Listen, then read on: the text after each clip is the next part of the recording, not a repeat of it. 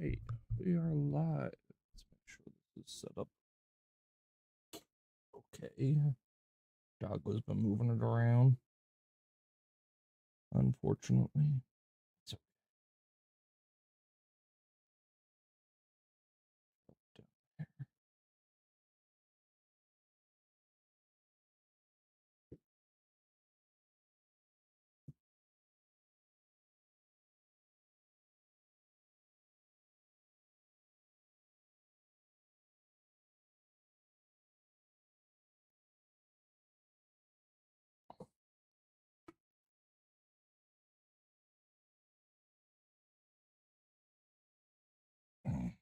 All right,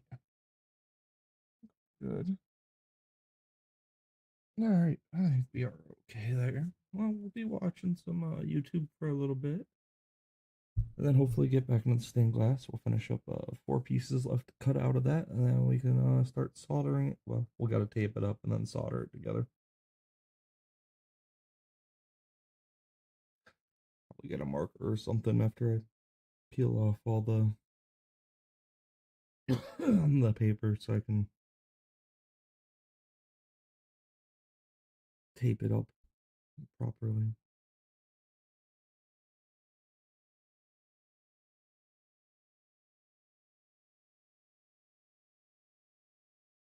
All right. So the let's see reports what's going on with this Jimmy Kimmel drama. Last night, mostly, that there were multiple reasons why Jimmy Kimmel was pulled off the air. But chief among them was, not only was he not planning on apologizing when he was going to go back out on his show Wednesday evening, he was planning on attacking MAGA. Attacking. Words, my words are being purposefully twisted, he was planning on saying, per a report in the Wall Street Journal. See, it's our fault that we didn't understand that really he was supposed to be super supportive of MAGA. He wasn't pointing the finger at MAGA. Just a reminder for those of you who hadn't heard them, here's what he said on Monday night that caused the trouble. Sat one. We hit some new lows over the weekend with the MAGA gang desperately trying to characterize this kid who murdered Charlie Kirk as anything other than one of them and doing everything they can to score political points from it. Unbelievable. I mean, like every word there was untrue. Like literally every word he said was false and an intentional smear. And the shooter had nothing whatsoever to do with MAGA, which he knew. And I'll tell you how I know he knew. Jimmy Kimmel has made perfectly clear in the past that he's factual. He's super factual. Is this a SOT, guys, or is this just a quote? But he got into his own little dispute with Aaron Rodgers, the football player, who had suggested Jimmy Kimmel might be on the Epstein list. And Jimmy Kimmel was very upset about that allegation. And Jimmy Kimmel went out on his show and said the following in January of 2024. He decided to insinuate that I am a pedophile. This is how these nuts do it now. You don't like Trump, you're a pedophile. It's their go-to move. And it shows you how much they actually care about pedophilia. And as far as the, well, you say things about people all the time argument goes, yes, I do. It's not the same. It's not even close to the same. We say a lot of things on this show. We don't make up lies. In fact, we have a team of people who work very hard to sift through facts and reputable sources before I make a joke. And that's an important distinction because the truth still matters. And when I do get something wrong, which happens on rare occasions, you know what I do? I apologize for it, which is what Aaron Rodgers should do, which is what a decent person would do. So he is what we would call in the law a fucking liar because he says he has a team of fact checkers that don't allow him to say lies. And that if he has a team of writers, he'll go out there and apologize. He can't even write his own jokes and clear it up. But he was entirely wrong in trying to blame this shooting on MAGA and saying this shooter was affiliated with MAGA or one of theirs. And he knew it. And the reason I know he knew it is because he says he has a team of researchers that researches every fact before he says it on his show. And what we knew as of Monday night was that this shooter, well, yes, he had Republican parents. Do your parents, does their party registration dictate what you're going to be? Oh, if only. If only. No, that what matters is what were his politics. That's what we're looking for here, and most specifically his motive. We know that this was a unaffiliated voter. That's how he was registered, this shooter. We knew that his own mother said that he had gone leftward. We didn't yet have the mother saying he had latched on to pro-gay and pro-trans ideology. That came another day later. Fine. But we knew that he was living with somebody who is transitioning male to female, that he, Tyler, was into, quote, furry culture, that the man he's living with was also dressed like a, quote, furry, with it, which is an anthropomorphic, I don't know, human/animal type character that people have weird sexual fetishes around. Don't go there. It's closely linked to the trans community. That's what you need to know. We know that the Utah governor had said he was driven by leftist ideology. We know that the bullet casings, they want to be like animals, had leftist messages on them, like anti-fascist catch, here fascist catch, an anti-fascist song, and the notices bulges, OWO, which is another, it's a reference to furry culture. Once again, all of that, of course, spells leftist to anybody with eyes and ears and a brain. Mm-hmm. And by the way, we didn't even have to go that far. All you needed to know was that Charlie Kirk got shot at one of the Charlie Kirk events. And you knew it was someone who hated Charlie Kirk because of his politics. That was obvious. Only leftists trying to deny any connection to the shooter or his ideology or what infected his mind would deny that. So he knew. He knew because he had his team of fact checkers who knew all the things I just said, because I know them, and I too am into facts. And I learned them from the same news sources he had access to, or his fact checkers did, which is how I know it was an intentional lie that he told on the air on Monday night. And the other reason I know it was an intentional lie was by the time we got into Tuesday, we did hear from the mother. We saw the indictment. We saw all of the things that were alleged at that press conference, specifically with the mother saying leftist ideology, the gay thing, the trans thing, which we knew was just more evidence, but whatever. It got even more airtight. And here's what he did on Tuesday night. On Tuesday night, already the controversy had blown up. And what did he say? Did he go out Tuesday night to apologize, to say, I got it wrong, let me correct it? Well, let's listen in. SOT 2. Well, many in MAGA land are working very hard to capitalize on the murder of Charlie Kirk. The president and his henchmen are doing their best to fan the flames so they can, I guess, attack people on the dangerous left. Which is it? Are they a bunch of sissy pickleball players because they're too scared to get hit by tennis balls, or a well-organized, deadly team of commandos? Because they can't be both of those things. Why can't they? Unfortunately, it can, and it is. You have a super big tent for wackos over there on the left. Jimmy, you do have weak-kneed, soy boy, skater, scooter types who, would much more likely be on the pickle court than the tennis court, but there's nothing wrong with pickle. And then you do have the Antifa types, and you have the radical types who absolutely would take a gun, lie down on a rooftop, and try to kill the next president of the United States. And by the way, that description applies both to Trump and to Charlie. Everyone knows Charlie was going to be president one day. You could see it just upon shaking the man's hand. It's your side, Jimmy, that does that. Yeah. And it's your side that's feminizing men right out of their non-toxic masculinity, out of their masculinity, period. So that was his message on Tuesday night. Tuesday night, he's still attacking MAGA as working very hard to capitalize on the murder of Charlie Kirk. We want to we're in mourning, you fucking asshole. We're not capitalizing on the death of Charlie. We're in mourning. You leftist losers are out there trying to blame us for his death, trying to disparage his legacy, and we're trying to correct you. And we're trying to correct the record. And for once, we're fighting back. That's what you're talking about. You're just not used to it. You've crossed a line that we're not willing to let you cross without a fight. We usually blow you lunatics off as a fringe who we can't even respond to rationally. But it's beyond that now. So we get to Wednesday, and Disney and ABC are now in meltdown because, according to The Hollywood Reporter, The Wall Street Journal, CNN, the phone lines were ringing off the hooks, both at ABC, at Disney, which owns ABC, of course, and at the affiliates, right? Because you've got the big ABC, like the headquarters where they make Good Morning America and all that. And then they have affiliates across the nation that bring you local news and so on. And they carry the ABC programming. They don't produce it. They kind of get it because they're ABC programs. And they have independent obligations under the law when it comes to the FCC and independent standards of taste and so on.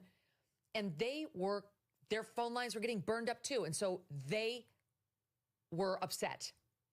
They too are feeling the vibe shift that we felt since Trump's election. And they've had it with this nonstop pinko commie leftist programming up and down their airwaves, from The View in the morning straight through to Kimmel in the evening. And don't even get me started on David Muir. And then you had Brendan Carr watches TV anymore. Go on Benny Johnson's podcast. People like 60 and say, plus. Enough is enough. Like, these affiliates actually do need to take seriously I their don't even know that obligation my parents of really protecting the watch public TV anymore. interest when they decide what goes on their airwaves, and they should stand up. It was him saying, look, we can do this the hard way or we can do this the easy way, which sounded like I will get involved if I have to, but he hadn't yet. He had used words saying hard way, easy way, we'll see. And then they all started calling ABC saying, we're out. We do not want Jimmy Kimmel. We're out. We're not airing him tonight. Yes, there was the one group, Nexstar, which does have a merger that it needs FCC approval on. Got it.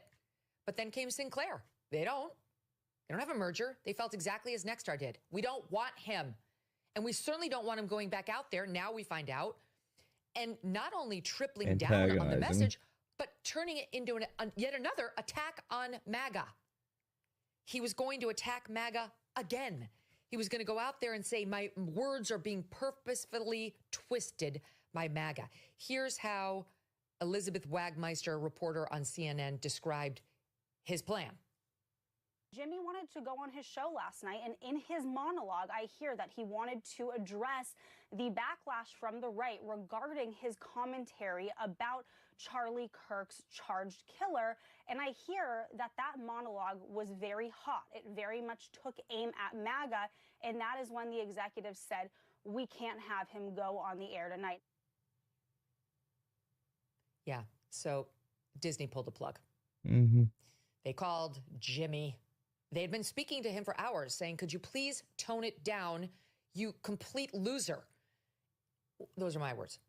And he wouldn't. So you know what? They said, you don't own ABC. You don't own Disney. Yeah, and you have we are no stake in what indefinitely we're suspending you until you can get your shit back together. He's not They're fired. paying him. We actually don't know how this is going to end.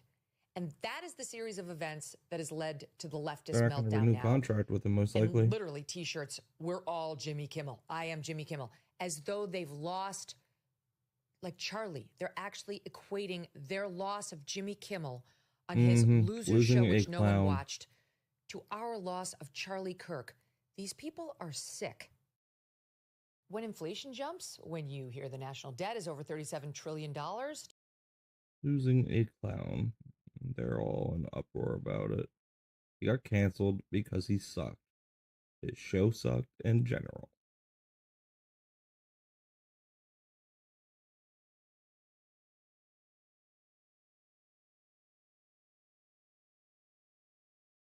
Now everyone's having dinners. They're going out all over. There's very little crime. They haven't seen numbers like this in many, many years. And other places, as you know, we're going into Memphis. We'll soon be going into Chicago. We've already had people out there and in there, and FBI's been there and brought the numbers down, but we're going to be bringing them down a whole lot. But I guess they want crime and we fight crime, and it's a pretty big difference. They want to have men playing women's sports, for transgender for everybody, and if they don't get everything that they want, all these things that they want, They're gonna throw fit. They want to close our government down. We're not going to let bad things happen to our country. We're not going to approve things that we shouldn't be approving. Just today, the House Democrats voted against condemning the political assassination of Charlie Kirk. Good. Who could vote against that? Condemning all that, saying, please. Yeah, I can't believe 58 Democrats voted against that. And they said, no, we're not going to do that. Remember this, we had an election very Including AOC, I believe. time ago. Who's a joke. She's a retard. Excuse my language. By a lot. We won all 7 swing states. but I have seen mentally impaired people smarter than her.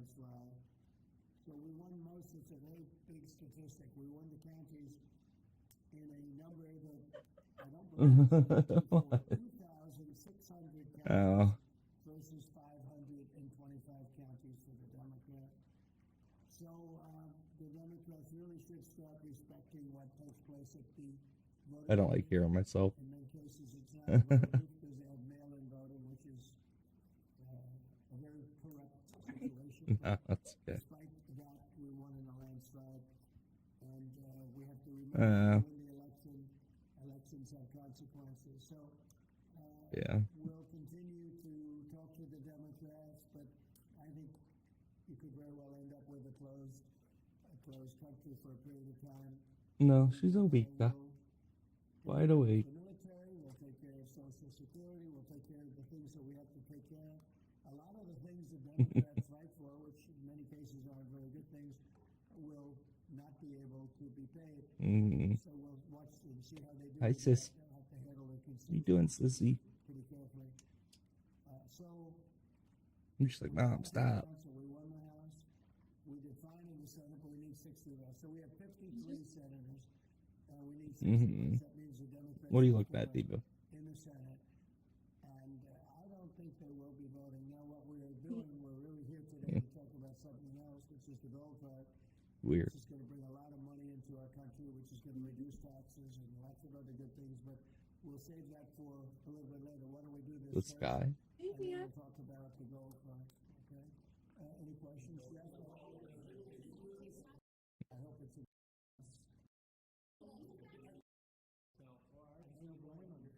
I don't blame him. It's a war that never should have started. It's a war that never would have happened. If I were president, that war never would have happened.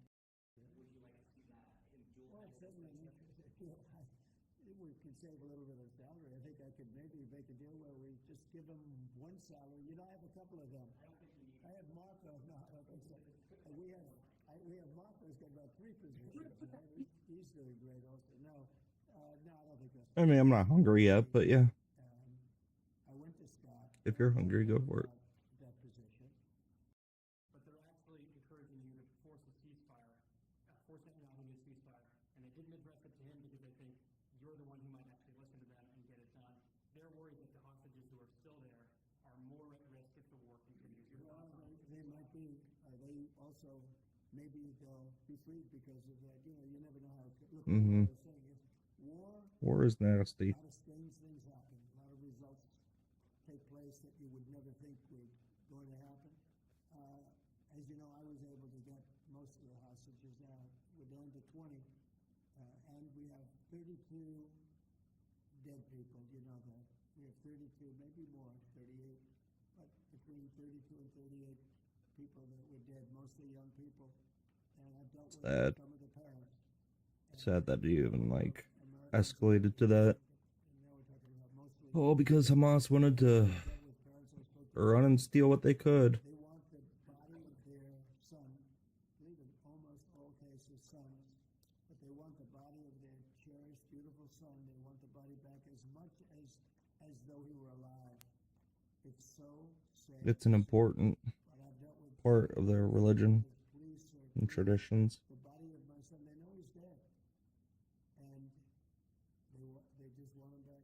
They want him back as much as though he's alive. I mean, it's very terrible. And you know, we have very close to 40 bodies that are included in the whole thing. But we have probably 20 that are living. It might be a little bit less because a couple of things. Look, young people don't die. Okay, they just don't die. And you can take a lot, but a lot of people have died in these horrible tunnels. They're mostly in the tunnels. Mm-hmm. A lot about it. I got them out. I always said the last. What comes next after designating Antifa We're going to designate too, but we're going to look at the people that funded Antifa, see who they are, where they came from, and why they did. Have you seen Portland at all? You take a look. Yeah, Portland's a trash hole. It's, I mean, it has been going on for years. Yeah, the Portland has gone downhill like crazy. We're going to stop that very soon. We have to get rid of a couple of other problems first. We're going to get rid of the problems violence in Memphis where you can't even walk a block without getting shot. We're going to get rid of the problems in Chicago. Chicago is a great city, and we have to save it. We have to save it. I told you I had the head of the Union Pacific Railroad in my office, and I said, so what do you think? You go to every city. You have railroads in you are the biggest railroad, beautiful railroad. He's a great guy. I said, what do you think? He said, sir, save Chicago. Don't let it go down. Save it. The way he said it was so meaningful to me. It was so like terrible. In a way, it was terrible. Save Chicago. Who would ever think that we'd be sitting here talking about saving Chicago? Chicago's That's run by a corrupt mayor and a corrupt governor. terrible. He's at like 5% approval rating. Mm-hmm. They have an incompetent governor, in my opinion. He's incompetent.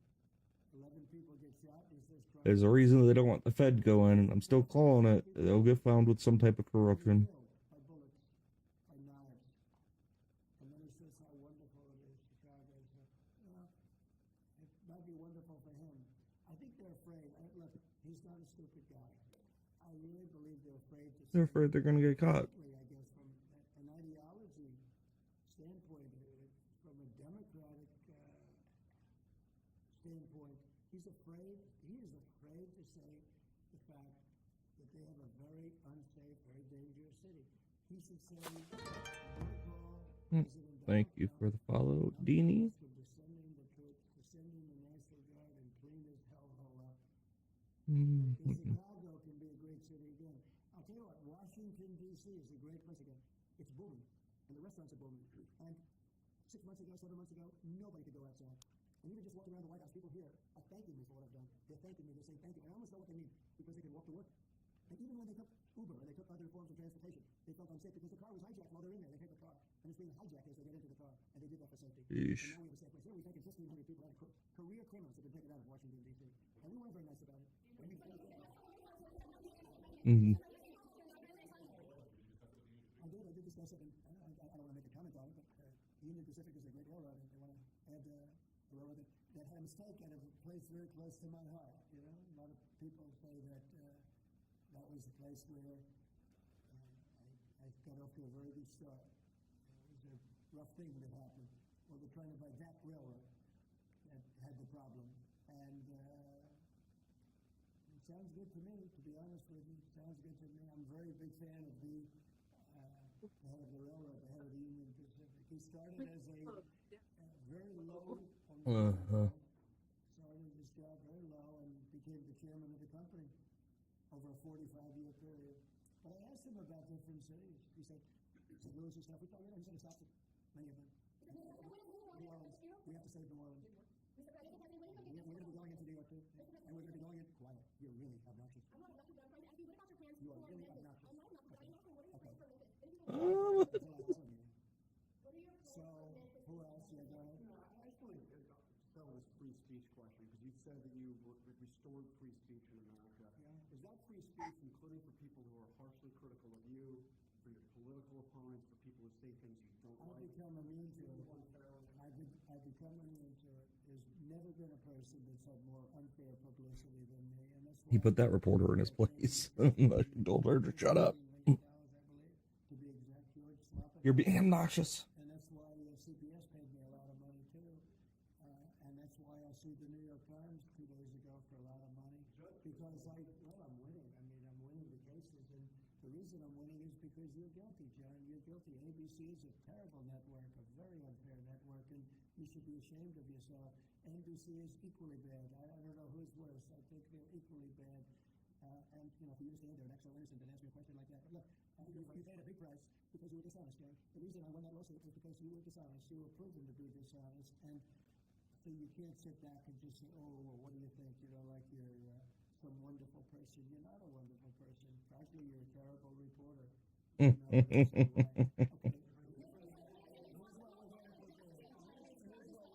Here's what we're going to do. We're going to talk about something that's going to reduce our taxes greatly. That's going to hopefully bring some great people into our country. As you know, right now nobody's coming in because we've succeeded in closing. We've closed the border very successfully. I think you will agree. We had nobody coming for the last few months. I mean, it was actually said zero. Even I can't believe zero, but the numbers are put out by very impartial people or people that have a tendency to be on the left. And they actually said for the last 3 months, nobody came in. We have a very strong border. It's a closed border. People are coming into our country, but they're coming in legally. It's a beautiful thing to watch. But we are doing something where rather than coming into the border, 25 million people came into our country during Biden. One of the saddest things. The worst thing, look, he was horrible in inflation. He was horrible in just about everything you could be. I don't think he was good on. He wasn't even fair on anything. It was a horrible administration. Mm-hmm. The worst president in the history of our country. Agree on that. We have to mop it up. There we go. Okay. The hardest thing that we have to do is to get rid of the criminals that he allowed into our country from prison, Keyboard updated. from mental institutions, gang members, drug dealers, and we're getting them out, and we're getting them out fast, and we're making America safe again. Great again, but we're making America safe again. And it's an honor to do it. But this is something, this is an unforced error. What they've done is this is just an unforced error. So I'm going to ask Howard to speak. Howard's done a fantastic job as you know, Secretary of Commerce.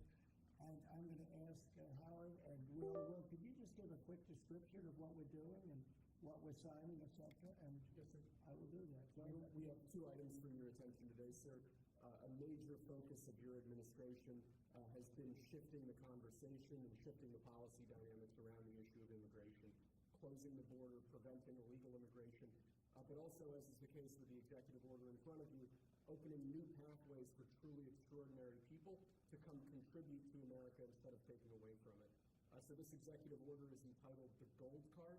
It will set up a new pathway, a new visa pathway for foreigners of extraordinary ability who are committed to supporting the United States for a payment of $1 million to the U.S. Treasury, or if a corporation is sponsoring them, $2 million by that corporation, and that will give them access to expedited visa treatment as part of this new Gold Card program. Well, one of the biggest problems we have is that people, they go to the best schools and they do great and they get great marks and then they're thrown out of the country. You're not allowed to stay. This way, a corporation will be able, sort of like a signing bonus in baseball or football, a corporation will be able to get them to stay in the country. And I think it's going to be tremendously successful. Howard, would you say a few words about that? Sure. So historically, the employment-based green card program let in 281,000 people a year.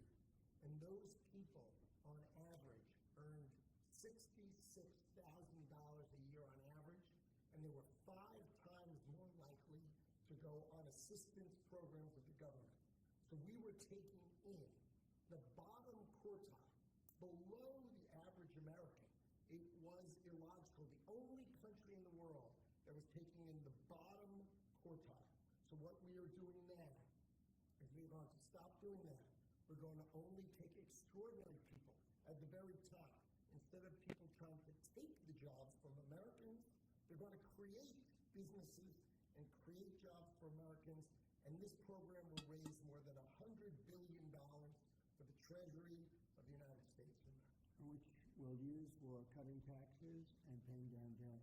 We think it's going to be very successful. Essentially, we're having people come in, people that in many cases, I guess, are very successful or whatever, and they're coming in, they're going to spend a lot of money to come in, they're going to pay as opposed to walking over the borders, and they may come from jails, prisons, and everything else. These people don't.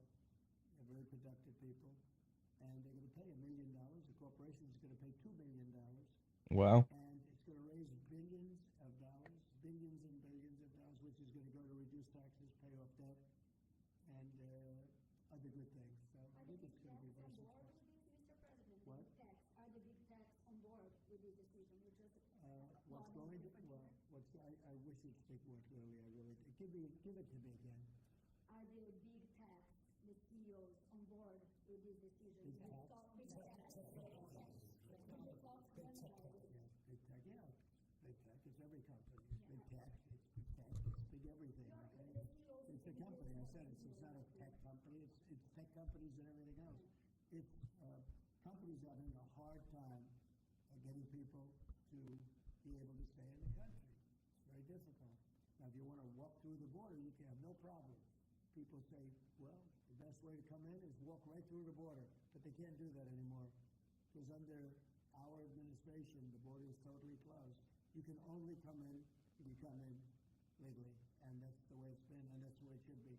And we're taking a lot of people out of the country that are here from prisons, from jails, from mental institutions, and even insane asylums, people that are crazy. We're taking them out of the country. We're getting them out of the country because you can't have a country like that. And I tell you, Christie and Tom Homan and all of the people that have worked so hard on this, they've done an unbelievable job. And I think we're getting great marks where people feel safe. I guess I'm okay with that. I'm indifferent. You're going to pay more money to get in, fine, use that money to pay off the debt or return it back to the people.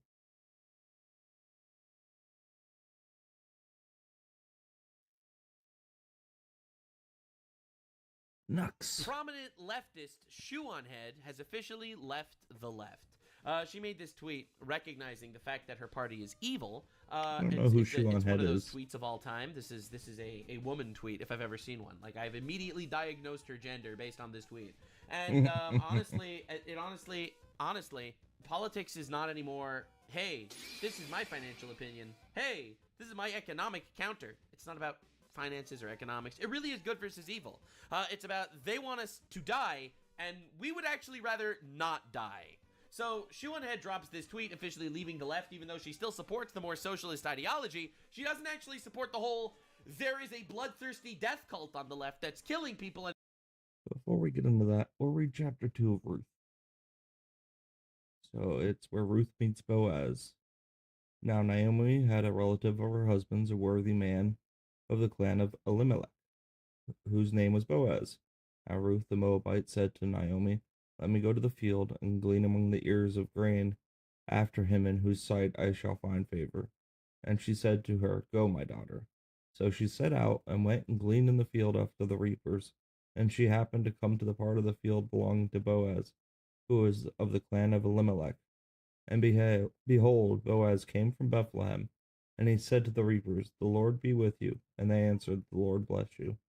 Then Boaz said to this young man who was in charge of the reapers, whose young woman is this? And the servant who was in charge of the reapers answered, she is the young Moabite woman who came back with Naomi from the country of Moab. She said, please let me glean and gather among the sheaves after the reapers. So she came, and she has continued from early morning until now, except for a short rest. What's this say? Compare Septuagint, Vulgate, the meaning of the Hebrew phrase is uncertain. Then Boaz said to Ruth, now listen, my daughter, do not go to glean in another field or leave this one, but keep close to my young women. Let your eyes be on the field that they are reaping, and go after them. Have I not charged the young men not to touch you? And when you are thirsty, go to the vessels and drink what the young men have drawn. Then she fell on her face, bowing to the ground, and said to him, why have I found favor in your eyes, that you should take notice of me, since I am a foreigner? But Boaz answered her, all that you have done for your mother-in-law since the death of your husband has been fully told to me, and how you left your father and mother and your native land and came to a people that you did not know before. The Lord repay you for what you have done, and a full reward be given you by the Lord, the God of Israel, under whose wings you have come to take refuge. Then she said, I have found favor in your eyes, my lord, for you have comforted me and spoken kindly to your servant, though I am not one of your servants. And at mealtime Boaz said to her, come here and eat some bread and dip your morsel in the wine. So she sat beside the reapers, and he passed her to her roasted grain, and she ate until she was satisfied, and she had some left over. When she rose to glean, Boaz instructed his young men, saying, let her glean even among the sheaves, and do not reproach her. And also pull out some from the bundle for her, and leave it for her to glean, and do not rebuke her. So she gleaned in the field until evening. Then she beat out what she had gleaned, and it was about an ephah. What's an ephah? An ephah was about 3/5 bushel, or 22 liters of barley. And she took it up and went into the city. Her mother-in-law saw what she had gleaned. She also brought out and gave her what food she had left over after being satisfied. And her mother-in-law said to her, "Where did you glean today? And where have you worked? Blessed be the man who took notice of you."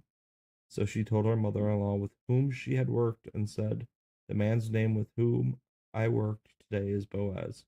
And Naomi said to her daughter-in-law, "May he be blessed by the Lord, whose kindness has not forsaken the living or the dead." Naomi also said to her, "The man is a close relative of ours, one of our redeemers."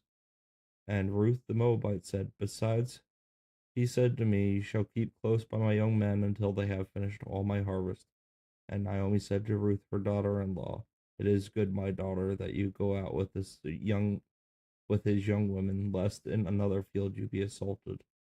So she kept close to the young woman of Boaz, gleaning until the end of the barley and wheat harvest, and she lived with her mother-in-law. Cool. We are in chapter 3 then of Ruth. We're doing it. We're going to get through the Bible this year.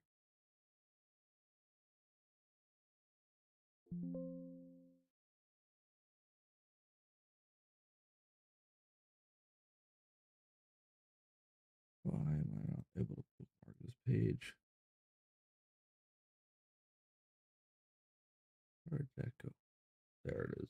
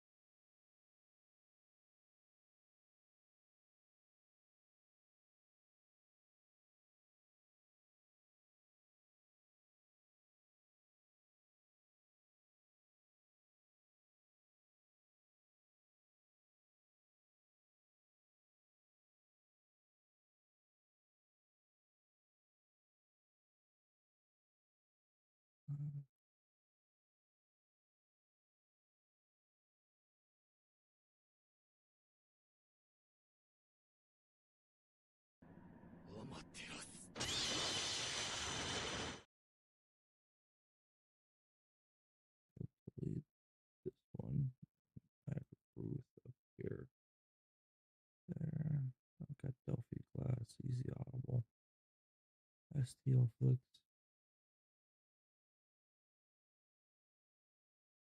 Cool. And enjoying it.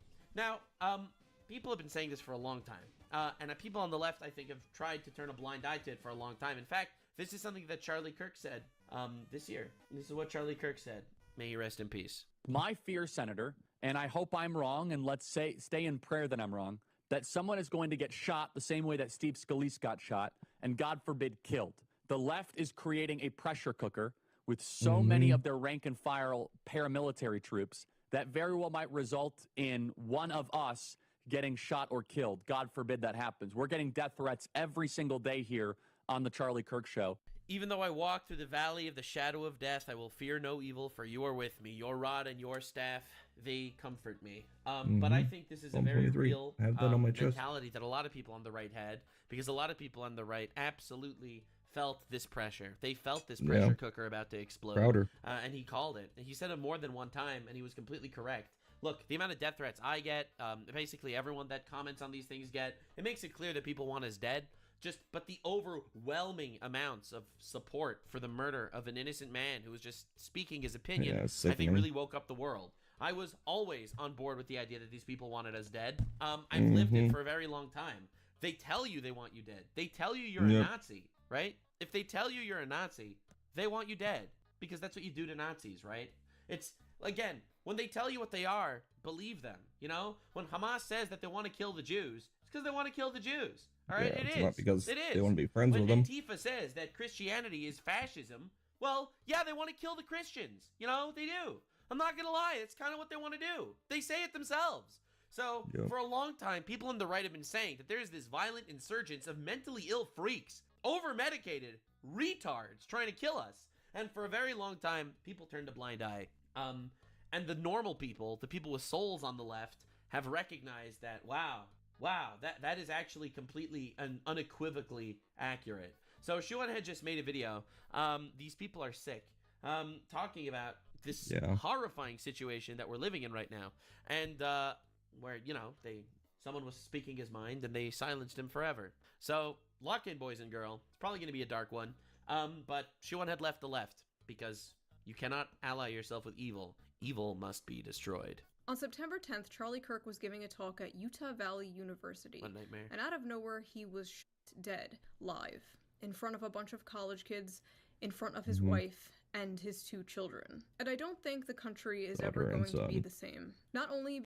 True, it won't. This was a turning point for the USA, without a shadow of a doubt. And in fact, October 14th, which is Charlie Kirk's birthday, was just passed, unanimously decided in Congress, it will be called Charlie Kirk Remembrance Day. Because realistically, bro was a legend. He was a legend. He fought for God. And he was killed because he fought for God. Legend. Because of this horrific tragedy, but because of everything that followed. The dark, disturbing... Because for so long, people have tried their absolute best to make believe, oh, actually, the violence was only perpetrated by one mentally ill guy. It's not like it's some sort of symbol of an entire movement. And that facade has crumbled. Everybody came out. Dude, the mentally ill guy the stage is set for the mentally ill guy. If Hassan Piker tells his audience of 1 million people, kill Rick Scott, the person, if, you know, God forbid, I don't want anything to happen to Rick Scott, but if something does happen to Rick Scott from a Hassan fan, it's going to be a mentally ill one, but there are thousands of mentally ill Hassan fans. I would argue all of them are mentally ill, but that's not really the purpose of this discussion. That we may not be on the same page as our coworkers, classmates, friends, neighbors, doctors. When it comes to the issue of murder, I was crashing out on... Literally correct. Literally correct. They think it's justified. They think murder is justified because, again, they have, my opinion, they have no basis in morality. They don't understand. They don't have morals. They don't believe in God to give them guidance. They have zero morality. So therefore, everything is subjective, whatever they want, whatever they think is right. And if you're living in a reality like that, these people will kill you and justify your death. On Twitter a few days ago, just stream of consciousness posting about it with run-on sentences and everything. 4 days later, I have a clearer head, but I still feel the exact same way. So we are going to talk about what happened, we're going to talk about the aftermath, and then we're going to get a little personal, because frankly, I don't see the country the same anymore, and I know a lot of you feel the exact same way. So I definitely do. This affected me super personally. It actually fucking shook me to my core. But I also, in the saddest of ways, kind of saw it coming, because I was on the same page as Charlie, that this is a violent group of people that want you dead, you know? It's like, dude, fucking, when you see, the Free Palestine protests, for example, and it kind of takes a turn from, you know, Free Palestine to from the river to the sea, we got to kill all the Jews, and it's like, they're kind of telling you what literally they saying believe, it. Right? No, I can't turn her up. This is her video is really quiet. We're going to talk about it after we talk about everything else. Charlie Kirk was not a healthcare CEO. He was not a powerful politician. And let me be 100%... I mean, I don't think you should be killing politicians or healthcare CEOs, personally. I don't think that means terrorism is okay. However, the craziest part is, it makes no sense. It's crazy. Clear, I'm not saying this to say that it's okay when those people are murdered. My point is that those are positions of power that most people cannot relate to. Like the average person... I mean, another point is, presidents have been assassinated before. It's something that exists in our realm of, I guess, normalcy, despite the fact that it's horrible, Despite the fact that it's horrible, it exists, When they almost assassinated Trump, it was a tragedy. It was horrifying. Thank God he lived. But, we were like, presidents have been assassinated. Presidents have been assassinated. Lincoln, JFK, it's happened, So, more than that. But it's happened. So it was within the realm of possibility. It wasn't in the realm of possibility. At least that we thought. A guy getting killed for having an opinion and talking to his college bros. That was not something we ever thought would happen. Is just so far removed from that world. But I think what happened to Charlie is hitting differently because, like I said on Twitter, he was just a fucking guy. He was a fucking podcaster. True. He was not just a guy, but his opinions were moderate. He was a moderate guy. He was a guy with a family, with kids, moderate fucking guy. I think it's like it's a jealousy thing. It's honestly an indoctrination thing. It's just unbelievable. Unbelievable. Be like Charlie Kirk, honestly.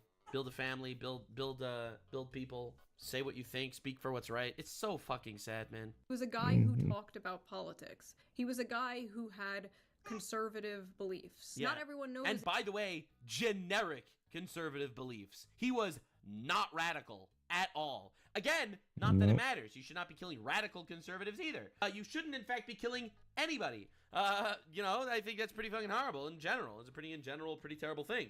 A billionaire CEO or a powerful politician, but they do know somebody with conservative beliefs. They know somebody who holds some or many of Charlie Kirk's opinions. Because despite what people... The majority of the country is more on Charlie Kirk. It's not really opinions that he talked about. It was truths. It was truths versus lies. That was the entire conversation. And he was demolishing the lies of the left. And that's why they took him out. Kirk's page. Like, dude, Trump won. And Charlie Kirk is it's still shocking he's gone. Still shocking he's gone, man. Charlie Kirk was the #1 conservative voice. In other words, it's the most generic voice that the most people were able to connect to. In their little bubble believe. His core ideology and what he believed is the same shit like your conservative boomer uncle on Facebook posts. True. You can only disagree with this if you are unfamiliar with Charlie Kirk or you are... a lot of people, they saw clips out of context, so therefore they wanted to categorize him in a way. But as someone that's been watching Charlie Kirk for a while, okay, I've been really watching him for a long time. It's really insane. I have multiple YouTube accounts, so I'm sure this isn't gonna show you anything. But like, if you actually look up like Charlie Kirk debates, like I've watched a lot of them. Like, dude, I just opened Charlie Kirk and I scrolled a bit. Like, dude, I've watched tons of these videos. All right, I haven't really watched like his news stuff, but I watched his debate stuff. Right? Look at this. Like for years. Here's another one. Think I just watched these all right now? No, but like, that's crazy. It's crazy he's gone. Familiar with the many different branches and different ideologies of the right wing. Now, don't get me wrong, Charlie Kirk had many bad takes over the years. Like, for example, the two most popular quotes I see people posting are the one where he advocated for stoning gays, which is false. Not true. He did not. And black women are too stupid to be pilots. Which is also not true. He also never said that. Like, dude, they'll literally lie about him to justify his murder. Anyone that lies about him after his death is only doing it for one purpose, and it's because they support killing him. All right? They are not on your side. They are not to be unified with. They are evil. Fuck them. We cannot live in a society where 25% of the population wants us dead. But guess what? Both those things, he's not wrong, two most popular quotes people are posting to justify unfortunately, this guy they killed the one person that was willing to talk to him. But idiots like Stephen King ran with it, then later had to apologize for spreading misinformation about it. With all due respect, this tweet saying he advocated for stoning gays has 240,000 likes and 25 million views before he deleted it. Stephen King ran with it, then later had to apologize for spreading misinformation about a dead man. These people will build a straw man of you in their minds. They get so fucking mad about it that they celebrate the real you. Correct. But and it's not just one or two guys. It's like probably a quarter of the population. All right? It's not just one or two guys. More importantly, I was gonna say 10 to 15% of the population in context, is this radicalized on the left. I don't care. No, she's completely right. It doesn't matter. The reason why they do it is to justify murdering people. Is because of X and Y, they could somehow moralize the murder of innocent people. There are many things he said that I disagree with. There are many things he said that I think are bad. Who cares? It is just a fact that nothing he said warranted his life being taken away. True. This is America. We have freedom of speech here. Unless you criticize a certain country, but for the most part, we have freedom of speech here. So yes! After detaining the random Israel joke, we always appreciate it. Not just one wrong guy, but two wrong guys. The FBI finally got the shooter. Only because his own father turned him in. I guess they were just too fucking busy not releasing the Epstein files to catch a political assassin. It was this ass demon, Tyler Robinson, 22 years old. Now Candace Owens is going on a trip saying she needs everything for her timeline, and it's like, Do you not understand how investigations and like the court of law works? Apparently not. I thought she was smarter than that. They can't release all the evidence to the public because this kid's got to go through trial now, and they can't have corruption in the jury box. They have to have a neutral, opinionated jury that's going into this without all the information and hasn't come to their own conclusion yet on whether this dude actually, well, it's kind of hard not to, actually committed the assassination.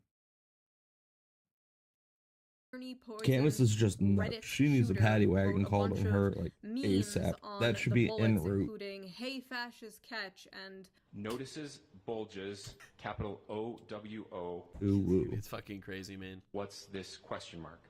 Yeah. Here. A lot of people were saying that the shooter was a groiper, which is a far-right fan of the streamer Nick Fuentes, and I have no idea where that came from. I'm gonna be so honest. Oh, I know where it came from. It's so obvious where it came from.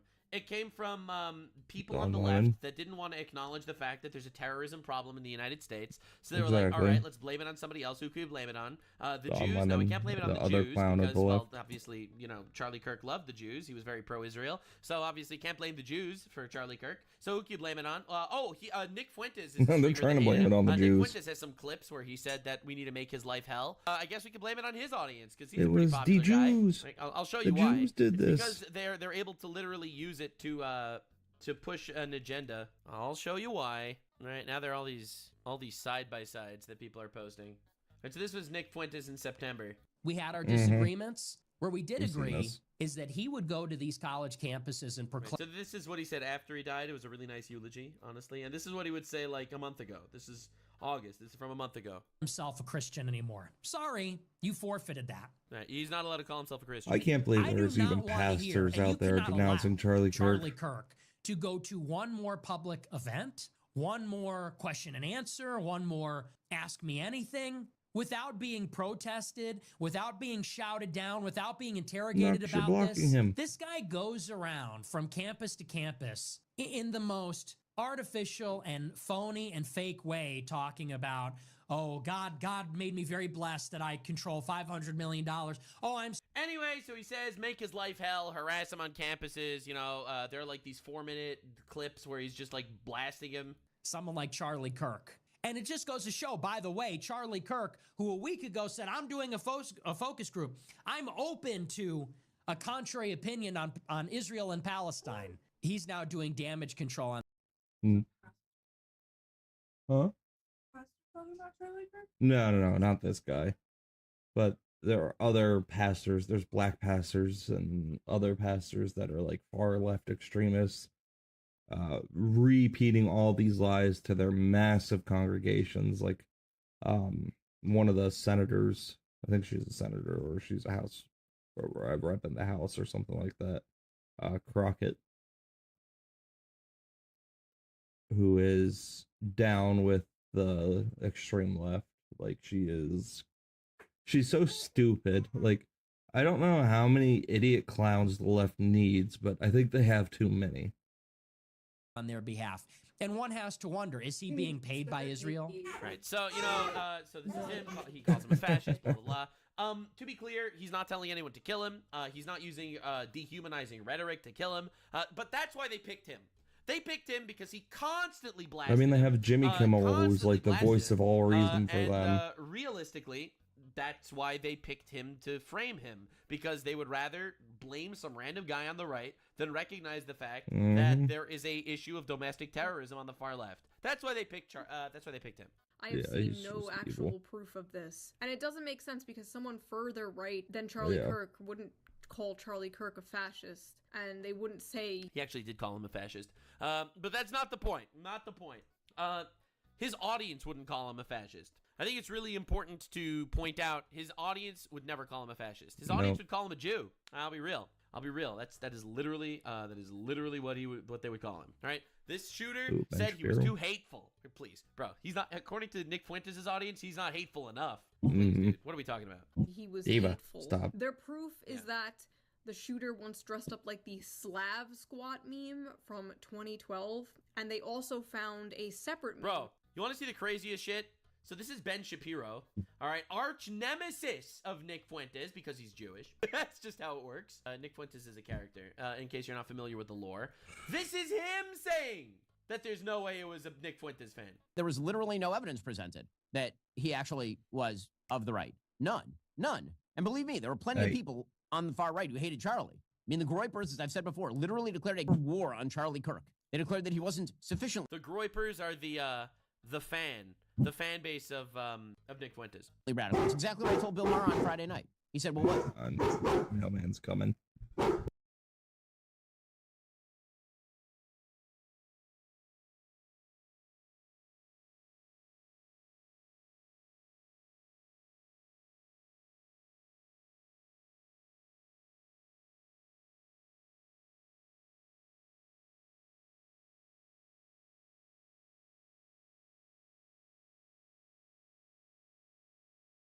To yell at her 3 times so she doesn't push the printer off.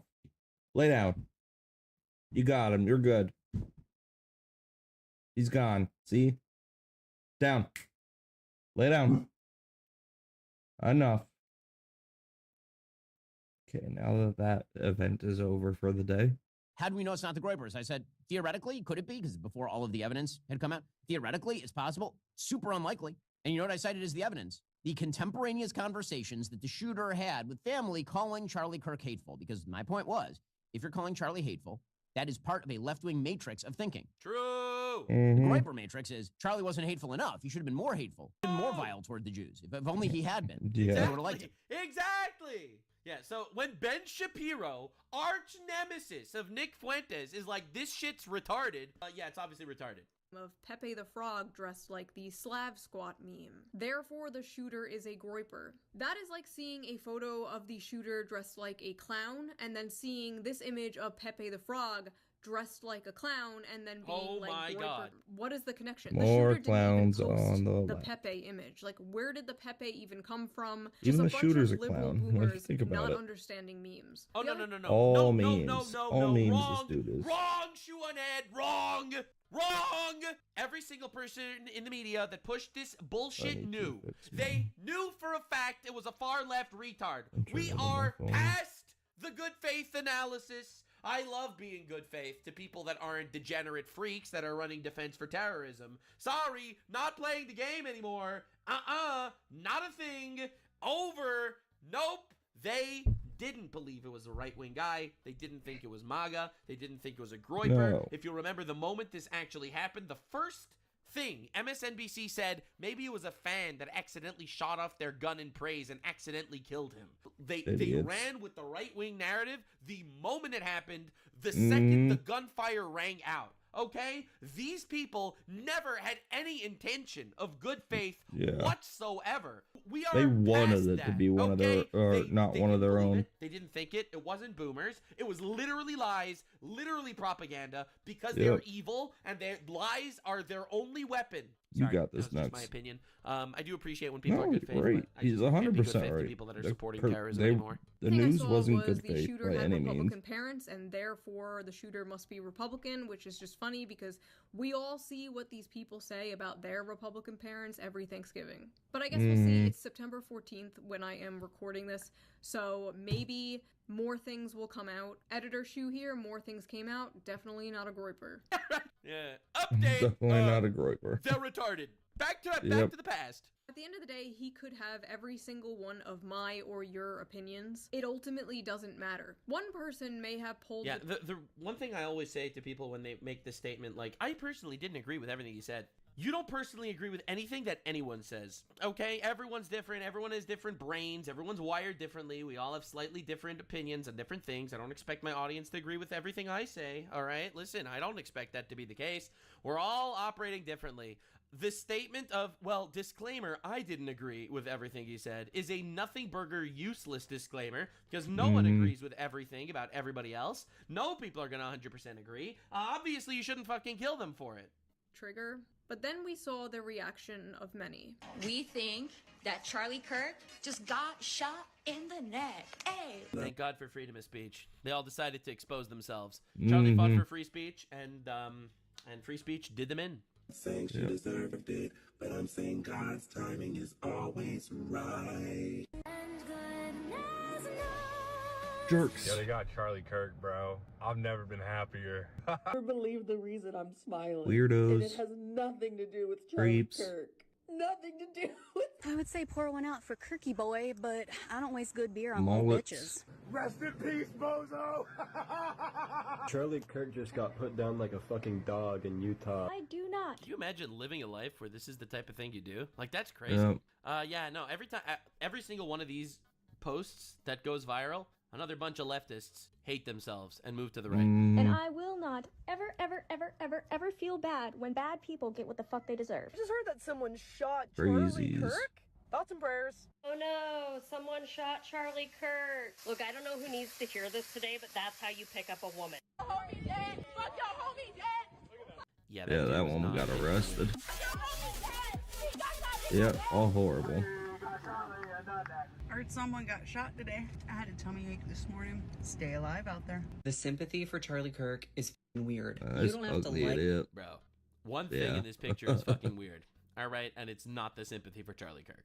Like violence. That's his but face. I don't know, man. Every single one of these TikToks, I'm moving a little closer to any transgender person needs to be in an asylum. Like, it's Yeah. crazy. Like, I think man, asylums need to be brought back against the 100%. transgender concentration camps before, but now I don't know. I feel like things are changing. I feel like look at all these groypers. They definitely These are need far-right Nick mental Fuentes health. fans. A Look at lot all of the- these people look at all need the mental far-right health. Nick Fuentes fans celebrating. They are so lost to themselves. Revolution It's was gonna be disgusting. magically bloodless. I've been saying when you Yeah, they're all pretty open about, yes, we should fucking kill people that we don't like. to bring back political assassinations, I don't feel bad, and I don't think that everyone deserves the right to free speech. I think some people should be afraid to express their Yeah, opinion get deported, bitch. in public. I didn't like what he said, and I didn't like his opinions, and I don't really give a shit that he's dead. With a cross in the background. Yeah, with a cross in the And- background. I Literally noticed with a that cross too. in the background. Mm-hmm. I don't really give a shit that he's dead. The best part Holy shit, is this the rest of the shoe on head video? of this whole goddamn thing is that he is not martyr material, so his death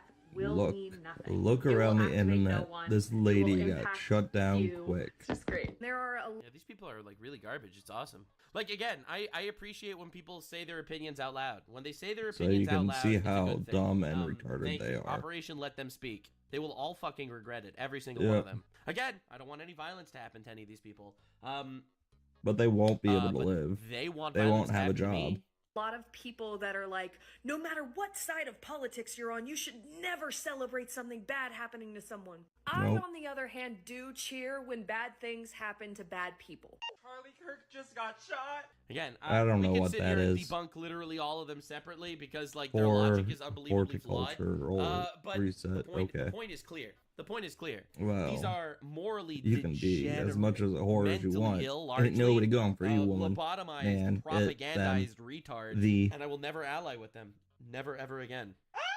I saw the video before they even put out the That's a confirmation. There man. was no chance that he made it through that. This With a wasn't the gap one tooth. we were hoping for, but a welcome surprise nonetheless. I'm surprised that y'all didn't get rid of him sooner. And I'm surprised that you guys aren't getting rid of more people. Like, don't stop with him. Don't let him be the end. Get rid of them all. Yeah, these people are Yeah. all actually public Yeah, safety they're- threats. Literally, Mhm. all of these people are public safety threats. They're like, all I would not terrorists. feel comfortable even being next to these people. Absolute I don't know the terrorists. solution here. I don't know if it's asylums. All right, I don't know if it's asylums. Asylums I don't is know one what, big what thing. it is, but I don't feel safe next to any of these people. His wife deserves to go. I'm not too. Y'all keep on advocating for talking about his wife and lobotomies kids. yet, They need to go too, because but they're carrying on that mentality and that we are getting like, close to the get rid of the whole 1950s family. asylums. I'm so sorry. Why There did you was a guys point stop for with them him? back then. Why is a person like that not in jail? Like, again, there are laws for incitement to violence, you know? Thousands of videos like that. Some of these people posting with their full names and faces, with hundreds and thousands of likes. Yeah, no care in the world, I think the thinking that FBI they're needs to go untouchable. through not only all the people individually that posted stuff like this, they need to go I through agree, every Nux. single account that liked any of these messages, and every single one of those people, not just them, but the people that Watch left list. the likes, all of them. It needs to be clear who they are, literally because it's not safe. My life is not safe around them. Like, this should be like a fucking sex offender list. Celebrated with 500,000 likes, and it's important to remember that all of those likes are a real person. Millions of people in this country Well, some are probably Chinese bots trying to stir shit Yeah, up, you know? that's true. apparently believe the acceptable response to speech they don't like. I didn't is see very murder. many This like wasn't just AI a bunch of videos like where fringe they're trying to use like blue hair. Communists that are Chinese person speaking with like a filter over them to make them look like more white American. I haven't seen any of that yet through X, but I'm sure they're there. Odd. It's pretty cool how they all fall into the same category. And you have to realize these are not they didn't kill him for, fiscal policy. They didn't kill him because Trump was putting tariffs on people. All right, none of that. No. It's the trans Tifa people. It's explicitly the trans Tifa people.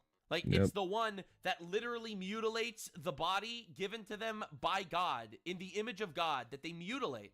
Those are the ones that want you dead. Like, dude, what the hell is happening, man? AWs or whatever. They were teachers, professors, doctors, HR workers, healthcare workers, nurses. Nurses, It was anyone. sheesh. People who work Doctors, with kids, people's classmates. professors. Yeah, like, dude, you want one of those people like teaching your children? Like, these are people saying that you should have got the rest of the family too, the wife and the kids, because they carry on Sickos. his lineage. You want someone like that teaching your children?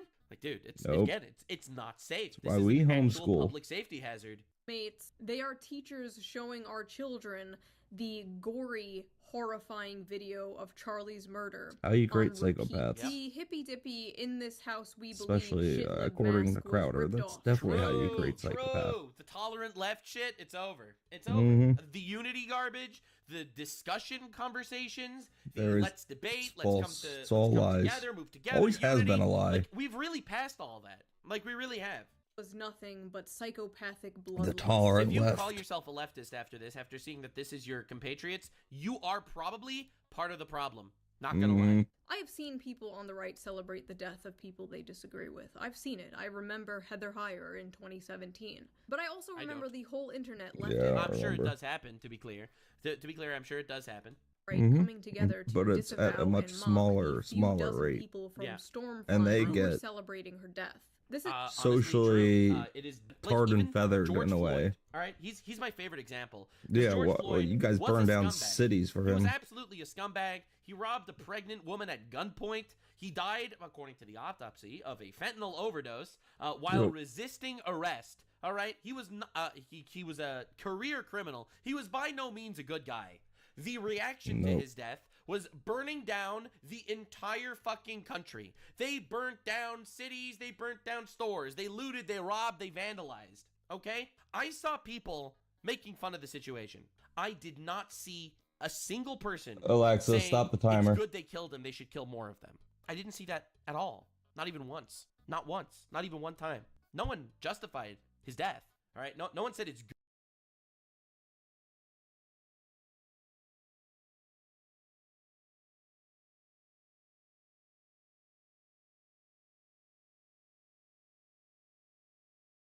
Good.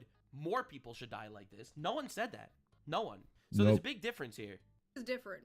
It's never been like this before. True. It's never been this. It's because there's an obvious difference in ideology. There's a really, really obvious difference There's in a ideology. respect for between life people on the and people right, on the and there's left. no I'll even respect show it for to you. Let me life see if on I the can find left. the statistics. They're okay with killing When I babies. saw this, I freaked out because first of all, I think it's Bunch true. of baby This is murder gonna be tough. I don't know people. if I'm gonna be able to find it. I showed it in a video. Can't find it.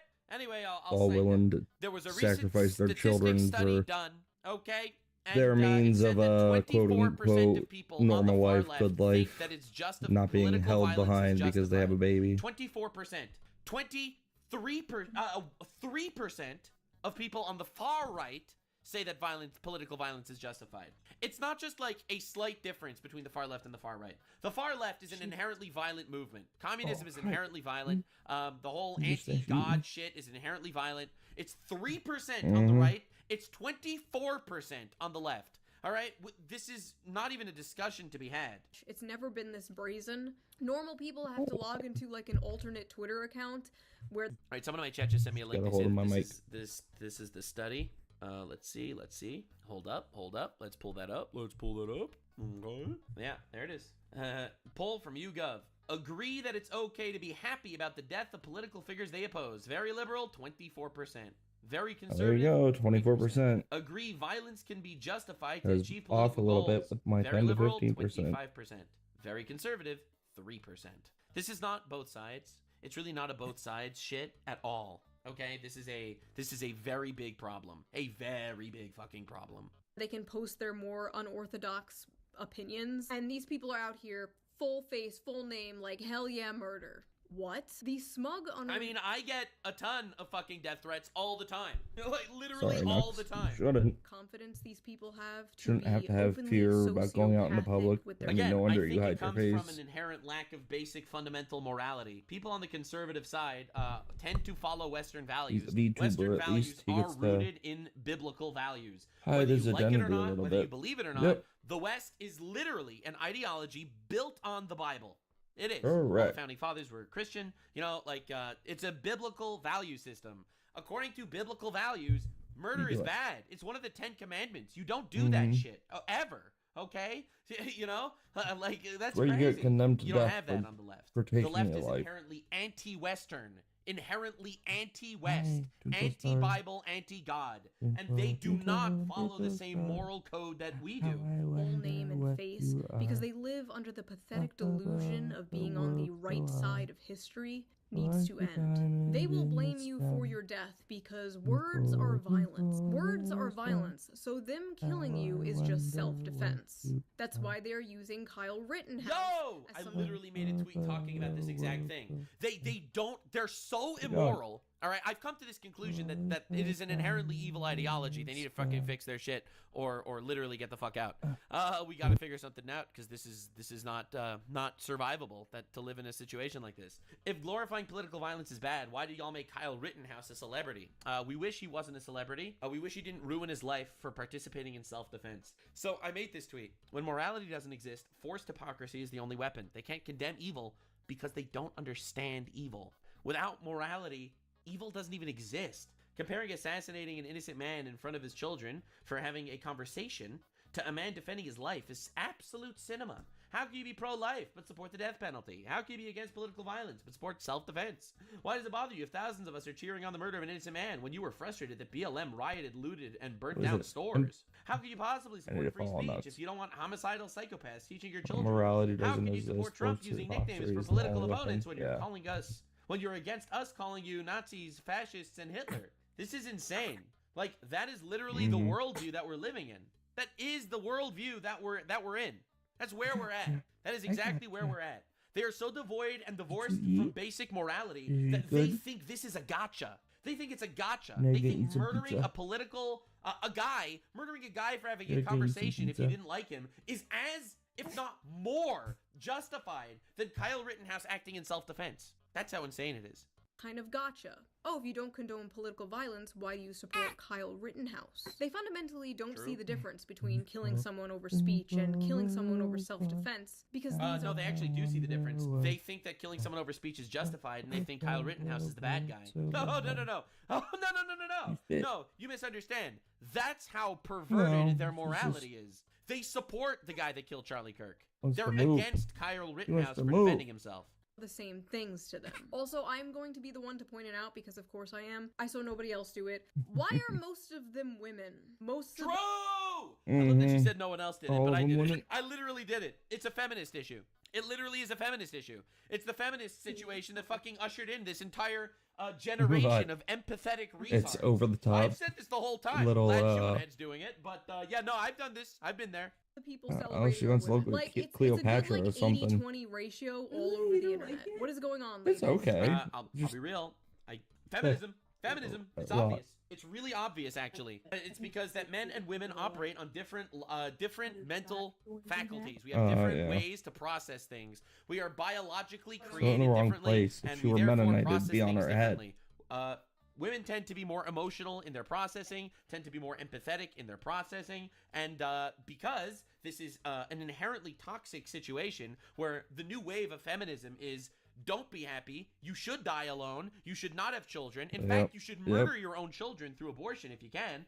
You know, they're going to try their absolute best to, turn these people alone. And, well, these are obviously empathetic people. Where do you target your empathy? Well, welcome to Marxism, guys, where you should have empathy towards the victims. You know, the victims in society. Empathy doesn't Like exist the poor because you Muslims can't actually that are feel. immigrating, or I perhaps agree with the Charlie black Kirk people on that point. tend to be poorer than white Wholeheartedly. people, Empathy or is slaves, or the gays almost impossible that to didn't do. have as many rights as Knowing the straight people feeling for of what so this long. person's going So through. that You is don't where exactly the know every Marxism and feminism feeling that clashes. person's So going it is through. an inherently, in my opinion, feminist issue.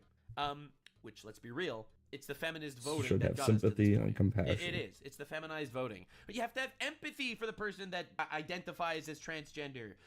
You need to have empathy towards this person. It is an inherently feminized issue, and that is why all of the colleges are feminists. That's why the men that are going into colleges come out of colleges like fucking paper mache. My mind is not scrambled like theirs from all the drugs they've been given since they were teenagers. Where we're at. It's a sad life, but it's for whatever reason a feminized culture. I'm okay. I have my theories and speculations, but that's for another day.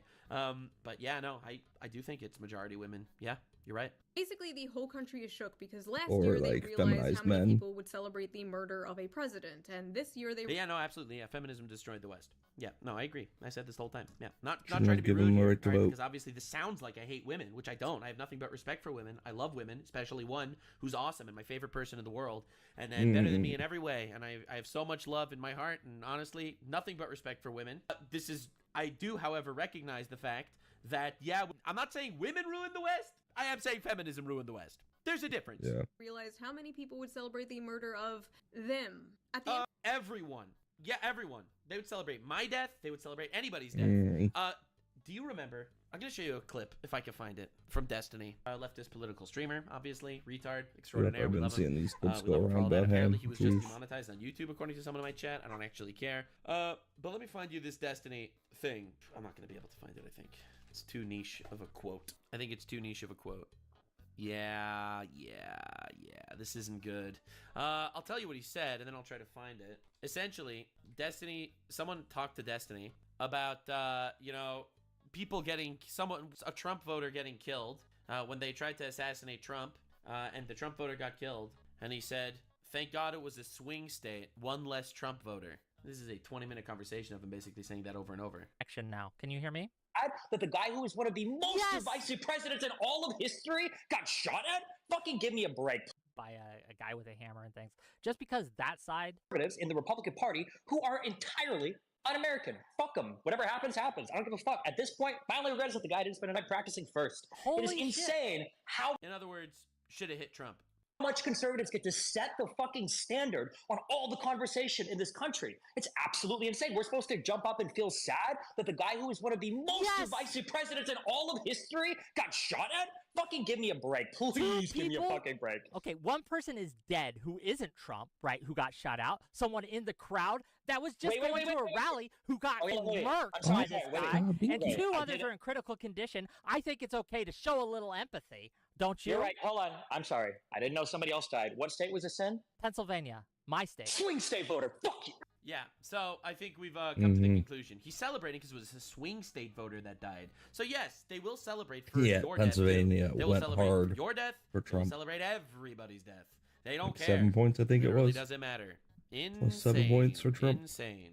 So yeah, that's where we're at. At the end of the day, this is all the inevitable conclusion Bye-bye, of the Kamala. punch a Nazi thing from like 2017. Do you guys remember that? We always knew it was a slippery slope. That's why we were against it. And they always say this dumb shit like, if you don't want to be called a Nazi, stop being a Nazi. Yep, Even there a it is. congressman from Again, in my opinion, if you're calling someone a Nazi, you're inciting violence. You're inciting violence. It's the same as calling someone a pedophile or whatever. I think that it needs to be dealt with. It's not appropriate. It's not appropriate that we're living in a society where they could just brandish you in a way that they can kill you. State, New York, was like, if you want to stop being called a fascist, you should stop being a fascist. Yeah. Yeah, that's great. Except you've called everyone and their And they don't even know what fascism means 99% of the time. mother a fascist and a Nazi for the past like 15 years. And I see a lot of progressives in my audience like, Shoo, you're not like Charlie Kirk. You're not a fascist. Here. It's fucking insane. Her own audience. I am proud to say, no one in my audience celebrated the murder of Charlie Kirk. Not one person that I saw. Holy shit. Here are all the things I have been called Nazi, fascist, reactionary for over the last few years. Would you like to see? I have been making this list. I love Shoo on Head videos, man. She fucking she collects that shit. Oh my god. See, I was collecting death threats, but then I was getting too many, and then it was just kind of like sad, so I stopped collecting death threats. Since 2023. Let's go. Let's just read this together real quick. Mocking/criticizing pop feminism. Believing adults can do whatever whatever they want, being pro-free speech, being liberal, talking to people I disagree with, being friends with people I disagree with, following people on Twitter I disagree with, supporting Bernie Sanders, that one came from the right, being registered independent, criticizing Joe Biden, criticizing the Democratic Party, not being attracted to feminine men, not hating men in general, criticizing Canada's MAID program. Bro, not hating men. Nazi. Taking the COVID vaccine, criticizing the FBI, criticizing the CIA, believing the CIA killed JFK. I mean, probably. Using an American flag backdrop for my videos, saying elites, saying working class, saying based, making a joke about Joe Biden eating ice cream, stop. making a joke about Pete Buttigieg being born in a test tube, making jokes in general, being cis, being white, being a woman, being a cis white woman, telling someone to take a shower, not Nazism. being anti-gun, Oh, that's being painful. fat, being monogamous, liking Huey Long, celebrating the 4th of July, supporting Assange, criticizing the movie Cuties. No way! Someone called her a fascist for criticizing Cuties. The movie What? Sound of Freedom, being against pedophilia, being against Damn, the hot take. By the way, that one is true for the record. No, I get the cutie angle. I'll explain to you what the that is. I've been on the internet way too long, for the record. I've been on the internet way too long. Have you ever heard of the MAP community? The minor attracted people community? It's basically pedophiles. It's a euphemism for pedophiles. Essentially, those people think that just like gay is a sexual orientation, pedophile is a sexual orientation. And just like we should be accepting of gay people, we should be accepting Trans of and pedophilia pedophiles. are almost in the same That is boat. an actual movement on the relative fringe of the left-wing As the pizza. community. of pedophilia, being against children watching porn, being critical of kink at Pride, being against children performing at drag shows, not being racist. That's a good one. Swear to God. Thanks. Being a class reductionist, saying biological sex, mocking people for debating the ethics of necrophilia. My username. I actually remember that one. Owning a pet rabbit, questioning the Bush administration's involvement in 9/11, growing up in a big family, eating meat, wanting to get Lord. married, wanting to have children, being married, having children, Yes. being at January 6th to interview people, saying it's okay if someone doesn't want to date a porn star, not wanting to do OnlyFans, criticizing Kanye West, Dude, how did that criticizing even happen? late-stage capitalism, criticizing the billionaire class, criticizing Israel, criticizing eating the bugs, criticizing a fashion company for being creepy, you'll remember that one, supporting nuclear energy, parentheses, it's toxic masculinity, supporting TikTok. Dude, this is insane. So yes, by the way, I think it's good that she's making this video because I've been called Nazis for basically all these things also. Well, not all of them, but for like a massive chunk of these things as well. Like, for example, Hassan Piker, largest leftist streamer, calls me a Nazi in front of his audience of thousands. Fuck, they want to kill me. They actually want to kill me.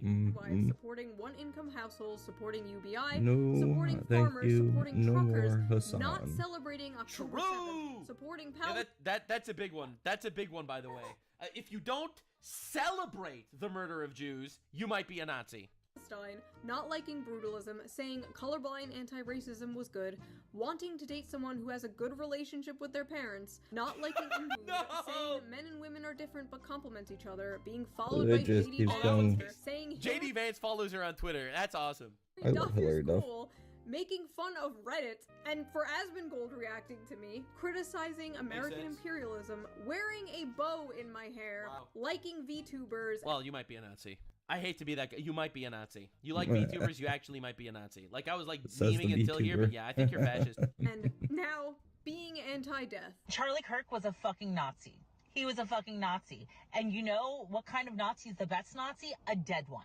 I am a better person than you for celebrating the death of a Nazi. No. And actually, it's pretty weird that you're... This is why the Nazi argument, that's why I think everyone that calls someone a Nazi should be treated the same way as someone that calls someone a pedophile. Like, I think that these people should get obliterated. I think it's a call for violence. I really do.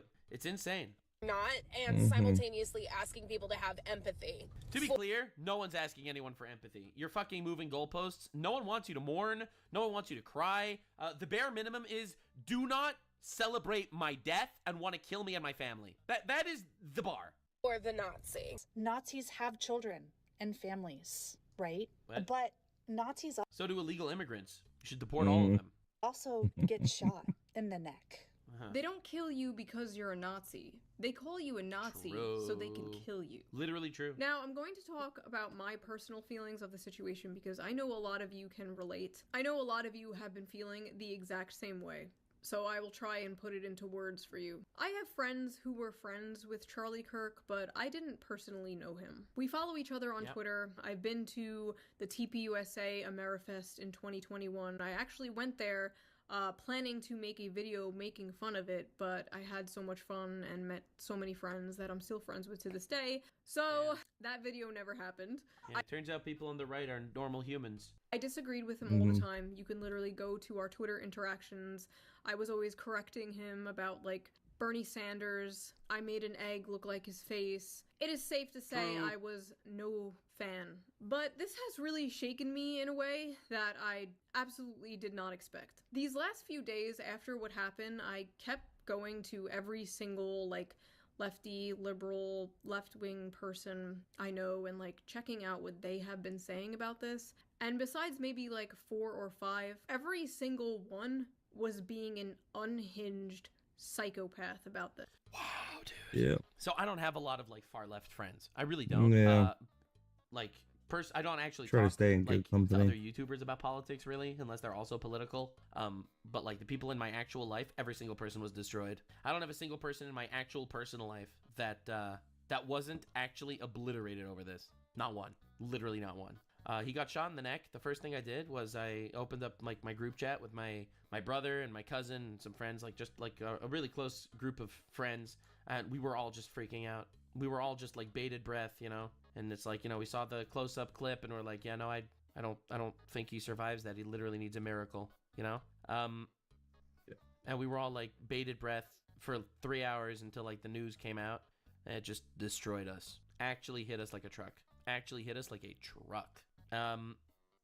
Insane. Or saying some backhanded shit like, this is why we need gun control, which, first of all, we were just watching a whole bunch of people celebrate. The gun control shit, like, every single person that tries They were to trying to come up with anything They were trying to other than- classify it as an assault rifle when it first happened.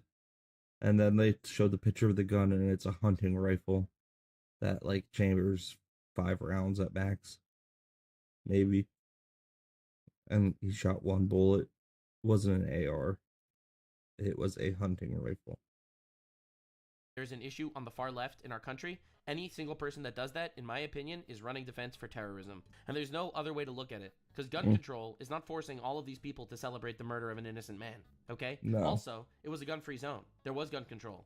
Also, it's not like banning assault rifles is going to help, which is what Tim Walz said. Yo, we need to ban assault weapons. Yeah, well, that's what they were trying to push that was like, originally. None of it would have even helped. You were diverting the conversation to something else. This didn't matter.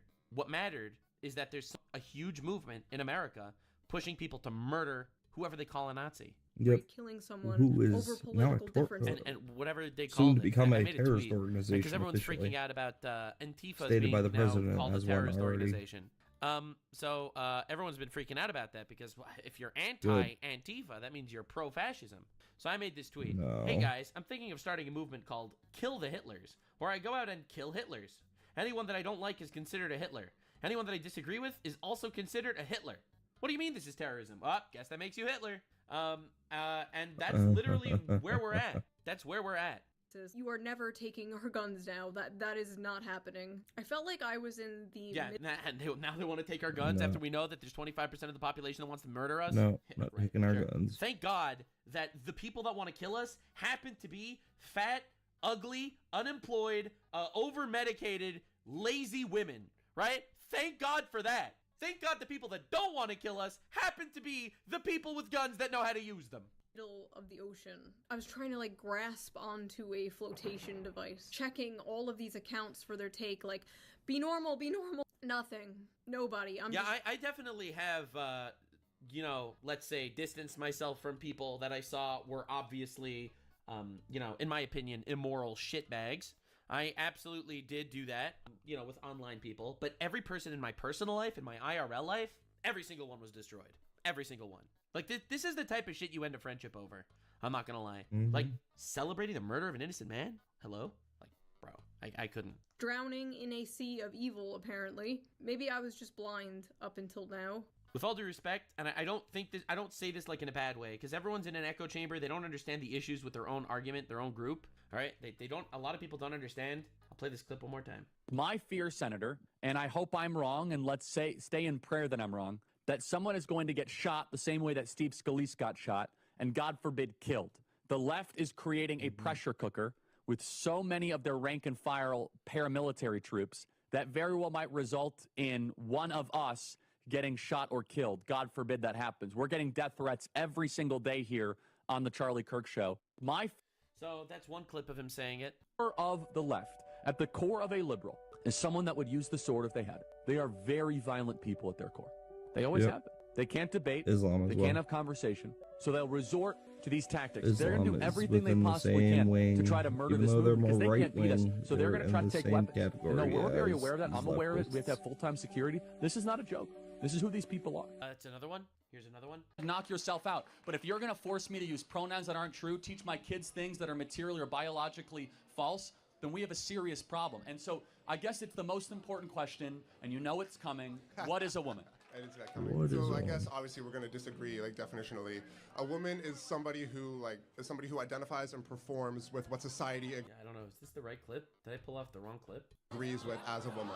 And there's it's not a safe world for trans people. It's not it's not a safe world for those of us that criticize trans people. Yeah, this was the right clip. That's what and I disagree with that too. I think everyone should be safe. I don't think that anybody should have any violence shown against them. Yeah, I guess guess I categorically disagree with any violence shown against people. All I'm saying is that these people just want to exist. Okay, and we will exist in reality. We are fine with live and let live. They want to say live and let us rule. You must use our pronouns. You must allow us into your locker room. You must allow us into your sporting competition. If not, you're a bigot and we're going to penalize you. And he's right. And he's right. He's literally right. So there are tons of these clips, to be clear. All right, I just sent you 3 that I found literally off the top of my head right now. 3 that I just found immediately now off the top of my head, back to back to back. If you pay attention, you see it. If you're in an echo chamber, obviously you're going to miss it. If you're not looking for it, obviously you're going to miss it. I think that this kind of applies to everybody. I think people on the right notice the violence on the left a lot more than the people on the left. For example, just like I think that, black people notice a lot more racism against black people, just like I think Jewish people notice a lot more, and Jew hatred on the internet than other people. And I feel like it's like that for everybody. Everyone's obviously focused on the shit that gets sent your way. This was very obvious for a very, very, very, very long time to anyone that was actually paying attention. So it's crazy. Maybe they changed. Maybe I changed. Is everyone going crazy or am I going crazy? Dude, I see Hassan Piker calling for violence on stream all the time. I see Destiny calling for violence on stream all the time. I see Vosh calling for violence on stream all the time. These are literally 3 of the biggest leftist streamers in the world. All right? You don't even need to go that far. Now look at the politicians, right? We need to fight back against the fascist regime. What does that mean?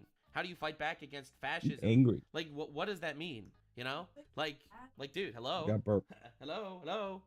All I know is it is clear how they reacted to this is how they would react to me, my family, my friends, your family, your friends that have ever stepped. That's the radicalizing awakening moment. Out of line from the nebulous, ever-changing definition of the Young Turks. Incites, in my opinion, incites violence. That's where we're at, man. That's where we're at. Progressive. These are people I thought were level-headed. They were left-wing, but they were one of the good ones.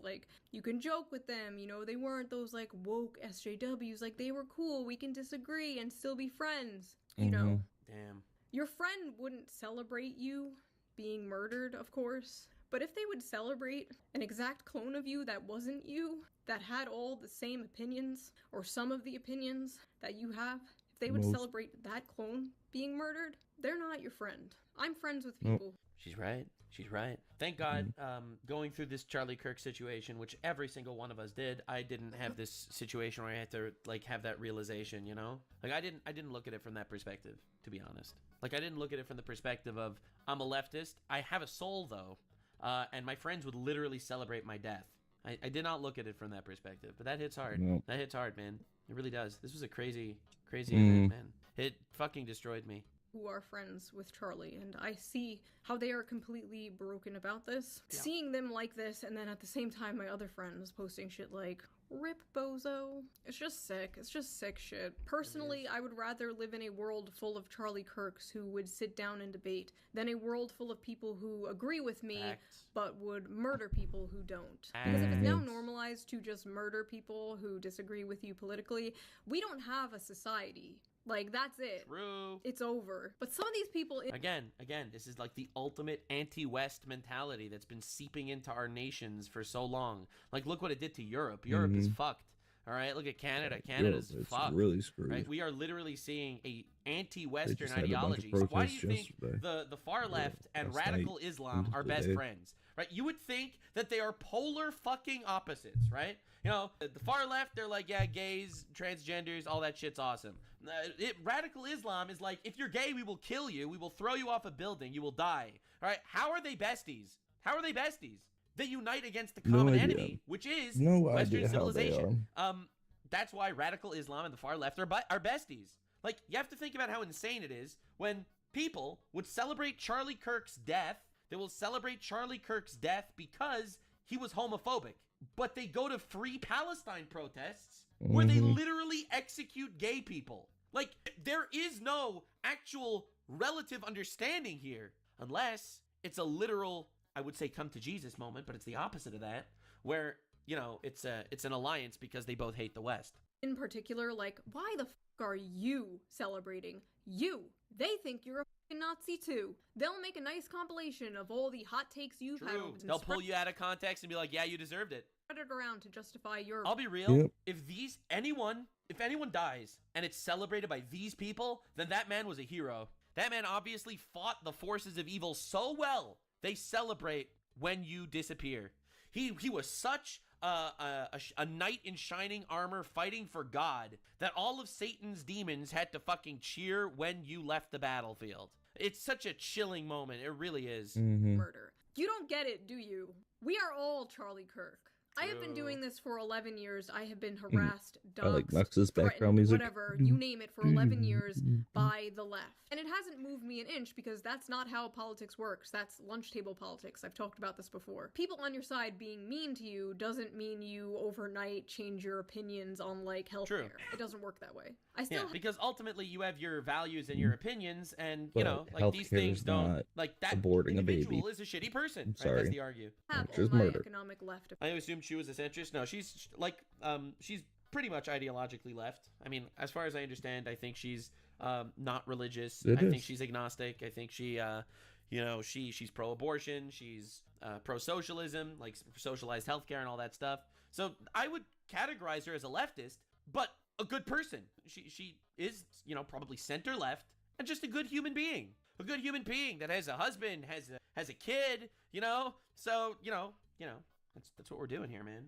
That's what we're dealing with. Opinions. I'm for strong social safety nets, workers' rights, unions, wealth caps, whatever. That has not changed. This is not me leaving the left because, frankly, I don't even know how to do that. This is me and many, many people looking around us at our so-called allies and realizing that even though we might share some, like, political opinions, we fundamentally do not have the same values or morals. And are we... Dude, it's crazy to think about this, yeah. Look, I am lucky, by God's grace, that I am in the position I am, and, you know, I do believe in God, I do have, like, a value system, and I do feel comfortably, you know, at home in a specific area politically with other people that share, you know, very similar value system to myself. If I was completely lost in the wilderness, I would be fucked, you know? Like, it's crazy. Really allies if we agree on, like, taxes, but don't agree on the sanctity of human life. I don't know. The way we view death now is just crazy. And I feel like a lot of that has to do with the desensitization, in part, thanks to the internet. You used to have to go out of your way to see gore and stuff like that, and now you're just scrolling through Twitter, and you see someone set on fire, if someone gets stabbed on a train. And when someone, like... Personally, I do think that, you know, that is part of it, that you see death more and gore more, just like scrolling Twitter. I think that's part of it. I don't think that's all of it. I think it's a distinct and obvious lack of a moral foundation. I think that these people do not have a basic moral foundation. Their morals are do whatever you like, do whatever you love. Like that's what we're dealing with, man. Just do it. That's what's happening.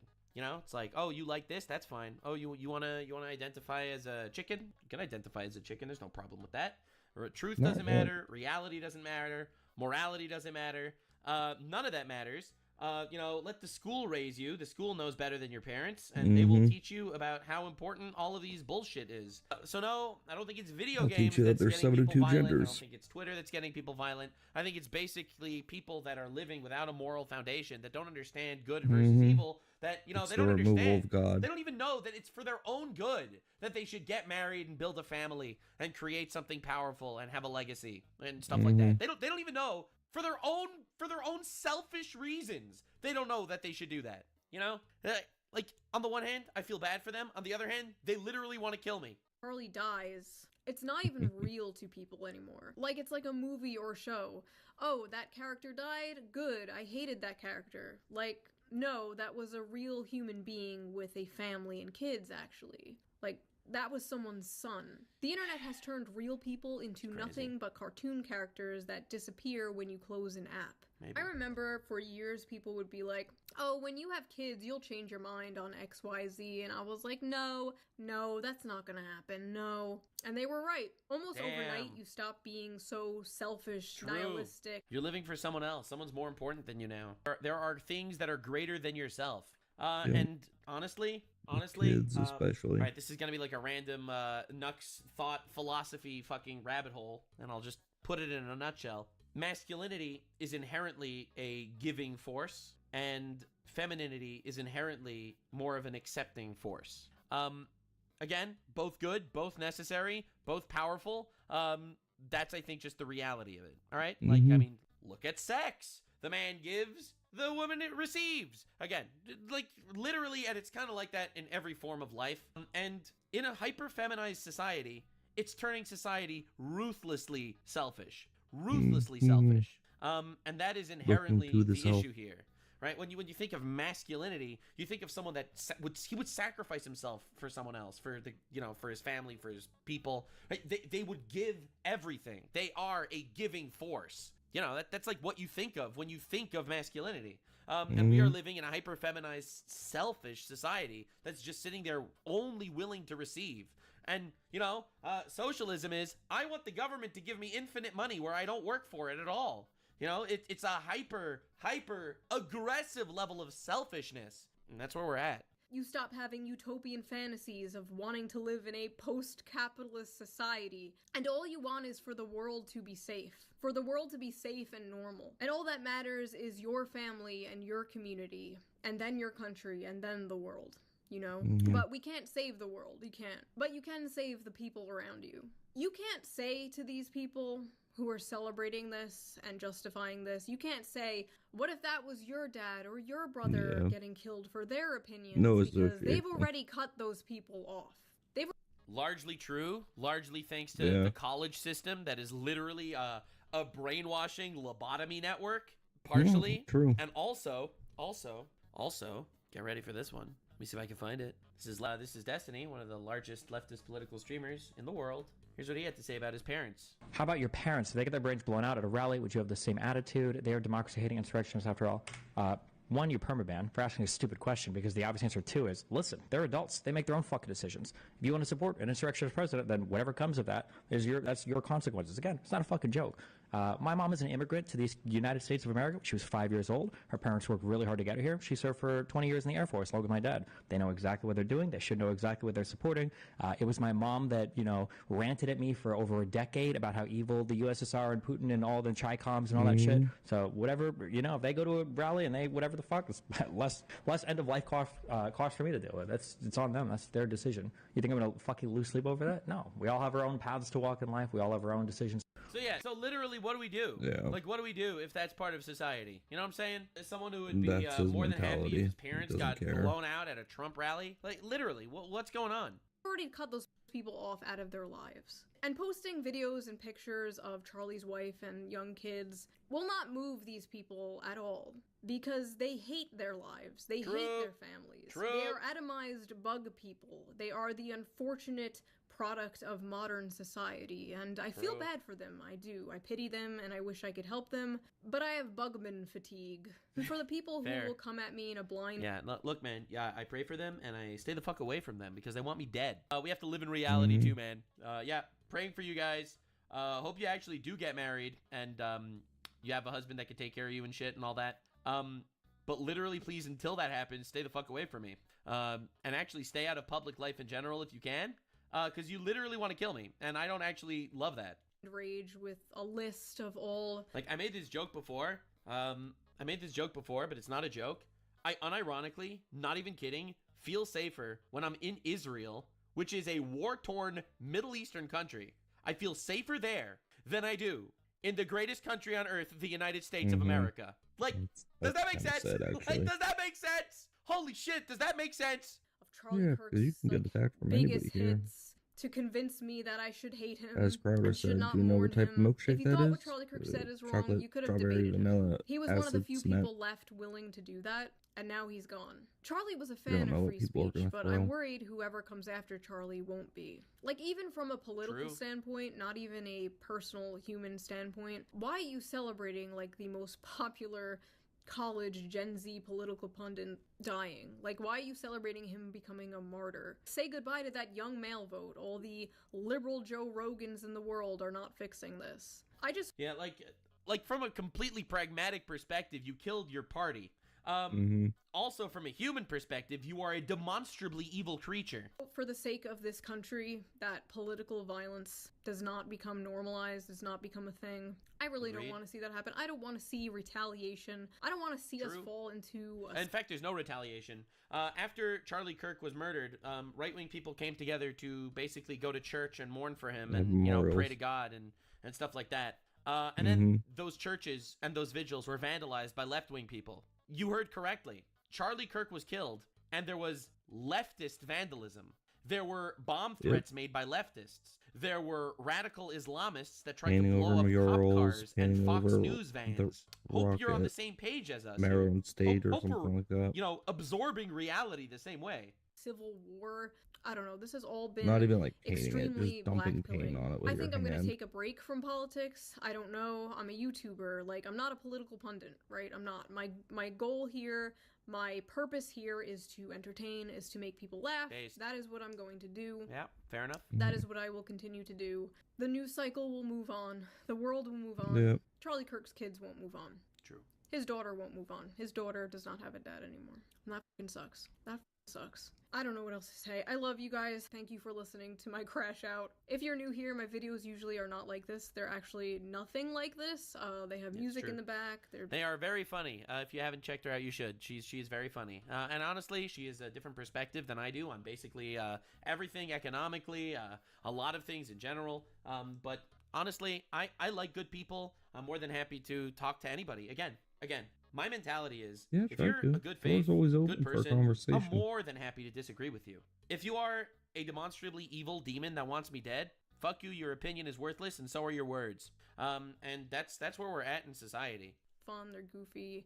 Things are just not fun and goofy right now, but I promise you the next video will be. Yeah, thank you for your attention to this matter. Bye. Yeah, of course I'll link it in the description, obviously.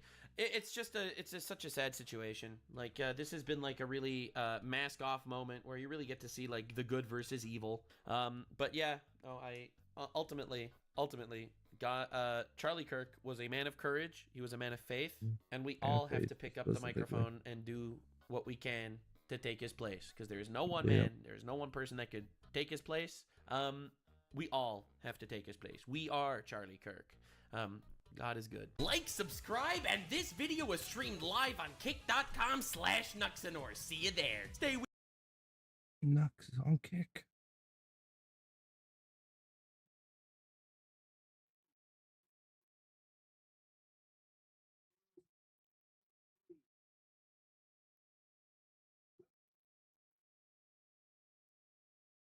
And politicization, I probably saying that word wrong, of our... So happy to see you last time around. Let's continue the tango. Yes, it was such an incredible interview. Your insight is just impeccable.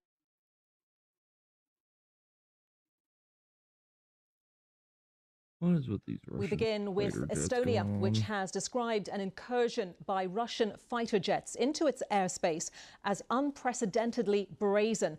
It says 3 Russian military jets entered the NATO country's airspace without permission on Friday morning and stayed there for nearly 12 minutes. In a statement on X, a NATO spokesperson said, This is yet another example of reckless Russian behavior and NATO's ability to respond. The incident comes after the violation of Polish airspace by Russian drones and a further Russian drone incursion over Romanian territory close to the Ukrainian border. Well, in the last few hours, the Prime Minister of Estonia has said his country will request NATO Article 4 consultations over that violation of its airspace by the Russian jets. Under Article 4, member countries can bring any issue of concern, especially those related to security, to the North Atlantic Council. That's NATO's main political decision-making body. Poland's Prime Minister, Donald Tusk, also invoked Article 4 consultations just last week. Well, we can speak now to the Estonian Defence Minister, Hanno Pevkur. Thank you very much, Mr. Pevkur, for joining us on BBC News today. What more can you tell us about the encounter over your airspace between those NATO jets and the Russian fighter jets? We're hearing reports in the Estonian media, for example, that the Russian jets had their transponders off, which would make them less visible to radar systems. Can you confirm that? Well, first of all, thank you very much for inviting me to the program. To be clarified, this is where these were MiG-31s, which means that they are bombers. But this is just a nuance. When we talk about the transponders, it's not important because on the radars they are visible, and we monitored them long before they entered into the proximity of the Estonian airspace. And of course, then when they already entered to Estonian airspace, then we scrambled them with the NATO response, and this is obvious what we need to do. And I'm very grateful for also for the Italian F-35s who were the ones who went to scramble the Russian jets. And of course, in this situation, the only right thing to do is to push them out from the Estonian airspace.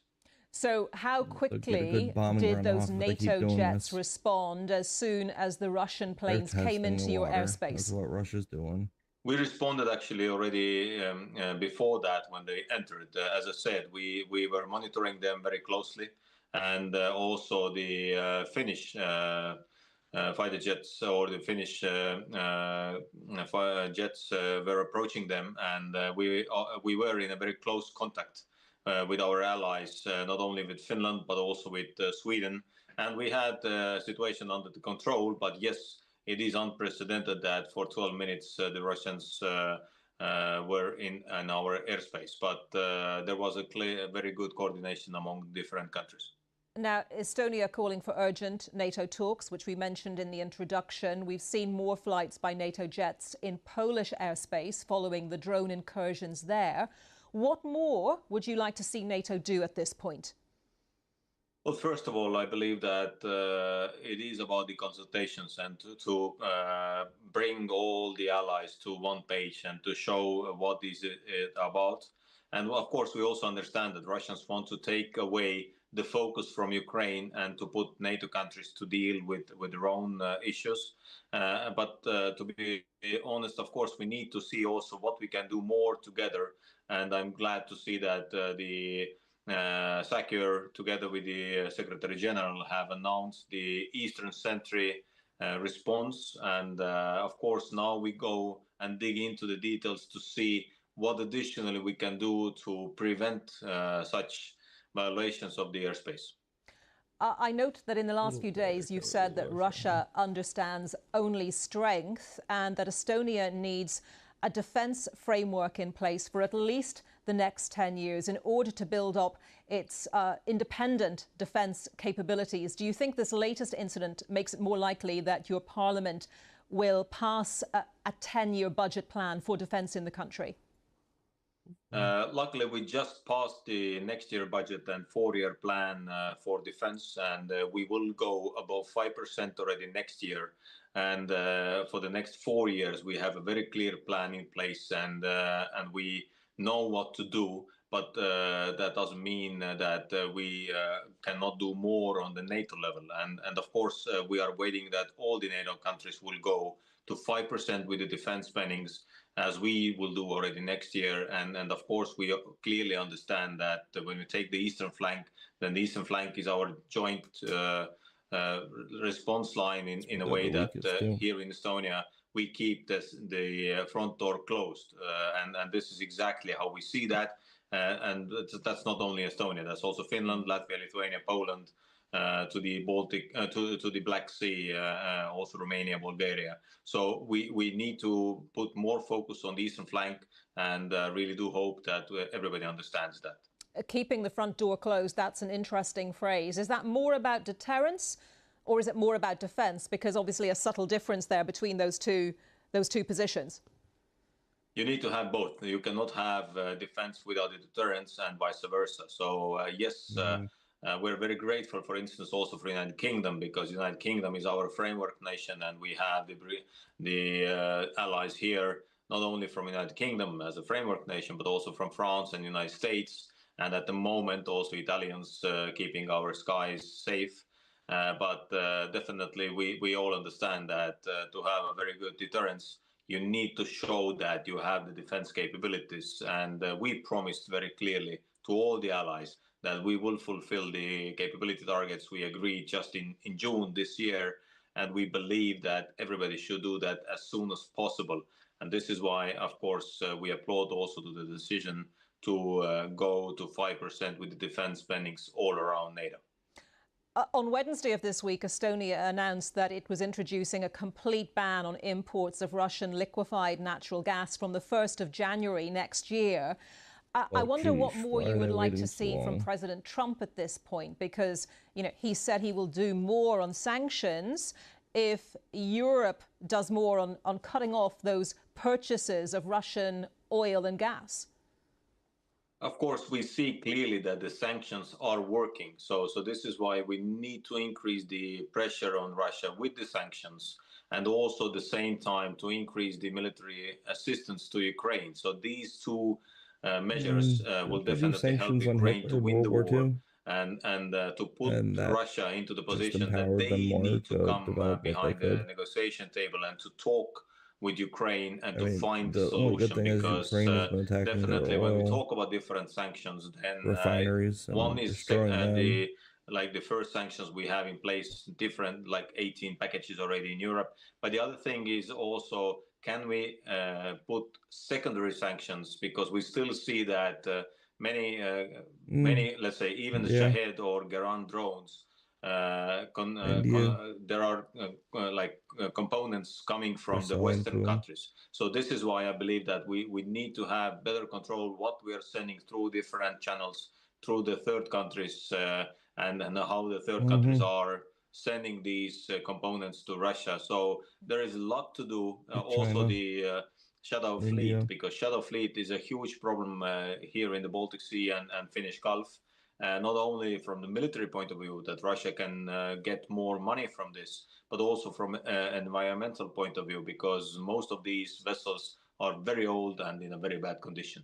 But just coming back to the US position and the idea of sequencing, if President Trump is saying he'll do more, the US will do more on sanctions against Russia once European countries cut off those purchases of Russian oil and gas, do you think that lets President Putin, lets Russia off the hook in the meantime? Because, you know, not every country in Europe is in that position yet where it's saying that it's going to stop those purchases. Of course, we would like to see that most of the European countries will not buy the gas or oil from Russia. So they can't but also we understand that at the end of the day, it's each country's decision. And I really hope that also the United States will do its own decisions based on the real situation on the battlefield and how we can help Ukraine. Because when you take also the Lindsey Graham bill regarding the sanctions, then it is a very good bill. It has many supporters on the Hill, and I really do hope that they can find quick solutions here, because this will really help Ukraine in their fight for their freedom. Mm-hmm. So in terms of what the next 12, 24 hours, perhaps the week ahead looks like from Estonia, give us a sense of what you will be doing, what the government will be doing, what sort of conversations you hope to be having with NATO allies. Well, we already started that. I've been in the close contact also with the UK Secretary of Defense, with the Finnish Minister, with our Baltic allies and Baltic friends. And we will continue that. Tomorrow, our Parliament Defense Committee and Foreign Affairs Committee will convene. So we have many actions in place. Of course, the military is working very intensively also on that. What we can have additionally in this a new option called the Eastern Sentry, because we all understand, as I said, that the eastern flank has to be secured, and we will work very intensively. And also we have already made some decisions locally here domestically what we can do regarding the drone attacks, regarding the defense capabilities against the drones, interceptor drones, also bringing home experience from the Ukrainian battlefield. So there are many things in the process, but still looking at the moment what we can do in NATO, then these consultations based on the Article 4 are much needed. And who do you think, finally, if you would, who do you think that the key message was for, that was being delivered by Russia today? Was it for Estonia? Was it for Europe? Was it for President Trump? Well, we've seen throughout the years that Russia doesn't accept or respect the international law. They've been violating our airspace for many times. No, she wants to be held. She wants you to hold her and let her sleep, and yeah. And I can hold her for a little bit, but then it's just like wild. Miss Cakey Legs. Yeah, I know.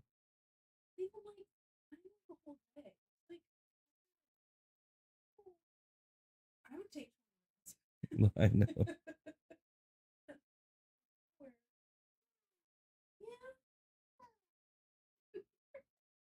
Yeah. She said, "Mom, you can take mommy minutes." Previously, and of course we see that now they started to also send drones to Poland. So of course we need to still wait for.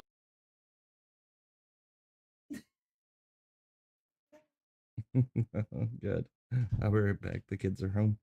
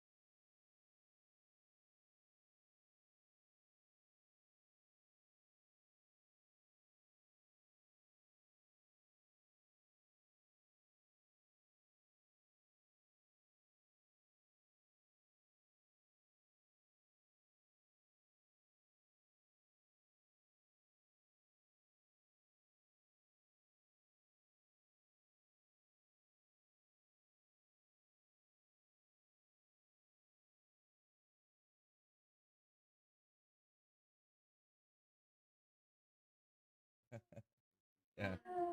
Yeah, it's when you have a girlfriend for sure. Ferris wheel.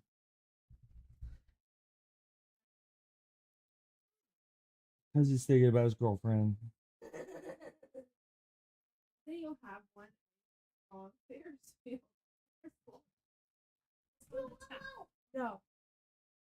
Not yet. Well, You're too young to kiss girls.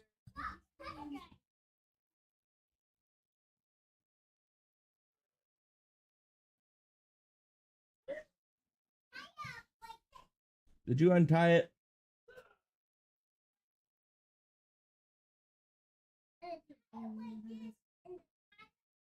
just for a second. Just give me a little hugs. Squeezies. That's my squeezy baby. Oh, no. You okay? Oh, no. I was just like, hug your dad.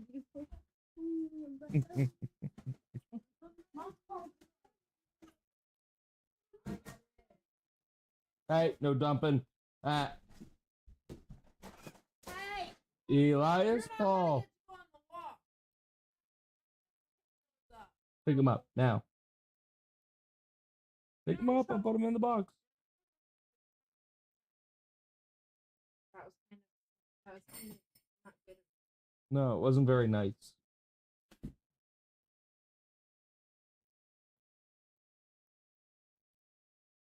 Pick him up, put him in the box, bud. It is not that hard. I'm not ripping your arm off. And we stopped you before you dumped all of them. You can do it. You're a big boy.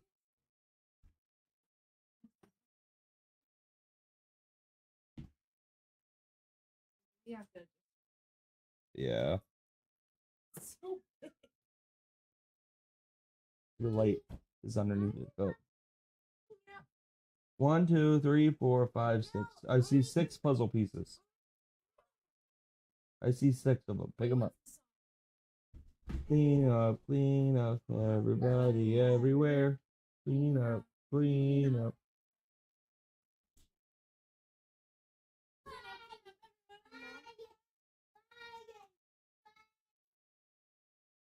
And have the Holy Bible. This is a different type of It's just the New Testament. Oh, okay. I don't know if what type of Bible it is. It's a Gideon Bible. I don't know. I mean, they have. Yeah, it's New Testament, Psalms, and Proverbs. It's just missing. It's missing like the most of the Old Testament. Yeah, it's just 2 books of the Bible. International is an association of Christian businesses and professional men and their wives serving together in some 200 countries, territories, and possessions for fellowship and service. The purpose of the association is the promotion of the gospel of Christ to all people, to the end that they might come to know the Lord Jesus Christ as their personal Savior, with the help of Christian friends of many different churches and Bibles.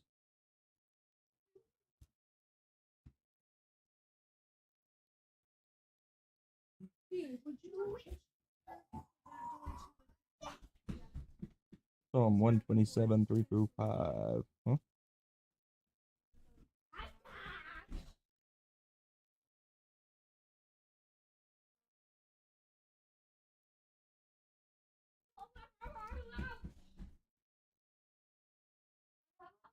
This is say 127.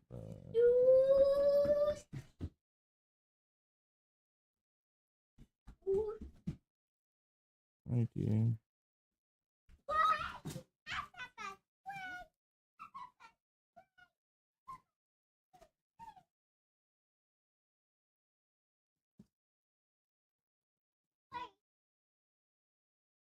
Behold, children are a heritage from the Lord, the fruit of the womb a reward. Like arrows in the hand of a warrior, the children of one's youth. Blessed is the man who fills his quiver with them. He shall not be put to shame when he speaks with his enemies in the gate.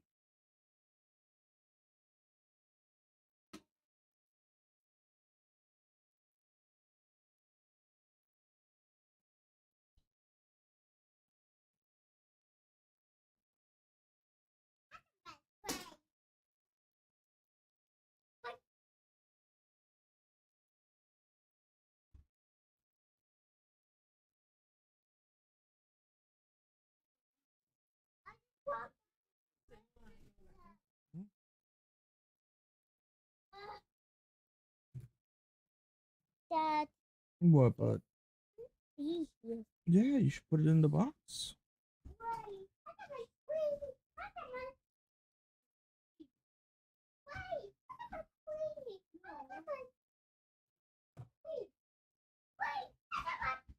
Cool little Bible they got from the show. I like it. Hey, buddy. Do you want to keep it, or do you want to? More.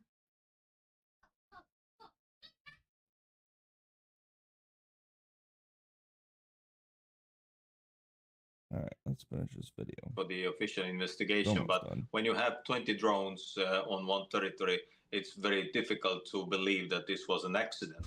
So it doesn't matter to whom the message was sent to. It is important what we do and how we react to that. Okay, Hanno Pevkur, Estonia's defense minister, thank you very much for your time today. Thank you very much.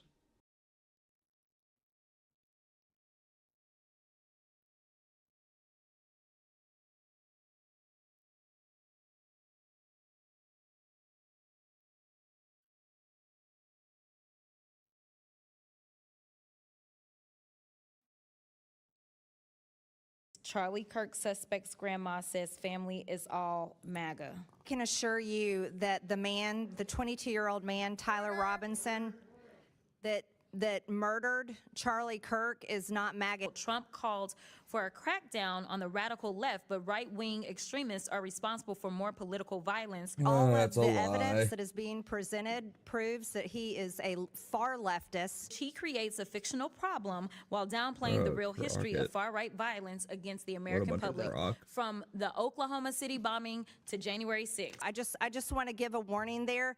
We're not going to tolerate that anymore.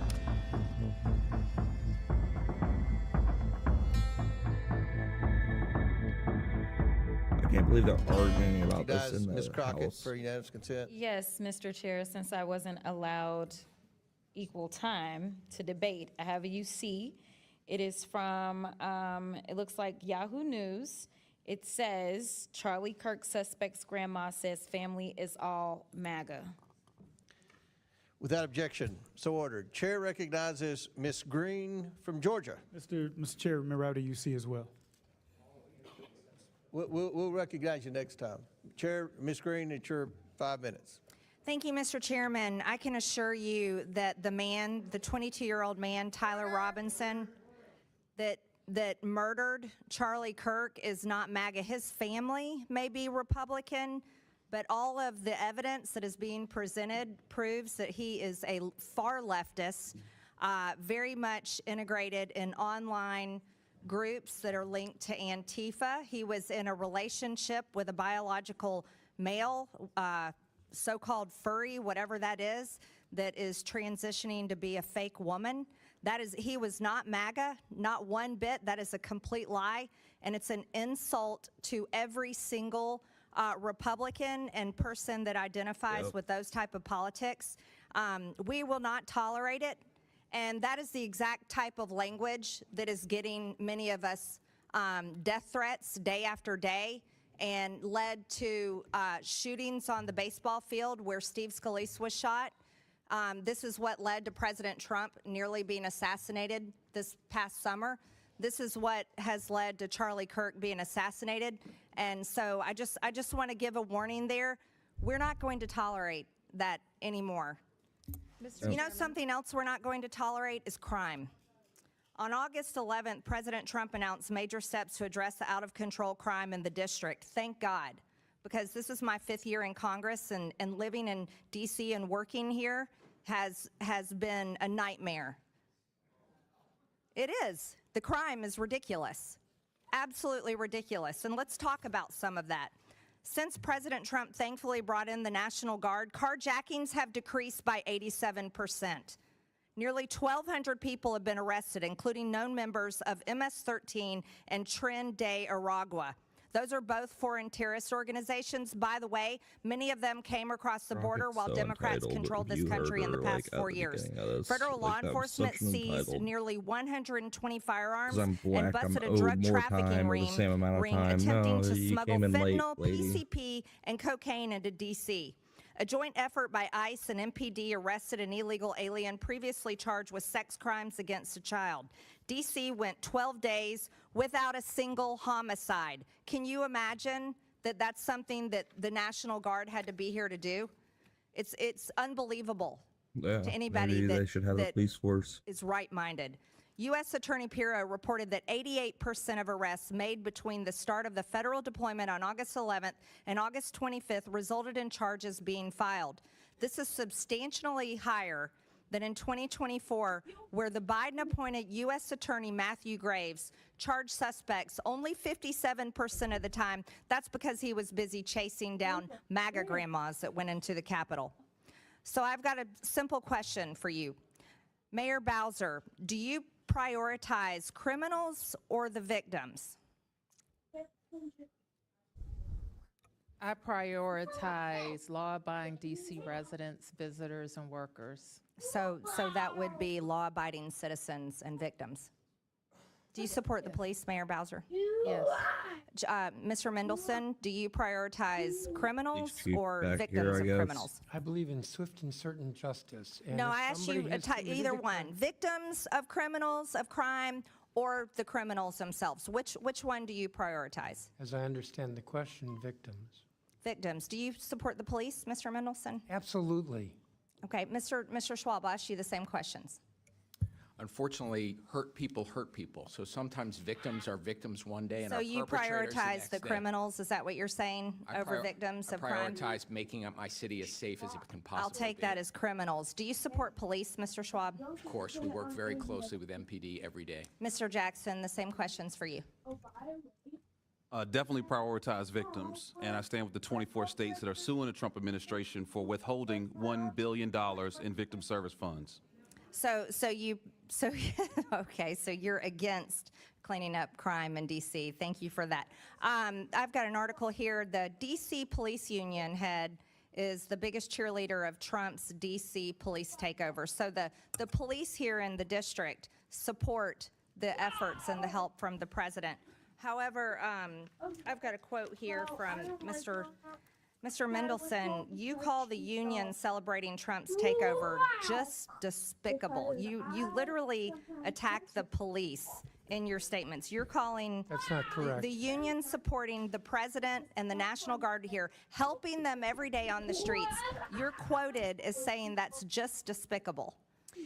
You're taking that out of context. I criticized the president of the FOP because he is a liar. Oh, so you are against the police. Thank you for clearing that up. No. Also, I have one last thing, Mr. Chairman. President of the FOP, not the police. I reclaim my time. Lastly here, Mr. Gentlelady's Mendelson. time's expired. Gentlelady's time's expired. Chair recognizes Mr. Bell. Mr. Chairman, I have a UC request. Okay, state your. I would like to enter for the record. All right, I'm sorry, Ms. Green. I recognize Bell. That's on me. I apologize. We'll get you on the next one. Okay, thank you. Mr. Bell. Thank you, Mr. Chair. I request unanimous consent to enter into the record the September 9th, 2025 article from the LA Times titled Kennedy Commission Child Health Report Ignores Gun Violence, the Leading Cause of Child Death, which calls out the Trump administration for ignoring without objection gun violence to order. Kills more children in this country than any other cause, and the administration ought to be embarrassed by Without objection, so ordered. And I think Ms. Crockett's unanimous. Ms. Crockett's next. Do you have a UC? I'll recognize Ms. Green, then Ms. Crockett. Ms. Green, do you have a unanimous consent request? I do, thank you. For the record, Phil Mendelson's post here says repealing our laws is not liberation. Republicans in Congress can't be trusted. They took $1 billion from us, are moving more than a dozen bills, rolling back home rule, and are trying to take away our elected independent attorney general and micromanaging our legislative process. I hope everybody watched Democrats vote against the vote that adds $1 billion back in for DC. Thank you. Without objection to order, Chair recognizes Ms. Crockett. Yes, I request UC. unanimous consent to enter into the record this September 16th, 2025 article from Time titled "Trump Called for a Crackdown on the Radical Left, but Right-Wing Extremists Are Responsible." News titles into records. They're using the media that has lied and lied and lied to us instead of for more political violence, which calls out the game the president is playing, in which he creates a fictional problem while downplaying the real history of far-right violence against the American public, from the Oklahoma City bombing to January 6th. I got another objection, one. so ordered. All right, the next one is for, it's an article from September 12, 2025. Article is from Democracy Docket titled, "I Couldn't Care Less, Trump's Downplaying of Right-Wing Violence Continues Long Pattern," which calls out the game the president is playing, in which he creates a fictional problem while downplaying the real history of far-right violence against the American public. Without objection to ordered. Crockett's a joke. Oh, really? I might have. But If you don't let me beat the girls in sports, then I'm gonna hurt some people. Then she like my phone. Oh yeah, Sorry, that was so disturbing. 15%. Cool. I'll take the cotton candy. Oh, you put it away. Just did. The big bag. The little bag. I'll have a little bit.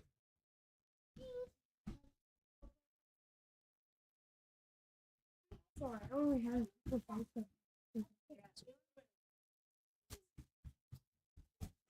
Yeah, I see.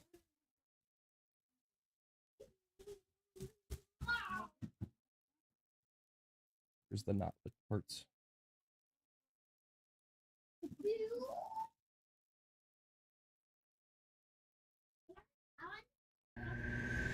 What's up, guys? It's Benny. Many Americans are asking, how did we get here where so many politicians are catching bullets? And, well, to answer that question, here's Chuck Schumer telling Brett Kavanaugh that if he decides to rule on a case at the Supreme Court, that he will reap the whirlwind and pay the price. Days later, Brett Kavanaugh had a left-wing killer that was stalking him and trying to break into his house with guns and knives and zip ties in order to hold Brett Kavanaugh's family hostage and kill Brett Kavanaugh. That is a matter of fact. Democrats don't want you to remember this, but it is a fact, ladies and gentlemen. Where does the radicalization come from on the left? We really need to have this conversation. It's something that the nation must look directly at. It comes from the Democrat leadership and their dehumanization campaign against the right. Statements like this. A reminder that Chuck Schumer was working with the media here. Libs on the Supreme Court leaked the decision to Politico so that they could activate their mongoloid, radicalized, suicidal base, Democrats, in order to attack a Supreme Court justice.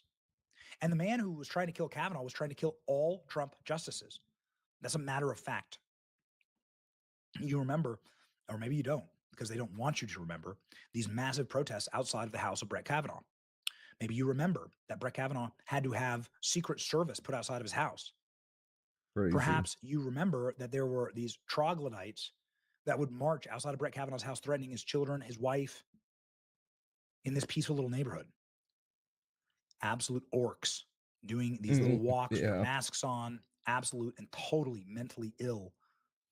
Department of Justice issues sentencing memo for 2022 attempted murder of Brett Kavanaugh.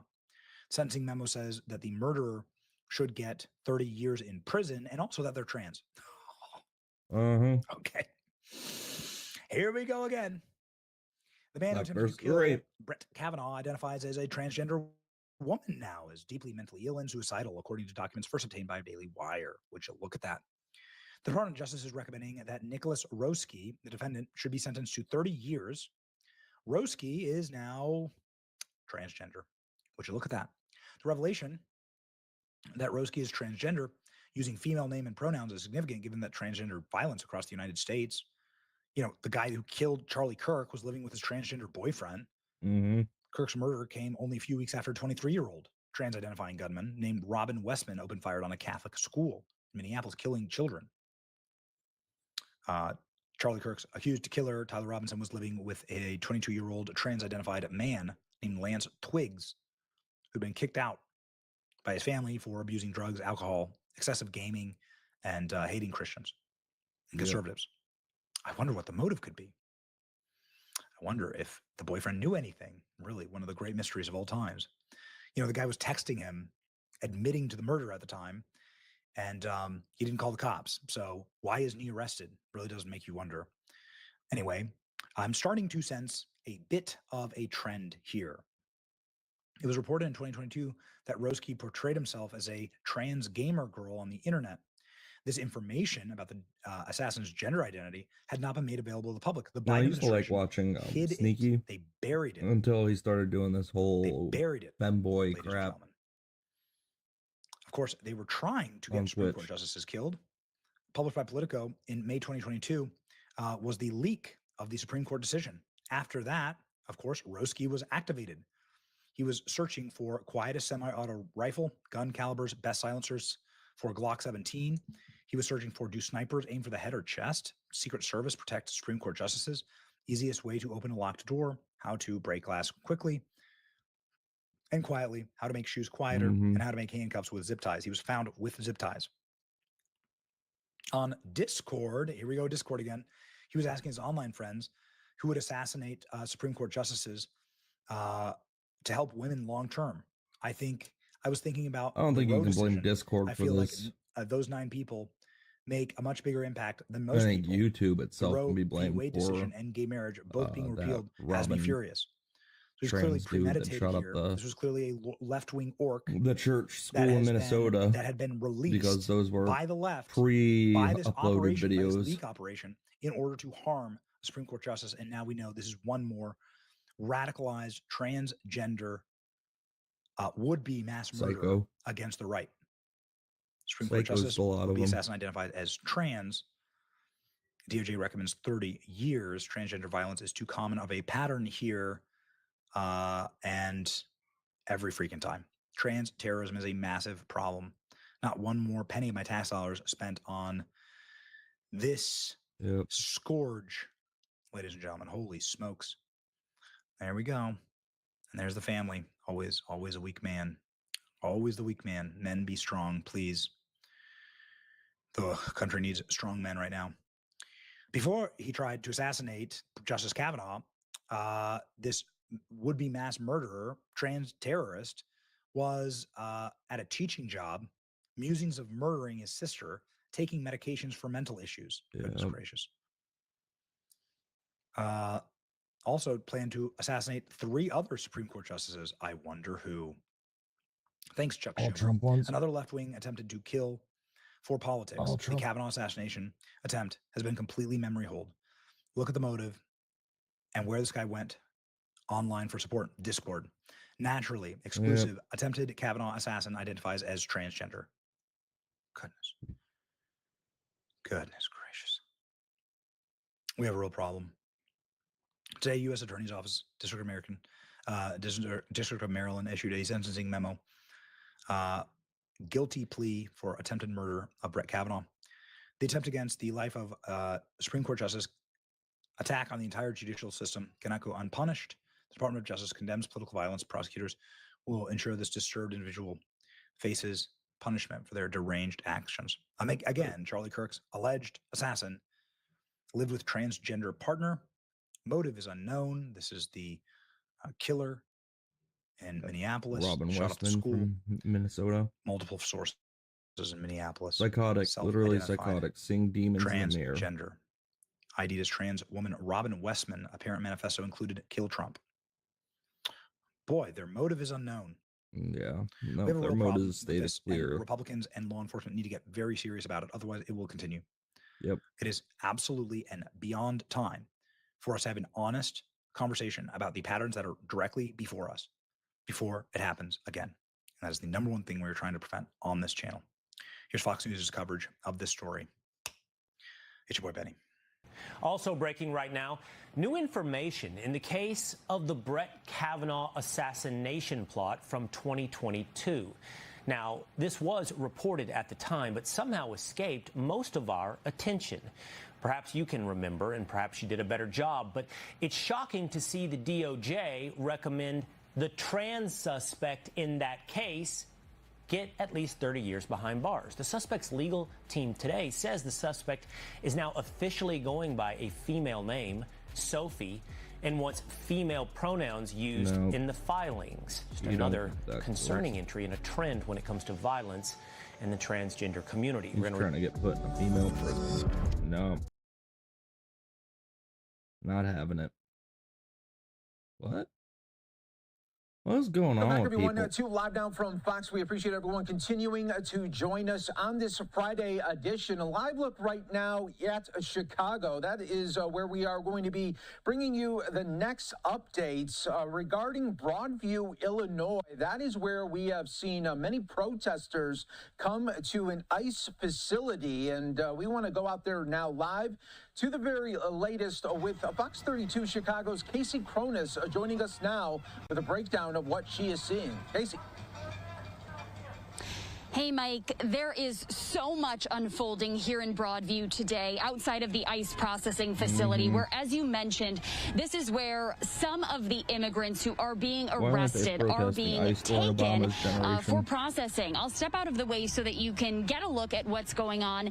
Now, we did retreat a little bit further back because ICE agents on the roof and on the ground have been firing pepper balls at the crowd. They contain the same chemicals as pepper spray, and when it gets in your throat, in your nose, it really burns, makes your eyes very itchy. So they just kind of set some of those off here about 5-10 minutes ago. So we have moved a little bit further back, but there are still ICE agents on the roof and on the ground. Now, protesters have been here since early this morning, and there is another larger event planned for 7 p.m. local time, so in about 45 minutes here. Now, I want to take you to earlier today. So take a look at this video. Around 4:15 local time this afternoon, ICE agents were on the roof when a woman approached the fence along with a few other protesters and started yelling at them. Agents shot those demonstrators with pepper balls. Federal agents then came out of the parking lot where the woman got into a scuffle with them. She was thrown onto the ground, and as agents crossed the street, moving protesters further away, that woman reached up and grabbed the mask of one of the ICE agents. That's when another one put her in a headlock, and you can see on video there that she flashes a peace sign. Now, it does appear right now, back live, that there are more federal agents kind of approaching. There's two different facilities here, kind of across the street from each other. And it appears that some agents have come now from the other parking lot across the street. We've seen most of the tensions escalate when cars are coming in and out of the parking lot here. Protesters kind of get riled up during that time as they're opening the gates, moving, in theory, moving undocumented immigrants to and from. A lot happening here, Mike, and we expect things will only grow larger this evening. Yeah, Casey, I can imagine there when the sun goes down, it seems like things could escalate pretty quickly there. What are what's the saying on the ground right now from officials there when the sun does go down? You know, we haven't heard any information from ICE officials, but and you know what? We hear some pepper balls just got shot off just now. So I can guarantee you when the wind blows, that's going to kind of just permeate through the whole area here. Now, ICE officials haven't released any information back to your question. Now, and you know, I do want to point out some of these protesters, like one man right now, he's lifting up his shirt and kind of like facing the ICE agents on the roof who are shooting. Some of them, it's almost like they want want, antagonizing they're like attracting it. They want to kind of be in the middle of it.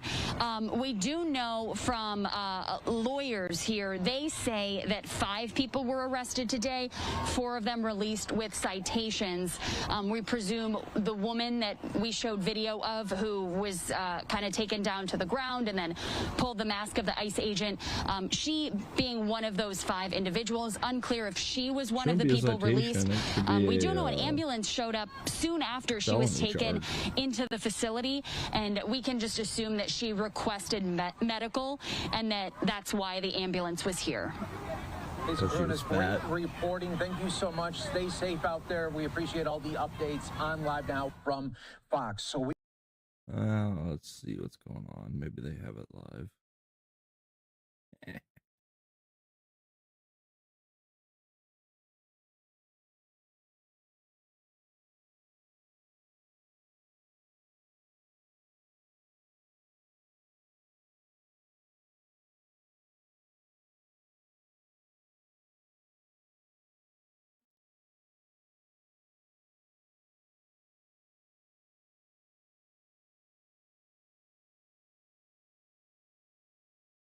Oh, they did one. Okay, we'll have to watch that.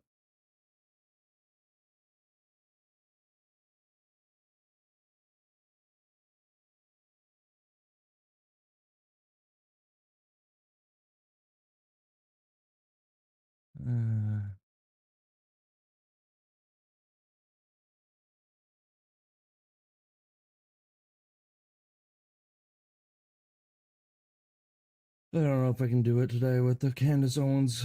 Maybe later. Maybe after I get my nighttime drugs put in me, I can watch it.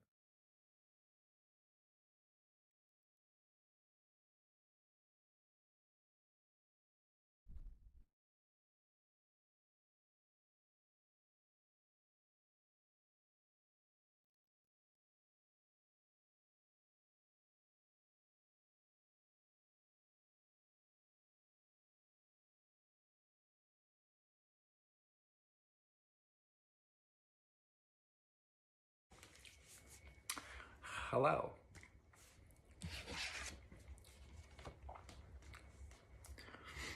This is me. In 1995, I was 20 years old. So without getting into a full-length 6-hour documentary on my entire life, my entire 50 years of existence on this planet,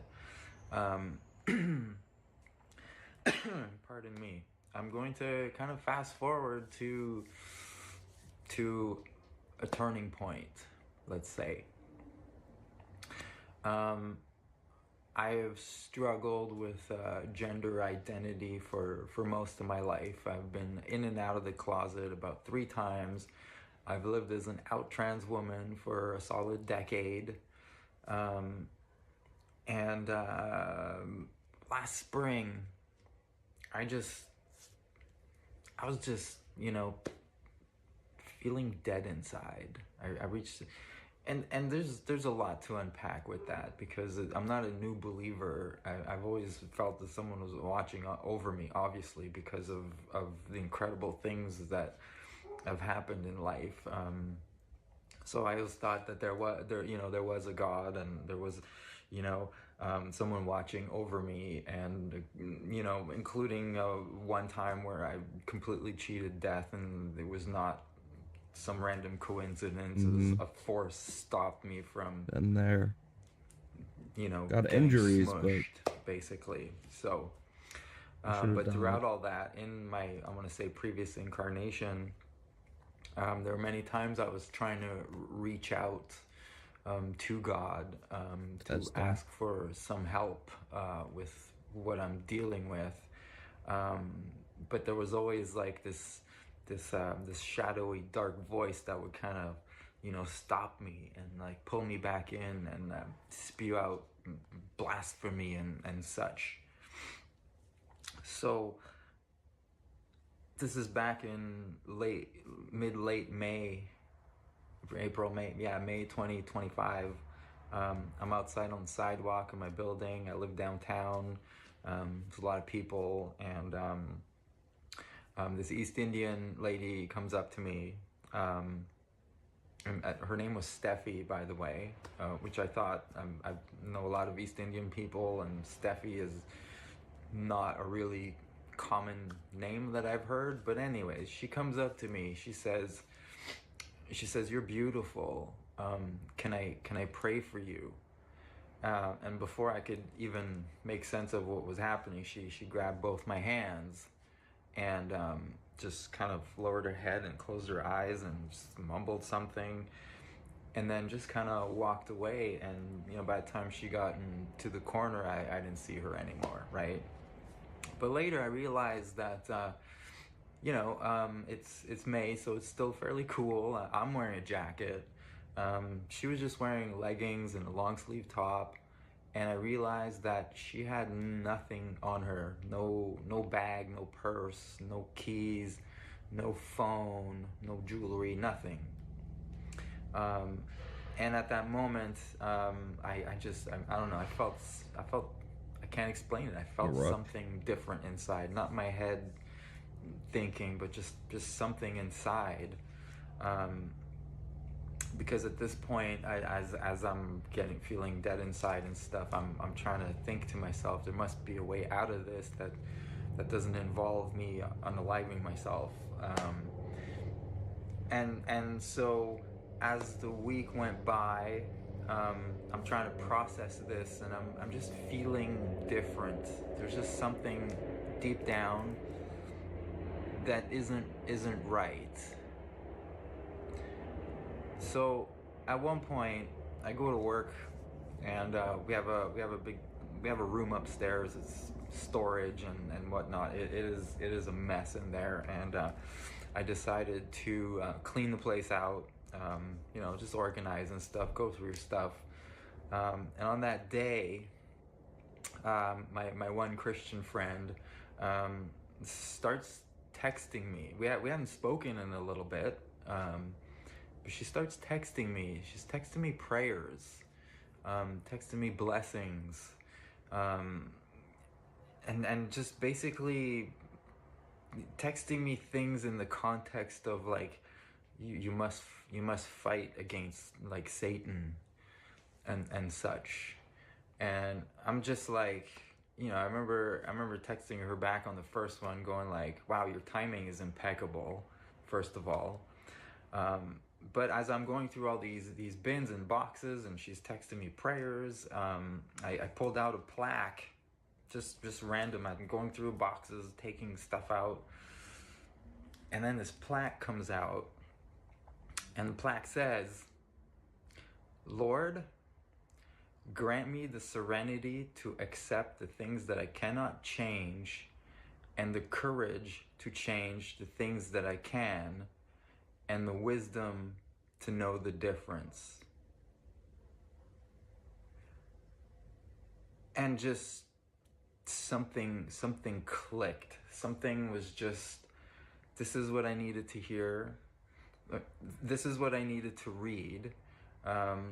Coinciding with those prayers and blessings from my friend, coinciding with this Steffi lady the week prior who I think might have been an angel, and then it was just, I can't really put into words what I was feeling internally. Like things were just coming out of me. I don't know how else to say it. And at that very moment, it's like a switch went off, and it was like a decisive moment that this is the moment. I have to detransition and just simply accept the little weirdo that I am. Right? We're all weird, don't worry. Yeah. So everybody's weird. Nobody's normal. There's no such thing as normal. I was like, the next day I was like, I didn't wear any makeup. I just felt differently. and I only have one Christian friend that I can talk to about this and stuff. So we had a few discussions about that, and at some point I'm like, like I'm ready for whatever's happening to go with that. And so she asked me, she was texting me things like basically telling me to to acknowledge that I'm a sinner and to repent and to take up my cross, and what that insinuated. And that's already, I was already kind of there. I'm peeling off the layers, and it was a feeling inside, like something had been ripped out of me. So it wasn't like a oops, I changed my mind kind of scenario. This was bigger than me, and so I went all in. I remember writing it down. I just grabbed a piece of paper, and I was like, Lord, I am a sinner, and I just went on about all the reasons and so on and so forth. My friend took me to her church, and I was shaking, and I was breathing heavily, but like not in an anxiety way, in a something is releasing from me kind of way. And it's really hard to verbalize. But from that moment, I realized that something out of my realm of comprehension had happened, because while what happened at work in the previous week before, and I'm trying to work on accepting who I am, all of a sudden I'm not just accepting, I'm embracing. I've never accepted that I was a biological man, and like now that's how I want to live. That's who I am, and that's who I want to be. And I've been going to church every Sunday, and I know church is just the cherry on top. It's a place where like-minded individuals can gather and worship and pray and so forth. So it's not just that I'm basing everything on church. I spent a couple months. It's a I good have read community to have, though. the entirety of the Bible from back to front, and I'm doing it a second time again. And there are many, many verses that had spoken to me, but because very much like my Christian friend who's helped me, we both had a rough life. We were both little warriors in our own journeys and such. And I just remember reading Ephesians 6, 11 to 17, that like really spoke to me about putting on all of God's armor and such. And since then, I haven't looked back. I feel 1,000 pounds lighter. I feel like the darkness that I've carried with me my whole life is gone. I'm no longer angry. I'm no longer bitter. I'm no longer spiteful. I'm actually kind of calm for the first time in my 50 years of existence. And I want to say happy. I had nothing to really compare the happy thing with, but I think I'm happy, even in this chaos that we live in this crazy world we're living in, and that's the best way that I can explain it. There was a moment I did feel like something was torn out of me. And everything changed. The way that I see things, the way that I hear things, the way that I perceive and interpret the world around me is completely different than the previous 49 years of my existence. So I hope I've kind of, explained it to the best of my ability without making, like I said, a 6-hour documentary about it. But I come from abuse. I left home at 16. I never finished school, never got a driver's license, spent almost 3 decades, sex, drugs, and rock and roll. I played in a lot of bands. I've been all across Canada, in parts of the United States. I have lived a life of absolute debauchery. Okay, it's actually a miracle that I'm still alive and that I don't look older than I am, because I have abused this thing. And as sometimes I said, I got lucky. No, it wasn't luck. Somebody knew, and somebody was watching over me, and maybe that somebody was just waiting for this moment, my moment, to intervene and help me out on this new path.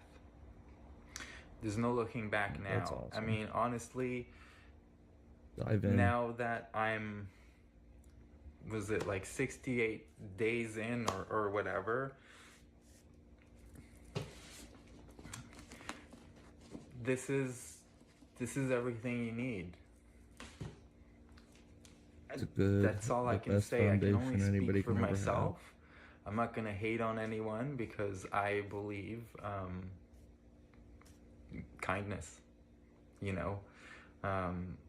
just be nice to people in general.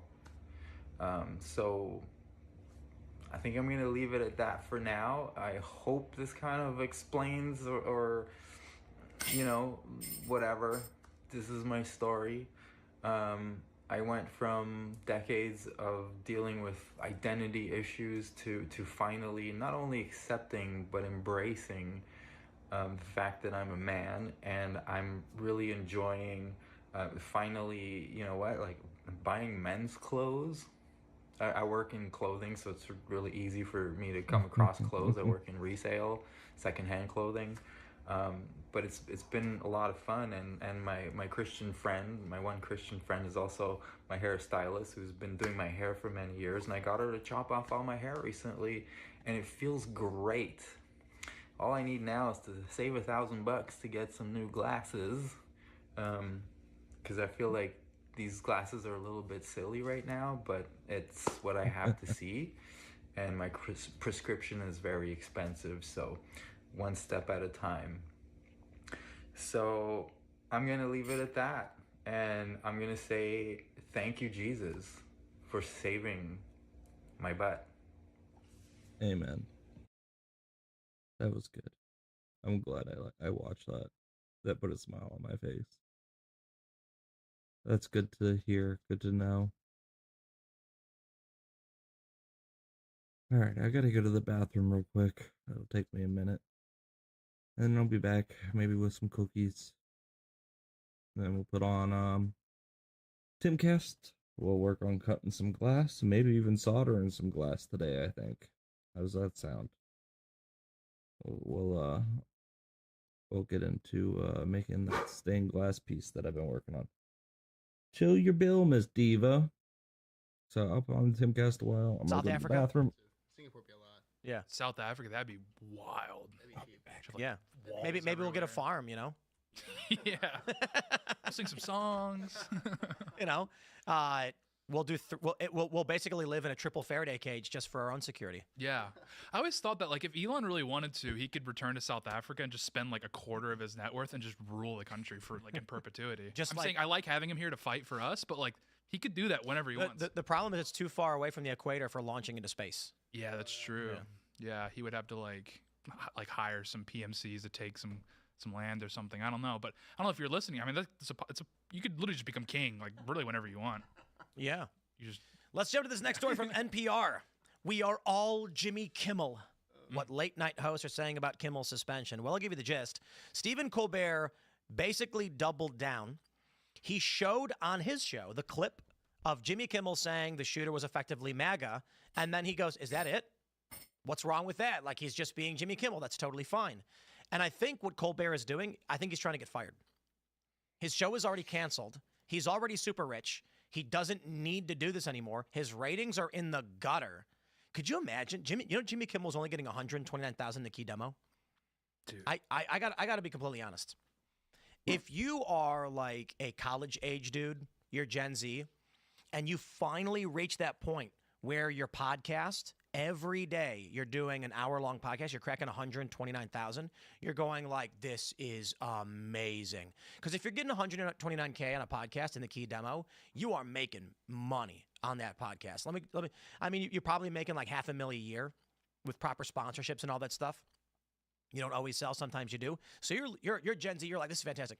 But when you're someone like Jimmy Kimmel and you're worth tens of millions and you're watching your ratings just plummet, I'm sure he's got to be having an existential crisis. Colbert, I should say, more to this point. Colbert used to get millions, and now the ratings are just in the gutter. And while he's still getting like $1.5 million to $2 million in the retiree demographic, I'm not trying to disrespect retirees, key demo is gone. At a certain point, don't you just take a look at the numbers and go, well, it was good while it lasted. You know, there were bands that put out 2 albums and they're on the top and then you never hear from them again. Yep. So Colbert, I think, is basically like, they canceled the contract, but I'm stuck here. I'm stuck here until the next 8 months. I know. He can't violate the morality clause in his contract overtly because then they'll just come after him for money. But if he pokes a bear quite a bit, then they might just be like, all right, Colbert, you're off the air. And he go, oh, thank God. Yeah, I mean, look, the whole, I'm going to double down, and I've got, he had the story that he's had a more inflammatory monologue to give the second day that after he initially kind of, offended people.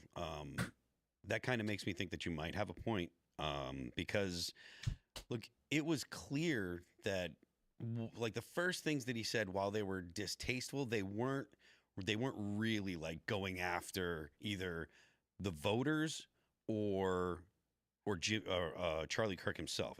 It was definitely poking at Trump, which is, standard fare for Jimmy Kimmel. But if he was going to do a monologue going after, the MAGA voters, essentially, which is basically most of the Republicans nowadays, the vast majority at least, that I understand why they would be like, yo, we don't want this, So maybe he did have a. I think like, I'm going to say it, and if it ends up killing my employment here, that's fine. Yeah. Colbert's legacy right now is he fizzled out and fell apart. Mm-hmm. If he gets fired overtly and his show is taken off the air abruptly, then he's going to start doing the rounds and go to the liberal circuit and be like, look at Trump, he's a fascist. This proves it. Yeah, well, I think he's like envious that Kimmel in and of himself has become like a wedge issue now, and he's like, that should have been me. That's true. I got pulled first. Exactly. Colbert's show they announced they were terminating the contract, but they're keeping him on the air, so it's not that big a deal. And then Kimmel gets yanked at the last minute, and Colbert's like, I have to imagine, how old is Colbert? Like 70? He might be. Honestly, that's how There's a I lot of hair dye feel. going on. At Candace Owens feels right now with Charlie He's, Kirk. 61. She should have been the widow. She should have been married to But Charlie as old as Kirk. most of the and people watching at this should point. be doing a older. better job than No, but his for real, wife, they're which 70. is It's about false. 70 plus. Erica's amazing. I have to imagine when you're She's doing 61, a grand job. Not everybody, but a lot of people, and you're worth tens of millions. I mean, what's Colbert's net worth? Let's find out. Colbert net worth. These things are always wrong. What's the ballpark on his net worth? 75 million? Bro, don't you just want to put your feet up and sip a pina colada and just sweet. chill? Too What's he sweet. doing? His Pina it's like coladas. his ratings are so down in the gutter. He's got to just be like, well, been there, done that, won his Emmys, had a massive show to the millions, and now he's fizzling out. Audience dwindling. He's worth an estimated $75 million. He can just ride off into the sunset, enjoy life. Does he have big notes on his house? Is he living above his means? Probably. That's what I most don't know, people man. do They say he's when worth they're in that $75 situation. million. It says that his salary for the Late Show with Colbert in 2015 was $6 million. And then in 2019, they signed a deal that raised his pay to $15 million, extended to May 2026. Yeah, I mean, look, if you want to live like a normal person, if you have $10 million in the bank, that's plenty of money to live completely normal. If you know if you're not living above your means, if you want to just like live like a normal person, that's enough to live like your whole life. So Do you think he was kind of hoping that they would take his show off for saying just- something? He just, These he just peanut did butter it. fudge This is cookies just are the last night. best. I think he wants a mega backlash. He wants people to go like, "You're just rebroadcasting what Kimmel said, and you're lying. You're lying to your audience." Right. So that he can get taken down, and he gets paid. I mean, let me just stress: $15 million a year. One could just imagine. That's more than $1 million per month. You are getting paid. He's getting like $1.3 million per month. That's what he's getting paid. What? I don't even know what you do with that much money. I don't think a regular human could spend that on normal things. Well, the show's in New York, so rent. Aha. Yeah. No, but I don't know. Like, what do you do in this situation? Because he's outside of LA. He's gonna go to LA. I don't know what any human does with that amount of money. I really don't. Yeah, neither do I. Like private jets, if when you're getting Yeah. 1.3 million per month, you're literally. I don't know you that could- I'd you ever could own a fly- private jet. Well, to be fair, Well, you're unless not- I would try if to be you're a pilot, but I can't be a you're pilot flying, like anymore Taylor either. Swift is flying wherever she wants on a large jet. At You have to 1.3 use your million feet per to month, steer the plane as you're well. maybe flying on the weekends anywhere you want to go. I can't even and put it's a not clutch putting pedal a in dent on the in your money. on a So, car. I mean, if you were going to fly like round trip to Europe, it's probably $100 grand. And so for Colbert, he's like, "You want to do a weekend in Prague? What do we care? 1/13 of my monthly salary." And again, like when Heck, you I'm have not that even allowed kind to of drive money, a car. you've got millions invested, and the money itself that you've invested grows likely faster than you can spend it, unless you're, Oh, yeah. unless you're going and doing like high stakes games in Vegas. Oh, all dividends the time, or- alone. This is what's crazy. So I don't have a lot invested in the stock market. Like I actually don't have even like a standard retirement account, but I have stocks, and the dividends that some of these stocks pay, you just keep buying more. Like they buy themselves. It's crazy. I can't imagine somebody who's making $1.3 million, $15 million a year. I mean, they say his net worth is $75 million. If that's properly invested in the market, it's infinite money. I think based John McCain famously said in the 2008 cycle, when he was asked how much money do you need to be wealthy, he said $7 million. And then people got all shocked and offended because they're like, "Are you kidding? If I had $1 million bucks?" And what he was saying was, if you have $7 million in 2008 and you put that into proper wealth management, you are getting paid your annual return minus inflation will cover your standard middle class cost of living. You are truly wealthy. You don't have to work anymore. Today, based on the market expansion, you probably need something like, well, to be fair, no. I mean, even with cost of living going up, you could still feasibly at 10 million never have to work again and be rich. And I'm not talking about middle class. I'm saying rich. Yeah. You never got to work again. You're not going to be flying flying private jets all the time. If you don't want to work, but at $10 million in the bank, you don't have to worry about anything. That's your FU money. So regardless, Colbert at this point is looking for a legacy, not a paycheck. Yeah, I think Colbert probably cares more about status, attention, fame. He's obviously, as you've established, not wanting for money. But I think a lot of liberals are very, conservatives are to some extent, but liberals are very driven by virtue signaling, by status. And yeah, these are not religious people. They get that kind of feeling by doing other things. But I do like your theory that he's just checking on you maybe guys. wants the show to be over because it's not doing well. And if it was canceled, he could be like, they canceled my super popular Good, show. how are and, you? I'm Okay. Hey, just checking on you. It's been a little bit.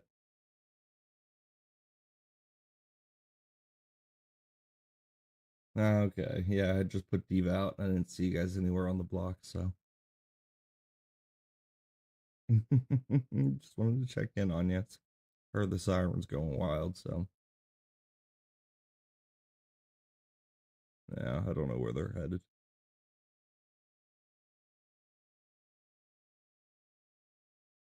Yeah.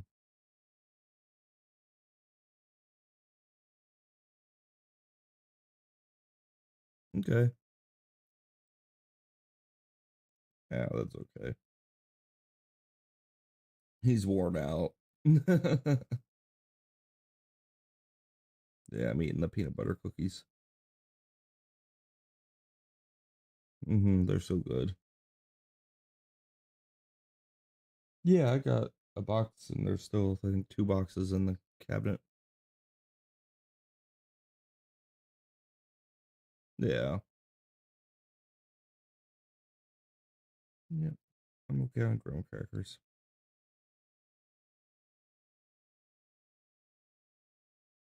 All right. Well, I guess I'll see you soon then. Yeah. I love you too. Bye.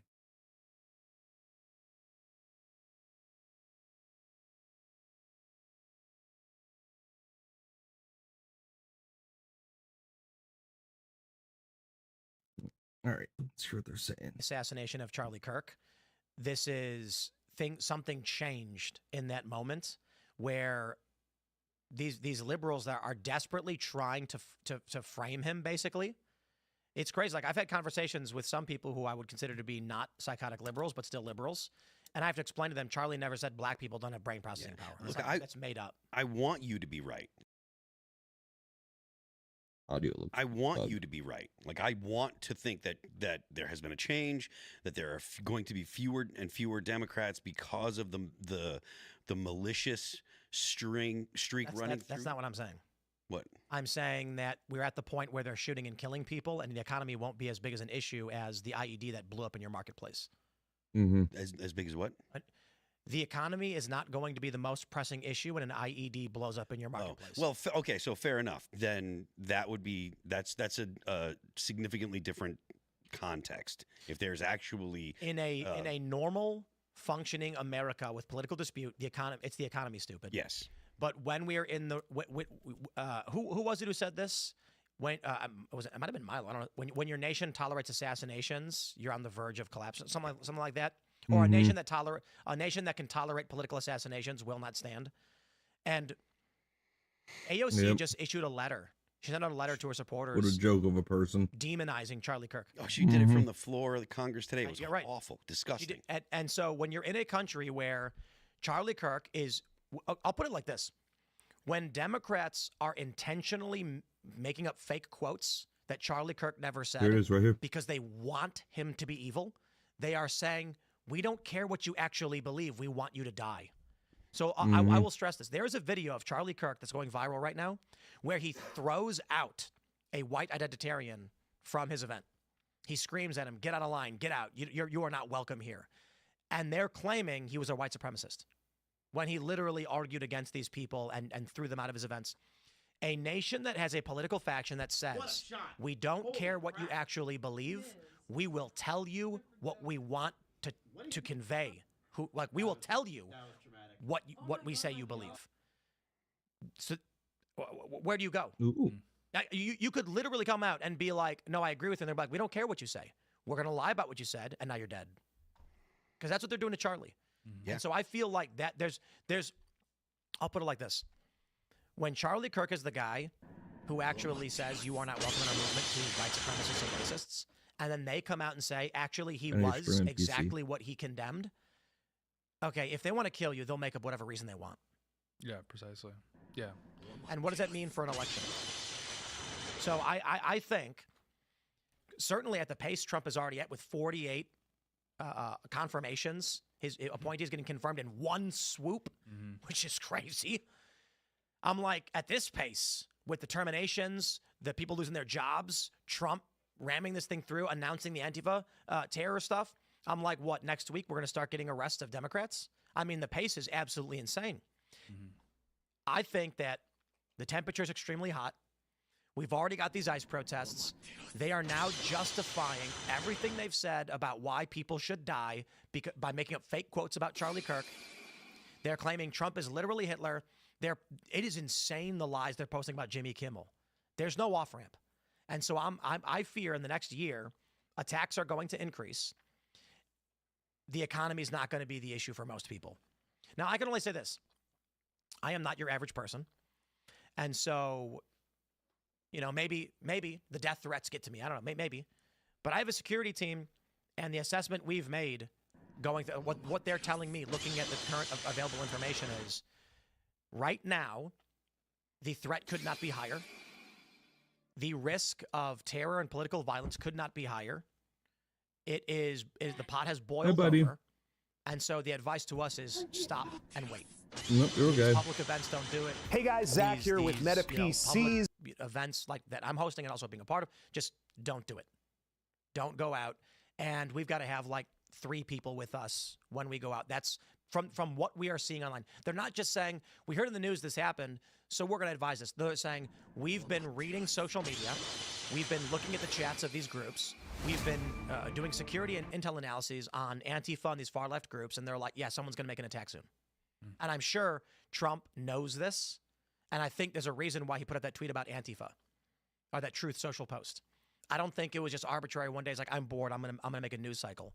I think they were like, we have to make a move now, especially after the Charlie Kirk thing. Yeah.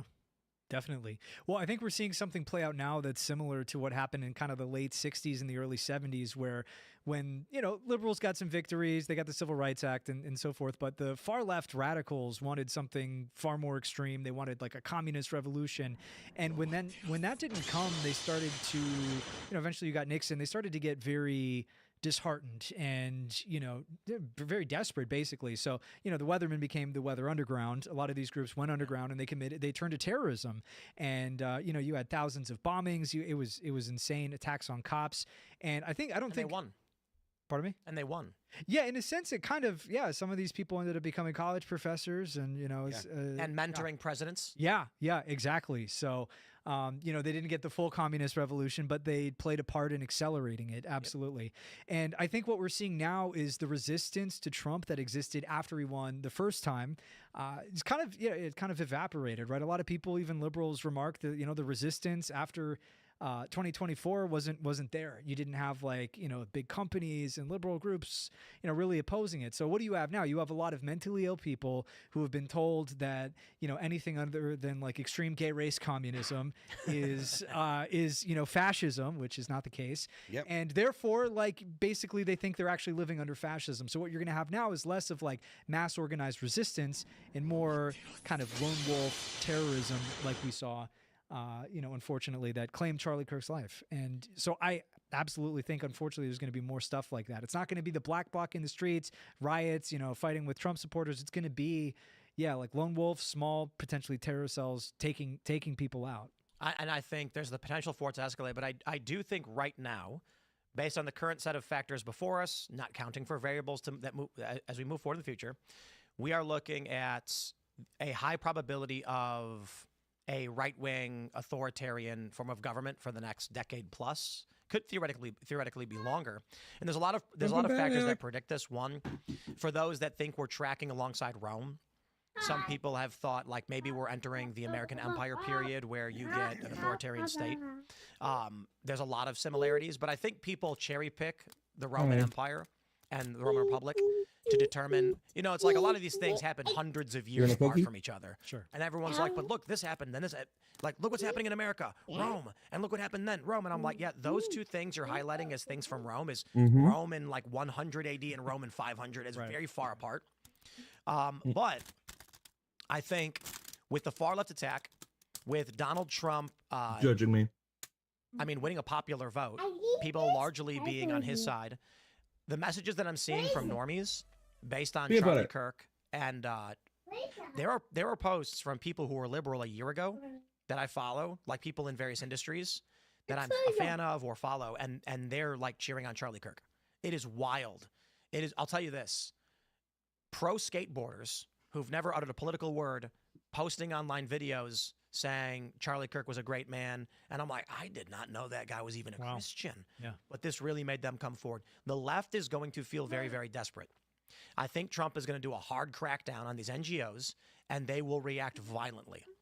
Trump will then respond with security apparatus. If we can get up, if I can get up. Yeah. Go ahead. The hard part. I don't know that I agree that there's going to be a significant authoritarian push. I do think that the left is going to behave as if there is one, and I think we're seeing it. Now that necessitates an expansion of the security state. Do you think Trump has the stomach to do that? Yep. I'm not so sure. He deployed the Marines into California. Yeah, he certainly has the mandate. He deployed the Marines into California, but he deployed them What only does he in got? support of the existing Elias law Paul, enforcement. it's too late for a So, lollipop. I'm not sure. I'm not. I just don't know Who's that. not listening? I don't know that that's what Trump wants to do. And I'm not saying that a future president wouldn't, or it wouldn't be necessary. I just don't know if that's. I don't know if Donald Trump's the guy. Well, there's massive expansions of DHS and ICE, and It all comes down to what What's you Matt consider is a right-wing fan, huh? authoritarianism. I think Trump is definitely, even now more than before Charlie Kirk's murder, like definitely convinced that he needs to do more in terms of law enforcement, going after Antifa, just cracking down in general. So for some, that will qualify as authoritarianism. For others, it's just law and order. Yeah, I mean, look, I'm on the record saying that I think that Antifa should be considered a terrorist organization. Yeah. They're- Let's clarify this. So I was asked earlier by some of the homies, what does that mean? And I'm like, if Trump does enact sweeping security powers, You none got of a us would taste of notice. it. You'll go to Chicago, and there will be some National Guard on the various street corners. You'll have no hassle, no problems, no trouble. You will see less shootings. Crime will be way better. Your worst case scenario is you're walking down the street and they say, "Hey, Come how's here, it I'll going hold there, you." sir? You show me your ID for a minute." And you'd be like, "Oh yeah, here you go." And they'll be like, "All right, where you headed?" And you'll be like, "I'm going to Maxwell Street, get a Polish sausage." They'll be like, "Have a good day, sir." That's the worst case scenario for the average person. There is going to be With the bubbles, Miss concerns and Savannah. infringement possibility. The You issue bubble mouth. is the government corrupt You or bubble not? mouth. And the Look at deployment him of National bubbling. Guard and military to stop acts of terror, far-left violence, or crime does not mean your rights will be infringed upon as a normal working class person. I still think it is particularly worrying if we get to that point. And I have said, I think Trump should deploy the National Guard over the crime. It is a very scary thing that we're at that point. Mm-hmm. Well, I mean, yeah, the left only has themselves to blame for just permitting this open, I would say, oppression of their citizens in the cities. I mean, this has been 60 years now of complete inaction on crime. So now that the blowing administration has bubbles come over in here. and the Americans who have been forced out into the suburbs are saying, hey, it'd be really nice if I could go downtown and have dinner without getting shot at. Trump has the mandate now to do this. And so they only really have themselves to blame for not acting. I got to be honest, there's going to be a lot of people who are going to clap and cheer for it. Mhm. And for good reason. Yeah. I mean, like, I've talked about where I grew up, and I've asked my friends about it. Which would you prefer? The gangbangers running around shooting people and mugging people, or National Guard? And they just laugh. Yeah. Yeah. They're like, why would They're anyone like- care the National Guard was there? Like, literally, They no one wouldn't. would bat an eye. Yeah. They The don't- only they people don't- that care We've is seen the- National Guard out in The various people instances, running the and you don't even government talk that to them. are corrupt. Yeah. Instead, do we have to deal with this? So there's going to be a You lot of can high crime areas where prove they're the going to be like, "Thank you, corruption once you're Mr. there, President." and I hope Sure. they Well, do. that's- I I mean, that's what my hope they hometown of find Memphis is. something on Like that mayor. 80% Oh, yeah. 80% of the city is off limits, especially if you're like a white guy. You're cooked. So it's like, Oh, Trump's going in. yes, and he's finally going in, and it's wonderful. And I'm sitting here like, I don't think Yeah, I think she even wants people out. that know people in jail aren't even going to be disturbed by this. Like, oh, I can go for a walk now and I won't get shot at. This is fantastic. It's wild that we got to this point. Yeah. It's very similar to what happened in El Salvador. I mean, the steps that Bukele took Yup. to restore order to the streets of San Salvador and obviously the rest of the country were pretty. I don't want to say Aggressive. severe, but yeah, pretty harsh. And yeah, You have to people be people are aggressive happy. I against was there for the crime. first time, kind of late August, and yeah, people were happy though. Not there are some people down there that have concerns about dictator. I had some Uber Can't drivers have saying that, crime but and be the average easy on person it. is like, even if they have concerns, is like it is undeniably better. Like you couldn't walk down the street before. I met a guy in D.C. Probably actually wanna who said go he was to El moving back. Salvador now. He was from El Salvador. there's a lot He was of a that. young man. Wow. Yeah, And remigration. I was talking, and I was I I'd forgot go how to it visit came El up, but I asked him Salvador where he was now, from. He was like, El especially with all the Salvador. changes that And I they've was like, made how it is it down there? I've been hearing safer good down things. there. And he goes, actually, I'm moving back. He's like, my parents want to go back too. And then I was like, no way. He's like, oh yeah, it's really nice now. In fact, people are getting rich because the property values are starting to skyrocket. Yeah. A lot of foreigners want to move there. What Bitcoin they're Beach, talking about. good luck. So these beach properties that were a couple $100 grand, in US, Yeah. are skyrocketing in value because it's safe. Yeah, Pico And Star. you've got tech industry building up there. I mean, Bukele has revolutionized that country. It's amazing. Absolutely. Yeah. Yeah, And it's a small Pico country Star. too, so you're talking about property prices. So there's only so much of it. And when I was down there, you Where's mentioned her, the people moving back, the Thank you. Salvadoran immigrants. Apparently there's some sort of problems with that where, they're coming back and they've got a lot of money and they're buying up property too, and it's kind of a chaotic situation, but it's like undeniably better than how it was before. So in an ideal situation, you don't have to adopt those harsh measures to have like a safe, prosperous society. Right. But once you get to the point where crime and disorder have eaten away at the social fabric so much, you know, it's really, do you let your country die and be a hellhole, or do you do whatever is necessary to get there? Let's be real. I mean, from the outside looking at El Salvador, it's fantastic. Yeah. I have friends who have moved down there. They say it's fantastic. Would we not want that same kind of reform for the United States? Mm-hmm. But think about what that means. It's extremely popular in El Salvador. He went and rounded up all the gangs. There's, you know, there's stories of people. It's like you get a gang tattoo. They just arrested you on the spot. And you go to jail. We're done. So, I mean, do we want to live that way? So big. I think there's concerns and challenges in what overreach could look like. But if we went half the speed of El Salvador to ensure that we protected rights, but moved in that direction, it'd be a good thing. Yeah, it's just stuff like having the, you know, proper sentencing, having attorneys and DAs and judges that are willing to actually ensure that people serve the time that they're due. I don't think it would take anything extreme in America. There'd be a lot of opposition from the left, of course, but I do think the average American would like it. I think I would push back on that because I think that the problem that you're outlining, that you're pointing at, the DAs and the judges, that's the biggest problem. Yeah. It's not whether or not we have laws sufficient to put people in jail for committing crimes. We absolutely do.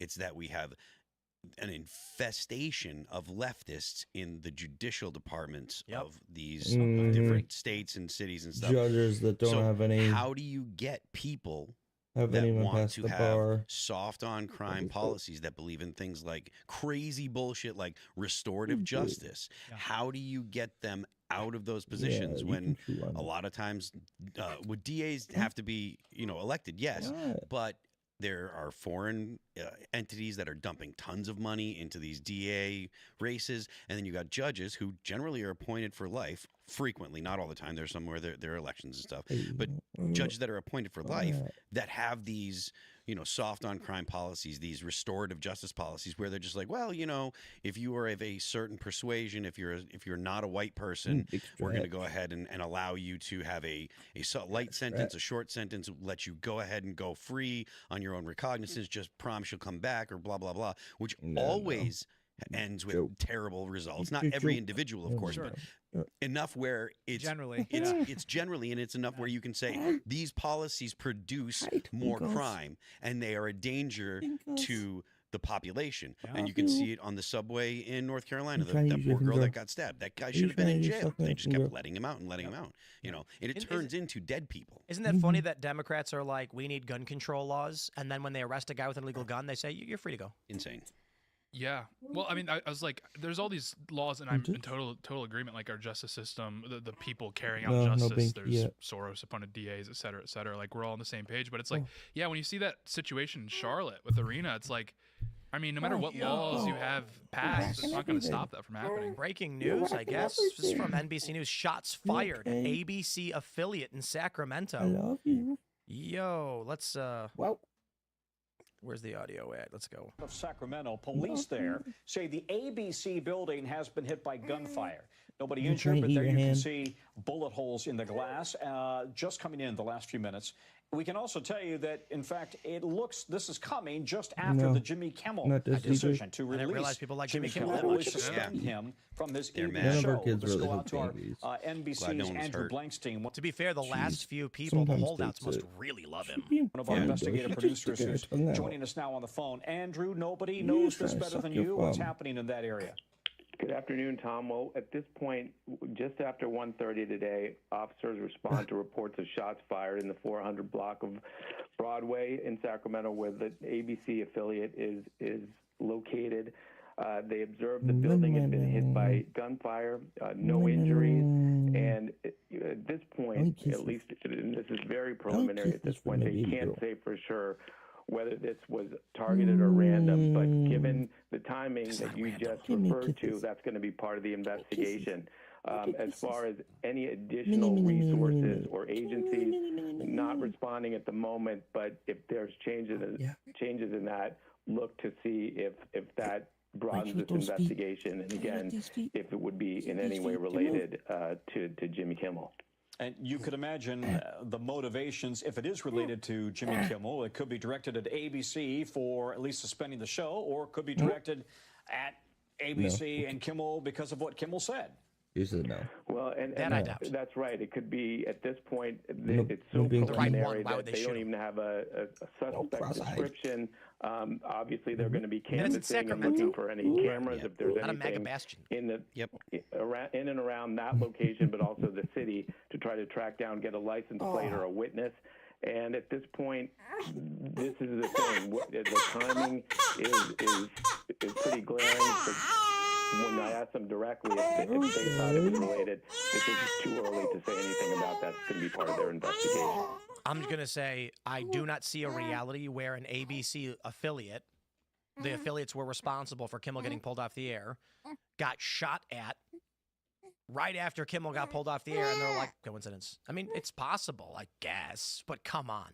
What reasonable person is going to draw that conclusion? So I will say this. As I often say, the truth does not matter to partisans. People who see this are going to interpret it how they want. And I assure you liberals are going to go, they're shooting at us now. They're going to say, ABC, that's where Kimmel worked. And it's Trump supporters shooting at ABC. And that makes no sense, to be honest. So I know the right is going to say, this is somebody angry at ABC for pulling Kimmel. Because they're saying Trump's a fascist. And maybe it's nothing. Maybe it was a guy who thought ABC was the liquor store, but he didn't realize he was not in Virginia. I don't know. I mean, look, Wants to eat her whole hand. You know, You want to eat her preface whole this by hand. saying, thankfully, it seems like there were no injuries. No one was shot. But I tend to think that it's unlikely that it was a Trump supporter. Sure. There's not really a whole lot of reason for a Trump supporter to be like, oh, I'm just going to randomly shoot at this ABC station, especially when ostensibly conservatives want to be are, key, but pressing the advantage. You know, conservatives and people, they're conservatives and people that would be considered Trump supporters. They're in a position where you can kind of say, look, you know, things are we generally have the opinion of the American people on our side. Trump's up 10 points today from Rasmussen. It's true. You know, huge bump. The one question, though, for those of us on X is, how can we blame this on Israel? Well, you just do it. I feel like you just kind of YOLO into it. Just you know, say Leroy Jenkins. It was the Jews. You don't really have to think too hard about it. There are plenty of people who I enjoy it all. totally endorse it, you know, right off the bat. And yeah, a lot of them live in Pakistan and Bangladesh, but the Jews. Say it like that. Okay. And they're just like, yeah. Then let's try the other one, Civil War. I mean, like I said, I think. I mean, look, I'm a partisan, so I think it's the left, you know. This is civil. I agree, though. It makes no sense why the right would be like, yay, we won. Now go shoot at ABC. That makes no sense. And the left is angry, saying, ABC, we're boycotting you. We're angry with you.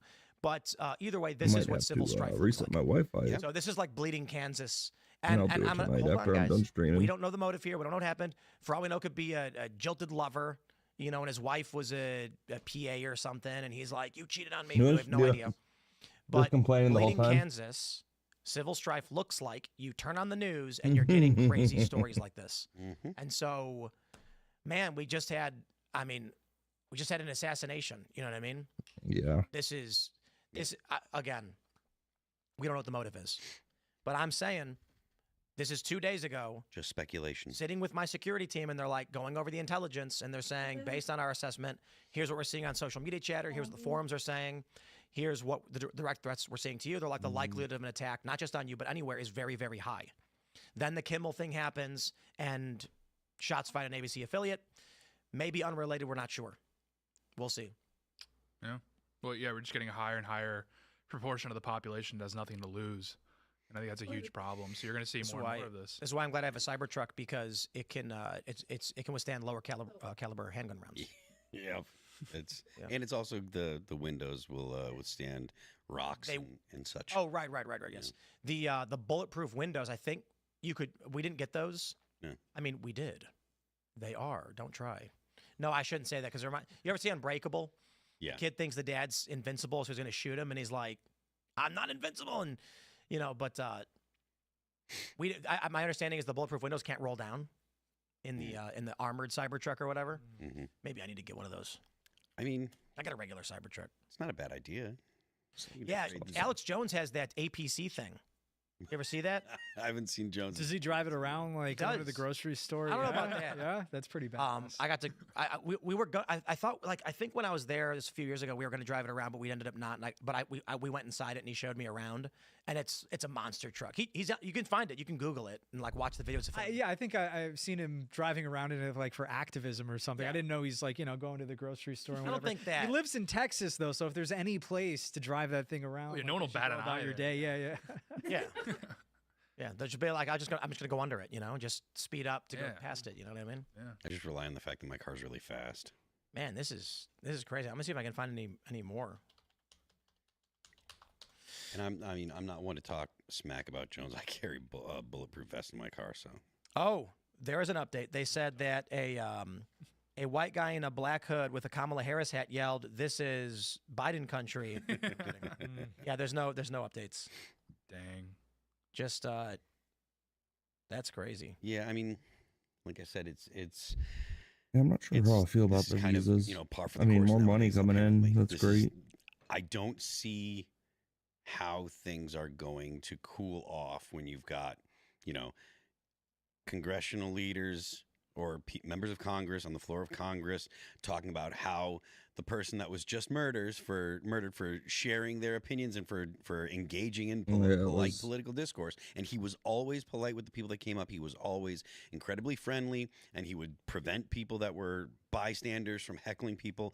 When you've got a member of Congress talking about how racist he was, how horrible of a person he was, this is something that is ubiquitous on the left now. I don't see how. I mean, I would love to see an off-ramp, but I still don't see one. We're hearing now it may have been celebratory gunfire. The people of Sacramento were just celebrating when they opened fire. And, like, thank goodness so we can't, Jimmy Kimmel's off the air. We don't have to watch him anymore. Yeah, people are they're getting ragged on for this, but it is pretty scary. I mean, I will say it, my friends. We don't know exactly what the reason is. There was a congressional staffer who was set on fire and said, "I didn't want to die," and they said it was an accident. And I was just like, okay. That was weird. How do you accidentally go outside and set yourself on fire? I guess it could happen, like you're trying to burn trash illegally or something. We don't know our way around cigarettes. These things happen. And you like spilled gasoline. Yeah, the gasoline all over yourself. I'm pretty sure. I don't know. Yeah. Don't play with fire, ladies and gentlemen. So true. But these stories, man, this is scary. You need to restore order. I tend to agree. One more grain of sand in the heat. Co-signed. Trump's gonna be like, we can't live this way. We can't. You can't. It's real. I'm wondering. I think next week Trump might go. I mean, it's true. He just needs to reuse some of the old tweets that he has. He had some really good applications of those old tweets that, would probably get him in a lot of trouble now. But he knows what to do. Some people are tweeting that it was a leftist, but I don't see any. I'm trying to. This was a couple hours ago. The story broke actually, so 6:40. I'm gonna try and see if I can find any more updates on this, or if anybody knows. Yeah, I mean, I would like some kind of, some more information. I don't imagine that there's someone out there that was actually wearing a Biden-Harris shirt. It was like, I'm the one that did it. But it is a situation where this kind of stuff is going to likely escalate. This is going to continue, particularly with the rhetoric that you're hearing from the left. Again, like they're the leaders of the Democrat Party pretty ubiquitously had the right initial response, but then the more progressive people within a day or two were pointing out, but he was so terrible and he said all these horrible things, and they're repeating lies, or they're repeating selectively selectively edited videos, or stuff out of context and stuff for no other reason than to say it's actually okay. You don't point out, you don't sit there and say, Charlie Kirk was a bad person and he had all these bad opinions, unless the point of saying that is to say, so it's actually kind of okay that he was murdered. Yeah, it's a tacit endorsement. Yeah, I mean, I've said it before on the show, is like they set up this pincer movement a while ago where they were like, it's okay to punch a Nazi or whatever. And everyone's like, okay, yeah, I don't know, maybe. And then they're like, yeah, but you're also a Nazi. Yep. So now we have to so they justified political violence a long time ago. Yep. And then now the tactic has just been advancing the goalpost on what or moving the goalpost on what a Nazi is. And then now just being a conservative, a patriot is now beyond the pale for them, and they can justify. So even though they're coming out with this lip service where they're giving this condemnation, saying, oh, there's no place for political violence, they add a bunch of modifiers on there to ensure that they still have a justification in case they do want to go after you. They don't want to concede that line of like, you're still a terrible person and deserve to die. I just, for whatever reason, my PR lady said I have to condemn this. I'm going to condemn this. Yeah, I agree with that. And I think the smarter Democrats recognize that, especially when you're not in power, that your own side doing political violence gives the other side a pretext to crack down, which is exactly what's happening. And it's why, me and other smart right-wingers have for decades been saying that right-wing political violence is absolutely not the right way forward. So, okay, we got breaking news. Newsmax, report of a bomb threat at RFK Jr.'s Georgetown home. This is breaking as of 8 o'clock. I mean, it's pretty wild because we do pre-production and these it's hard to find all the stories. And things start blowing up and, shots are fired. And K-9 units deployed. The home and surrounding areas have been searched and cleared. Officials say that as of now, no explosive device has been found. The scene remains active while the investigation continues. Wow, this is RFK Jr.'s house. Far be it for me to be like, hey, look, this proves that I was right, but this is what I was saying Civil War in the modern era would look like. We are going to see a bunch of stories like bomb threats, shootings, red alerts, false alarms. I would say this is definitely like a Bleeding Kansas thing. I'm not saying we're in Civil War. I'm saying this is definitely Bleeding Kansas level violence. The only thing is, as we had a super chatter make the great point, they didn't have instant data transmission back in 1860s. Yep. So this stuff took months to progress. I mean, if you were trying to get a surrender, you wouldn't know until the postal carrier could deliver the letter and you'd actually get a response. Now it's all in real time. And people can react to the shooting at ABC in real time with acts of craziness on the other side of the country. So this is nuts. Holy crap, man. Yeah, bomb threats, shooting at television stations. Stuff that would have been front assassination. page. I mean, look, it's been a week. Yeah. And we've got congressional staffer dies being set on fire somehow. They say it's no foul play. I want to make sure that's clear. Bomb threat at RFK Jr.'s house, shooting at an ABC station. Yeah, and this stuff would have been front page news 5 years ago. Now it's like, oh, okay, yeah, that's kind of the moment we're in. That's crazy. Yeah. Not to mention, there's the lower tier stuff. All the people getting fired from their jobs for dancing on Charlie's grave, the celebration of the assassination. This has been one insane escalatory week. Yeah, this is crazy. Mm-hmm. It's well, liberals finally became free speech advocates. It took quite a bit happening to get them to that point. But when it came to our right to criticize various policies like Black Lives Matter riots and COVID stuff, they weren't supportive of our free speech then. But when it came to people saying that you shouldn't cheer on and encourage more political assassinations of normal law-abiding citizens, then they became free speech, absolutists, so to speak. It's totally ridiculous. Yeah, I mean, to chime in and say, oh, you don't like cancel culture now, you're a hypocrite, when they were literally canceling people for using the wrong pronouns. Right. Just a for couple basic years. conservative beliefs. We're not. No one's getting canceled for being like a basic liberal. They're getting canceled for literally saying that this innocent guy deserved to have his neck explode on TV. Who was the race car driver that got canceled because his dad said the N-word? Oh yeah, I didn't hear about that one, but so they dug into the past so much that there was a dude's father who said the N-word in the 80s, and they canceled him up for it. Mike Cernovich has a great tweet. He said, if we're not careful, all of our conservative and right-wing friends are going to lose their late-night shows, their network news anchor positions, professorships, and roles as Hollywood actors. Their films might not get reviewed by the New York Times. Peril indeed. Point well taken, Mike. Yeah, it's unreal. It's unreal. The idea that that the right is a hypocrite. And I saw a clip from Gavin McInnes about this today, and he was like, "Yeah, we are hypocrites. Humans are hypocrites generally, but now We wanted to be the free speech people. We wanted that, and you canceled everybody. You canceled us. Blah blah blah. And again, coming from McGinnis, that that's pretty poignant because he got canceled for literally nothing. Like he had done nothing. He just said things that were a little outside of what were politically correct, and he got booted from X for 7 years or whatever. And he was like, F you, this is war. We're going to cancel you. We're going to do everything we can to hurt you. We are hypocrites. We're comfortable with that. You made it this way. Welcome to what you created. Yeah, well, Mike Tyson, he said everyone's got a plan, so they get punched in the teeth. It's the same thing. It's like, look, every conservative's principled until you start shooting at us. Yeah.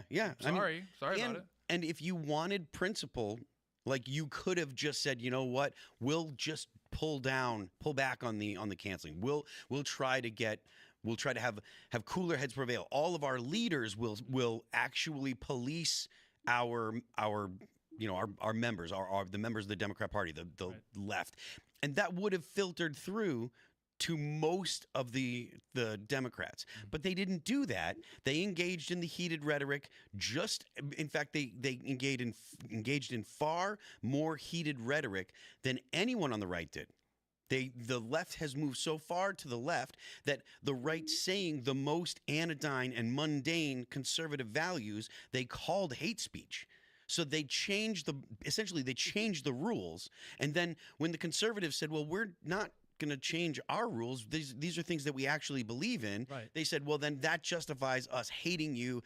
That justifies us ending your careers. That justifies us doing whatever we want to harm your family. That justifies us up to and including murdering you. And then they're like, but what about free speech? Right. F you. F you. Unreal. Real. But I mean, I don't. Also, the government, Trump's not legally preventing people from cheering on Charlie Kirk's death. Maybe he's got that in the cards, so I'll have to walk this back a bit. But yeah, no, it's literally. I do think that a lot of normal people view like cheering on a gruesome assassination is like a pretty crazy thing. Yeah. And if like every liberal thought that was okay to do, these people wouldn't be getting canceled because for all of the ground that the right has gained in recent years, most institutions are still like, especially like in cities and stuff, are still like pretty left wing. But yeah, these people, it really took them cheering on, the murder of an innocent person in order for them to start suffering social consequences for their views. Whereas I always think back to the police officer who, the Give, Send, Go or the GoFundMe for Kyle Rittenhouse's legal defense got hacked and all of the names released. This guy lost his job for donating like $20. Yeah. Yep. So yeah, the bar has been extremely low for getting canceled as a conservative. And now the other side is crying about cancel culture because they're just extreme like pro-assassination freaks at this point. Literally, it's like that's literally it's happening. What are the words of that one song? It's times like these that I'm glad I live in a large acre property with a security perimeter and armed guards. Good song. Yeah, I love Classic. it. 90s, I think. Yeah. Garth 2000s, Brooks, I maybe? think. Yeah. Foo Fighters. Fighters. It's times like these I'm glad I live on a property with armed guards and security perimeters. That's how it goes. No, we had a guest on the show Monday, Slow Jack, and he was like, yeah, like celebrating a death at a McDonald's would have gotten you fired from McDonald's. Like, it's just because this has become a wedge issue that they're calling it cancel culture. He's like, that's always been the case. You always get fired from your job for like celebrating someone getting shot. And more importantly, things like that should happen. Cancel culture was always when people were fired for things that were not objectionable. Right. Something they did 10 years ago, something their dad did, or an off-color joke. And I think the first instance of this was that woman on the plane when she said something like, flying to South Africa, I hope I don't get AIDS. Just kidding, I'm white. And she was making that joke as a liberal. Yeah. Yeah. And she was on the plane with no internet, and the whole internet blew up being destroy her. Yeah, her life was over by the time she landed. What year was that? Like roughly 2012 or something. Okay. Yeah, I was going to say because liberals, I feel bad for Zoomers. They don't know what it was like. But back in like the late 2000s, early 2010s, like every liberal I knew was saying stuff like that. It was just like, edgy humor, whatever. And she tried explaining. She was like, no, I was pointing out that the people who suffer under AIDS are the black people and the white people are getting special treatment. And they were like, the companies were like, we don't care. A hate mob is a hate mob regardless of ideology, and they've decided to hate you. Mm-hmm. So she shouldn't have lost her job over that. That's stupid. no one should have actually cared at all. It's weird that some random woman went viral. This was cancel culture when they were like, you have an opinion we don't like, you're fired. And it's like, bro, I supported Trump. It's like you said something like, I think Trump's right about immigration. You know, maybe you're fired. Got canceled. Now it's like a dude got shot and killed, and you're posting videos dancing and celebrating, saying, who's next? And they're like, I don't think someone who has violent tendencies and murderous rage should work at this company. And they're like, that's cancel culture. Well, I think our employees, our customers are a little freaked out by you calling for death, and they don't want to shop here, so we're going to ask you to leave. Or what Jimmy Kimmel did. You know. Just say something that offends people and get booted. I mean, just suck at your job. These people censored they censored the president too, as they're crying about like you know cracking down on free Jimmy Kimmel's free speech. Like you censored the president.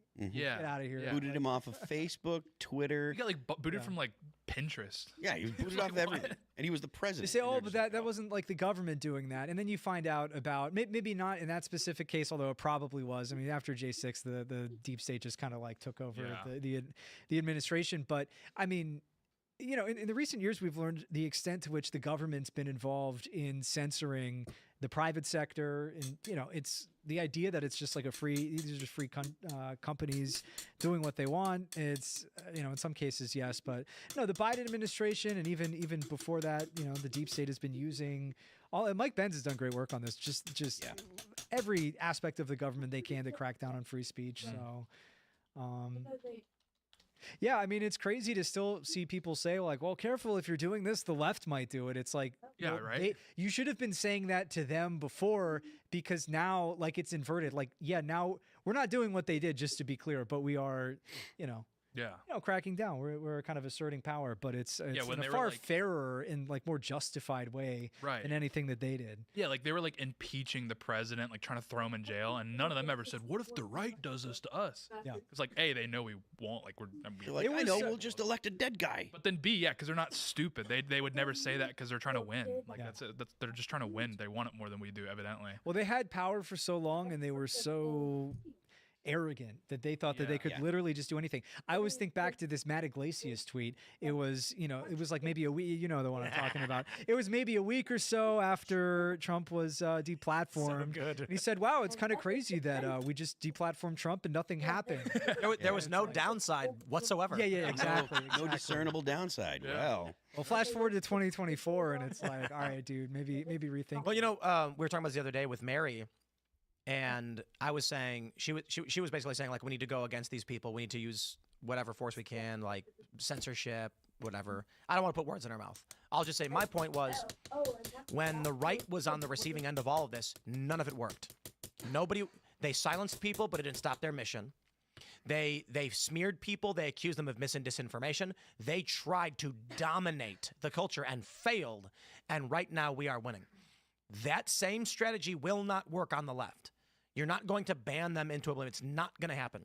So I don't know what you do to stop deranged psychopaths like Jimmy Kimmel who go on TV and lie and say the shooter was a MAGA guy.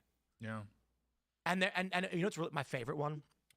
Seeing these liberals post. The difference between Roseanne and Jimmy Kimmel is that Roseanne wasn't fired because the president tried to get her fired. Or the thing about Jimmy Kimmel is that it went against their own business interests because the president pressured them. And it's just like, these are the lies they're spreading. Trump did not get Jimmy Kimmel fired. Brendan Carr played a small role with his statement, which was worrisome. But advertisers, unrelated to affiliates or the FCC, had complained as well. And when Jimmy Kimmel was talking with the executives, he said he was going to double down. This is an entirely different scenario where with Roseanne, she made a joke. Liberals lobbied to get her fired from her job. And then I believe Roseanne said Obama and Michelle called ABC and lobbied for her dismissal. So they live in an inverted reality. It's just nuts. Or at the bare minimum, let's just do this. Let's say Roseanne and Kimmel are identical in every single way. They cheered for Roseanne getting fired. So why should they be upset now when they got the world that they wanted? Right. They're saying that the right, they're hypocrites for now being in favor of getting people fired from their jobs. And I'm like, no. There's a difference. There's the 8 years of please stop getting people fired from their jobs and liberals saying no. Then finally the right saying, fine, we will stop you, taking power and stopping them, versus the hypocrisy of it's a good thing to ban people. And then when it happens to them, they say, oh no, our free speech. The left are hypocrites. The right are just trying to win because the left started a fight. We're going to go to your chats and Rumble rants, my friends. So smash the like button, share the show with everyone, you know, literally everyone. And let's see what you got. Join our Discord server at timcast.com and join Rumble Premium, of course. We got TJ Sherrod says, just had septum sinus surgery yesterday to fix my breathing.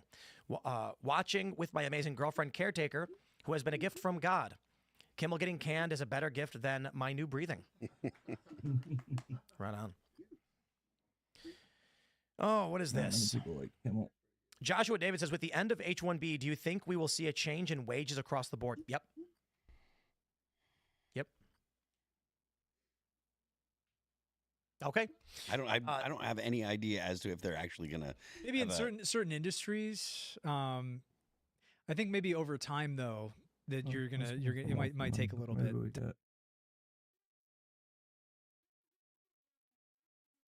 Correct. You have to know that this is called the praise in Arabic. So anytime it says praise, then that is referring to this statement apparently everywhere in the Bible. Mm-hmm. This is stupid. So, do you want to bring up? In theory, right? In theory, they could have word for word quoted Isaiah 42, and it'd still be meaningless. But they can't even paraphrase it properly. Dean has to really stretch it to make it a proper paraphrase of Isaiah 42.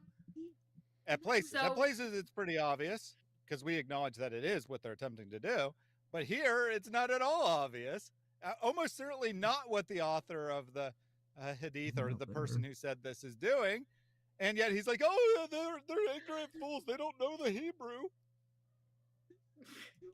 Well, and now let's actually talk about whether or not the description that they're choosing, that they're saying of everything in the entirety of the Old Testament, which we now have access to. This is a thing that to us is the closest that it could possibly be to Muhammad. And it begins with the one who will not quarrel or cry aloud and will not raise his voice in the streets. Now, I sent you a whole bunch of a hadith about Muhammad doing what? About lifting up his voice, about raising his voice. He will actually talk about Isaiah 42 after it gets to the 9 parallels, so maybe. Okay, he will talk about the actual contents. All right, all right. We'll wait till that. 1 second. It's what the hardest to do. Yep. I figured out screwed up. So as you can see here, it says Tahilla Taw, right? Taw just means his. So don't worry about that. Tahilla. So he's going to make people praise God in a way that's described in Hebrew as Tahilla. Obviously, Hebrew is like Semitic language like Arabic, and what you can see here, Tahleel So I was trying to put so much meaning the praise close of the creation of together Allah's and oneness, specifically the recitation of the phrase La ilaha illallah. There's no God but Allah. So this praise of Tahleel is embodied through the Prophet ﷺ in this way, right? Where he makes. What the heck? Glue stick instead of super glue soft. So wait, in the Hebrew it says and label then. His praise. Right. So this is sing a new song to the Lord. His praise from the ends of the earth is the verse he has up there. So it says praise, and then they're like, aha! It says praise, but we have a word whereby we praise the declaration of Allah's oneness. So you see. Right. Right. Because the Hadith only has the declaration of Allah's oneness. Instead of saying he will be praised or something along those lines, it just says there is no God but Allah. He says, see, this is the parallel. It says praise in the Hebrew, and we call it the praise. I don't even know if they called it the praise in the 9th century when Bukhari, or 10th century when Bukhari is being recorded. But there, he says it's a word that means praise. It's got to be the parallel. Yeah, that's it. Everyone, this is what Jews and Christians are supposed to look at and go, wow, this could only be Muhammad. Because we've never praised anyone in this is the last parallel, and then we can get to the actual descriptions that are relevant. So through which eyes are made to see, ears are made to hear, and neglectful hearts are awakened. And obviously see here, it says, I will lead the blinds the way they have not known. Yeah, so far, this is like possibly the stupidest thing I've ever heard in my life. Everyone paying attention. Just get your mind around this core idea. Someone is asked, where's Muhammad in the Torah? And the guy gives a paraphrase. He gives a quick little summary of Isaiah and say, yeah, he's in Isaiah 42. Here it is, and let me tell you about him. And so far, the entire video has been, look, they're paraphrasing it here. And it is, in fact, in Isaiah. Yep. All this means, literally all this means is that by the time you get to Bukhari, someone was familiar with what the book of Isaiah says in chapter 42. That's all that means. So far, we've seen, now, I haven't seen even the slight reason to connect this to Muhammad yet. It's just, hey, in other words, everything they're saying here is just, hey, whoever put this hadith together was familiar with Isaiah 42. Great. We wouldn't dispute that. We would dispute whether it's about Muhammad, not that someone knew about what Isaiah said by the time you get to Bukhari. We're not disputing it. Mary, Thaddeus, are any of us disputing that someone, by the time you got to Sahih al-Bukhari, 2 centuries after the time of Muhammad, someone was familiar with what Isaiah 42 said?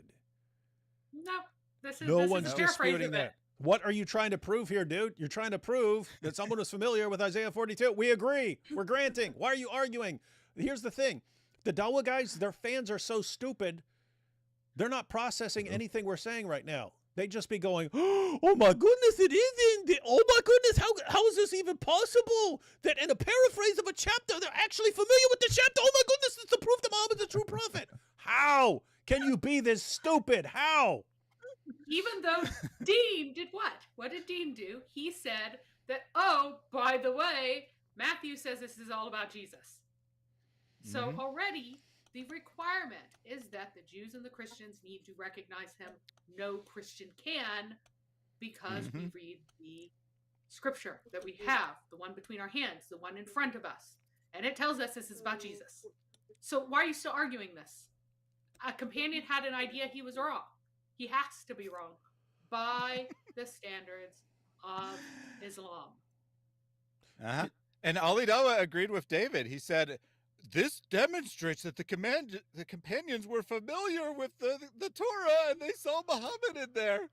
Right? That's what Ali Dawah said this means, which I guess he's sort of correct, right? They at least were making that argument. But the guy says this is in the Quran. Problem is, none of it's in the Quran. I mean, maybe a few of the things are, but for the most part, it's not in the Quran. And he's like, well, look, it's in Isaiah. Yeah, we know it's in Isaiah, but it's supposed to be in the Quran according to the companion. This is actually seriously, like, disheartening. Like, you know, Christian apologetics and polemics and so on were like, hey, we can actually examine arguments and provide good arguments and evidence and so on to show that Islam is false and that Christianity is true. What do you do when you're dealing with people who are so incredibly stupid and the product of 40 generations of first cousin marriage, and they can't understand anything anyone is saying? They don't understand arguments. They don't understand how evidence works. They don't understand confirmation and disconfirmation. All they understand is, yo, my guy, him say this, so him right. Oh my goodness. Like, anyone who would be at all impressed by this is like stupid beyond anything we can imagine. How do you then show them that they're following a false prophet when they're actually too dumb to understand any argument you give them? Yeah. Scary. Pretty much. Pretty scary. Pretty much. Now we can go through specific details from that prophecy that we know only the Prophet ﷺ fulfills. Only Muhammad. So let's go on. So All right, the first so now one is he's that going his to mission will actually falter get during his into lifetime. Isaiah. So that whole part was just to prove that they were talking about Isaiah. Great, we agree. No one who's familiar with the passage would dispute that this person was familiar with it, but even then they didn't get it right. So they're familiar with the gist of the passage. They'd heard it a bunch of times. All right, so now we're getting to the proof. So this is actually a proof for Islam independent of this prophecy, which is during the Prophet's lifetime, he lived for 23 years as reciting the Quran and preaching the message of Islam, fighting in wars, assassination attempts at his life. And throughout the whole ordeal, Allah subhanahu wa ta'ala protected him from the people and made sure he finished his mission before. First of all, I just have to point out the obvious here. The way these guys interpret it, and it's like, oh look, your justice, Muhammad brought forth justice and stuff. The way they apply these scriptures, like Alexander the Great. Yeah, it doesn't work. Look, he will not falter or be discouraged. Muhammad was discouraged. He literally tried to hurl himself off a cliff repeatedly. So he was discouraged, right? Mm-hmm. Yeah, I would say so. But my question to you, what happened right after Muhammad died? Like Ridda Wars, disaster everywhere, everything fell apart, they had to fight, regain, etc., etc. In what way does he will bring forth justice and he will not falter or be discouraged until he established justice on earth? In what way does that apply to Muhammad and not to Alexander the Great? Like, just in terms of parallels. Muhammad brought a law, Mary. It says the coastlands wait for his law. And we all know that Muhammad is the only person other than Moses ever to bring a law. Yeah, apparently. Like, Julius Caesar, for heaven's sake. How does Julius Caesar not fulfill this portion of the Declaration? Who in the history of the world would read those, go just out of context and go, just my Muhammad. Goodness, that can only be Muhammad. Yep, he's the one who brought forth justice. Banging little no one kids. else has ever done it. And notice, I think if I remember correct, he does pretty much go in chronological order. Or in verse order. He doesn't cover nearly all the verses. He only covers about 6 of them. So he's jumped from straight to verse 4. He doesn't want to talk about verse 1, 2, or 3 for some reason. Doesn't he want to talk about verse 1, 2, or 3? Well, that kind of sounds like someone who's characterized by gentleness. Why would he not want to talk about he will not shout or cry out or raise his voice in the streets? What was Muhammad known for doing whenever he taught people? Running his Getting stupid really trap. loud. Do you have the hadith up now with him, his face turning red? What do you mean, he from would where? raise his... well, I sent you all the hadith. Where? Whenever... No, not you. Thaddeus. Thaddeus should have them all. Oh, Yeah. you want me to bring them up? Well, I thought you just- wanted David to bring them up. Sorry. I hadn't sent them to David. I only had sent them to you. Yeah, But, Thaddeus kind of helps helps to bring them up if I would have them. Where'd you send it, Mary? Well, I did sent you it email before our to me, last or- live stream. It's all Oh, of those. before the last live stream, you expect me to go back a week's worth of stuff? Yeah. Okay, fine. Anyway, it talks about him doing what? Whenever he would talk about the end of the world and he'd preach about it, his face would turn red and he would his face would change color with the effort of his yelling as he is preaching. He would also raise his voice at other times, aside from that as well. Mm-hmm. Yep, I can pull some up if you give me a minute. You don't really need to unless it's something we want to read Yeah. carefully. But we can kind of take your word well, for it. There's one very funny one where his face changes color and he's Mhm. like yelling. Yeah, well, This his is face like turns red while he's habitual of preaching. him. Yeah, when But I he also had preaches, some his very face turns funny red ones, yep. and he yells. Yep. Yeah, we don't necessarily need the exact hadith, but Yep. you can take our word for it if you want, or if you really want to see the hadith, we did bring them up on our stream, so you could go and find them there. But I won't worry about finding it this exact second. Okay, all right. Just an But interested It's pretty time. funny. It was very funny though. It was definitely very funny. Because this verse in the Quran. oh, some of them were like about end time stuff, and they were really ridiculous. But don't worry about it. It was just humorous. It wasn't important to the argument. His mission won't falter during his lifetime.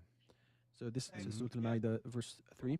This day I perfected for you your religion and completed my favor upon you and have approved for you Islam as religion. Okay, so this fulfills this part of Isaiah 42 where it says, that he will not falter, be discouraged till he establishes justice on earth. What in the name of common sense does that have to do with him establishing justice on earth?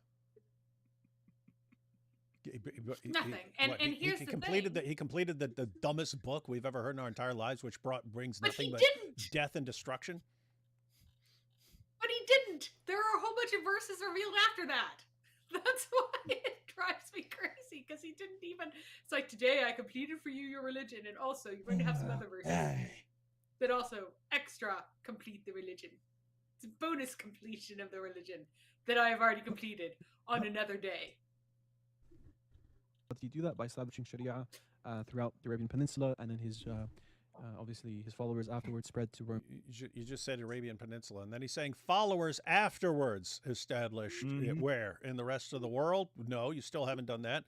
But two, it's he will not falter or be discouraged till he establishes justice on earth. Now you're saying it's his followers who did it. He didn't even establish it in the Arabian Peninsula, because the Yamama battle wasn't until later. Well, I mean, like the Musalema, or whatever the dude's name is, the other prophets were running around out there, so he didn't deal with the other false prophets at that time. So he failed, apparently. So the second trait is that the Gentiles will await his law. Okay, so Isaiah 42 verse 4 says, just go back. It says, in faithfulness he will bring forth justice, he will not falter or be discouraged till he establishes on justice on earth. In his teaching, the islands put their hope. Now, the word for teaching here is actually Torah.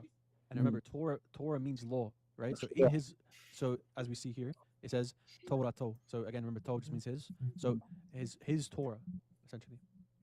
Right? So the Gentiles will await his Torah, his law. Okay.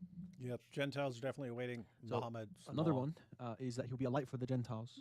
Okay. Obviously, the Prophet ﷺ came for the Gentiles, came for all humanity to spread monotheism.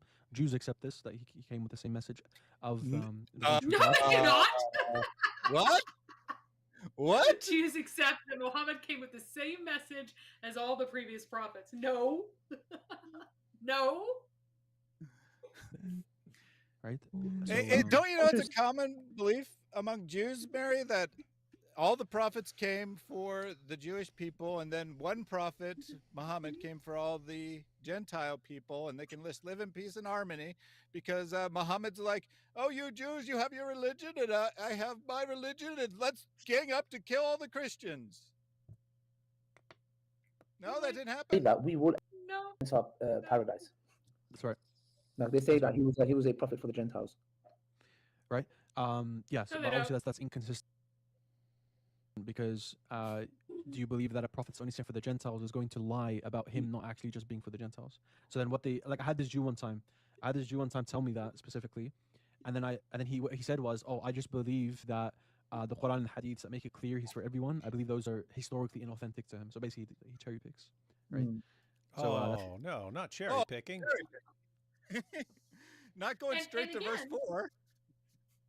Here's something. Why would he, if you're saying that this is about someone coming to the Gentiles specifically, and if he's coming with the same message, why would any Jew need to listen to him?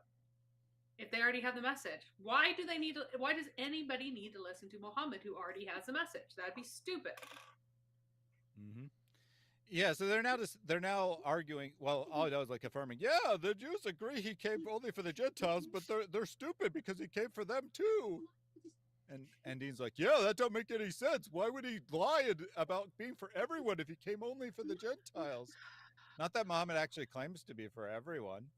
Anyway, no, he claims that he's only for the Arabs. Yep, he only came for the Arabs. That's the reason why the Quran is in Arabiya, is so that you can understand. You folks who speak it natively, you need your own. Everybody else has got theirs. I'm here for these guys. So that guy copes with it, but obviously it's quite historical that the Prophet ﷺ intended for him to be for everyone. Obviously. Okay. God will use this person to get rid of idol worship. So verse 8, I will not yield my glory to another or my praise to idols. Obviously the Prophet ﷺ fulfills this. That's God saying, I am the Lord, that is my name. I will not yield my glory to another or my praise to idols. You guys bow down to a stupid black rock. Obviously, Muhammad fulfills this. Muhammad Yahweh, and he doesn't share his glory with anyone. And Muhammad, I mean, Muhammad's not an idol to these guys. Muhammad's not an idol to these guys. And the black stone, which they're climbing all over each other to kiss and so on. The main export, the chief export of Saudi Arabia is paganism and idolatry, guys. Yes, because I mean, we render it as oftentimes the pillars, but it's stones that are set up for worship. They are uncarved stones that are set up for people to worship them, that were all over the Levant when Moses came in, and Moses was given specific instructions. Anytime they run into these stones, they're supposed to smash them. So the Hajarites who took the black stone and smashed it up and threw it into a latrine, they were doing what Moses was ordered to do. You smash the idols, the aniconic stones set up for worship, including the black stone. It is an idol, a stone to be smashed, according to Moses, according to the instructions given to Moses by God and recorded by Moses. So they're reading God saying, I am the Lord, that is my name. I will not yield my glory to another or my praise to idols, as this being about Muhammad doing away with idol worship when he basically made himself the main idol on the planet and encouraged his followers to kiss a pagan idol. Great job. Great job. My camera cut out again. I'll start that back up, but let's go ahead and play this. That's hilarious. Jesus, during his ministry, he dealt mostly with Jews. So what I'm going to, at the end, I actually have a table comparing Jesus and Prophet Muhammad sallallahu and comparing who fulfills this best. So we'll get to that in a second. Because I used to have a chart like that for Deuteronomy 18:18. When I confronted some black Israelites like 10 years ago. I used to use that, yeah. So it says people praise God around the world with a new song. Obviously, we say that's the Quran, and we recite the Quran. You can even say this is new song, the Adhan as well. So it says, "Sing to the Lord a new song, His praise from the ends of the earth." What do they mean by song? What's the definition of song? Hey, look at him get concerned. What's a song? What do you mean by song? What's a song? Music is haram. He's concerned because a tajweed is not singing. It absolutely is not. You're not supposed to call it singing. It's not singing. It's its own thing. It's distinct. It's a form of chanting. It is not singing. And singing is, on the border of haram music, right? Mm-hmm. So he's suddenly concerned. He's like, why are you calling it a song? Because that's kind of profane, honestly, to call the Quran, which is supposed to be like, really, they're just imitating Jewish and Christian chanting, which Jews and Christians use so that large groups of people could hear easily certain liturgical passages. It helps people to hear over a large distance in a crowd without modern microphones and speakers and stuff. That's what it was for. But Muhammad imitated that, and to call it singing, suddenly he's like, wait, why are you calling it singing? What do you mean? Singing? What's singing? So that's why he's getting concerned. So the Quran is so according to D's response, the Quran is a song, and you're supposed to sing. You're supposed to sing to the Lord, all caps. That's Yahweh. Mm-hmm. The Quran is a book that is meant to be sung to Yahweh, and that's good to know.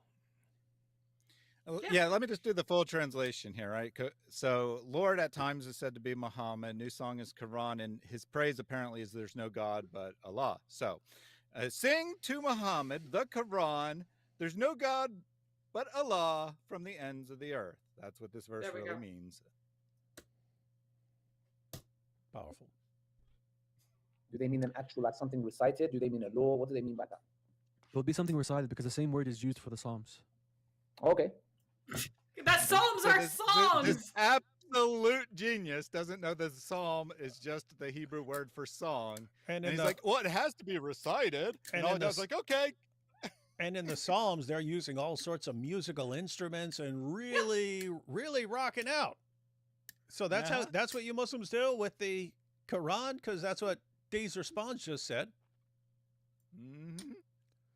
Yep, he says the same thing. It's the same thing as the Psalms.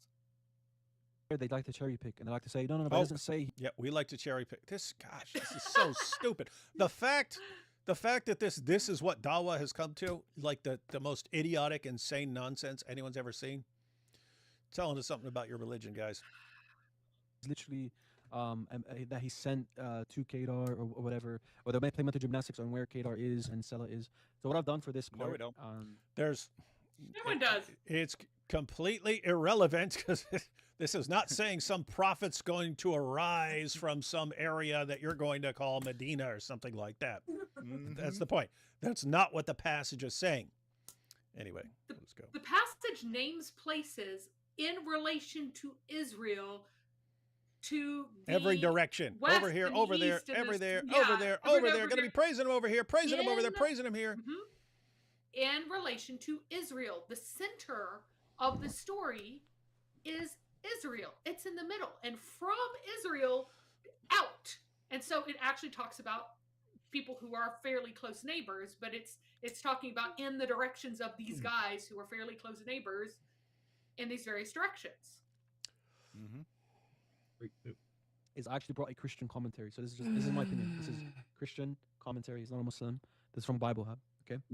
Before we get to that, let's read the verse. Let the wilderness and its towns raise their voices. Let the settlements where Kedar lives rejoice. Let the people of Sela sing for joy. Let them shout for the mountaintops. Okay. So this is the guys. Everyone, you just heard it. Right. It's saying, "Hey, here's this awesome thing happening in Israel."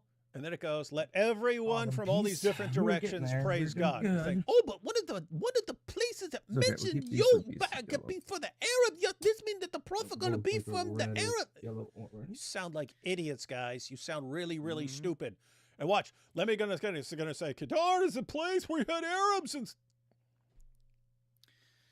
Yeah, just to set this in the proper context, because Dean only read like select verses out of Isaiah 42. First 4 verses, description of the servant. Verses 5 through 9, God's description of the servant.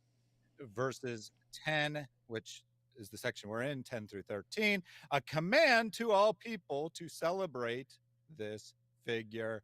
And then 14 onward is what God is going to work on earth as a result of this figure. But So, Dean reads it as it's about Muhammad. That's not what it's about. That's because they made an idol out of Muhammad. So verse 11, which we're in, comes right after verse 10, where it says, go down to the sea, the coastlands and their inhabitants. Then we got Kedar and Salah, and then finally the mountains. Give me more yellows. But some of these things could potentially be in Arabia. Therefore, it's about Muhammad. Where I'm going to be using. Guys, just imagine if you wanted. For a second, it sounded like it, didn't it? If I said, "Hey, Jesus is Lord," praise Him in Alaska, praise Him in South America, praise Him in Europe, praise Him in China, praise Him in Australia, praise Him everywhere. Like this would be like someone from Australia going, "What? You just said praise Him in Australia? Oh, this is talking about the guy from Australia and saying he's going to be the prophet." It's like, yeah. What? How? Where did you get that from? That's what this is like. Yes. To inform our understanding of where Kedar and Sela is. So Barnes' notes on the Bible. So where is Kedar? It could be, as we're going to read right now, either Jordan or Arabia in general. Now, the Prophet Muhammad fulfills both because Islam spread, the spread of monotheism to the lands Not in his life. Their pagan idol worship.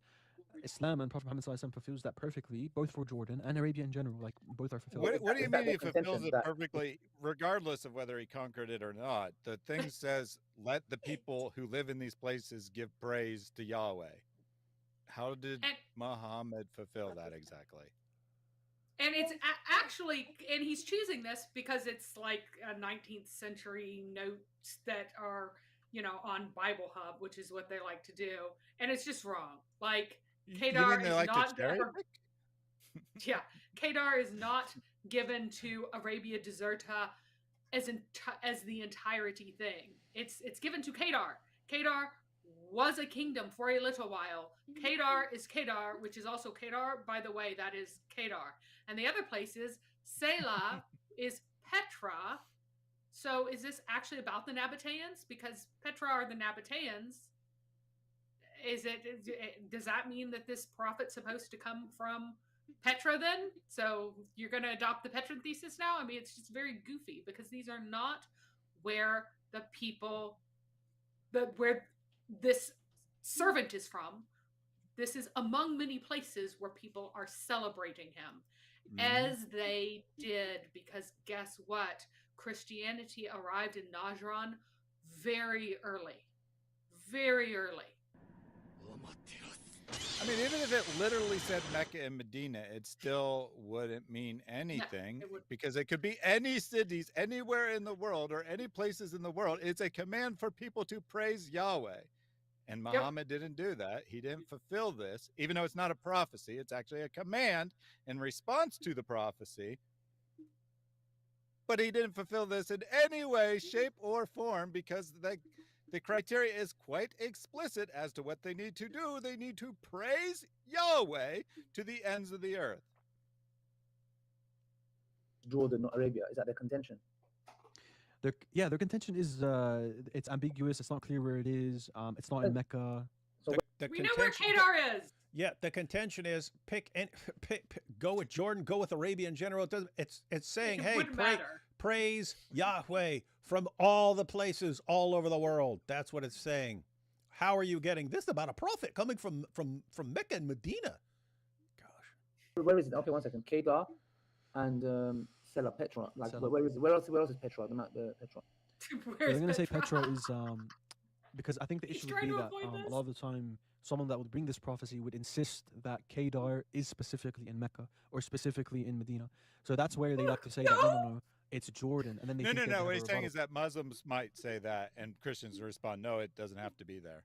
So he's saying, don't do that. Don't. Yeah, he's saying, don't do that. Oh, yeah. He's saying previously Muslims have, and they have. saying, what would Christians respond to that? And then he's like, well, it might not be Mecca. And then he's like, okay. So don't say it's Mecca, just say it's Arabia. But the thing is, he will not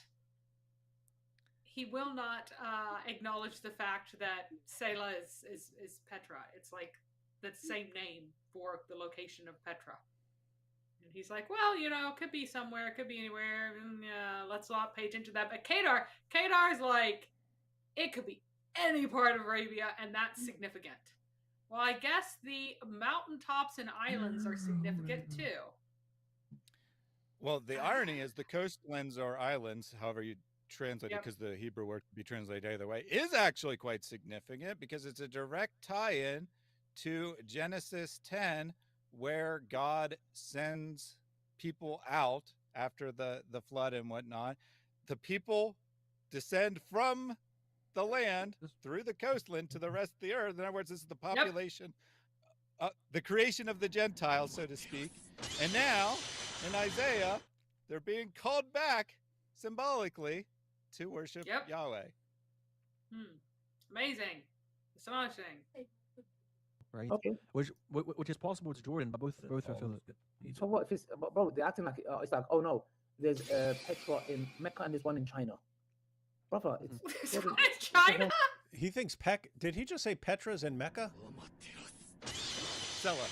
One is in Mecca and one is in China. No, he said Petra. As far as Selah, I saw that there's like a hill in Medina that they call, and they're saying that's what it's talking about, and not the obvious place that's just south in the region of the Edomites and so on. Hang on, let me see. I like to say that no, it's Jordan, and then they think that they have a rebuttal, right? Okay. Which is possible to Jordan, but both fulfill it. So what if it's, bro, they're acting like it's like, oh no, there's Petra in Mecca and there's one in China. Petra. Okay, you're right. Yeah, see, he said Petra. So Ali Dawa, guys, thinks there's Petra in Mecca. Keep in mind, guys, you got Israel, you got Petra and Selah right there. They're in the region of the Edomites. Ali Dawa thinks that Petra is in Mecca, and that people could complain and say, "Oh, but there's another one in China." I think what he I think I actually know what this is. I think know he's what trying they- to say that there's a Mecca in China. I think is what he's trying to say. So No, there's a Mecca no. in Arabia and one in China. No, that's not what he's trying to say. No, he's saying he's trying to locate Selah. So there's another passage that Muslims like to go to and like to claim that it's totally about the Muslims, but among the many nations that are listed in that passage is an area that is sometimes believed to be reference to China. He's just completely mixed up as to which place is which. What I'm currently I'll see if I can on. find it. Regardless, it's completely incoherent. Regardless of what he actually means, it's beyond stupid. Jordan, what the hell, man? It's like flipping as good as. I found it. Yeah. It's 49:12. Behold, these shall come from afar. Lo, these from the north and from the west, and these from the land of Sinim. And that is considered You think that's what he's by thinking some of? exegetes. Wait, to you be think that's China. what Ali Dawa was saying right there? Well, I think that because this is another place that Muslims go to all the time, that he couldn't remember what the place was that he shouldn't mention because it's actually China. And that is a parallel passage. It's about all the people coming from the ends of the earth and everyone everywhere celebrating the God. Like everyone from everywhere celebrating God, and Muslims run to that area too. And so Ali Dawa has been embarrassed by these sections before by claiming that something that is quite possibly China, or at least far to the east, is referring to the Muslims. And he probably has a vague remembrance of this, but got confused as to where it was. Yeah, maybe. Who knows? Regardless, This he is- confused something in his mind. Yeah, this is one lying idiot talking to another lying idiot, and fans are too stupid to know. And it's very clear, Yanni, that the message of, like, as we're gonna get to at the end, there's no second fulfillment of Jesus looking like it's gonna ever happen, because in Jordan they don't worship idols. They're monotheists, right? So people in Jordan, people in Arabia, no one worships idols. They worship the one true God, the one true God of Abraham. And obviously, if you're a Catholic, Not that it's actually relevant to the exegesis of the passage, but they do absolutely worship an idol. Yeah, and the people who welcomed the announcement of Christ didn't worship idols, but now Muhammad's followers do, and that's supposed to be progress. Weird stuff. especially if you're a Catholic, you believe the Muslims worship the same God as you, right? That's like Catholic doctrine. They have to believe in it. So this is they can't say that Jesus' second fulfillment will be that he's going to conquer the Muslims or whatever in Jordan or in Mecca or whatever. It doesn't. What? Work. So Whoa! You can't say that Jesus will conquer the Muslims in Mecca or Jordan. It won't work because we worship the same God. No. Jesus is coming back to judge the living and the dead, and will send all the Muslims down. It's pretty simple. And besides, you could in principle worship Yahweh and still have idols, right? Yep. Which they definitely do, and they're not even worshiping Yahweh. Just to show you that, that he does say that it's either Arabia in general or Jordan. So in the yellow, he says Jordan, possibly. The villages that Kedar doth inhabit, where the inhabitants of Kedar dwell. Kedar was a son of Ishmael, according to Genesis. They often change their place, though it would seem that they usually dwell in the neighborhood of Petra or Selah. So Petra is Jordan, southern Jordan. The name Kedar is often, so this is the second opinion, the name Kedar is often given to Arabia Deserta, and the word may in some instances denote Arabia in general. So someone could just take that position and say it's Arabia in general, Mecca's in Arabia, Medina's in Arabia, there you go, right? Very simply. Or you can say it's Jordan and say, yeah, the Muslims still fulfill that because they spread monotheism to Jordan. Got rid of idol worship. There's no prophecy of it Here's being the- conquered. There's nothing to fulfill. It's just a command to praise. No. Yes, it's just a command of everyone everywhere to praise. And it says Jesus can't do this in his second company because they're already monotheistic, so he can't conquer them. Well, great. It's not a prophecy of conquering to begin with.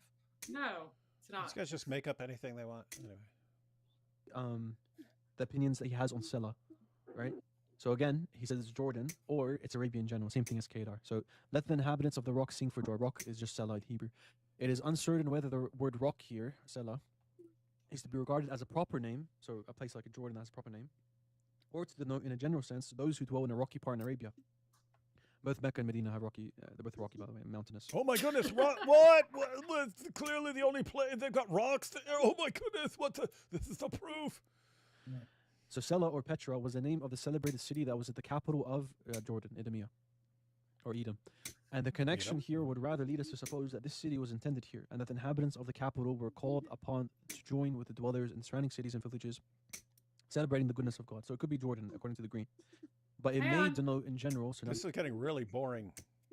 Yeah. And pointless. Yeah, you can just let it go.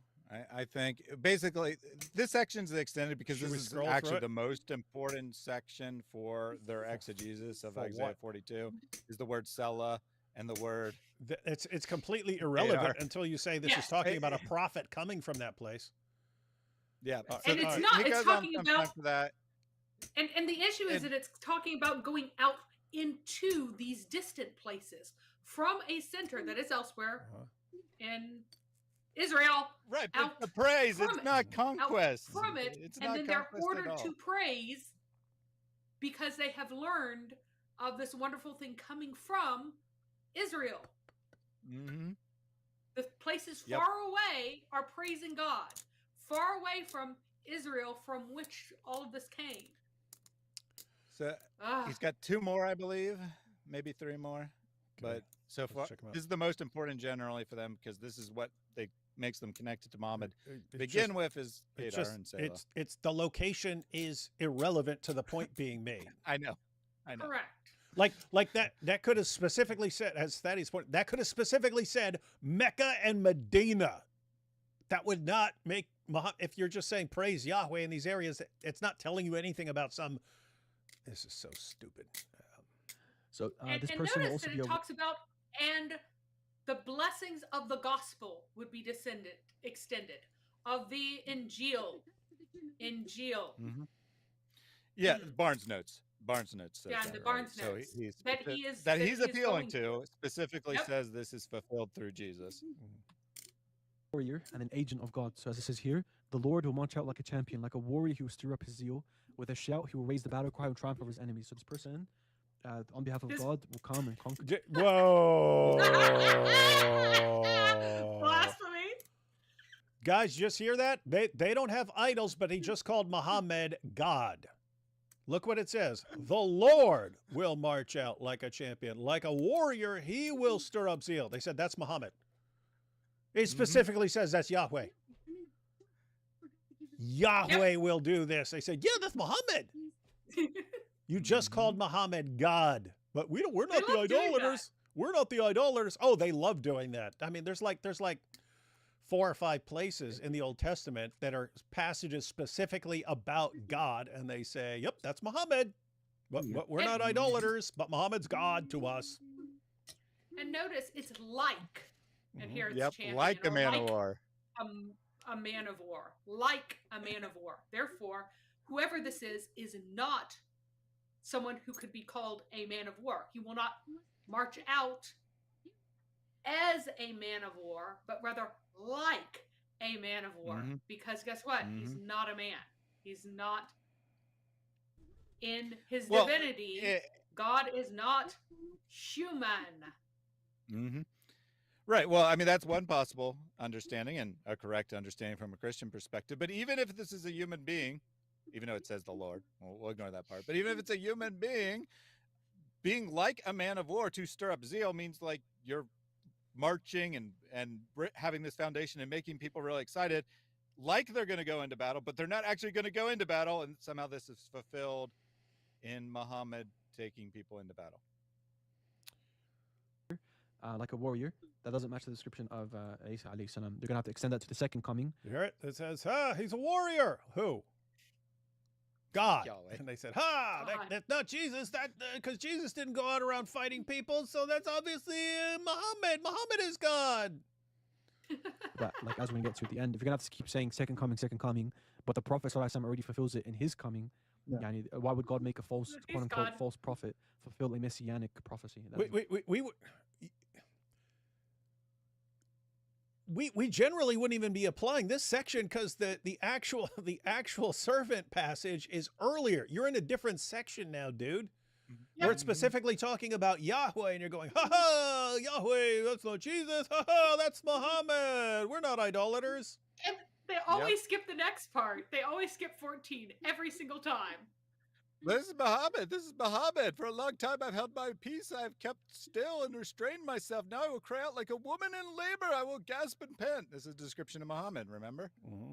Yep, Same Muhammad figure as the mighty man of war. There you go. Yeah. Then yeah, obviously, this whole idea of like agency and God does something, therefore the prophet does it or an agent does it. You find this even in the Quran. So like what you see here, and you did not kill them. So it's chapter 8, verse 17 in the Quran. And you did not kill them, but it was Allah who killed them. Okay, so it's Allah's the one who's fighting. This is That's the not opposite. comparable at all. It's the opposite, yeah. It's literally the opposite. You cannot call people God. You can't call people God. This would be calling a human being God. And just saying, oh yeah, you're God. Mm-hmm. Yeah, so Because here you a did human what being God killed commanded. someone, and Allah says, you don't get credit, I was actually responsible. Yeah, I was using you as my instrument to kill them. So according to Dee's response, all these Muslims can call themselves God because God used them all to accomplish his purposes. Therefore, they're all Allah. Everyone who fought at the Battle of Badr can call himself Allah. According to Dee's response. Guys, he just said this. So we're sitting there asking, hey, if this says the Lord, Yahweh, is going to do this, and you say, yeah, that's Muhammad, and we say, wait a minute, how are you calling Muhammad? It sounds like you're calling Muhammad God there. What are you doing? And he says, oh, no, but you have agency. And if God tells someone to do, God can use people to do something. Okay, what does that have to do with you calling the person he uses God? Because this is saying you can't even take credit for the things that you thought you did. You're wrong about that versus, yeah, Muhammad is saying stuff that God tells him to say, so we'll just call him God from now on. Okay, guys, so right here, according to Dee's response, any Muslim who killed someone in battle can call himself Allah after that, because it's agency, it's Allah doing it, and he's using someone else to do something, and therefore you could say it of the person he's using. That's what they're saying about Muhammad. Oh yeah, it says Yahweh's doing this because Yahweh's going to be using Muhammad, and therefore you can call him Yahweh. Oh, okay, well we could call, and this is his example of why that's acceptable. Okay, so all these guys are Allah. Great job. You guys are doing a bang-up job not promoting shirk and idolatry. Similar to how this is saying that the Lord, God will fight, but it's not necessarily God himself. Okay. Then obviously, yeah, here's the Prophet ﷺ's conquests that are actually doing caliphate as well, conquered heaps of land. Did he get a map but in made the for like Prophet's lifetime himself, 4-year-olds? he was a very successful warrior. Yeah, and it's not even So accurate. here's but another one. whatever. Delay in the punishment until this person comes. So it says, for a long time I have kept silent. I have been quiet and held myself back. Obviously, we're going to say this is the 600-year period between Isa alayhi salam and the Prophet Muhammad sallallahu alaihi wasallam. Okay. Wait, who is the I there? Now all of a sudden the I is who? Muhammad's holding himself back? Now this is God again? Very weird. All right. This is insane. And this and again, the disheartening part is all their stupid followers are going, what? Them say words. Them use words. Them must be right. Oh my goodness, Muhammad in Bible. The last part, And for one of the most some reason, Isaiah is prophesying about the time between Jesus and Muhammad, even though he's writing in 600 BC or something. points, which is God will punish the idolaters with this person. But those who trust in idols, who say to images, you are our gods, will be turned back in utter shame. What happened with... You are our gods, like you just did with Muhammad? You literally just called Muhammad God. You're on the receiving end of the punishment, dude, according to this passage. What happened when the Prophet ﷺ returned in Mecca? Right? He left Medina, according to Bukhari, by Ibn Abbas. The Prophet ﷺ left Medina for Mecca in the company of 10,000 Muslim warriors and conquered Mecca. Destroyed the idols inside the Kaaba. The Prophet ﷺ, so again from Bukhari, from Abdullah ibn Mas'ud, the Prophet ﷺ entered Mecca, and at that time there were 360 idols around the Kaaba. He started stabbing the idols with a stick, and he had in his hand and reciting, truth, Islam has come, and falsehood, disbelief has vanished. So that's the fulfillment we can see. Christians must believe it's Jesus because Matthew says so, and they believe Matthew's inspired. He says that Jesus fulfilled what Isaiah said, and then he quotes Isaiah 42. There's nothing about smashing idols in any of this. There's no prophecy. Yeah. So let me just actually read this, right? Read 16 and 17 real quick. And I will lead the blind in a way that they do not know. So God will lead the blind. Yeah. Right. And paths they have not known. I will guide them. I will turn the darkness before them into light, the rough places into level ground. These are the things I do, and I do not forsake them. They are turned back and utterly put to shame who trust in carved idols, who say to metal images, you are our gods. There's nothing about smashing idols. There's nothing about destroying idols. Just saying idol worshipers are put to shame by Yahweh, i.e. the enemies of Israel are put to shame by Yahweh because he proves triumphant after they're saying, oh, we're better, we're stronger, we'll be victorious. Makes perfect sense in the social context of Isaiah that this would be the assurance to the people, but apparently because it says the word idols, it must be about Muhammad. Yeah, the entire passage at this point is about God doing things, and they're saying that this is all about Muhammad. And so, guys, you are the all-time kings of idolatry at this point. You take passage after passage after passage about God, and that's Muhammad, that's Muhammad, that's Muhammad. And not only that, but according to the better ahadith, they don't say silly things like, there were 360 idols here, totally, believe me. But according to the better ahadith, the only things inside the Kaaba was the statue of Hubal, who is Allah, so Allah's own idol, in addition to the aniconic idol on the outside, pictures of Jesus with Mary. So Theotokos icon was drawn on the wall already, and there was a skull of a ram, which was still a very, very common thing that Muslims to this day in some areas, you'll find them on Bedouin buildings, and poor farmers will have this cultic image that goes back to like literally the Bronze Age, if not before, a pagan image that they will stick on their houses that recalls the day and age bull it god is of kind safety of thing. And they threw out the skull. They smashed the Hubal statue because Hubal Allah is not supposed to have a statue. Sound like a rapper. And left the icon of Mary and Jesus, according to the first history of Mecca, that was actually written by a dude who had lived in Mecca for generations and generations, and the very early 10th century. So the first time we have any history of Mecca, they're like, yeah, Muhammad, he left these images of Jesus and Mary in the Kaaba, and they were destroyed when it got smashed up by Al-Hajjaj when he was besieging Al-Zubair much later. But until then, these images were there. So we can say that, and we see it throughout this, that they have clearly made Muhammad their supreme idol. Mm-hmm. And since Muhammad is the supreme idol of Islam, the real idol smashers were the men of Al-Zut. I want to be clear on that.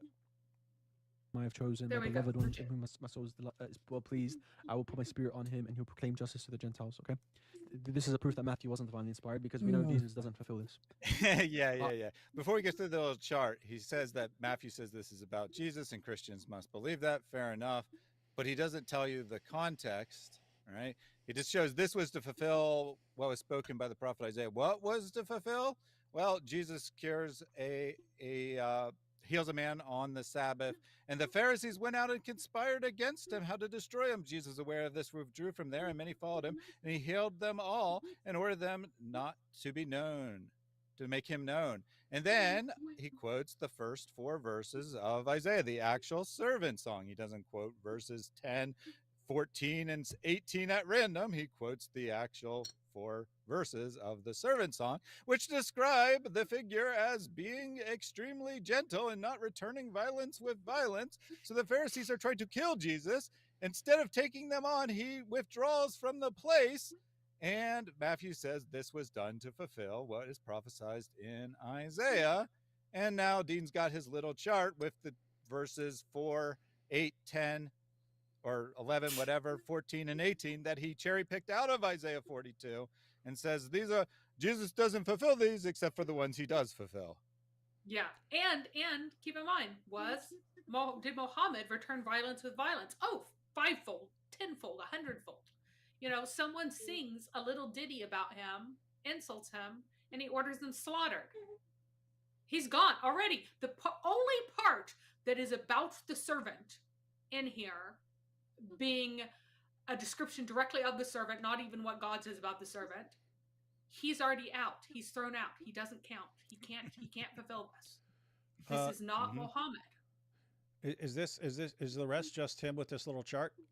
Yeah, yep. the last 4 minutes. Yeah, the last 4 minutes. What? Yep.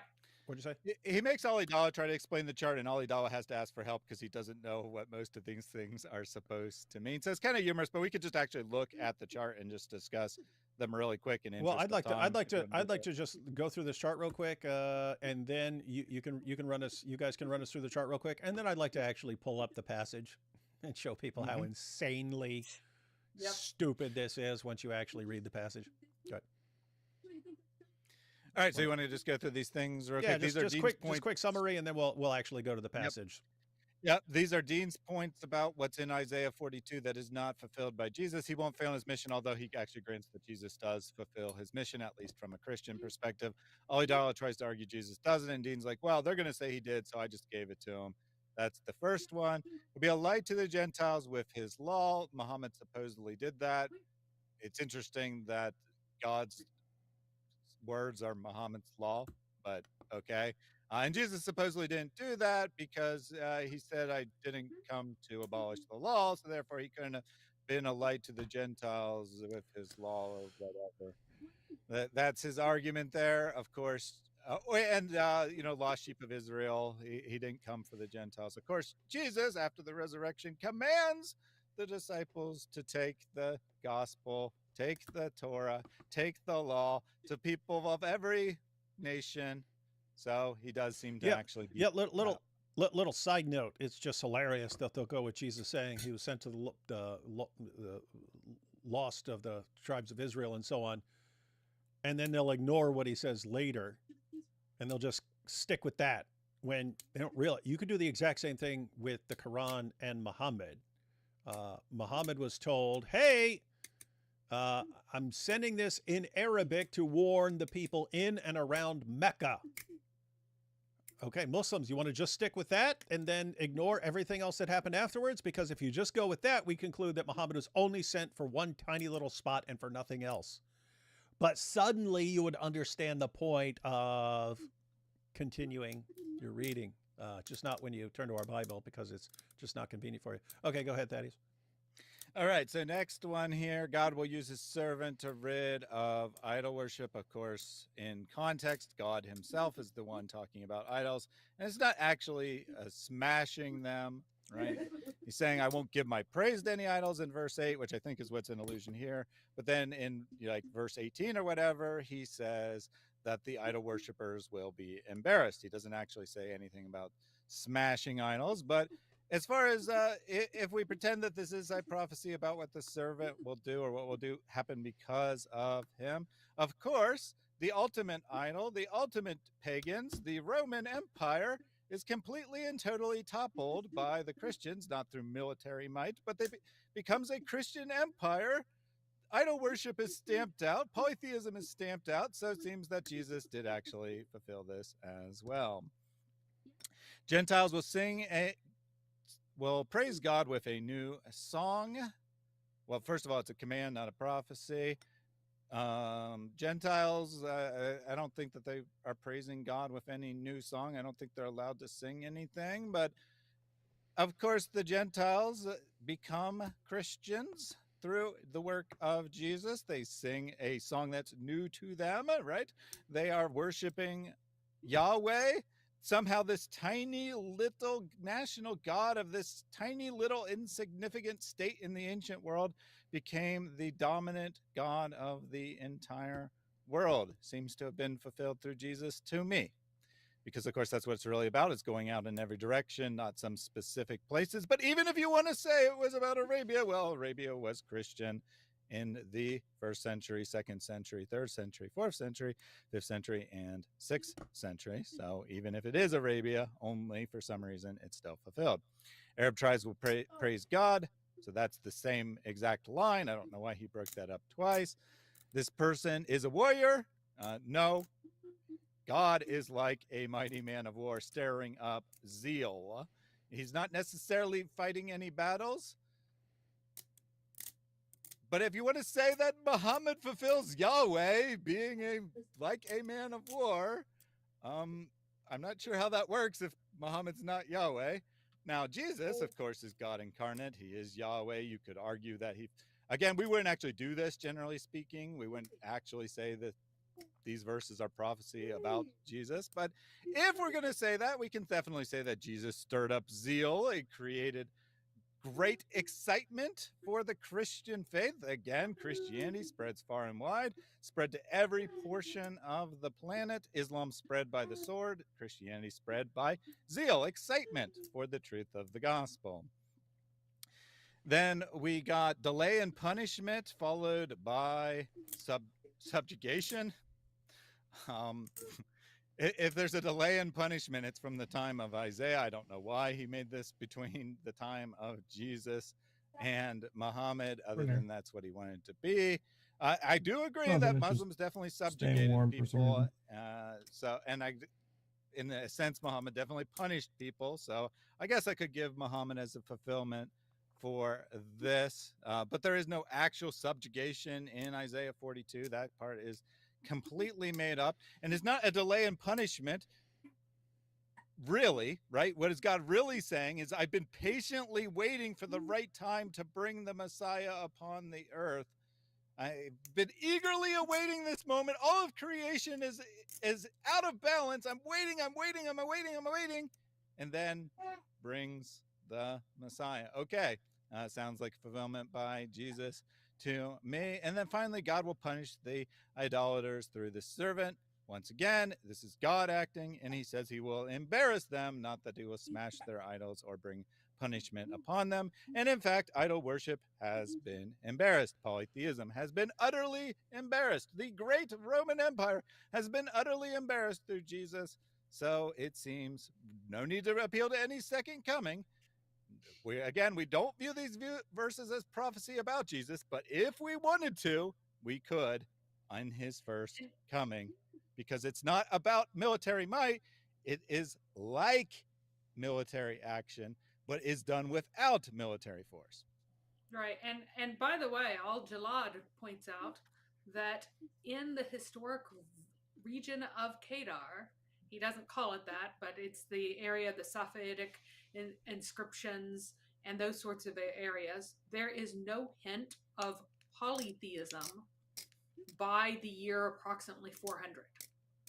From there onward, there's no polytheism. So they were all Christian with some Jews remaining in this region that apparently needed Muhammad to come and bring monotheism to. Very, very interesting stuff here. Interesting stuff. All right, let's go ahead and check out the passage here. All right, so guys, here you have Isaiah 42, the servant of the Lord. Servant of the Lord. Got this so far? All right, let's check it out. So the servant of the Lord, Isaiah 42. Here is my servant, whom I uphold, my chosen one, in whom I delight. I will put my spirit on him, and he will bring justice to the nations. He will not shout or cry out or raise his voice in the streets. A bruised reed he will not break, and a smoldering wick he will not snuff out. Guys, this is all important because this is talking about the servant being characterized by gentleness. And so later you have that God is going to be like a warrior, right? So what do you have here? He will not shout or cry out or raise his voice in the streets. A bruised reed he will not break, and a smoldering wick he will not snuff out. In faithfulness, he will bring forth justice. He will not falter or be discouraged till he establishes justice on earth. In his teaching, the islands will put their hope. Look at what this is talking about. This is someone who's characterized by gentleness, somehow bringing forth justice. Does that sound like Muhammad? It doesn't sound like Muhammad to me. Let's keep reading. Let me see here.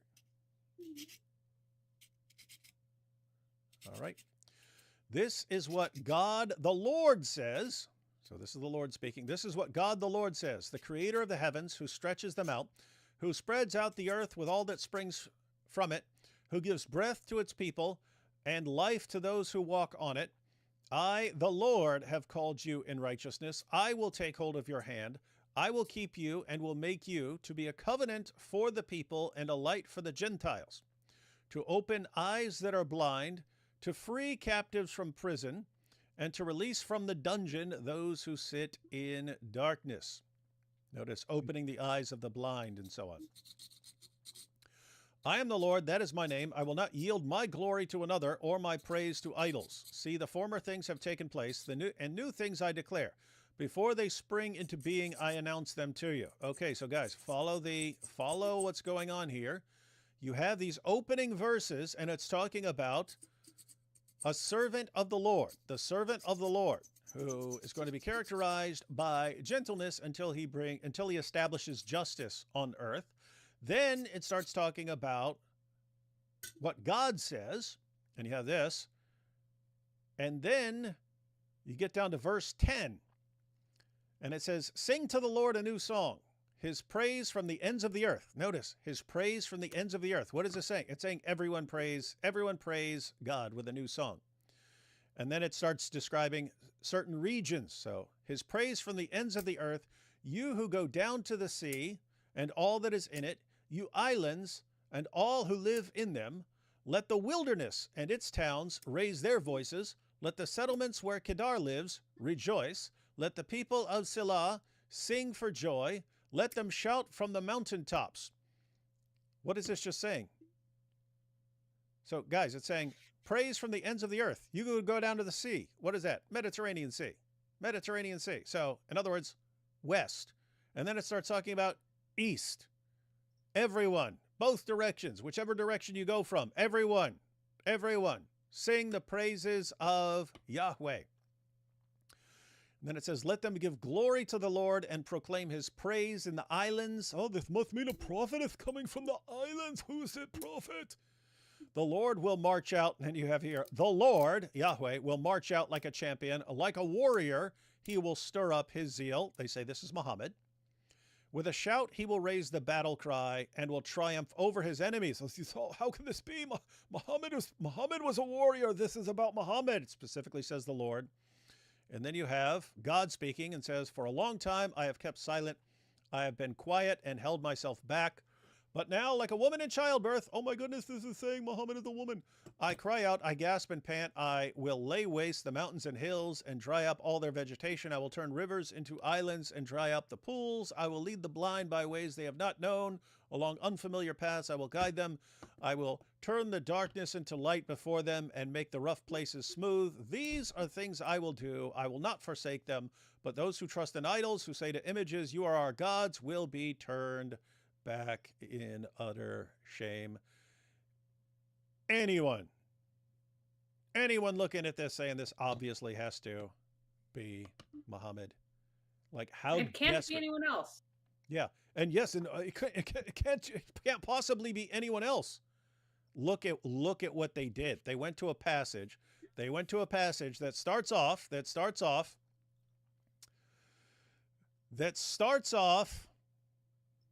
as apparently about the Messiah.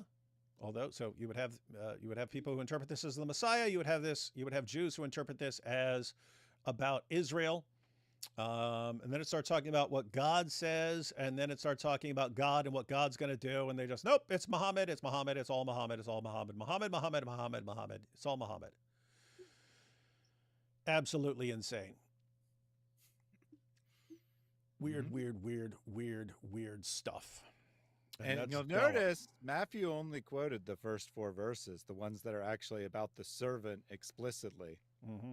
And so those crazy are that, like, almost like he knows what it's about and wasn't trying to force things to mean things opposite of what they mean.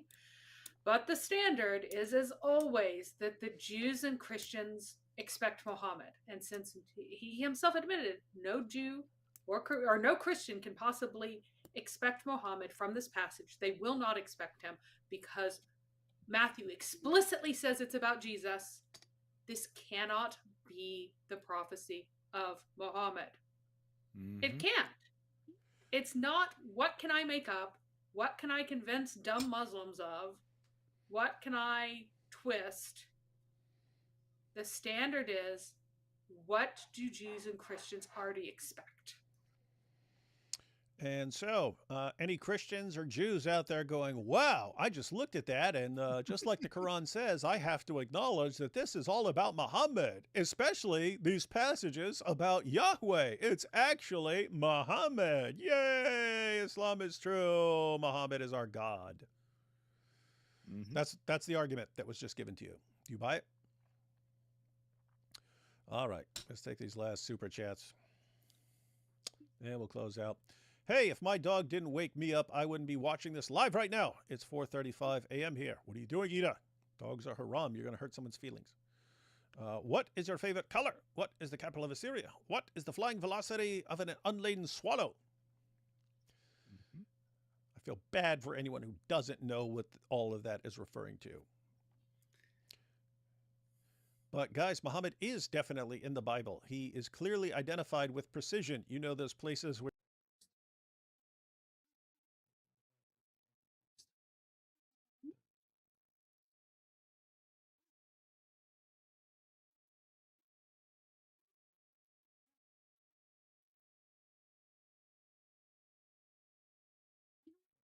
shutdown looming. All right, I want to go out live right now. This is out in Illinois. This is a live protest that is happening in Broadview, Illinois. Breaking news continues here, and you see the camera operator taking it off the tripod.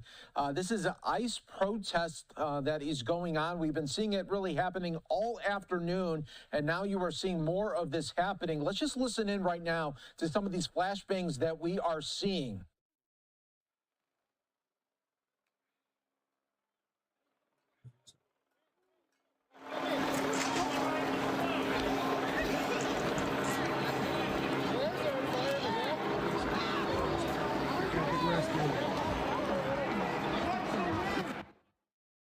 All right, so media members are backing up a little bit here after this really coming just in the last moments in Broadview, Illinois, a suburb of Chicago. There was a protest of about 100 people, it looked like, from our camera angles that were right outside of this ICE facility. And we are seeing this active protest happening, more flashbangs there. And now we're seeing some fireworks, it looks like, being thrown from protesters near the ICE facility.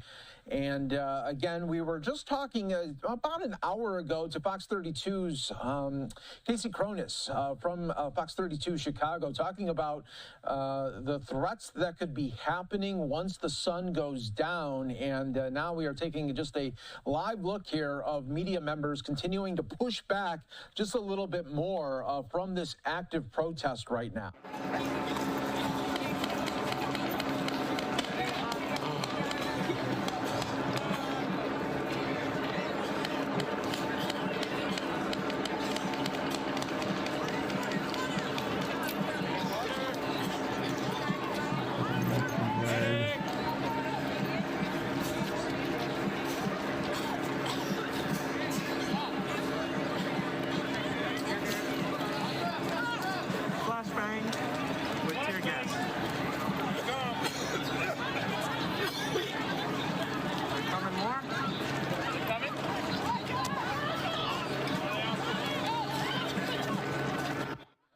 Once again, folks, we are taking a look here live in Broadview, Illinois on Friday evening, just before 8 p.m. local time there in Broadview. Again, protesters and police and federal officials clashing right outside of this ICE detention facility. And now it looks like media members getting a little bit closer now to everything that is going on. Let's continue to listen in to the best that we can.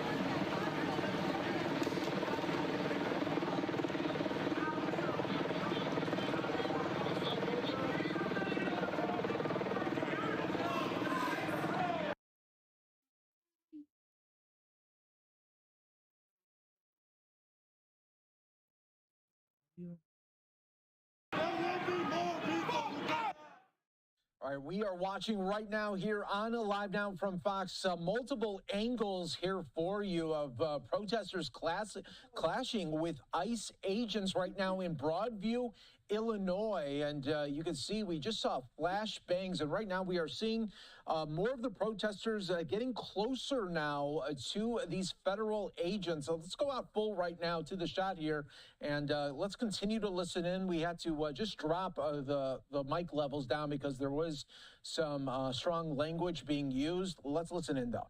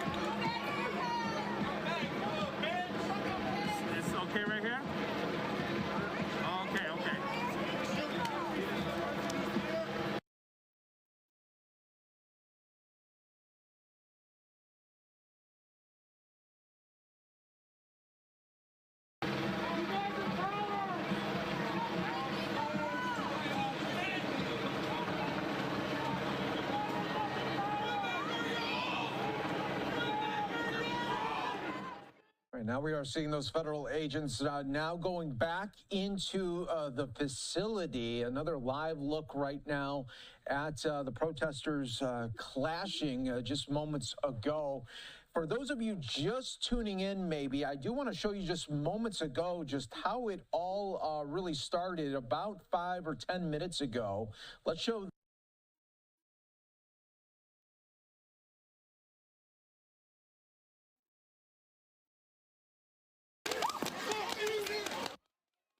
Okay, and that is when we saw the federal the situation at the ICE Broadview Processing Center, and will continue to receive updates from local leaders. I stand with those exercising their right to engage in peaceful protest. We'll continue to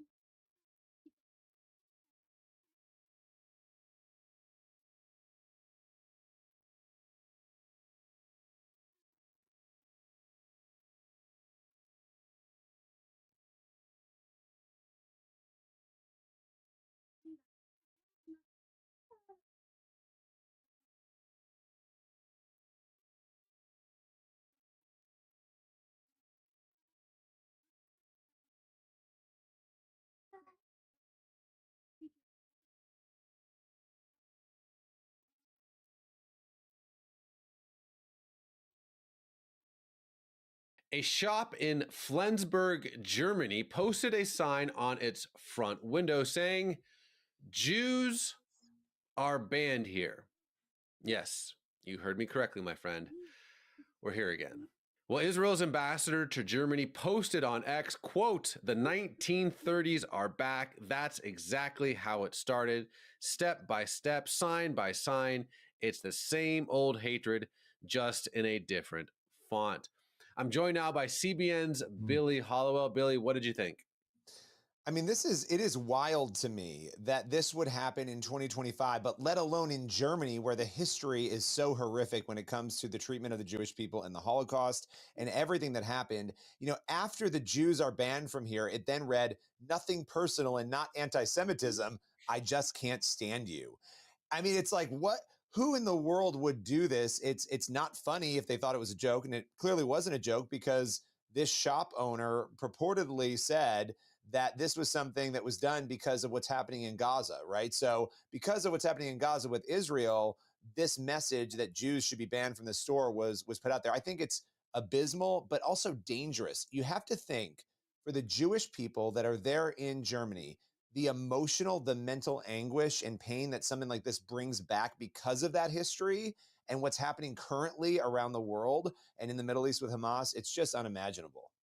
This one's deeply personal to me, and there's one thing that I thought was really telling about this sign. I'm not anti-Semitic, and I think that's how anti-Semitism weasels its way, slithers its way into the mainstream. Right? I'm not anti-Jewish. I'm just, I'm anti-Israel. Or back in the day, I'm not like gas chamber anti-Semitic. I'm just like Night of Broken Glass anti-Semitic, maybe like banning Jewish businesses anti-Semitic. But and it's like, I'm gonna choose my words carefully. The hatred of the Jewish people is not new, and it is purely demonic and spiritual. It is a rejection of the God of Abraham, Isaac, and Jacob, a rejection of the God of Israel. Listen, I have my criticisms of the state of Israel. You can have your criticisms of the state of Israel, but I'm not this, I'm not that. Well, then why did this synagogue in Pittsburgh get shot up? Well, I'm not this, I'm not that. Well, why do Jewish people attack with Molotov cocktails in Colorado? I'm not this, I'm not that. Okay, well then why did two Israeli staffers get gunned down in DC? Well, I'm not this, I'm not that. Okay, a sign in Deutschland saying Juden not welcome here. To my Jewish friends who are watching this, I'm not Jewish. I'm a Gentile follower of Yeshua, who I believe is the Messiah, the Mashiach. I want you to know that this is just not acceptable. And then everyone who excuses this, who weasels their way out of their Jew hatred, is not acceptable. I had a friend who was a Holocaust survivor. His name was Irving Roth, and he always said that there was like signposts along the way to Auschwitz, right? It didn't go from like, I don't like the Jewish person, to gas chambers. It was this gradual descent. And I think we're getting we are walking past signposts, as he would say, at a rapid pace, where it's like, well, some Jews were killed. Well, Jews not welcome in Germany. Well, my friends, and everyone who, let me talk specifically again to the Jewish people. Not on my watch. When we say never again, we mean it. We see the deception happening. We see the ostracization happening. We see the belittling and the maligning of your people happening. And as, again, someone who's not Jewish at all, never been to an AIPAC conference, never seen a dime from the state of Israel in my life. I'm just someone who loves the God of Abraham, Isaac, and Jacob, who loves the God of Israel, and sees the hatred of the Jewish people as a rejection of the God of Abraham, Isaac, and Jacob, and says, no, this is not okay. This is not some guy. This is not, well, it's because of this. No, it's just unequivocally not okay. Obviously, Billy, I get really passionate about this because, I would consider myself a student of the Holocaust. I've been to Auschwitz a couple of times, Majdanek, and the patterns of what eventually leads to violence against Jewish people is happening right now, and we're just all too afraid to call it out for what it is. Well, and we watched October 7th. This is that absolute hatred and that evil, what happened to Israel, right? There are nations on this earth that want to wipe Israel and the Jewish people off of the map and kill them all. We have seen this again and again and again throughout history. You have to go back to the Old Testament, right? You've got Esther and Haman. You've got that scenario. You've got, obviously, they were held in slavery by Egypt for 400 years. You have so many narratives throughout history that continue today. This is a problem, and I'm only scratching the surface, that we are watching happen. And to your point, once you start this sort of dehumanization, it leads down to more and more and more. This is how the Holocaust happened. Messages like this, people turning the other way, looking away, not standing up, not saying it's wrong. And we're not going to do that here. We're going to say it's wrong. We're going to stand up against it. And we have to be doing that prayerfully, but also practically when you see these things happening. And to your point, we've seen this on campuses in America. This, make no mistake, this is what Hamas wants. Mm-hmm. This is what Hamas loves. They will fuel themselves on this because they are consumed by evil. And this is from the pits of hell when you see this sort of thing happening. I've said this before in videos we've done. To the current batch of anti-Semites, Hamas, the Iranian regime in Tehran, the crazy people on college campuses, this shop owner, the people that come against the God of Israel always have a similar fate, right? Where's the Roman Empire? Where's Pharaoh? Where is Sennacherib? They're all footnotes in dusty history books, and yet the Jewish people are back in the same land, using the same language, worshiping the same God in the same city on the same hill that they have been for 3,000 to 4,000 years. Why? Well, the book of Ezekiel makes it very clear. It's not because of their righteousness. It's not that the Jewish people deserve it. It's because the God of Abraham, Isaac, and Jacob says, it's for my name's sake that I am faithful and I'm going to keep my promises and keep my covenants regardless of what the gates of hell say. So my encouragement to you, and this might be a little preachy, to me as a Christian, as a follower of Yeshua, one of the greatest apologetics for our Christian faith, in my opinion, is the restoration of the modern state of Israel, the regathering of the exiles, the rebuilding of the ruins. We can look at Ezekiel, at Jeremiah, at Deuteronomy, at Zechariah, at Amos, at literally every book, and say, wow, against all odds, impossibly, our God keeps his covenants and keeps his promises. And to me, that's why hell hates the Jewish people so much, because it's a trophy. It's a certificate that the God of Abraham, Isaac, and Jacob keeps his promise and keeps his covenants. But Billy, I'll give you the last word, my friend. Yeah, I mean, the last word to piggyback off of what you just said, the modern state of Israel in 1948, I think when you take the events that you see prophesied in Ezekiel in particular, 36 to 39, read that if you haven't in a long time, go back and read it.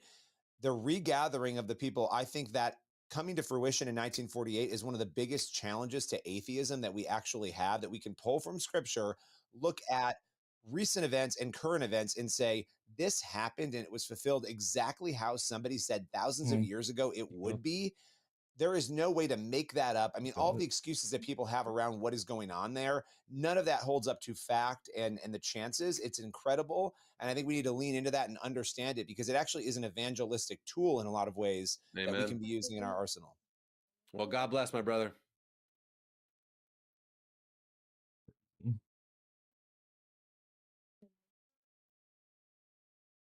Jimmy Kimmel's at war with Mickey Mouse, and he's lawyering up. Kimmel was spotted heading to his attorney's office last night in Hollywood, where he had a powwow with Disney executives. Jimmy's not happy because his old time slot is airing reruns of Celebrity Family Feud. He's refusing to apologize and wants to come out swinging and blast Charlie Kirk and MAGA. A major protest was planned today outside of ABC Studios here in New York City. Let's see what that looked like. Bring back Jimmy! Bring back Jimmy! Bring back Jimmy! I don't know if it's the last or me, but not very much luck. 11 million people in New York and a few dozen come out to defend Kimmel. The crowd was mostly retired women and laid-off writers. They're telling us this was the biggest free speech attack of the century, and only 30 people showed up. Does Congress care? Not a single person gave a floor speech about Kimmel today. Swalwell just handed out a bunch of hats to 6 people.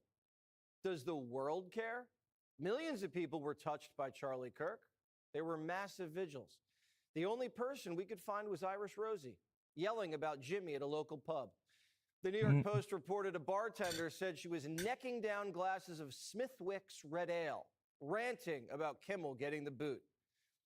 The only other people who care are his late-night colleagues, and they're all taking this really seriously. Kind of. Welcome, one and all, to The Late Show. I'm your host, Stephen Colbert.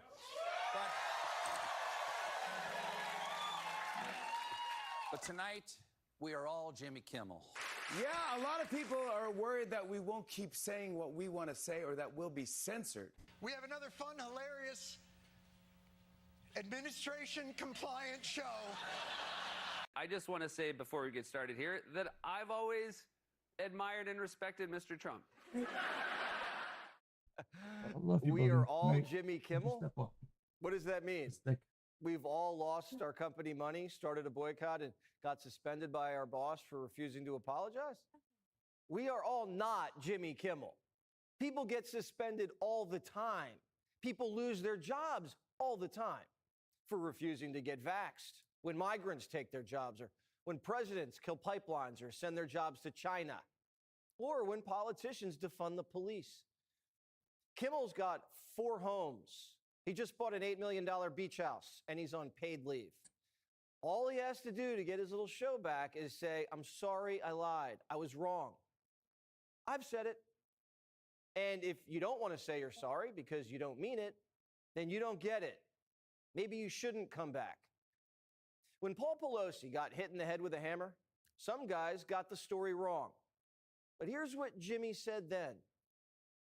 How can we move so quickly to smearing these people? I am a Catholic. I grew up in the church. What I was taught was that if you do something wrong, you ask for forgiveness, and you are forgiven for these things. Kimmel said it. If you're wrong, ask for forgiveness. And he can't do it. And Kimmel shouldn't have been wrong. Everybody knew the assassin was a leftist. That's why Kimmel has producers.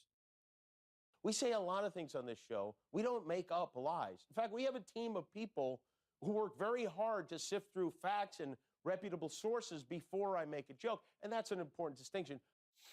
Where was Kimmel's fact-checking team Monday? Because saying MAGA shot Charlie when the FBI, Utah governor, and even the shooter's parents were saying this guy's left wing seems like a big slip-up. Why would he think we killed Charlie Kirk? We love Charlie. We'd write, catch this fascist on a bullet and shoot him with it? Kimmel has no common sense. Or he lied on purpose. And making that kind of mistake in corporate America is a big no-no. If you were at work and you got sloppy and cost the company a lot of money and teed off a bunch of clients and got a lot of bad press for the brand and started a boycott, and your boss said, can you clean this up? And you said no, you'd get suspended too. You'd probably get fired. I don't care if Kimmel gets his show back. I don't want him to lose his job. He doesn't even need to lose his job over something like this. He can make it right. But ABC is looking for a reason to cut loose these failing shows. The whole industry is. Look at Colbert. People come and go all the time. Ask Stelter. Look, take it from me, Caitlin. I've been canceled before on television. Sometimes being canceled is the best thing that could ever happen to a TV host. I think Kimmel might be looking around and realizing he has a once-in-a-lifetime opportunity here, a chance to reinvent himself. Stelter wasn't canceled. He was fired. And now he's back on CNN, and he just doesn't have a show. Some of these people are acting like Kimmel disappeared. Just because you don't see him on TV doesn't mean he's not alive. If you ever wondered how democracy dies, you're witnessing it. This is North Korea style stuff. And it's being done because this is a weak, thin-skinned man who's failing as a president. All of the things he promised are not happening. And this is exactly what dictators do. If this were North Korea, Kimmel wouldn't have survived Trump's first term. And he wasn't suspended for a joke. He flat out lied about a crime, the biggest assassination in over half a century. Hillary thinks it's just a big, vast right-wing conspiracy. I had no idea when I was in public life and listening to the jokes that were made about me and the attacks that were, coming from people like Jimmy Kimmel and others, that I could have called up the head of the FCC and said, take them off the air. The FCC didn't suspend Jimmy. Bob Iger did. If they're mad, be mad at Bob. They're just not used to facing the same scrutiny as we are. They think they should be held to different standards than us. And when they do get in trouble, they scream dictator. They've never faced consequences. And now they're whining about the Constitution. No, you're just They don't even know what's in the Constitution. Morning Joe says this is cancel culture. Think about the madness of all of this. Again, you've got now the MAGA right being champions of cancel culture. You've got the MAGA right now trying to crush free speech after being supposed free speech absolutists. Are you kidding me? You can't say whatever you want on Morning Joe. You know how many on-air apologies and corrections they've had to make? Scarborough can't tell racist jokes or defame people or start reading from Mein Kampf or talk about how he loves to torture animals? If Scarborough gets suspended for that, is that cancel culture? No, he's just saying stupid things on TV that hurt the company and disgust the country. Anchors get put in timeout all the time. MSNBC took Morning Joe off the air the Monday after Butler because they didn't trust Joe and Mika's mouth. That's not censorship. That's smart. Matthew Dowd got fired by MSNBC for saying Charlie had it coming. Remember last week? They're not sticking up for Matthew Dowd. Matthew Dowd's like, what about me? Not one person has said anything about me. Not one person on that network has said, they've all gone out of their way to say, isn't this horrible what happened to Jimmy Kimmel? Isn't even including Morning Joe and Mika, who went after me after the show, basically saying they were glad I was terminated. And now today they're talking about how awful it is for our country that somebody like Jimmy Kimmel can't say what he said and he is indefinitely suspended, and not an iota about what their employer how much you mean. just did to another employee. What Dowd said was a little worse than Jimmy, but he makes a good point about Mika and Joe. These are business decisions, and ABC is a business, although not a very good one. ABC White House correspondent Jonathan Carr just got roughed up pretty good. Watch. Yeah, he did. There's never been a person that's had more unfair publicity than me, and that's why your network paid me $15 million, or $16 million, I believe, to be exact, George Slopadopoulos. The reason I'm winning is because you're guilty, John. You're guilty. ABC is a terrible network, a very unfair network, and you should be ashamed of yourself. NBC is equally bad. I don't know who's worse. I think they're equally bad. So you can't sit back and just say, oh, well, what do you think? You know, like you're some wonderful person. You're not a wonderful person. Frankly, you're a terrible reporter. You know it, and so do I. These reporters are sticking up for a guy who Gutfeld's beating by millions. And Gutfeld's on cable. He doesn't get promoted on Monday Night Football, the Emmys, Good Morning America. Last month, Kimmel didn't even crack 130,000 young viewers.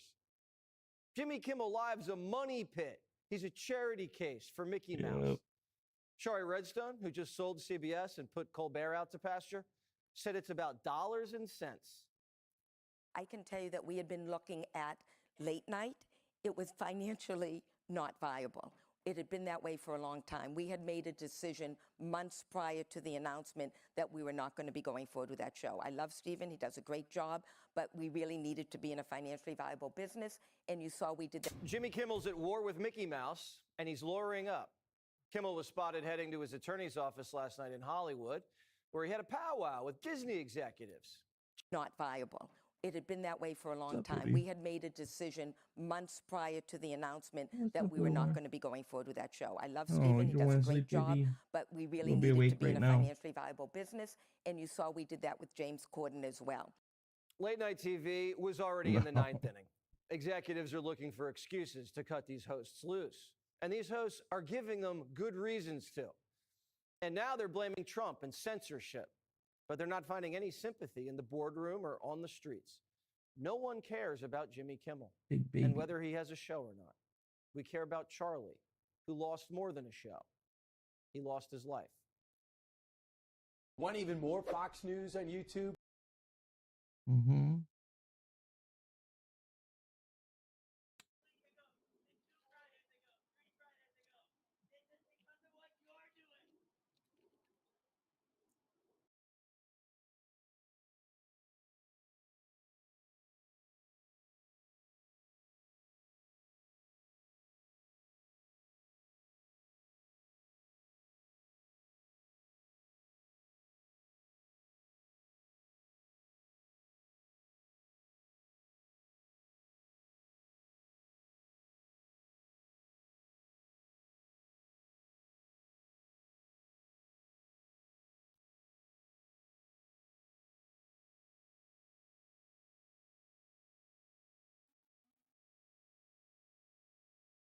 Okay, love. Hey, baby.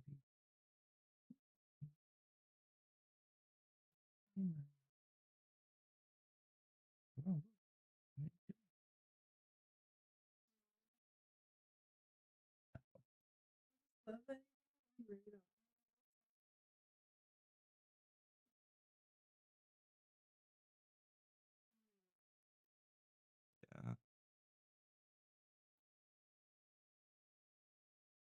A little bit.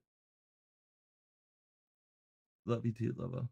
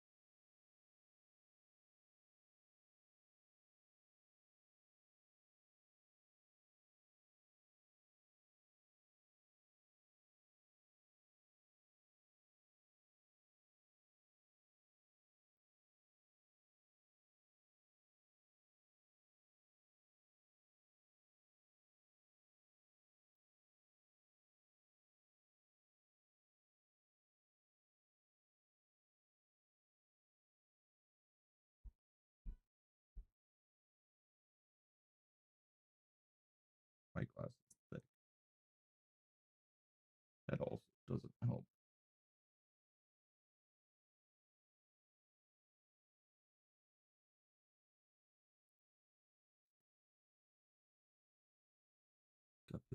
Garfield, Ice Tech, the JLR, Rude, Weekend.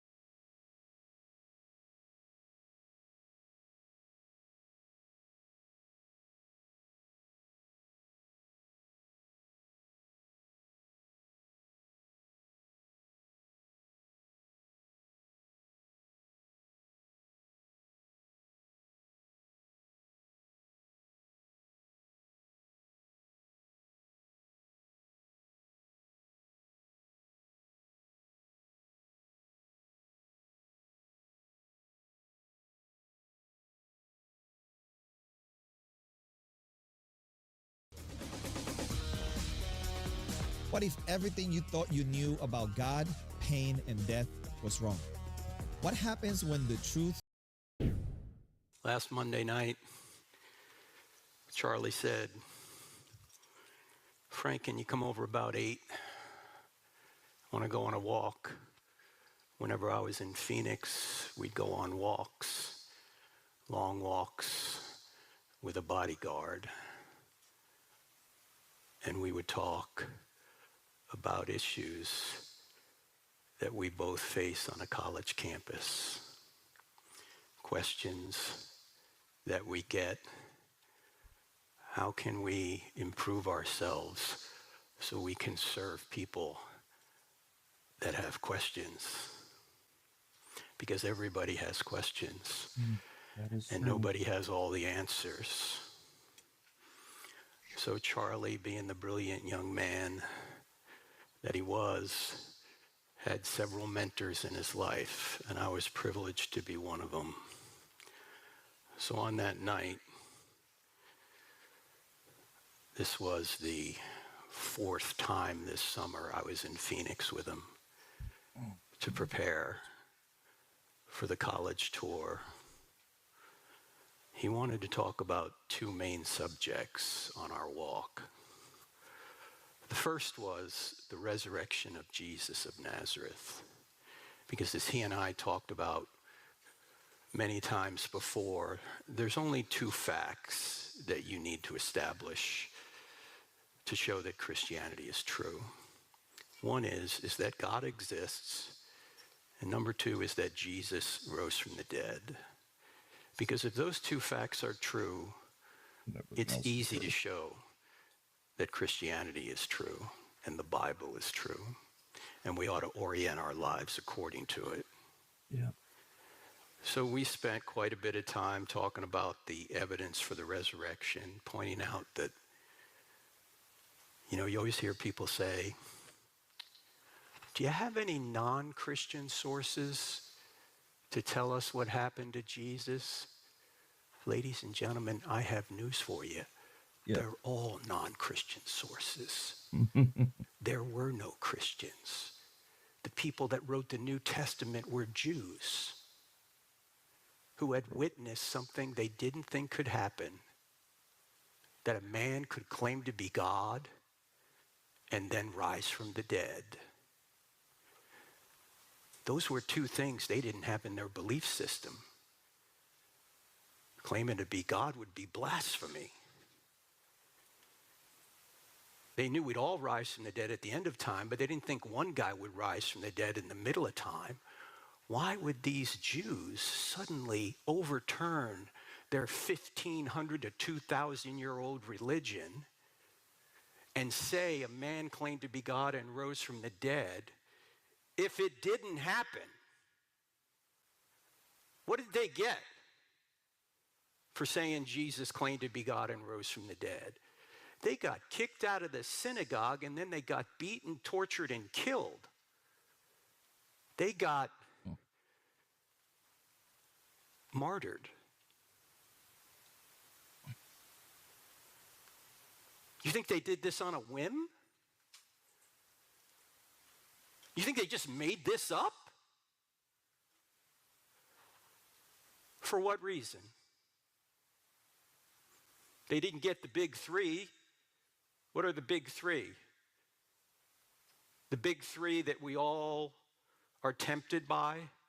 The big three reasons, the big three motivators that cause us to sin or influence us to sin? They didn't get sex, they didn't get money, they didn't get power.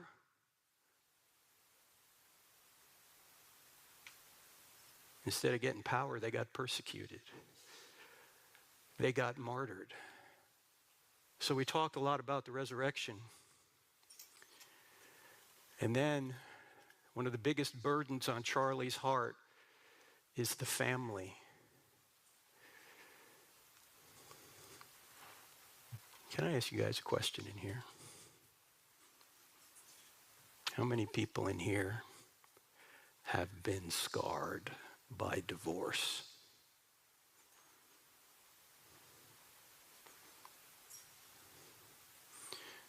The family's broken up. People don't even want to get married anymore. Yep. People don't want to have kids anymore. People just want to live for them. Instead of theology, it's all meology. And Charlie had a burden for that. And we talked for at least a half an hour out of this hour and 15-minute walk on how can we help people understand the beauty of marriage? How can we help people realize that when you are in a covenant relationship with somebody else and God is at the center, that's what you were made for. That's how society goes on. That's how society is civilized, through marriage. And so what I asked our team to do is to put together a short video of Charlie talking about those two issues. The two issues that were on his heart 36 hours before he was murdered. And I'm going to show you that video right now. By the way, here we are, 20 minutes before Charlie was martyred. Because, you know, Charlie, they say, was a fascist. Ladies and gentlemen, fascists don't tell people who disagree with them to come to the front of the line. Here, take the microphone. Fascists kill their opponents. The guy who pulled the trigger was a fascist.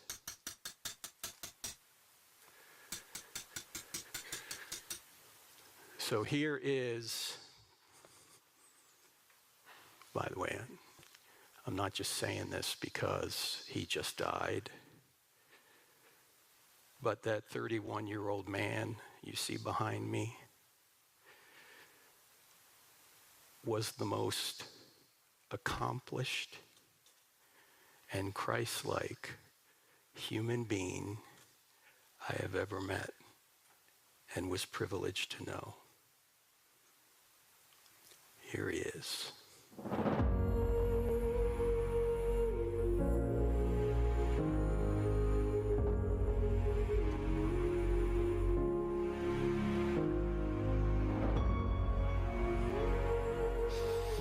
What would you actually want to tell me if I have 30 seconds left to live? Boy, you got 30 seconds. In 30 seconds, you're about to meet eternal judgment. And there's only one way that you can get bailed out of that. And it's not all the good things you did or the moral scorecard. It's whether or not you have Jesus Christ as your Lord and Savior. And that's the only thing that's going to matter. And so you got 10 seconds left. You're dying from a gunshot wound. And you ask the question, who is Jesus Christ? And the answer to that singular question, who is Jesus Christ, is the most important question for everyone in the audience. Not how much money you have, not how much good stuff you do. It is, who is Jesus Christ? You might say, oh, Jesus was, a teller of good tales, or Jesus was a good person, or Jesus was a historical figure. None of that's going to cut it. It's whether or not you repent and you ask Christ to come in as your Lord and Savior. That's the only thing that will save you from eternal damnation. He is risen. He is risen indeed, Bill. Why do we say that in the present tense? Because it is a constant truth in our life. He is risen. I always noticed that was interesting to me. That's a really important question, actually. It is. Tell me. Well, because the fact that he is risen transcends time. It's not just in the present sense. It's that of all time, that promise is accessible to all of us.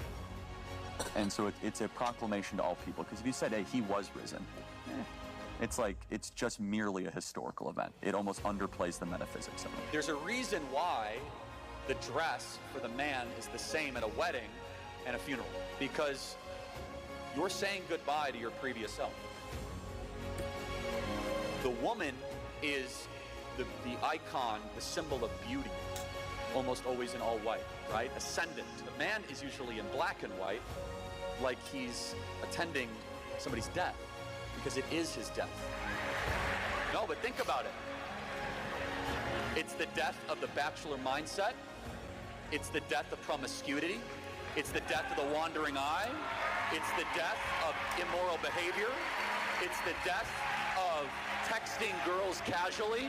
It's the death of I get to do what I want to do. It's the death of just going to the bar with friends. It's the death of acting like an infant. It's the death of playing video games till 1 a.m. And it's the birth of a man. Number one, God must always come first from your spiritual disciplines. Honor the Sabbaths and turn off your phone for 1 day a week. Go to a church, a good Bible-based church. We have many of the pastors here that teach the Word of God verse by verse. And also understand that it's external things of the flesh, like alcohol or porn or drugs or other temptations, that will take down your marriage. You as the husband must constantly be at guard of things, and also over shopping, overindulgence, too much credit cards, idolatry of vacations. You must guard the family from those things seeping in. So understand the order. It's God and then the marriage, and those things will bless your marriage from the devil who tries to undermine it and usurp your holy union.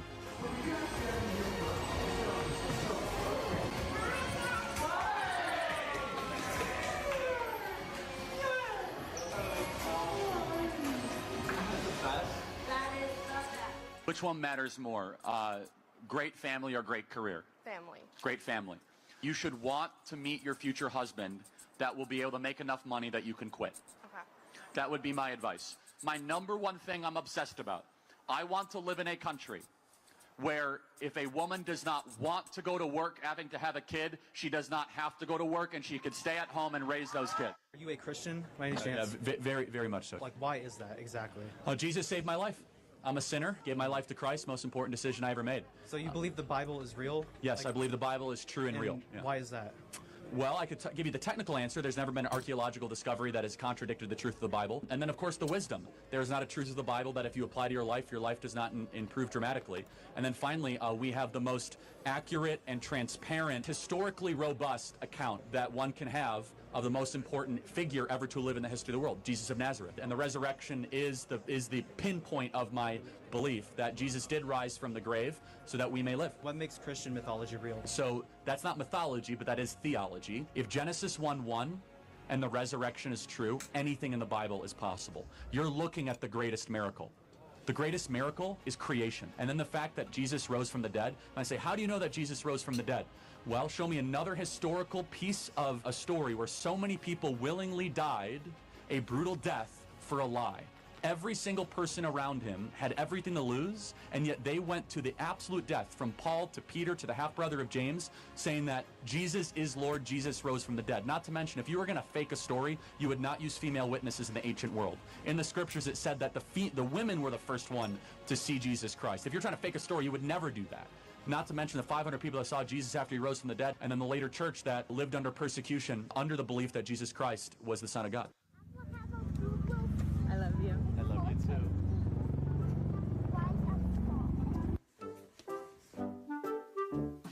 too. Gigi, you don't just get to get everything you want. Okay. Well, you have to be on very good behavior to get such a thing like this. Okay? Hold on. You have to behave well. Did you earn it? I know, but what did you do for it? Have you been a good girl? Okay, I'll get it for you.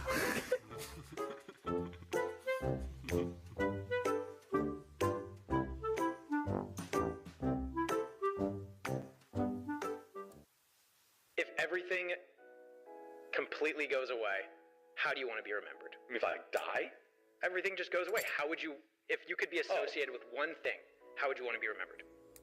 I want to be remembered for courage for my faith. That would be the most important thing. Most important thing is my faith in my life. Looks like we have a Satanist to begin. Yeah.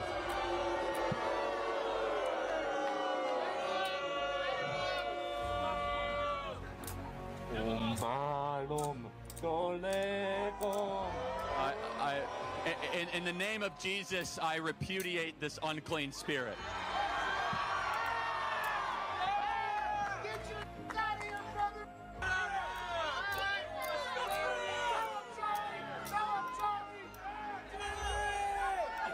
Was that your question? Jesus is the way, the truth, and the life. Not today, Satan. Not today at Illinois State University.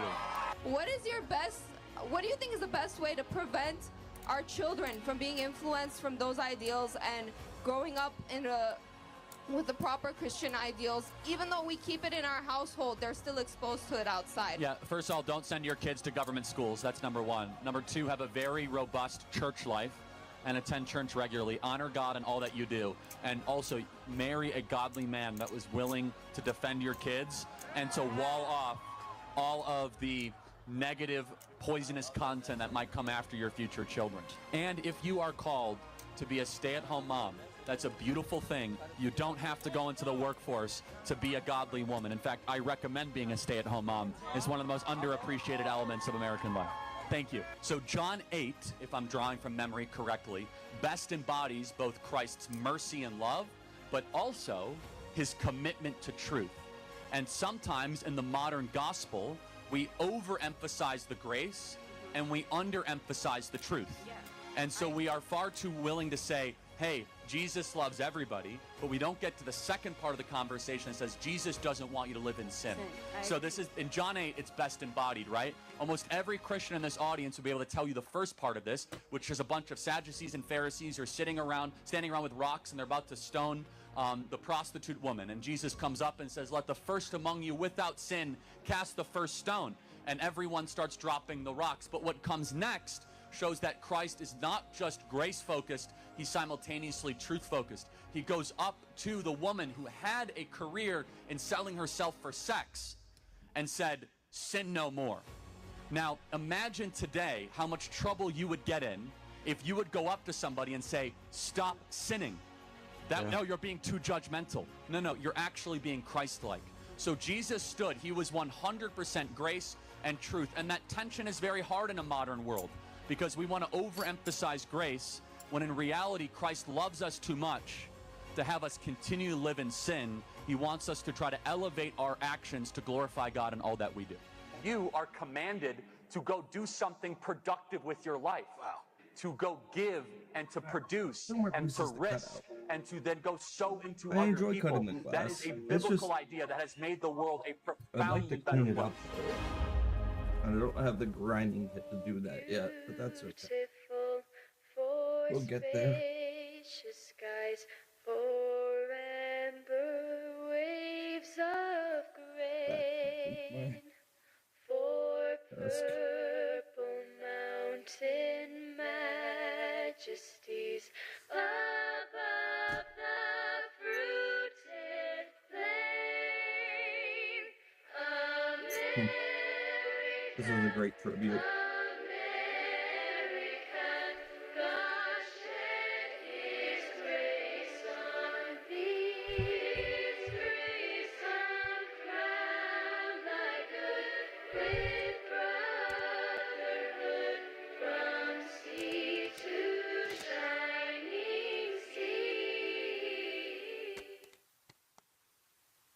So how did I do? You did excellently.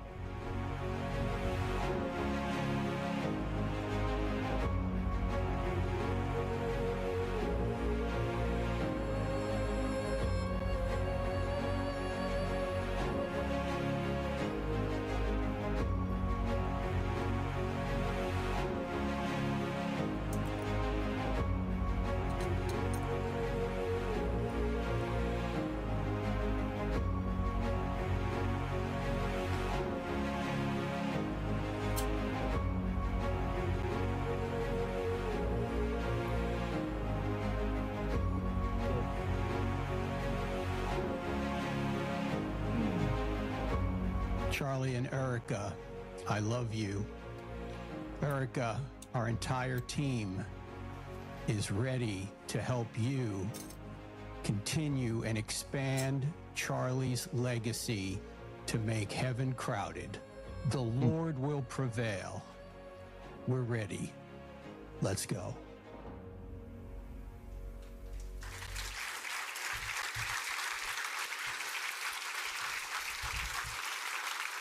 Awesome.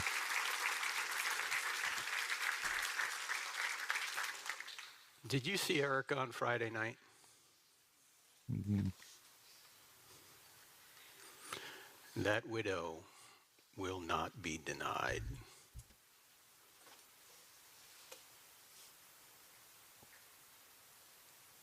Watch out. In fact, we may have witnessed a week ago the event that will change more lives in America in a long time, hopefully for good. But we have a question.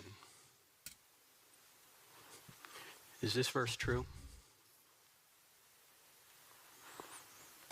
Yes. You, Lord, are compassionate and a gracious God, slow to anger, abounding in love and faithfulness. Is that true? If it's true, then why, when we were approaching Utah Valley University, Charlie said, Frank, pray. And I prayed for effectiveness, and I prayed for safety. And walking in, I said, Charlie, I don't like this place. There's too many buildings.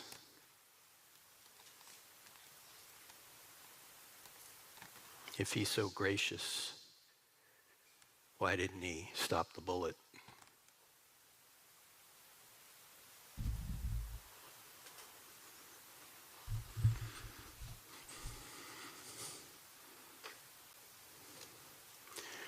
Where was God? Where was he? We asked him, protect us. 20 minutes in,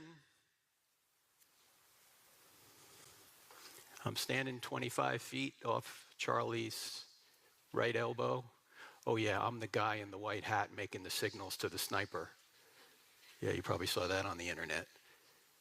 And we know if it's on the internet, it has to be true. Do you know I just got a call from an FBI agent 2 hours ago? Are you the guy in the white hat? Yeah, a guy that interviewed me in the hospital last week. He said, there's a guy in D.C. that he just wants us to check into it. I'm like, are you crazy? First of all, if there's a sniper on the roof, does he need some guy standing 25 feet from the target to go, yeah, there he is? He's looking through a scope. Yep. We just had to check into it, sir. And then I hear this pop.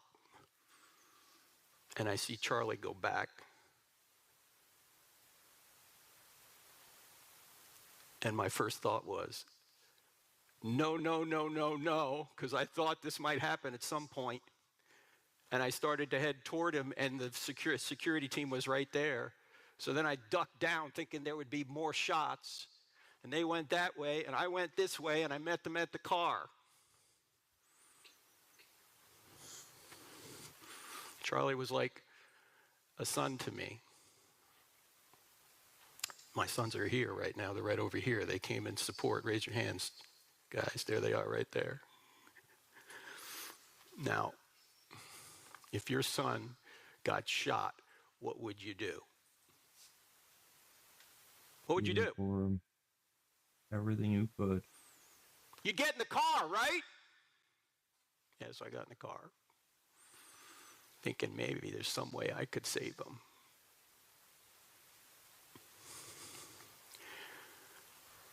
I can't go into details, but let's just say that Charlie wasn't looking at me. He was looking right past me into eternity. He was killed instantly. There was nothing we could do. CPR, tried it. Mouth to mouth, tried it.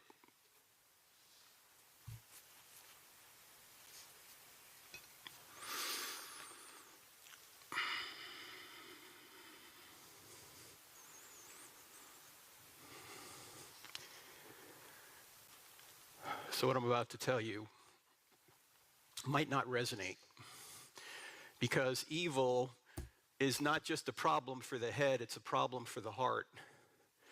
And when you're going through pain, the academic answer to the question, where was God? Why did God allow this? Might not resonate with you. But the first step back to wholeness is for you to intellectually understand that when an evil event occurs, God had a reason for it, even if you never discover this side of eternity what that reason is. And you know who became a very wise defender of Christianity was Charlie Kirk himself. Because a mutual friend of ours texted Charlie, and this mutual friend was an atheist. He said, I'm starting to believe more and more in Satan because I see so much evil in the world. And Charlie texted him back 4 words. Here are the 4 words. If Satan, then God. If Satan, then God. Why? Well, let's just spend a few minutes on this, because when you look at a big problem, like how can there be a good God when there's all this evil in the world, what you need to do is put the evidence on a 2-column chart. What is the evidence for God, and what is the evidence against God? Now, a year ago, almost to the day, we were in this room and we were going through some of this evidence. We did a program in here called I Don't Have Enough Faith to Be an Atheist, which is based on a book I co-wrote a number of years ago. And it provides the evidence that Christianity is true. Remember I said earlier, there's two facts. Does God exist? Did Jesus rise from the dead? What is some of the evidence that God exists? I'm just going to list it here. I don't have time to defend it. But here's some of the evidence that God exists. The beginning of the universe. That's what Charlie was talking about. That if the universe had a beginning, there's got to be a creator. The fine-tuning of the universe. The information found in DNA. You know, the longest word we've ever discovered is in every one of your 40 trillion cells. It's 3.5 billion letters long. Messages come from minds. Your evidence that there's an intelligent creator. Everything about your body tells you that, including your DNA. Life itself is the product of intelligence. Our consciousness and free will, our ability to make choices, our ability to even know things outside of our skulls shows us that the world is not just a bunch of molecules bumping into one another. You're not just a molecular machine. You're not just a moist robot. There's a spiritual element to this world, and you yourself are proof of it. Intelligence and reason, our ability to reason, the laws of nature themselves. You know, atheists will say, well, everything happened by natural causes. Really? If the universe had a beginning, nature can't be the cause because nature is the effect. And where do the laws of nature themselves come from? The laws of nature come from lawgivers that a lawgiver creates laws and then sustains laws. Also, objective morality. Does anyone in here want to argue today that the murder of an innocent man was just a matter of opinion? We're going to set the Q&A mic here in a few minutes. Does anyone want to make that case? I hope not. Because if you're going to say that the murder of an innocent man was just a matter of opinion, you're denying reality. But objective morality shows us that God must exist. Because if God doesn't exist, nothing is ultimately right or wrong. It's just a matter of opinion. It's just your opinion whether you murder somebody is wrong or not. Just your opinion whether you torture a baby for fun. It's just your opinion if you rape somebody and you're saying that's wrong. It's just your opinion unless there's a standard beyond ourselves that we're obligated to obey. And that standard can only exist if God exists. Old Testament prophecy, I think, shows that there is a divine mind behind the Bible and the resurrection and other miracles the New Testament talks about. There's evidence for that.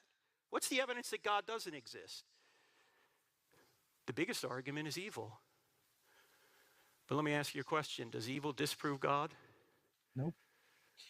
No, why? Charlie had it right. If Satan, then God? Because evil is actually an argument for God. Objective evil presupposes objective good, and objective good requires God. Again, everything's a matter of opinion. Do you know you have no rights unless God exists? I couldn't believe a politician the other day from Virginia, of all places, said that rights don't come from God, they come from government. This is the guy from the same state that Thomas Jefferson started the University of Virginia. Thomas Jefferson, the man that wrote, "We hold these truths to be self-evident that all men were created and endowed by their government." No, he didn't say that. Endowed by their creator with certain unalienable rights. If rights come from government, then a new government can come in and simply take your rights away. Rights are not something government gives you. Rights are something government recognizes. And bad governments don't recognize them. Yeah. So, C.S. Lewis pointed this out brilliantly in his book, Mere Christianity. He realized that evil requires good and good requires God. He was an atheist early on in his life. He was in World War I, and he saw too much evil in the world. In fact, his best friend was murdered.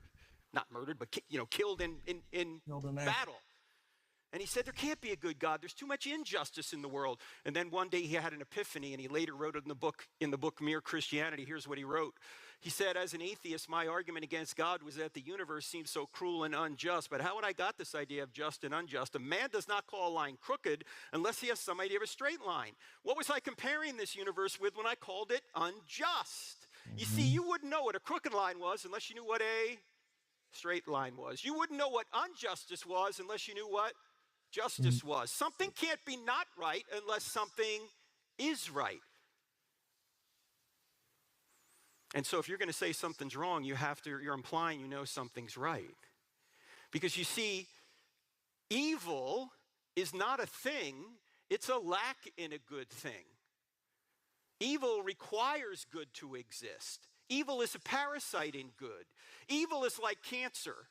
If you take all the cancer out of a good body, you got a better body. What happens if you take all the body out of the cancer? You got no body. You got nothing. It doesn't exist. Evil is like rust in a car.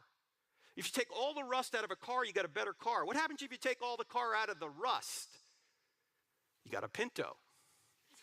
You got to be old enough for that joke, okay? It doesn't exist up on its own. Or we might say that the shadows prove the sunshine. Those were the cars from the car movie that were rusting. You have to have sunshine. Rusties. In other words, in order to have evil, you have to have good. Oh, you can have sunshine without shadows. You can have good without evil, but you can't have shadows without sunshine. You can't have evil without good. So if evil exists, and we all know it does, we just saw it on TV or on the internet 1 week ago today. If evil exists, then God exists. I know that sounds counterintuitive, but if you think about it, I think the argument goes through. Evil does not disprove God. It may prove there's a devil out there, but it can't disprove God because there'd be no such thing as evil unless there was good, and there'd be no such thing as good unless God existed. So what we witnessed, what I witnessed up close and personal, I knew was evil, which meant God must exist. So you know what we ought to do? Instead of putting evil on this side, we ought to put it over here, because evil is actually an argument for God, not an argument against God. Now, this doesn't answer all the questions, though. In fact, when I do a full presentation, I go through 3 points from our book, Stealing from God. Does evil disprove God? We just did that. The next question is, what's the purpose of evil? And I'm just going to introduce that and go to your questions. And then, what's God's solution to evil? We'll end it that way after some Q&A. But let's deal with the second question. What's the purpose of evil? If evil doesn't disprove God, why does he allow it to continue? I was at Michigan State a number of years ago doing I Don't Have Enough Faith to Be an Atheist, and I knew there was quite a militant atheist in the audience because he sat through the entire 2-hour presentation looking like this. I mean, he didn't crack a smile once, and I had some pretty good jokes in there. Anyway, when the Q&A came up, his hand shot up immediately, and I said, "Yes, sir." And he said, "If there is a good God, why doesn't he stop all the evil in the world?" And I said, "Sir, that is an excellent question. Maybe because if he did, he might start with you and me, because we do evil every day." You ever notice that when you start complaining about evil, you're always complaining about somebody else? You know, God, why don't you stop her? God, why don't you stop him? God, why didn't you stop the shooter? You know what we never say? We never say, God, why don't you stop me? Yeah. Let me ask you a question, ladies and gentlemen. If God were to stop evil at midnight tonight, would you still be alive at 12:01? I pray. I wouldn't be. I would pray, but I know I'm I not wouldn't make infinitely it. just. I'm not I'm fallen. I do evil, and if you're honest with yourself, so do you. So I said, "Sir, actually, that is a wonderful question. And if we had a whole semester, we could talk about it, but we don't have a whole semester. What I want to do is I want to show you a 1 minute and 46-second video, a video that a friend of mine put together from our seminary, Southern Evangelical Seminary, ses.edu, still a great place to get an education. I'm just going to play this video right now. It's very short, 1 minute and 46 seconds. There's a lot going on in the video. You have to pay attention. You guys ready? All right, here it is. Is God good? If he is, why is there suffering and evil? Let's assume for the moment that God is all-powerful. This means that God can do anything that is logically possible. So he can create galaxies and subatomic particles and rainforests and you. But God cannot do what is logically impossible. He cannot make a square circle or a one-ended stick. So can God make a rock so big that he can't lift it? No. So what if, when God created human beings, he wanted them to be free? Freedom's a good thing, but if humans are to be free, they cannot be forced to obey God. Because freedom without choice is like a square circle. It's a logical contradiction. No choice, no freedom. God didn't want robots. He wanted real people. The first humans endowed with the awesome power of free choice abused their freedom. The tragic consequences of their bad choice and our bad choices ripple across the world. God is responsible for the fact of freedom, but humans are responsible for their acts of freedom. But let's remember, we don't suffer alone. God will put an end to suffering and evil. And God became a man to suffer with us. God is good, and he wants real people like you to know him. But the free choice is yours. If you want to see that again on YouTube, just type in "Is God Good?" And we have a lot of videos on our YouTube channel. Oh, there it is, sorry. If you go there, you can see there are many, many videos, short videos. The bottom line to this video is evil exists because we have free will, which is the only way love and moral choices could exist. If God were to stop all evil, this would be a morally trivial world. And there are good things that actually can come from evil. Now, I showed that video at Michigan State that night. How do you think the atheist looked after I showed it? Yeah, he looked like this.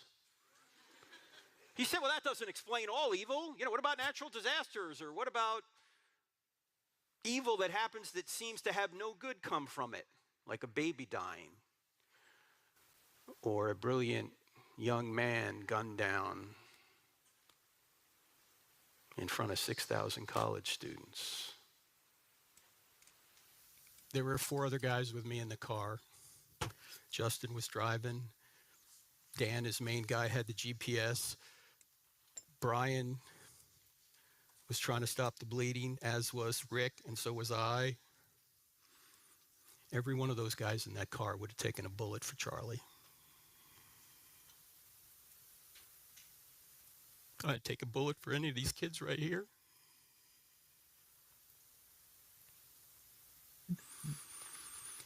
But somebody else, far more important than any of us, took a bullet for us. Brace yourself for this. For even the Son of Man did not come to be served, but to serve and to give his life as a ransom for many. Any one of those guys would have taken a bullet for Charlie, but Jesus took a bullet for all of us. If you walk out of this room not knowing why Jesus came and what the purpose of your life is, I failed. Jesus came to cover your sins and to give you new life. Has everyone here repented of their sins and accepted what Christ has done? If not, why would you? Why wouldn't you? Why wouldn't you?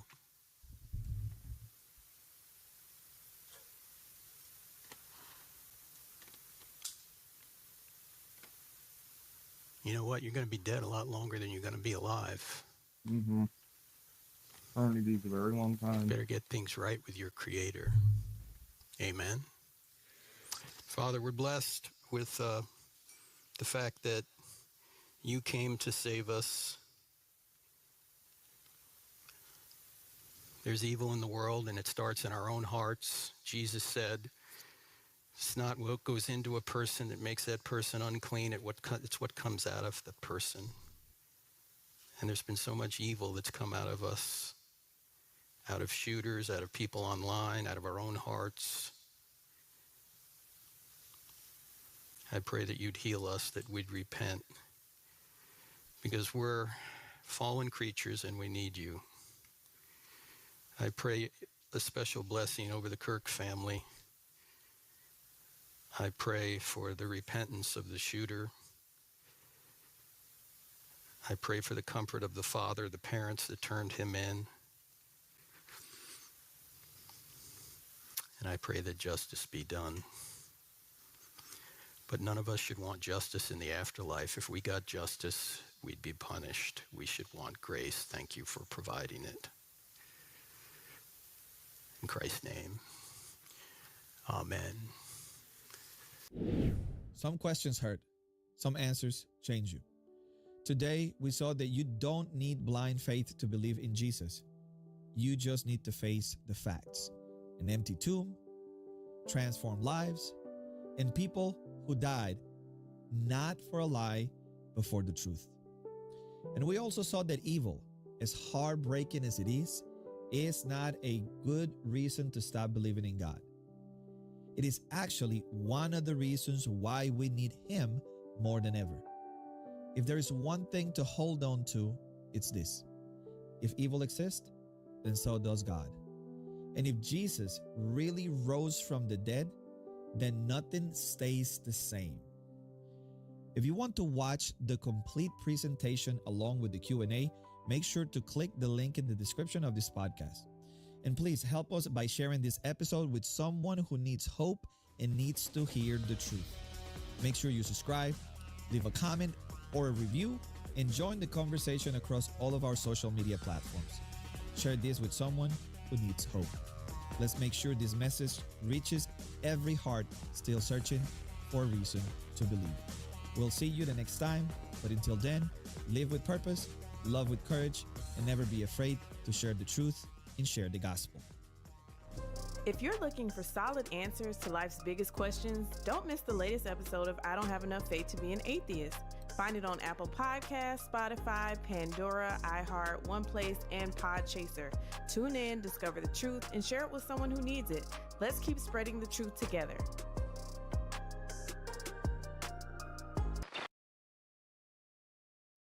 I'm pretty sure I see a score line. Yeah, I do. I'm gonna do it on this side then. Avoid the bubble if I can. And also not put down the score. I'm going to have you debate our AI in a second. Let's do it, man. Frank is one of my mentors and friends and teachers, and we've been studying together. Oh, yeah. Here in Phoenix. It's kind of our off season, right? So it's a little different than an NFL player. I have 2 off seasons a year. So my on it's similar to you. You're on season fall and spring. Yeah, well, I'm doing colleges too, just not as many as you, man. You're killing it. How many do you do? We try and do anywhere between 15 and 20 a year. You're doing 15. You're doing 25 a semester. Yeah, we do about 50 to 60 a year. Crazy. Yeah, the pace is out of control.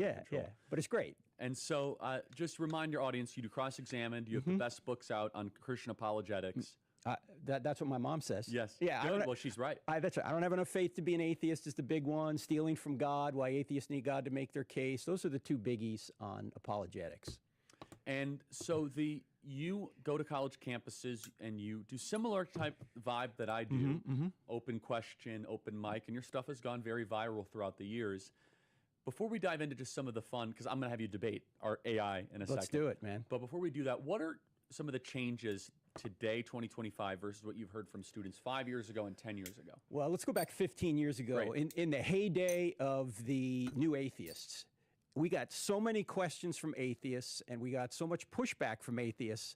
But I'm going to schools now, Charlie, and the organizers are saying, hey, when you come and talk about the evidence for Christianity, could you spend more time on the New Testament than whether or not God exists? Because we're having trouble finding a lot of atheists on campus.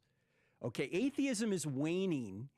And the idea that there's at least some spiritual force out there is gaining strength. And now Christianity is being looked at from all areas, as you know, because people are now, you know what's driving people to consider Christianity?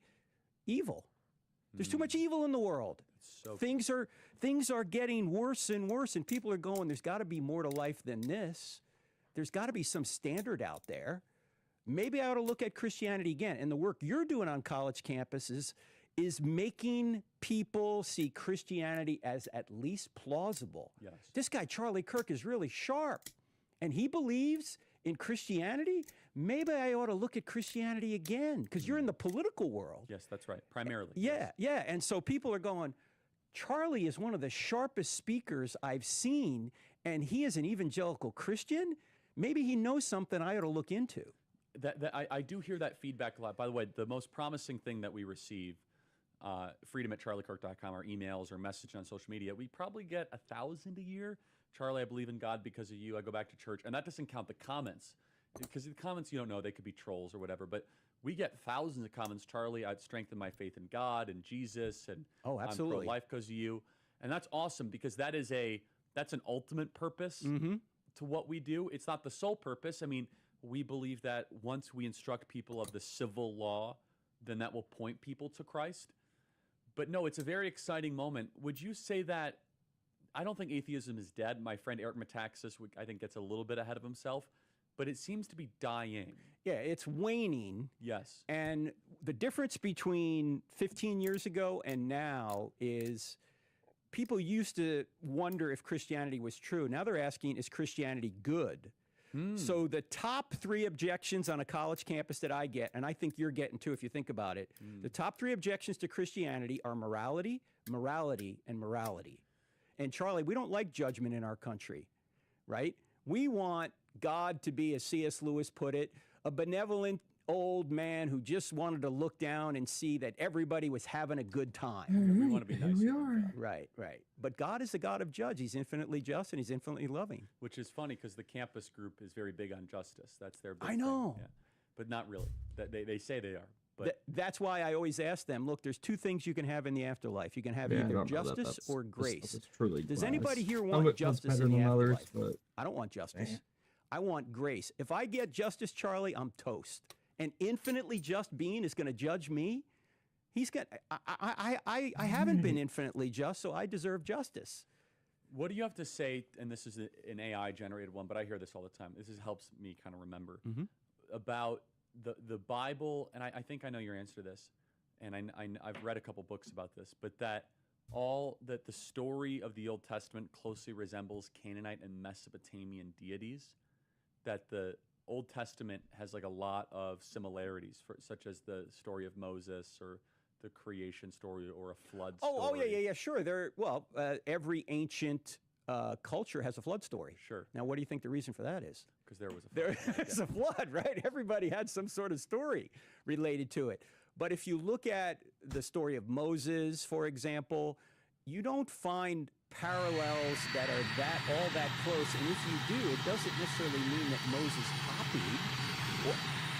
What's unique about the Israelites is that they are told to be separate from their neighbors. That's one reason they're pushing out the Canaanites. Holy, separate, right? Same word. The last thing they want to do is borrow from the people that they're trying to separate from. In fact, what happens to them is when they do get too intermingled with the Canaanites, God judges them and continues to say, you're playing the harlot.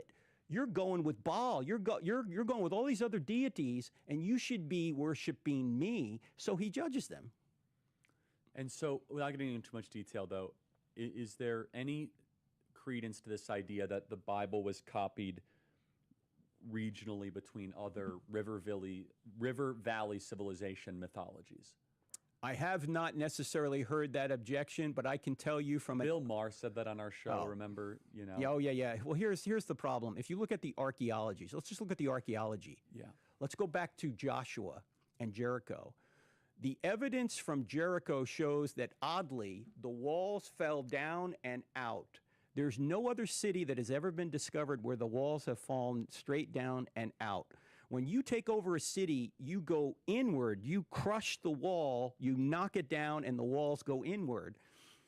Here, we find in the dirt there in Jericho that the walls fell out, just like the Bible says. Yeah, there's a lot of that. And there are, when we just did a 22 one-hour lesson series on the top archaeological discoveries of the Bible, Charlie, we discovered over 107, I think it was 107 people in the Bible that have been found in the dirt.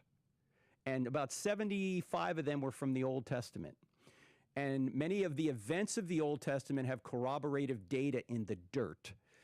How would somebody writing the Old Testament, say 1,000 years after Joshua, 1406 BC, know that the walls fell down and out? How would he know that?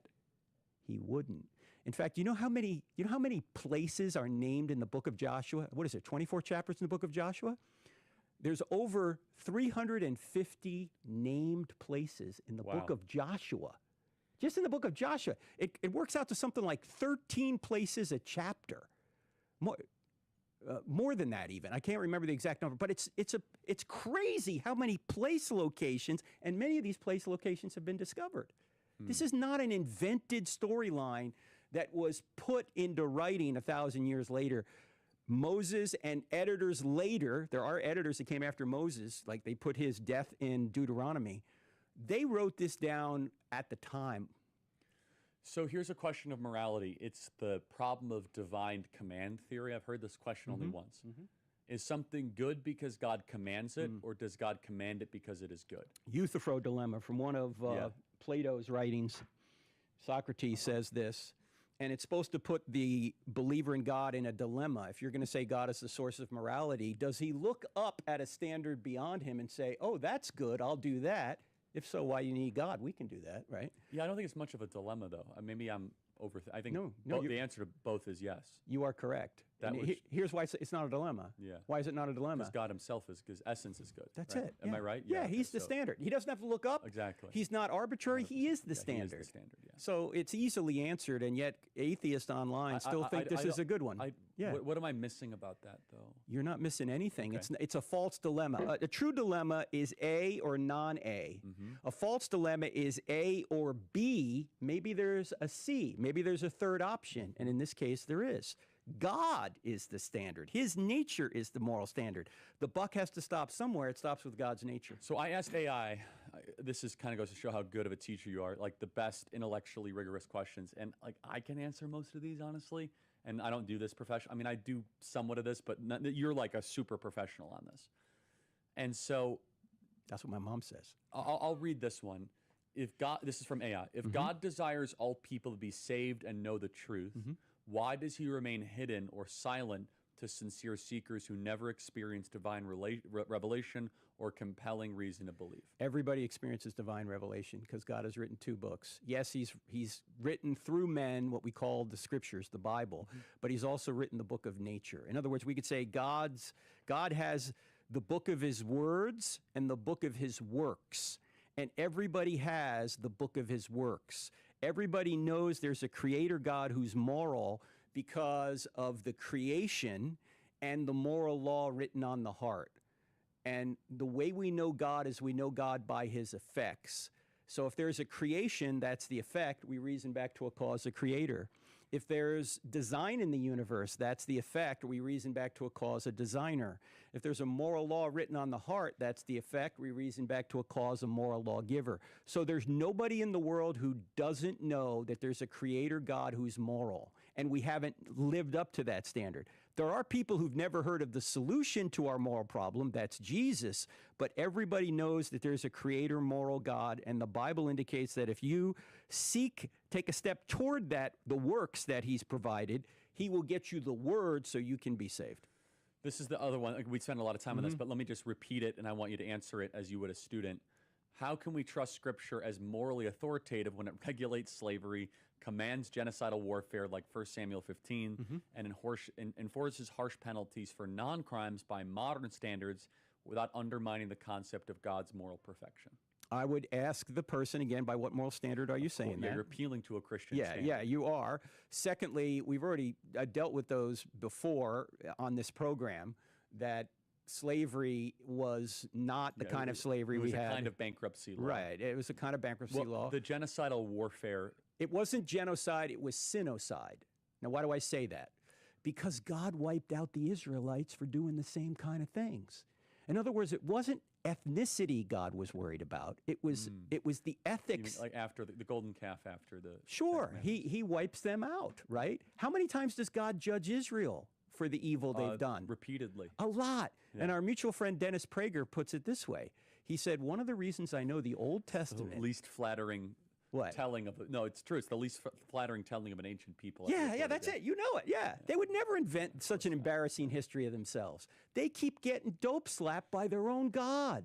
And Charlie, you don't see this. Like, if you go to Egypt, all of the monuments in Egypt are propaganda monuments to how good the Pharaoh is. They don't include any negative behavior. But when you read the Old Testament, this is the history of the Jews. They get the gold medal in sin every time. Here's one that I think is important. Again, this one is, I can answer this one. Answer it. Go ahead, Thanks take to you. it. Given the discrepancies between gospel resurrection accounts and the lack of external corroboration, how do you defend the resurrection as history? All right, I'm gonna go to the bathroom. We'll be right back.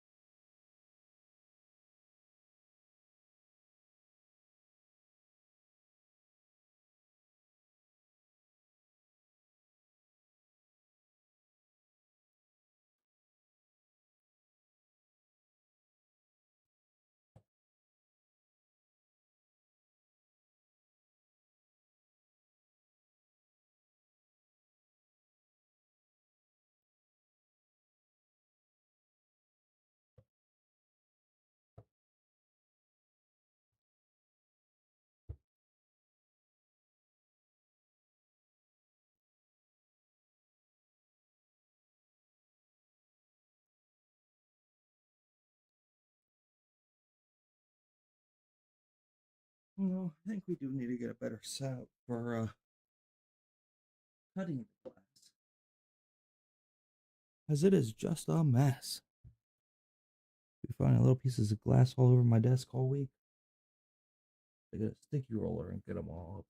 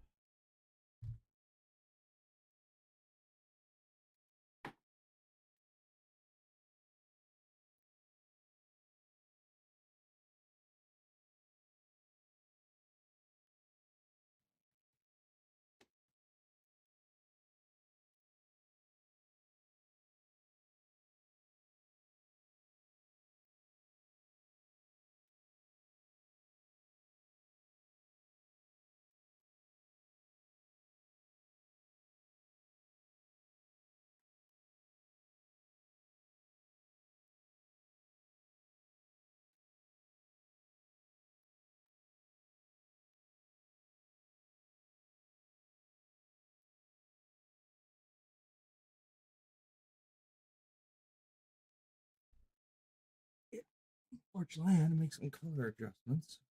It should be okay. I'm not sure. I wish I had a bigger sheet of the yellow so I could have done all of it, all of that cross in yellow, but we'll see. I need to go get it. Go do that.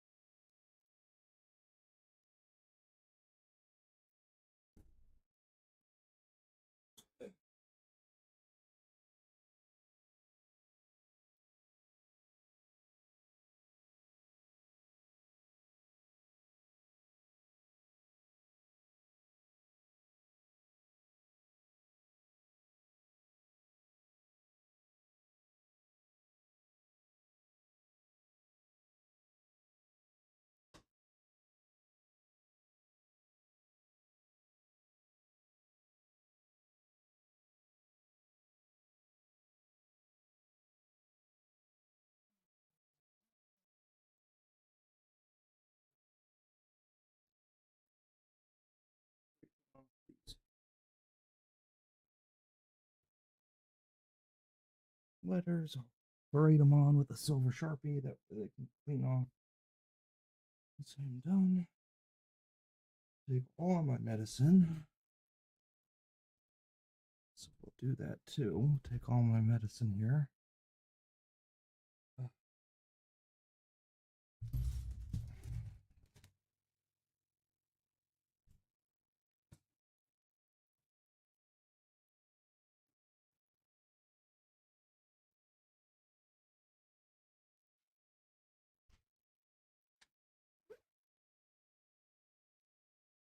With the don't go back under my desk. One of these.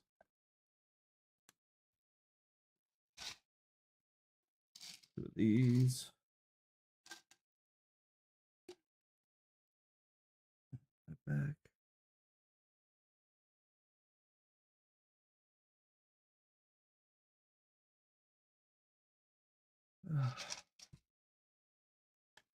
Are these?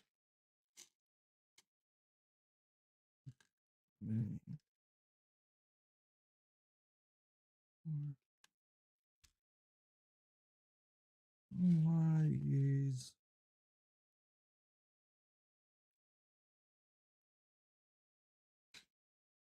one of these? I should probably put a refill in for this. I won't be able to sleep. Won't be good. One of these.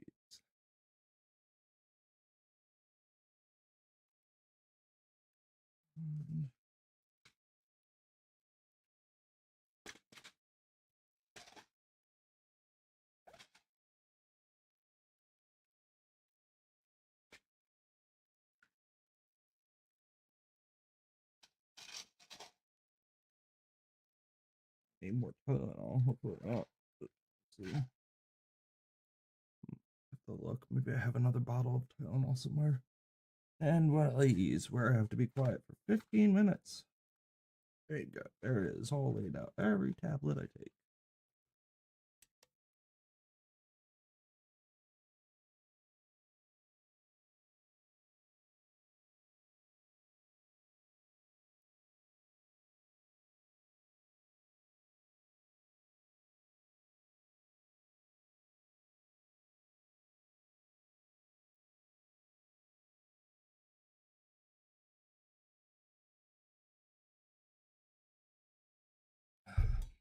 This in my mouth.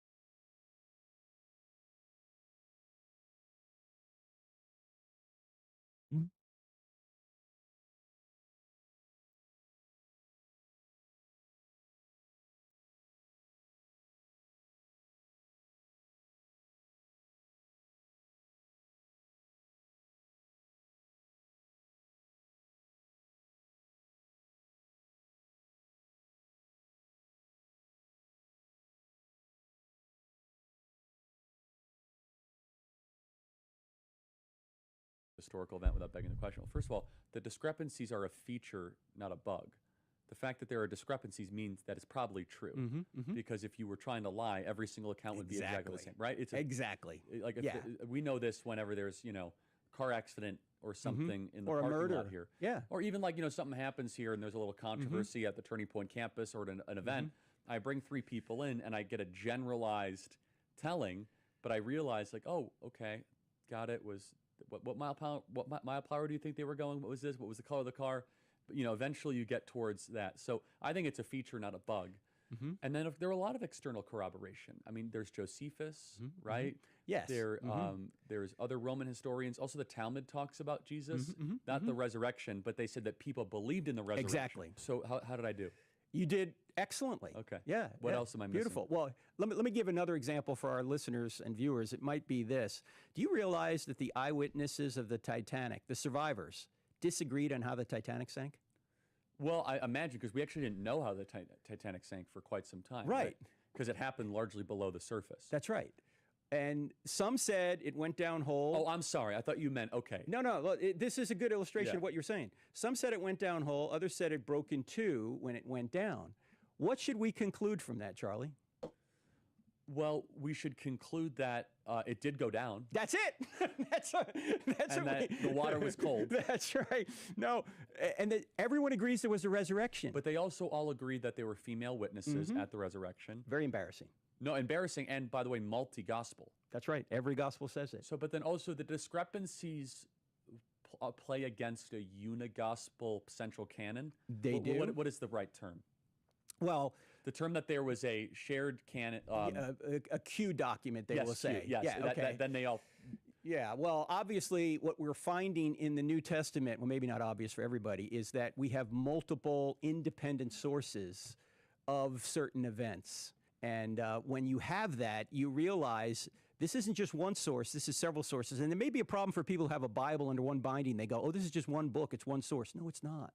These documents were written down in the New Testament, written down by 8 or 9 authors, depending upon who wrote Hebrews. And they were written at different times in different places by people who were not in contact with one another all the time. So I don't think that, That's a pretty weak one. That's the best AI could do. Yeah.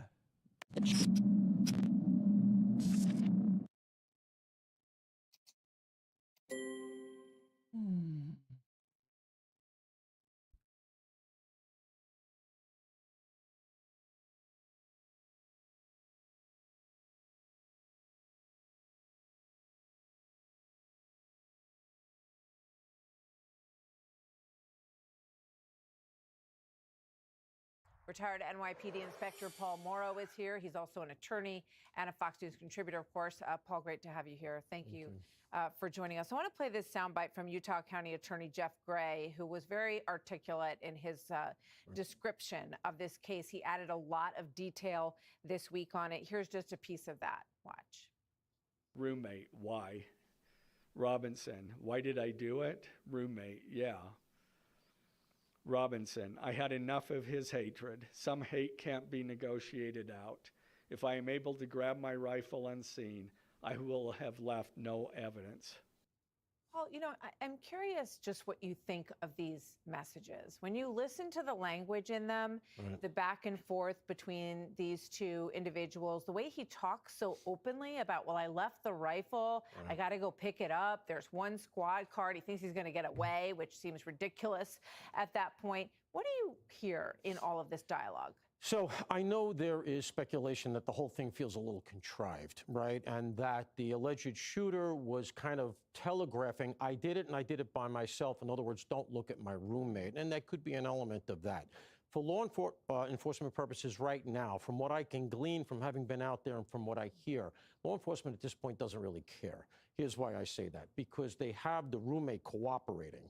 And you can do all the forensics. You can dump the phone, you can dump the computer, you can do interviews around the center. But having somebody who lived with the suspect, who can tell you their mindset, what they did, how they did it, et cetera, is gold. They may still move forward to arresting the roommate, and they may hold it in abeyance unless something really breaks. But from what I'm hearing, they have the roommate where they want him. They want him cooperating. And so right now, they're focusing on the stuff that the prosecutor put out, that narrative. While from what I see, what I suspect is going on is as they harden up the state case, the feds are operating around the fringes. They're doing a lot of the technical work to see if there's a group, if there are connections to other people of concern.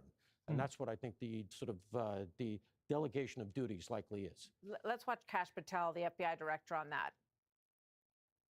So what we're doing, we've already done, is serve legal process, not just on Discord, so that the information we gathered is sustained and held in a evidentiary posture that we could use in prosecution. I see the public reports that the Discord thread had as many as 20 additional users. It's a lot more than that, and we're running them all down. Your thoughts on that, Paul? For this, the FBI is great. I mean, this is what they do better than anybody. They have the federal reach. And I'll give an example that we've all heard about. A couple of months ago, we had the person who blew himself up at a fertility clinic, a guy named Barkis. He died, so everybody thought the case was over. The FBI stayed on it. They went into the digital stuff. They found out there was a second piece unapprehended who, in fact, had supplied the explosives. That person had fled overseas. That all happened in California. Lo and behold, whatever it was, about a month later, that person comes back into America. They grab him at JFK, all the way here in New York. The point is, as they pursue the state murder case, which is where it is now, the federal government is going to continue to press on all the atmospherics, reaching out as far as they can to see if there's something else going on. And that could mean the whole thing does go federal at some point. But right now, it looks like it's cleaner as a state murder case. I want to play one more. This is Nate Brooksby, the Washington County Sheriff. Watch this. He was fearful of a SWAT team hit on his house, or he was fearful of being shot by law enforcement. So part of the negotiation and getting him to bring himself in was that we would treat it as delicate and as soft as possible. He was sitting on a very comfortable couch with a water bottle in his hand, not restrained. He was again, cooperative, somber, quiet. I just, I find it, in terms of the profile, very interesting, because when it came to this part, he's listening to his parents. Yeah. And I can't even imagine what this was like for these parents. I mean, when your son goes just so, allegedly, so completely off the rails and shoots someone in cold blood, and they're talking about the rifle, it's grandpa's, he's upset. It's going to be missing. That's how they'll know. What do you make of all that? Yeah, I mean, what a sort of Shakespearean drama, right? The father had to say, look, you're going to have to turn yourself in. And my information I had when I was out there pretty early was the fact that the family was very fearful, and now it's out, that the police were going to end up doing a dynamic entry. And if you put yourself where the parents are, they jump to the fact that somebody else is going to recognize you. They got very good, clear images out very fast. Somebody in the neighborhood, somebody who went to school, it's going to say, hey, I know who that is. Then they tell the cops. Next thing you know, the cops are coming in hard through the door. Maybe the kid runs, makes a furtive movement, and then you got something you don't want. So the feeling was that, let's do this right. They made a call to a local person who was retired law enforcement, who had to connect to that sheriff's office. They did everything right. They got him in safely. Now you have the perp alive, as opposed to what we've had in some other circumstances. They did this right. Yeah, I mean, it seems like online he had this sort of off world that he was living in. And then when he's with his parents, he seems to sort of come back over to, their rationale about how they should handle this. It's just so terrifying, I think, as a parent, how far down the hole some of these young men mostly are going. And this family, notices something is off, but then, to be in the middle of this is just unbelievable. And everybody, I think, would like to see a federal charge because they want to see everything possible put to the test in this case. Yeah, listen, we have a tendency to think the federal charges are bigger and better. Right. It's not always the case. No, You have it to might use be what best fits. And in this case, right now, Yes. state looks better. All right, Paul, thank you. As always, great reporting on all this. Hey, Sean Hannity here. Hey, click here to subscribe to Fox News YouTube page and catch our hottest interviews and most compelling analysis. You will not get it anywhere else.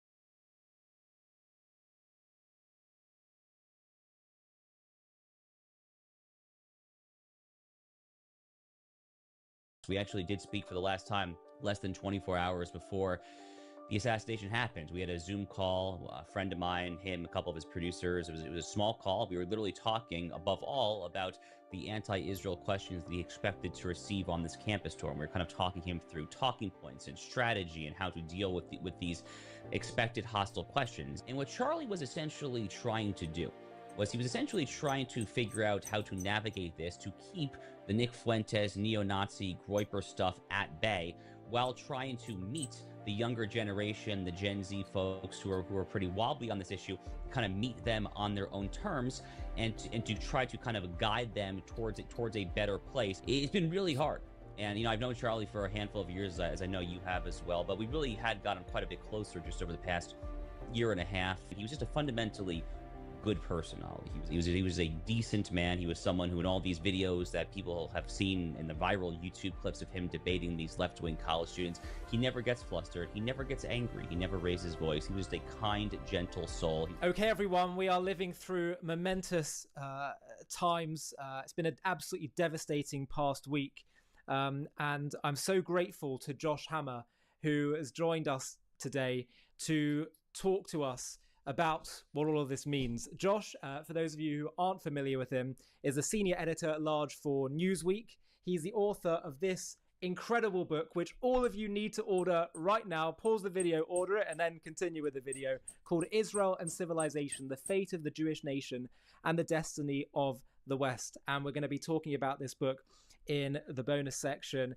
But personally, Josh was a friend of Charlie Kirk, who, as he's just sharing with me just offline a moment ago, was in near daily communication with him.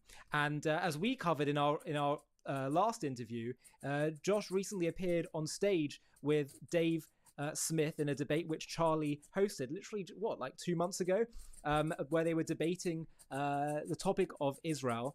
And I think Charlie Kirk was someone who I knew to be, and I'm sure Josh will say the same, to be just the most deep friend of Israel, and he hosted this debate because he's clearly navigating very choppy waters on the conservative right, where there's diverging views about Israel, and he thought very strategically, it seems to me, the best way to do this is let's just have an open debate, and Josh did an absolutely superb job of that. And we're going to get into all of that and what's happening on the right at the moment. But before we do, Josh, just your immediate reaction to Charlie's murder.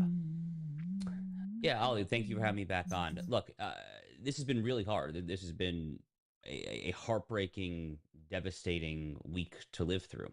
Just this past Friday, I was out in Las Vegas speaking at a conservative conference, and we were essentially all memorializing Charlie, paying tribute to Charlie in our speeches there. When I was recording my radio show, the Josh Hammer Show, I actually broke down crying while speaking, which is the first time that's ever happened to me since I started the show a few years ago. So it's been really hard. And, I've known Charlie for a handful of years, as I know you have as well, but we really had gotten quite a bit closer just over the past year and a half, 2 years, give or take there. And we were in very active communication because I think we saw each other as a Jew and a Christian who shared the mutual goal of protecting and preserving the United States of America, and by extension, protecting and preserving Western civilization. We shared a passion for Western civilization. We shared a passion for a conception of Western civilization that is undergirded by the Bible. We shared an admiration for the Bible, for all that Jews and Christians have accomplished from that. And he was just a fundamentally good person, Ollie. He was a decent man. He was someone who, in all these videos that people have seen in the viral YouTube clips of him debating these left-wing college students, he never gets flustered. He never gets angry. He never raises his voice. He was just a kind, gentle soul. He was a loving husband, a father to two young children who will now grow up without a father. And yes, we actually did speak for the last time less than 24 hours before the assassination happened. We had a Zoom call, a friend of mine, him, a couple of his producers. It was a small call. We were literally talking, above all, about the anti-Israel questions that he expected to receive on this campus tour. And we were kind of talking him through talking points and strategy and how to deal with these expected hostile questions. And you held on my book, Israel and Civilization, Ollie. The last words I think Charlie spoke to me were, he literally said, Josh, when the Israel question comes up, I'm just going to plug your book, Israel and Civilization, because I think that what you write in the book basically is how I feel as well. And that ends up being the last time that we spoke. It's an irreplaceable void. I'm not entirely sure exactly how we go forward, but I know that if Charlie were here, Ollie, what he would want us to do is to try our best to do exactly that, to move forward the hardest, the most determined, the best we possibly can. Absolutely. And you said so many of the key things that I've been thinking about over the past week. He's irreplaceable in terms of the way that he just communicated so effectively and really in a really entertaining way as well. Also, that you're absolutely right. You and I knew him off camera, off stage. He was gentle, he was kind, respectful, and he practiced what he preached. But also with regard to Israel as well, he did have this deep love of Israel and the Jewish people. And I remember him saying to me, actually, we went on to I took him to this campus, SOAS, which is deeply anti-Semitic, anti-Western, anti-Israel, and he had this sign that was a bit, provocative about one of his views on socialism. And I remember in as we were walking there, he said to me, like, Ollie, I'll say it plainly, without the Torah, you do not have America, you do not have the West. And he really understood this to his core. And I want to talk a bit more about his relationship with Israel and the Jews and what's happening on the conservative right and what this moment means. But let's just zoom out a bit more for a moment. As someone that's in America right now, what has been America's reaction? What's happening on the ground? What are you seeing? I think this is a country in mourning. It's a country in shock and a country in mourning. I've been pleasantly surprised, actually, by the sheer number and the breadth and the depth of tributes, of memorializations. The flag is still being flown at half-mast from sea to signing sea, basically all across the United States. You look at the National Football League, American football is the most popular sport in America by virtually any metric. I think all but 4 teams on Sunday actually held a moment of silence for Charlie Kirk, which is really quite crazy when you think about the fact that the NFL, like many American professional sports leagues, has gone pretty far down the woke rabbit hole in recent years. I mean, they actually, I think a lot of teams still have end racism in the end zone as kind of a tribute to the George Floyd 2020 summer. So The fact that they were all kind of coming out and trying to memorialize Charlie Kirk, the New York Yankees, my favorite team from my childhood, probably the most famous sports team in America, if not the world. They held a moment of silence the day of the assassination. Country music megastars like Morgan Wallen and Jason Aldean throwing up tributes and prayers for his widow, Erica Kirk, in the middle of their concert. So, I don't think I fully appreciated Ali. I knew him as a friend. I knew him as a 5-star general, as a leader of the American right, of the American conservative movement. I don't think I fully appreciated the extent to which his influence and his clout penetrated beyond those particular circles. He had really gotten bigger than just politics. He was truly a kind of cultural icon and national, and frankly, to an extent, even international icon. And I think that's partially due to the fact that his organization, Turning Point USA, which was primarily a campus, young person organization, he was such a role model for so many people. And I think as Charlie matured and grew up, as he got married to Erica, as he had 2 children, you start to see a bit of a focus, or a shift in focus, I should say, in what he was talking about. So you mentioned socialism. That was a big theme of kind of the early years of Turning Points. Big government sucks, boo socialism. And to be clear, he still held those views, but he increasingly found himself, I think, talking more about speaking to young men, kind of like Jordan Peterson, who says, make your bed in the morning, right? So Charlie was speaking directly to young men, a very disaffected Gen Z young male population, and saying, no, you really should ask that girl on a date. No, you really should actually consider asking for her hand in marriage. You should really have children, raise a family, go to synagogue or go to church, love God. I mean, he was really kind of something of a role model in terms of not just the values that he preached, but very much the talk they taught and the walk that he walked. He really did not just believe in these principles, but he really lived them out on a day-to-day basis. And, to your point, he was a genuine admirer of the Torah. He used to study Torah years ago with Dennis Prager, one of his earliest Jewish mentors. There's this amazing video clip that I saw for the first time just a few days ago of him debating this left-wing rabbi from back in 2018, 2019. The rabbi is basically arguing that, the Torah is like kind of one of many books upon which America and Western civilization sits. And Charlie's like, no. It is the book. Like, this is the book there. He kept his version of Shabbat. He literally kept his version of the Jewish Sabbath, phone off from Friday night to Saturday night. He had a forthcoming book. I hope it's published posthumously, a book on the Sabbath. Incredible stuff. So again, he really, really, really did not just talk the talk, but walk the walk as well. It's fascinating, by the way. Did he diverge from what Christians believe that Sunday is the Sabbath? Did he believe it was actually Saturday? He went to church on Sundays, right? I mean, he was not a Seventh-day Adventist. Like there actually are some Christians who go to church on Saturday. He was not that. He went to church on Sunday, but he kept for whatever reason that I guess he so chose there. And look, to be clear, I don't think that he was going about, the 39 categories of prohibited labor that Orthodox Jews do. But he definitely did turn his phone off for 25 hours, which is a tremendous thing there. And he was really trying to set an example, I think, in many ways. This is kind of a healthy, God-ordained way to live your life. And what about the reaction from his political opponents? What percentage would you say have condemned this attack and called it abhorrent? And what percentage are not condemning it, to put it mildly? Well, it's hard to say because it depends on the sample size, right? So if we're talking about elected Democrat officials, I don't think I've seen a single Democrat elected official who has genuinely, earnestly tried to justify or celebrate it. Now, some are trying to be a little cute with words, but most of them are smart enough to not even go there.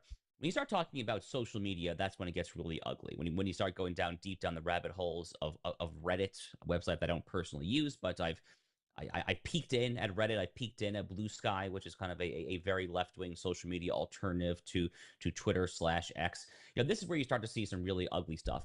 Unfortunately, Ali, we live in times where this stuff is more mainstream than people would probably readily care to admit. So, for instance, there was a major pollster earlier this year. I can't remember if it was Gallup, Pew, or another major pollster here in the United States, and they said that, or their conclusion from their very large sample size, literally more than half, more than 50% of registered Democrats that they reached out to said that they could find a justification, they could theoretically find a justification for murdering or assassinating Donald Trump. Okay, I mean that's like a pause, full stop. Like what did he just say? Moment. I mean that's astonishing. That is astonishing stuff. And this is not the first act of left-wing political violence. I mean, There's so many examples, I won't even know where to begin there, but just a couple of prominent examples. James Hodgkinson in 2017, when he shot up the Republican congressional baseball team, almost fatally wounding Steve Scalise of Louisiana. You had a man named Nicholas Roski in 2022 who flew from California to Maryland, attempting to assassinate Brett Kavanaugh for his opinion in Roe versus Wade, the abortion decision there. You had the assassination of the United Healthcare CEO. You had the assassination of the 2 Israeli embassy staffers in Washington, D.C. earlier this year from a communist Free Palestine nutjob out in Chicago. I mean, there's a genuine disease, I think, for a lot of people on the far left. It has not quite penetrated the ranks of elected Democratic officials, which is a good thing, obviously, there. And to some of these elected Democratic officials' credit, Bernie Sanders, of all people, actually had a very good statement, which I was pleasantly surprised to see. So, give credit where credit's due, but they really have to get their own house in order, because it is time for people who have clout. People like Barack Obama comes to mind as someone who has kind of clout among probably all the various wings of the Democratic Party, of the American left. They really have to get out there and just stamp this out, because I'm an open conservative. Someone like me cannot do that, right? I mean, I want America to be pulled back from the brink, but I can't get the left's house in order for it. It has to come from within their own house there. And I just genuinely pray as an American patriot that it happens ASAP. Well, this is part of the point, because I was interviewed by LBC, which is one of the main British radio stations in the UK, and they're sort of centre left, I'd say, overall. And they I was saying, and they were saying that, of course, political violence comes from all sides of the debate.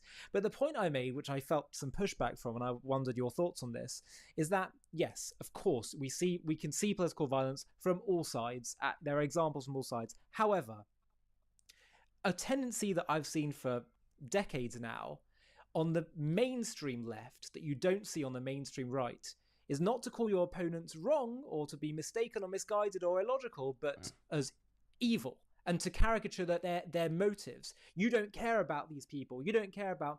Whereas you don't see that on the mainstream right. Of course, the far extremes you'll see, and that will lead to violence. Do you agree with that? And isn't that part of the problem here? Yes, many in the left have genuinely imbibed the notion that speech is violence. They actually genuinely seem to believe this. I think for a while, conservatives thought that this was kind of like a way of like mocking the left, like, oh, you guys are so crazy, you think speech is violence. No, they actually in many cases really do think that. They really think that your words, when once upon a time, 7-8 years ago, were called microaggressions, right? So for instance, if you were to say that, Zionism is a good thing, that Israel has a right to exist, that could be a microaggression, right, against a Muslim student.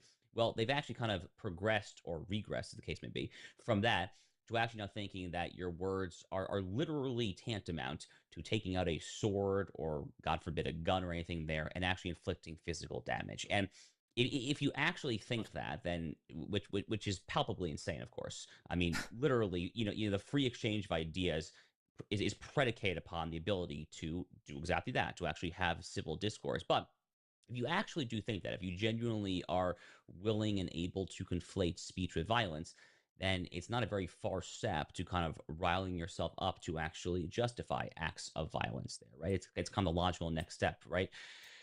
So it really, this is a thing. I mean, again, there's only so many, DSA, Democratic Socialists of America, town halls I've attended. I mean, it's not like I'm like deep in the bowels of exactly what they're saying on their Discord messages and their Reddit threads there, but I've seen enough to know that this is a pretty mainstream sentiment there. They think that we are evil. They think that our speech should not be civilly debated. They think that it should simply be suppressed, snuffed out, apparently, as the case might be, by any means necessary. And many of them are actually willing to joke about it. University of Louisville in Kentucky, on their student bulletin board, I saw someone post a flyer. It said, "Debate this," and it was a caricature of Charlie Kirk getting a bullet into the neck, and they were mocking him.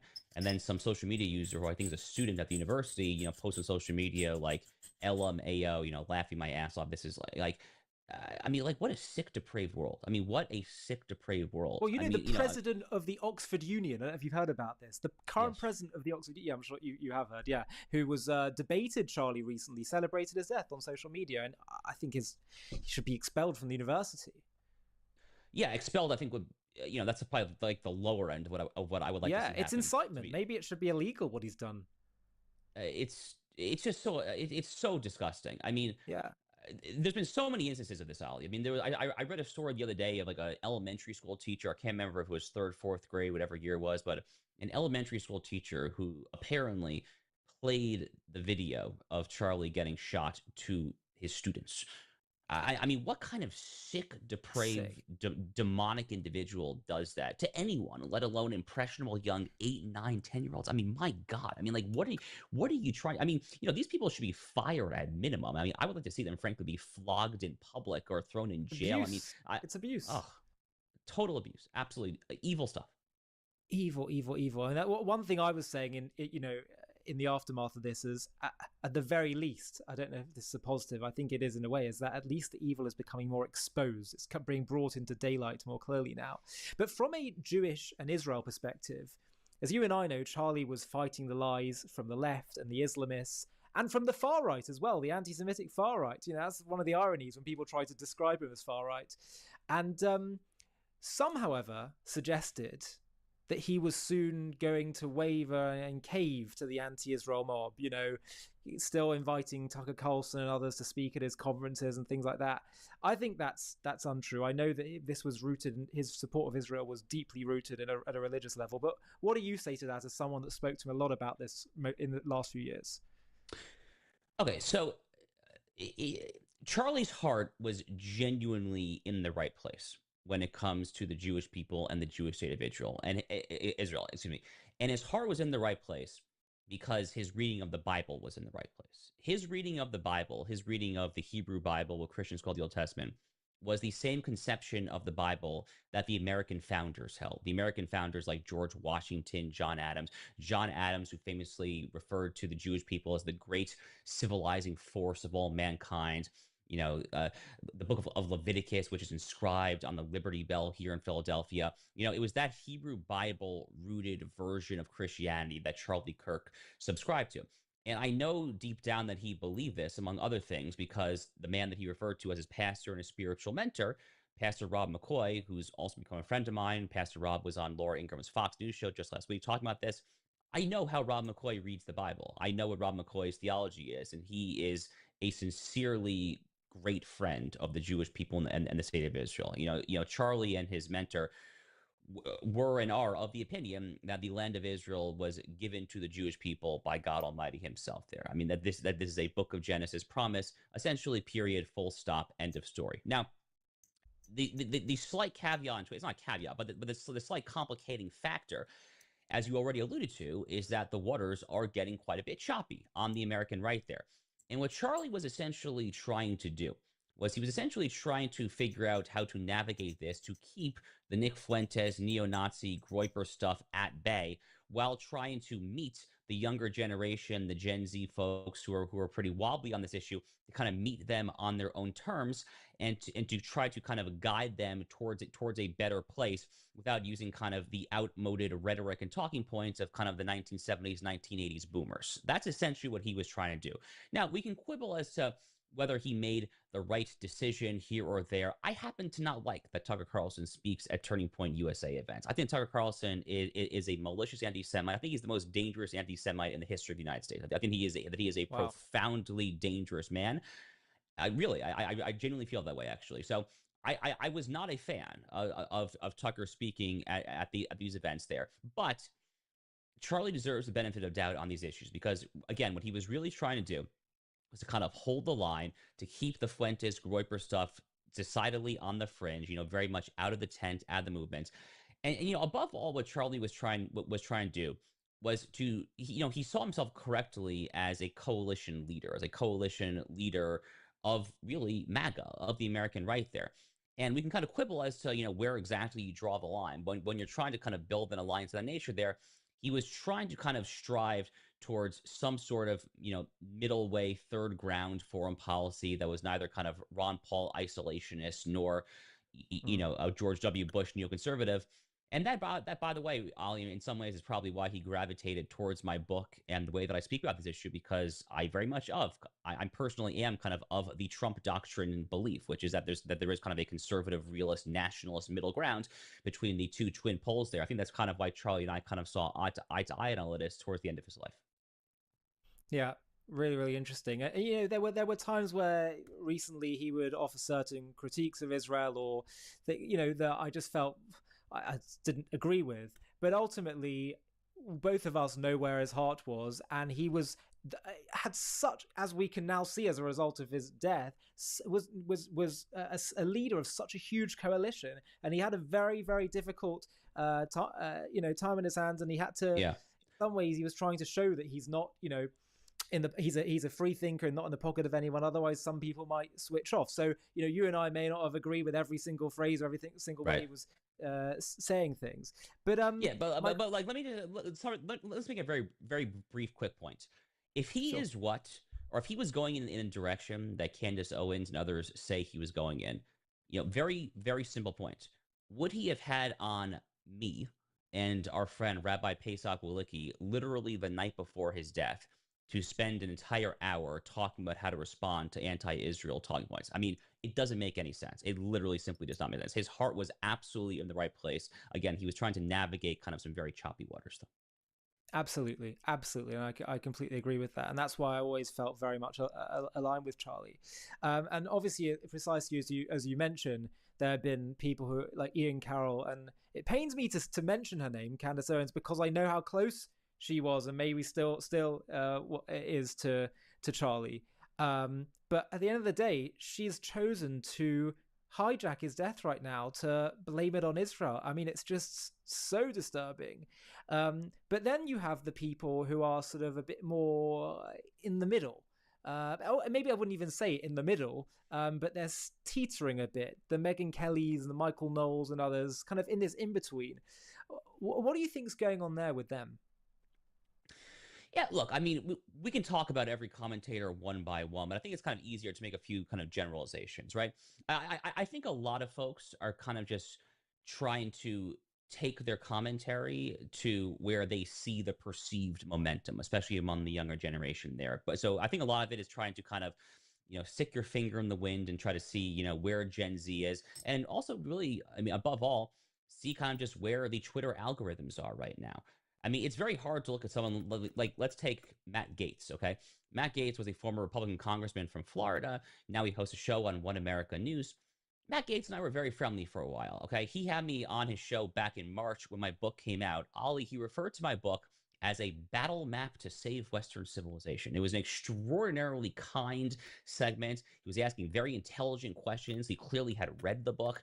He was engaging with the material in it there. And a few months later, you know, he's talking about Jewish supremacy, you know, a term that has kind of like Der Stürmer origins, and he's had on all sorts of horrible guests. I mean, does someone like that like actually flip that quickly based on like literally from March to June or July? No, of course not. I mean, it defies common sense. It defies reality. That's obviously not what's happening there. I think it's just profound cynicism. It's trying to kind of just play for clicks, play for money, and trying to kind of generate some viral clips to appease a small but very vocal and very online segment of the American right and of the American internet user base there. Now, here's another thing that I will say, and I feel pretty confident in saying that Charlie also believed this because he literally told me that he believed this, which is that after the war in Gaza winds down, you know, may it come, you know, B'Mehera B'Yameinu may come very soon, ASAP. And for XYZ reasons, I actually do think it's probably going to wind down sooner than a lot of people realize. If that happens, or when it happens, I should say there, I'm of the opinion, and I know that Charlie was of the opinion, that a lot of this growing fringe stuff when it comes to U.S.-Israel relations is going to really die down quickly, because when Israel is a little more out of the headlines, when the Gaza stuff, when the people like Dave Smith are less able to kind of just get on their soapbox and start talking about genocide and children killed and all these ridiculous charges there, I think that the natural gravitation will start to go back slowly, incrementally, kind of just through gravitational pull, osmosis, whatever you want to call it, in a healthier direction on this particular issue. I know Charlie felt that, and I very much think that as well. Yeah, I've heard several people say that as well, and I know that's certainly what the upper ends of Israeli government are feeling right now. But this really was going to be my last question on this subject: is there a danger that the right is now more vulnerable to these anti-Israel elements without Charlie here? Yes, and that was one of the very first thoughts that I had. In fact, my rabbi here in Florida, where I live. I won't name him for privacy reasons, but I mean, one of my main rabbis actually called me very shortly after the news was official. He knew that Charlie and I were close. He wanted just to check in on me. It's probably the first time my rabbi heard me kind of openly cry. It was very shortly after the death. Anyway, this is one of my rabbi's very first thoughts. Was he actually said that to me, was that he now worries about where this leaves kind of the Fuentes Groyper crowd, because Charlie, again, he had his faults, his imperfections. I didn't agree with him on Tucker, obviously, and we can quibble on that. But whatever quibbles, whatever faults, imperfections he may have had, he was literally doing more than anyone, I think, in the entire country, literally the entire country, to keep those forces at bay. And that's actually exactly what I told the Jewish Insider, which is an American Jewish publication. Sure. That was kind of the on record quote that I gave them there that they featured in their article. So yeah, I'm very much of that opinion, Ali. I'm frankly a little scared of it because, again, Charlie Kirk was an indispensable figure and an irreplaceable force, and I don't necessarily see one person who can now kind of step in to keep those forces at bay. I'm not really sure who that one person would be, to be honest with you, other than Donald J. Trump himself, frankly. But again, he's an elected official. I mean, talk about kind of an outside coalition builder, coalition manager. I'm really not sure that I can identify who that person would be. Wow.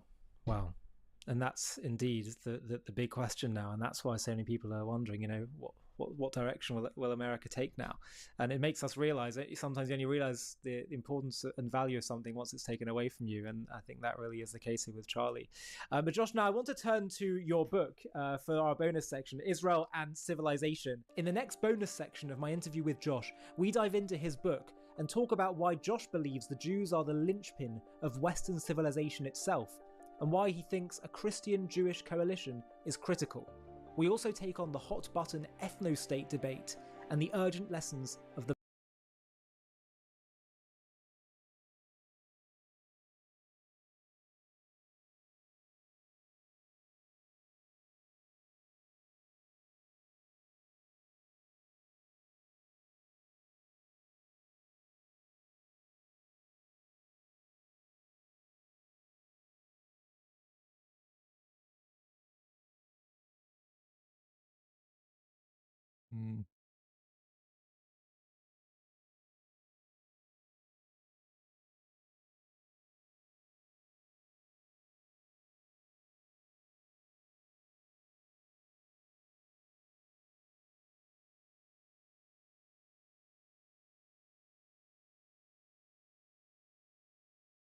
How should we?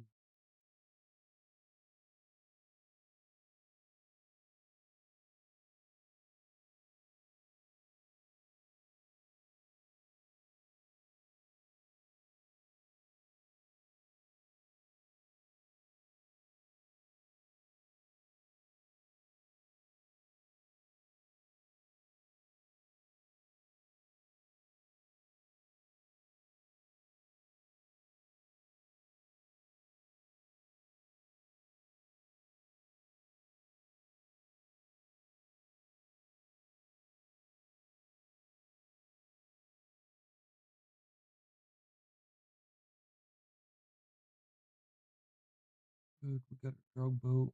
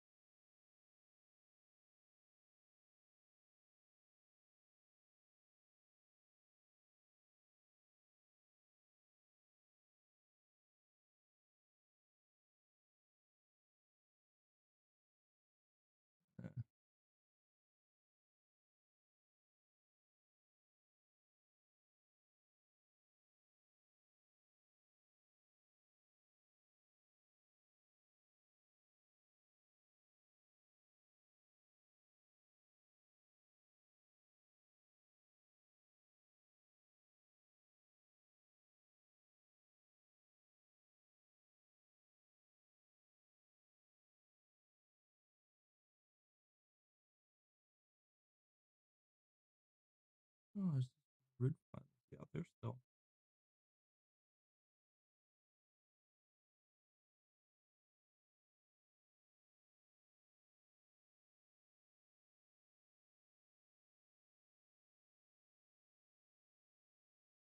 Welcome back to the Jerusalem Media Hub here at Jewish News Syndicate. My name is Alex Trayman. I'm the CEO and Jerusalem Bureau Chief of Jewish News Syndicate at jns.org. And we are very blessed to have a guest that wouldn't normally be in Israel, but we're very, very honored to have you here, Dinesh D'Souza, filmmaker, author. I believe one of the most important voices on bringing clarity and morality back to America in what has been, I would say, a very tumultuous period in American history. So, Dinesh, welcome to JNS. Welcome to Jerusalem. Thank you. Great to be here and wonderful to have this conversation.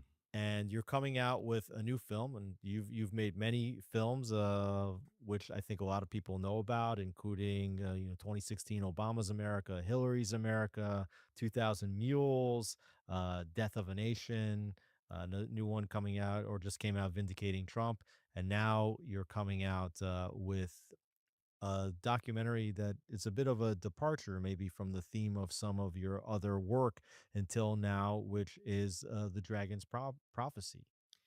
Yeah, my earlier films have focused in one way or another on the meaning of America. And the new film, The Dragon's Prophecy, is about October 7th. It's about Israel, radical Islam, but also biblical archaeology and a hint of biblical prophecy. So it's an attempt to raise the level of consciousness and of debate on this topic and show people things from a wider angle, from a new light. And that new light is looking at things through a biblical lens and looking to see if the conflict between Israel and the Palestinians or Hamas is a weird replay, revival of an ancient conflict between the Israelites and the Philistines as recorded in the Bible. It's kind of a wild idea, but as you probe it, there is some legitimacy to it. Yeah, I see that one of the themes of the film is that Hamas and Palestinians have taken on, in a sense, the tactics of the ancient biblical enemies of Israel, the Philistines. Can you go a little bit into that? Yeah, the name Philistine and Palestinian is the same name. It's a name that is recorded in the Bible, and then in the Philistines, of course, disappeared from the stage of history, and then suddenly you have the Palestinians. Now, there's no attempt to say that these are genetically or historically the same people. The Philistines were, in fact, the Sea Peoples. They came from Cyprus. They came from the Aegean. They are Europeans. But the Palestinians are just a different group altogether. But there is a kind of odd similarity. The Bible, for example, records that when Samson, who represented the sort of strength of Israel, is captured by the Philistines, first of all, he's blinded, kind of in the same way Israel was blinded, at least metaphorically, on October 7th. And then what happens to Samson? They take him back to Gaza, They kidnap him, yeah. And that area was Philistia. It was the actual land of the Philistines. The Bible says that when Samson is in Gaza, the Philistines demanded that he be stripped and that he be brought out for people to be entertained. And so they made a spectacle of him. It's probably no exaggeration to say in some way Samson is the first hostage of Gaza. So this, I think, presenting things in this light allows people to see that October 7th was not just another episode, another act of terrorism. In some ways, it's an historic and maybe even a biblical event. Well, I think one thing that we have seen specifically regarding Hamas, and if you look at their charter, I mean, their entire charter is not about building a Palestinian society, on their ancient land. The opposite, it's actually about destroying Israel. There's something about the nature of Hamas that its function is to destroy Israel, to separate Israel from its biblical homeland. Absolutely. And I think not only that, but you have the wider axis of radical Islam. So the involvement of Sudan and Yemen and Turkey and Iran, this kind of larger force that uses Hamas as its kind of front man. And then I think in America, very interestingly, this is part of the politics that we cover in the film, the strange bedfellows, the unusual alliance between a secular left and radical Islam. You would not think that these two groups would have a lot in common. Exactly. And maybe at some future time, if they did, God forbid, take over the world, they would probably end up fighting with each other to see which of them gained supremacy. But they are somehow weirdly allied, and they see each other's cause as congruent with each other. Do you think that radical Islamists see the secular left in the West as being congruous with their mission, or do you see that they're looking at the situation and they realize that the radical left could be co-opted to do their bidding, and because, as you said, I mean, the ideals that the secular left espouses really don't mesh at all with Islamic societies, especially in the Middle East. Yeah, the radical Muslims, I think, realize that they are in many ways outsiders. They don't have the vocabulary, they don't have the institutional access. So they are happy to team up with the secular left because the secular left will, you may say, bring them to the table. The secular left, I think, views the radical Muslims as another ethnic group. Right. So the secular left goes, we've got the gays over here, and we've got the women over there, and the blacks over here, and the Latinos over here.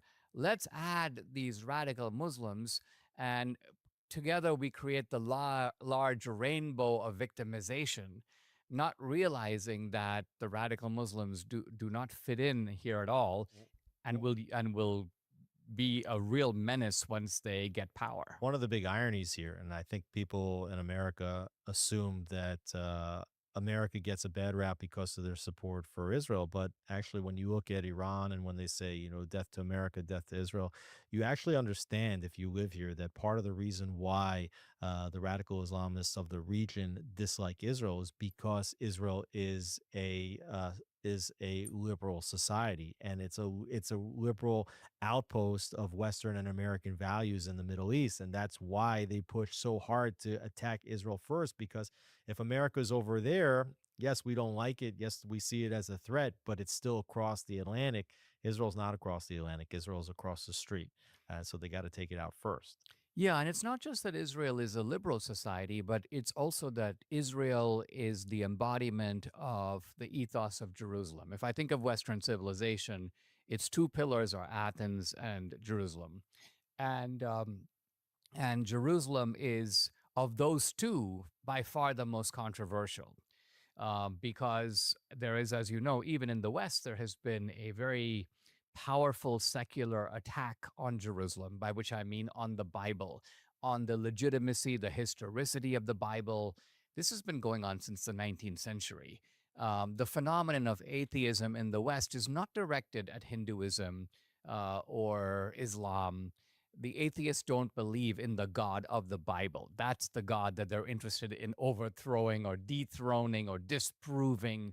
And so the defense of the West, I think, involves a defense not just of Athens, but also of Jerusalem. One of the things that I've found most troubling, I think many people in Israel have found troubling, is that we knew that we lost the Democratic Party in the United States. We've lost the Western liberals, as we see in France with Macron and Starmer in UK and others. But we felt like even just a few years ago that the American right really stood very staunchly with Israel. In particular, I mean, people like Speaker of the House Mike Johnson, others, really understand the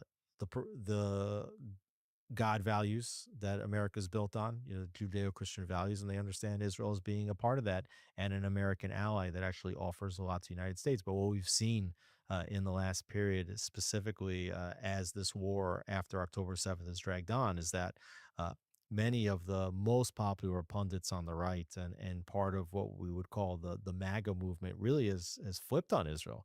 And it's been very disappointing. I think some of that's really been led by Tucker Carlson, Candace Owens, and others. I mean, you operate in these circles. You know these guys pretty well. As I mentioned to you a moment ago, Tucker and I just did last year a speaking tour together in Australia. Now, none of this came up. We were talking about COVID tyranny, and we're talking about the deployment of the state against political enemies. We're talking about the legacy of the Biden administration and Obama.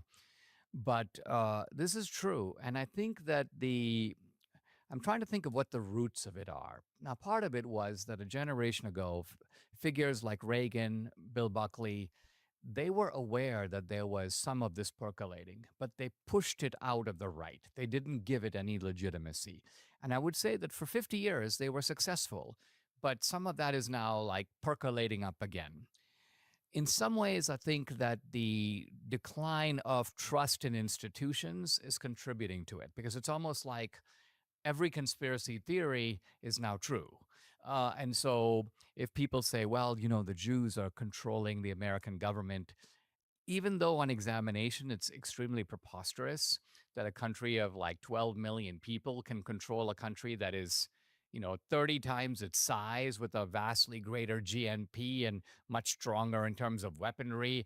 I mean, it's like saying that the ant is somehow directing the elephant. It makes no sense.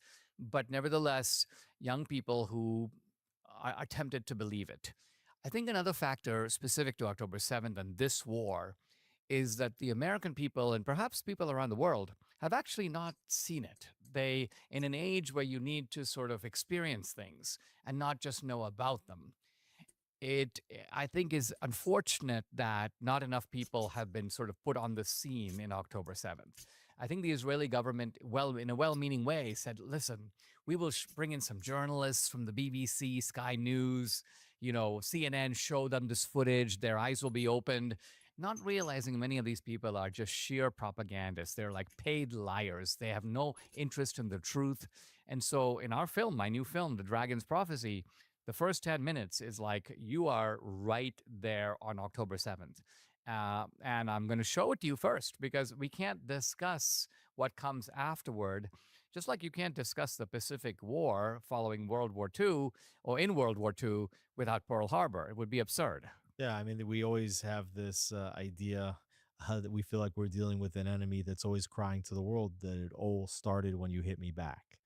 Right, exactly. And again, when you have these unprovoked attacks, as with Pearl Harbor, it makes no sense to say, well, let's count the number of civilians who died in the Pearl Harbor attacks. Probably not very many, right? And the United States then strikes back in a vastly disproportionate way.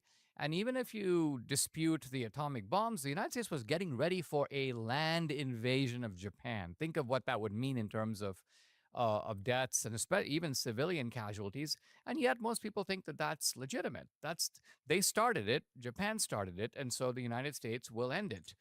And somehow that model of analysis, which is accepted everywhere around the world, is dispensed with in this one case when it comes to Israel. So it's given me a little bit of a better understanding of anti-Semitism, because these days, if you mention anti-Semitism, people go, well, just because I'm critical of Israel, just because I don't like the Jews. And my point is, no, if you're holding Israel to a standard to which you don't hold any other country, well, then I have some legitimate questions about your motives. Let's double down a little bit on the why. Why Tucker? Why Nick Fuentes? Why some members of this MAGA really have turned on Israel? I mean, even if you're an isolationist, right? And I can definitely understand that, we've gotten involved in Iraq and Afghanistan, and we've spent trillions of dollars. It didn't really go well. Let's leave Israel and the Middle East alone. Israel can fight its own battles. I understand that idea. I can appreciate that as an Israeli, also as someone born in America, but you would still want Israel to win the war. You would still want to support Israel in the United Nations and to be allies and to strengthen the alliance. You can have alliances with other countries. Why have they turned so hard on Israel? What do you think is really behind that? Well, I think that these figures are not the same. Fuentes, Candace, and Tucker, I think that in the case of Fuentes, this guy is he does not like Israel. He doesn't like Jews. He is somebody who will take the opposite side because the Jews are on this side. I think that's fair to say with Nick. with Candace, I'm not quite sure. It looks to me like her turn, her pivot, kind of came when she started her association with who's the black rapper? Yay, this Kanye West. Kanye West. Because she was, where we remember, she was working very closely with Dennis Prager. She was working very closely with Ben Shapiro. Turning Point. Yeah, exactly. Absolutely. Candace has always wanted to be a kind of cultural icon more than a political icon. And she sort of got drawn into that orbit. And initially I thought, there's no way she's going to go there. But she did go there. And I think some of these people, as they have gone there, have found peculiar currents of support and certainly of interest. And so they've stayed there because it's like it's given them a new celebrity or a wider reach. Tucker, I think, is fancies himself as the great iconoclast, the great asker of questions, as he puts it. But I think there is I'm an iconoclast, right? If you look at my films, I try to take things that are received wisdom and question them. But I do it by looking at what can be called the arresting fact. And so if you tell me, for example, that slavery was a North-South issue and not an issue between Republicans and Democrats, I will say to you, of the 4 million slaves in America at the time of the Civil War, there were fewer than 10 Republican slave owners in the United States, which means that the vast, vast majority of the slaves were owned by Democrats. So there is a clear partisan element to it. So that's iconoclasm of a sort, because you won't find that in textbooks. It's not taught in the History Channel. But that is a different iconoclasm from the people who say, Winston Churchill was the real villain of World War II. Maybe we should have allied with Hitler. I mean, that to me is a juvenile type of iconoclasm. You're just saying it to... That's like revisionist history. I mean, but it's revisionism of the stupidest kind, right, because you cannot actually defend that position. Now, if you genuinely want to say, I think that Stalin posed a greater worldwide threat than Hitler, you have to defend that. Right. They can't defend it. They don't defend it. They don't know. They don't know. And now, there was, in fact, as you know, after World War II, a view argued by Patton and a few others that, hey, listen, having defeated the Nazis, let's basically carry the fight on to the Soviet Union and let's defeat Russia. But that's completely different from what Tucker and others have been insinuating, and not even more than insinuating, arguing. So the level of our debate, I think, has become quite degraded. I don't think these positions can be really defended. And but it is very malevolent. I think its effects are very bad. Trump, to his credit, will have nothing to do with any of this nonsense. And I think Trump has made it clear that while he doesn't want any mass-scale U.S. engagement in wars, what he's perfectly willing to do is recognize there are many bad guys in the world, and clobbering them is not a bad thing to do. It shouldn't be too hard to realize that in the battle between Israel and Hamas, Hezbollah, Iran, the Houthis, that Israel's on the side of good and these terrorists are not on the side of good. And I want to shift a little bit to somebody else who I know was dear to many of our hearts, and was also fighting for American values, and that's Charlie Kirk, who was just brutally murdered, while giving, one of his speeches in University of Utah just last week. Tell me about what you think his murder means, for America. Charlie was, for me, it's a bit of a deja vu, because a generation ago, I was doing on the campus exactly what Charlie is doing. My first book is called Illiberal Education. It was about political correctness. In fact, I kind of popularized that term. I spoke at hundreds of campuses. This is in the 1990s. But even though people would get riled up, sometimes they'd run out of the room, call me names, I never had to worry about my personal safety, and I certainly didn't have to worry about being shot in the neck. I do think it is almost weirdly symbolic that he was shot in the throat, because Charlie was a voice and they were trying to shut down his voice. Now, why? The answer has to do with the type of issues that create this kind of political violence. It's not because of Charlie's position on tariffs or on tax cuts. The issues that generate this kind of heat are only three: one, abortion; two, Palestine; and three, the trans issue. And I think it's the latter, the trans issue, which was the reason that Charlie lost his life. Do you think that this is part of an ideology that voices like Charlie's were taken out, or do you think that this you really just has to do more with mental illness and like a lone wolf syndrome and violence on TV and video games and things like that? Or is there something? No, I think there is an Video ideology here, and games. it's rarely fleshed out. But the ideology goes back to an activist in the 1960s named Marcuse, Herbert Marcuse. It's called repressive tolerance. Basically, Marcuse argues as follows. He argues that tolerance is a good thing, but he goes, there are intolerant people in our society, and he points his finger to the right. He goes, the right is by definition intolerant. That is what it means to be on the right. And so he goes, we are tolerant people, but we don't have to be tolerant of intolerance. We have every right to shut it down. And then, of course, you have to add the slogan, which also goes back to the 60s, by any means necessary. This slogan had its roots in Malcolm X and has now been revived under BLM, Antifa. So when you combine the philosophy of repressive tolerance with the idea of by any means necessary, it is a pretty short step to violence.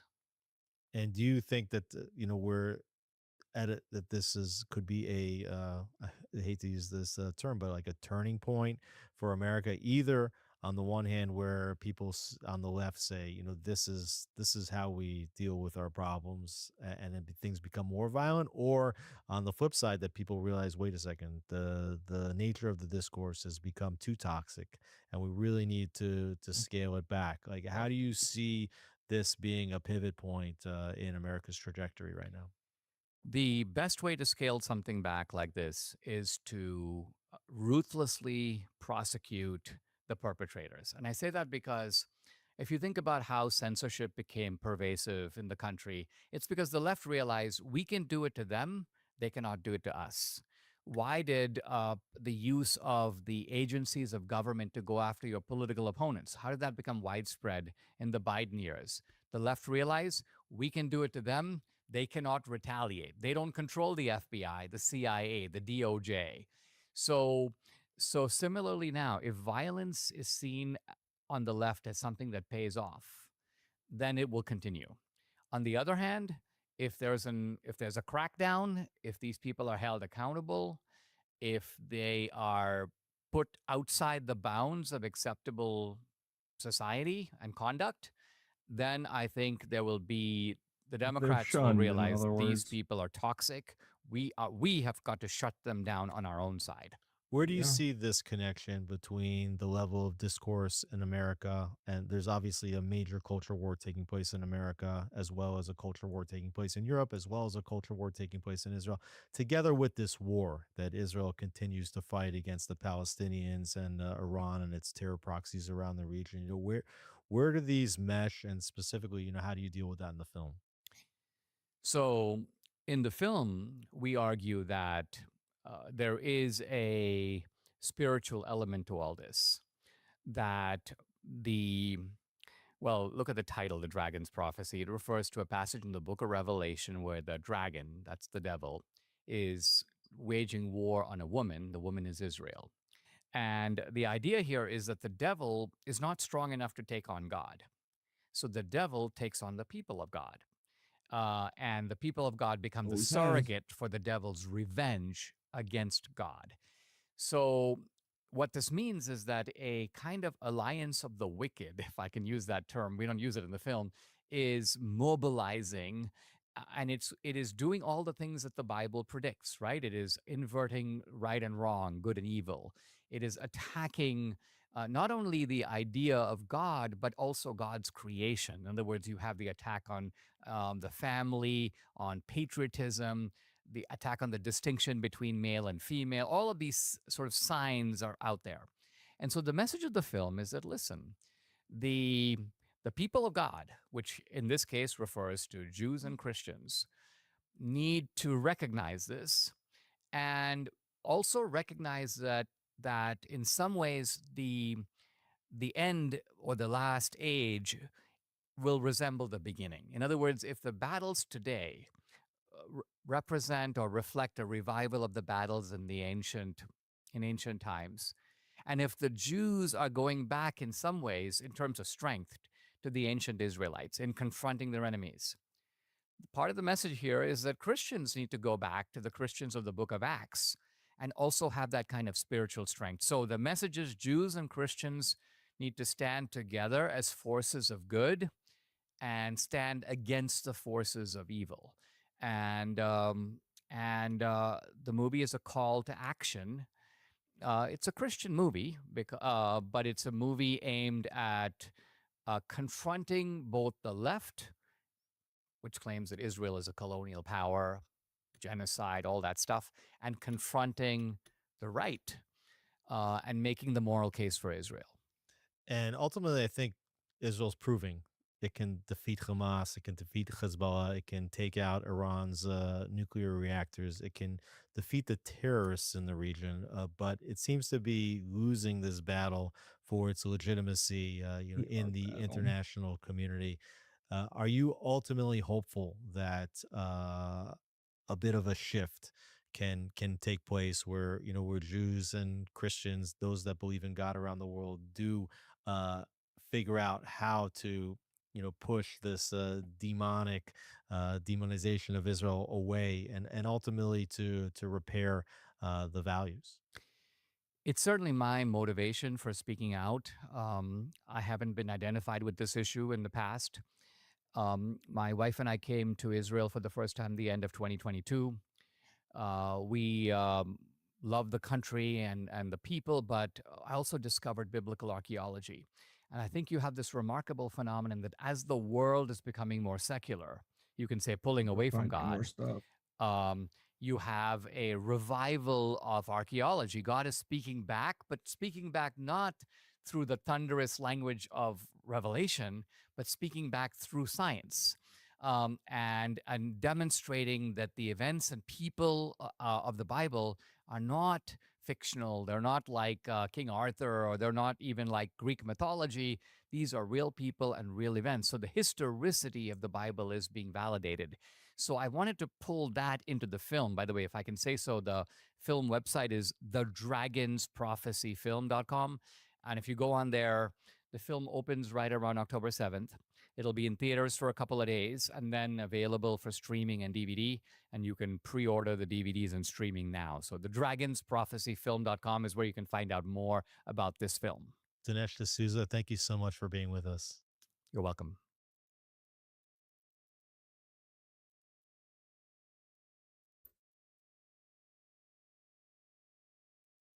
If you talk to Muslims, when the three things they have to defend are the book, the man, and the place. I call it the book, the man, and the place, make it real short. The book would be the Quran, the man would be Muhammad, and the place would be Mecca. Those three. You take one of those away and the other two crash. You can see that very quickly. Now, so in some ways, we start from the same paradigm as Christians. We are dependent on one book, one man, and one place. The book, of course, would be the Old and New Testament. The man would be Jesus Christ. Now, Jerusalem is not as important to us as it is for Islam. That's the irony. We don't need Jerusalem except to historically put Jesus there to die and rise again. Islam absolutely needs Mecca, much more so because that's where the Kaaba is. That's where Adam and Eve went to. That's where Abraham lived. So you can see for them, it's much more important that Mecca exists.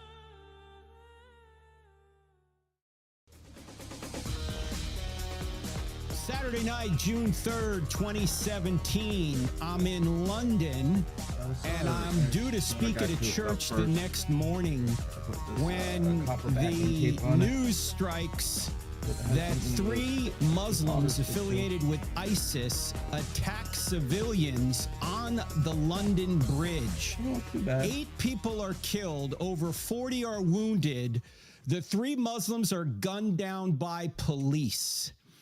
And so that night, that happened at about 10 at night, London time. I heard about it and I immediately changed my message for the next morning to "If God, why evil? Why would he allow this to happen?"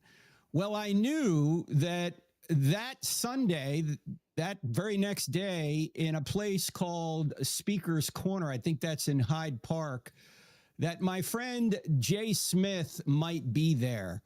Jay is a legendary defender of the faith and someone that tries to show Muslims why Christianity is true and Islam is not. He had been in London for at least a couple of decades, and he would every Sunday go to Speaker's Corner and interact with Muslims. So I knew he would be there if he was in town. So I went there.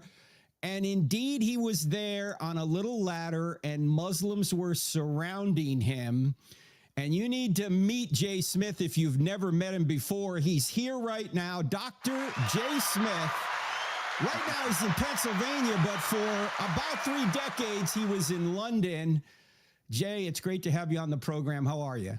Well, Frank, good. I haven't seen you since that day. That was many years ago. Yeah, that was what, 8 years ago? Yeah. And I knew you would be there that day because I had heard about you going to Speaker's Corner in Hyde Park every Sunday and interacting with Muslims. And that day, I remember you got up on that little ladder and you were saying, "Your Quran actually commands what happened last night on London Bridge." And the Muslims were coming after you over that. Do they deny that the Quran speaks about violent jihad, Jay? Yeah, and what they would do is they would try to say this is internal jihad. This is peace. This is only in the context of war. It's not against innocent people.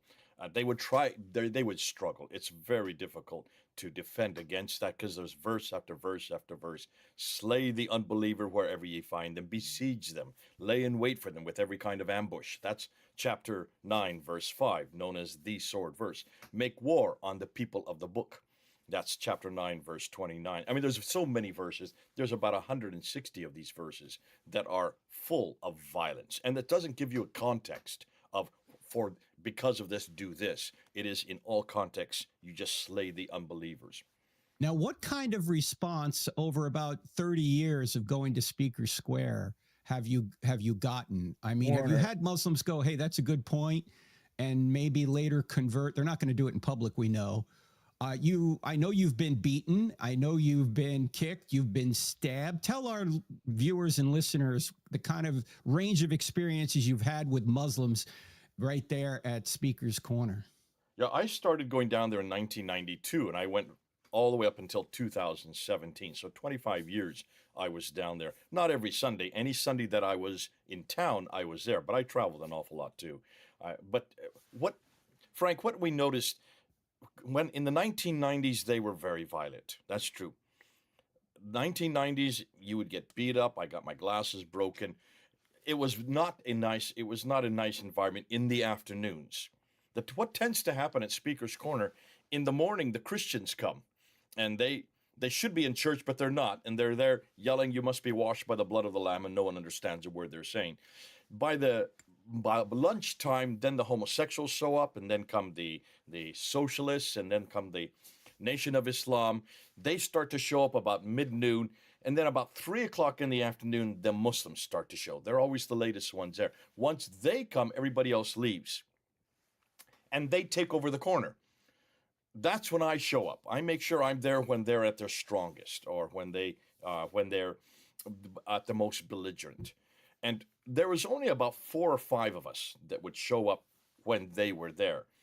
And of the 4 or 5 of us that were there, we were all 4 evangelical Christians, but I was the only one that had any Islamic background. I had 2 master's degrees by that time, one in divinity and one in Islamics. So I was the only knowledgeable one of the 4 or 5. So you can see 5 of us against hundreds. You can see we were overwhelmed. And we were not on any ladders. We were just on the ground trying to engage with those on the ladder. And as you know, you're on the ladder. You're on the ladder. You have an awful lot more control and power. Mm-hmm. And so that's what was happening in the 1990s. In 2001, right after 9/11, everything changed. Islam no longer was a religion of violence. Now it became a religion of peace almost overnight. And suddenly the narrative changed. So they had to be peaceful, and it became a lot nicer and a lot easier and much more of a benevolent environment. And it has retained that pretty much all the way till today. I mean, there is the occasional violence. My colleague Hatun Tosh has been beaten up, and she's been stabbed there at the corner. But that's rare that happens anymore. It's mostly just shoving. Every once in a while, somebody gets punched in the face out of anger, but it's usually people who go off the top and are not out of control. So it has changed enormously since 9/11. Now, that's not to say that the narrative, though it's changed, it's not to say that the tension and certainly the anxiety and certainly the energy, and as I like to call it, the theater. It's great theater down there, and that's why you want to get up. We didn't. And when I started, I never was on the ladder. I was always on the ground. I now realize you're on the ladder, you control an awful lot more, because then you can pretty much control what the agenda that you want to push that day. When you were there, the agenda was very much on what had just happened the day before, and so that everybody who was coming to the corner wanted to talk about it. Because the speaker's corner is a place where it's the only place on earth you can do this. You can actually criticize Islam head on. You can criticize the Prophet, and you can criticize the Quran. So you can see why, if it's the only place on earth we can do that, and we're protected, and we don't have guns in Britain like you have here in the United States. No one's going to pull out a gun and shoot you, even if they get angry with you. The most they're going to do is bop you in the face, and that's about it. So you can see the freedoms we have there are enormous. And it's a magnet for Muslims, because most Muslims come from oral cultures. And people who are able to orate, people who are able to really take and go toe-to-toe with someone else and hold their own and win the debate are elevated to huge lengths. We have somewhat the same thing in Christianity. The problem is we don't train people to do that. There's no homiletics class. I don't think you went to one, or I went to one, where we were asked to get up and actually take on a hostile crowd, right, and then to defeat them in public debate, going one-on-one, back and forth. No, we get up in front of our audiences, and we have 3 points of what we're trying to make sure that there's a scriptural support for it, finish the 3 points, and with a conclusion, and then walk out the door and shake the hands of the people who loved your message and keep it to 20 minutes. So where do we have an institution that teaches people to go toe to toe like this, but Speaker's Corner? So it is unique, and it's a great place to learn that craft. We try and do some of that at our training, our Cross-Examine Instructor Academy. We hold every summer. We'll be doing it here in a couple of weeks. But yeah, there's nothing like Speaker's Corner. And Jay, you had a bunch of hostile people around you that morning, that afternoon, trying to get you to basically contradict the Quran, and you wouldn't do it. You kept saying, "Oh, this is what the Quran commands. How come you guys aren't with the Quran?" And, having a Quran in your hand really helps. That's right. What they don't have. They never bring a Quran. They never have Qurans, because they know that all the damage is in that book. Well, one of the reasons I'm having you on right now, Jay, is because the Quran we used. Oh, that's it, Same right one. there. It's all beat up. Yes, same one when you were there. You've had that taken from you 5 times by Muslims, and the cops always got it back, huh? Yeah, it's really beat up because it's been stolen, returned. The one thing police do help me with is get my Quran back. And I always have the same Bible, so you can see which is the bigger book. You can tell it's the book. The bigger book is the better book. These two, but they are both beat up. Well, one of the reasons we're having Jay on today is because he just did 2 phenomenal presentations over the past year and a half or so at Calvary Chapel, Chino Hills, one just a week or 2 ago. And we're going to unpack some of that and put those shows in the show notes, because you have to see them. They're very visual. All right, don't go anywhere. We're back with Dr. Jay Smith on I Don't Have Enough Faith to Be an Atheist, back right after the break.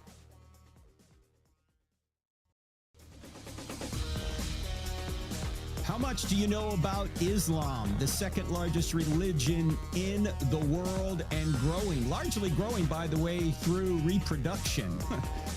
Christians don't reproduce, Muslims do, and that could create a problem long term, not just for the fact that Muslims will overtake Christians in terms of population, but it could create problems when it comes to Sharia law and freedoms that you currently experience, they may go away unless things change. And how can we reach out to these people to show them that Christianity is indeed true and Islam is not? Well, there's no better man on the planet who does that than Dr. Jay Smith. He's my guest today. And Jay, just this past Sunday, your presentation at Calvary Chapel, Chino Hills, popped up on my YouTube feed. And my wife and I on Sunday afternoon watched your entire 2-hour presentation at Chino Hills from just about a week or two ago.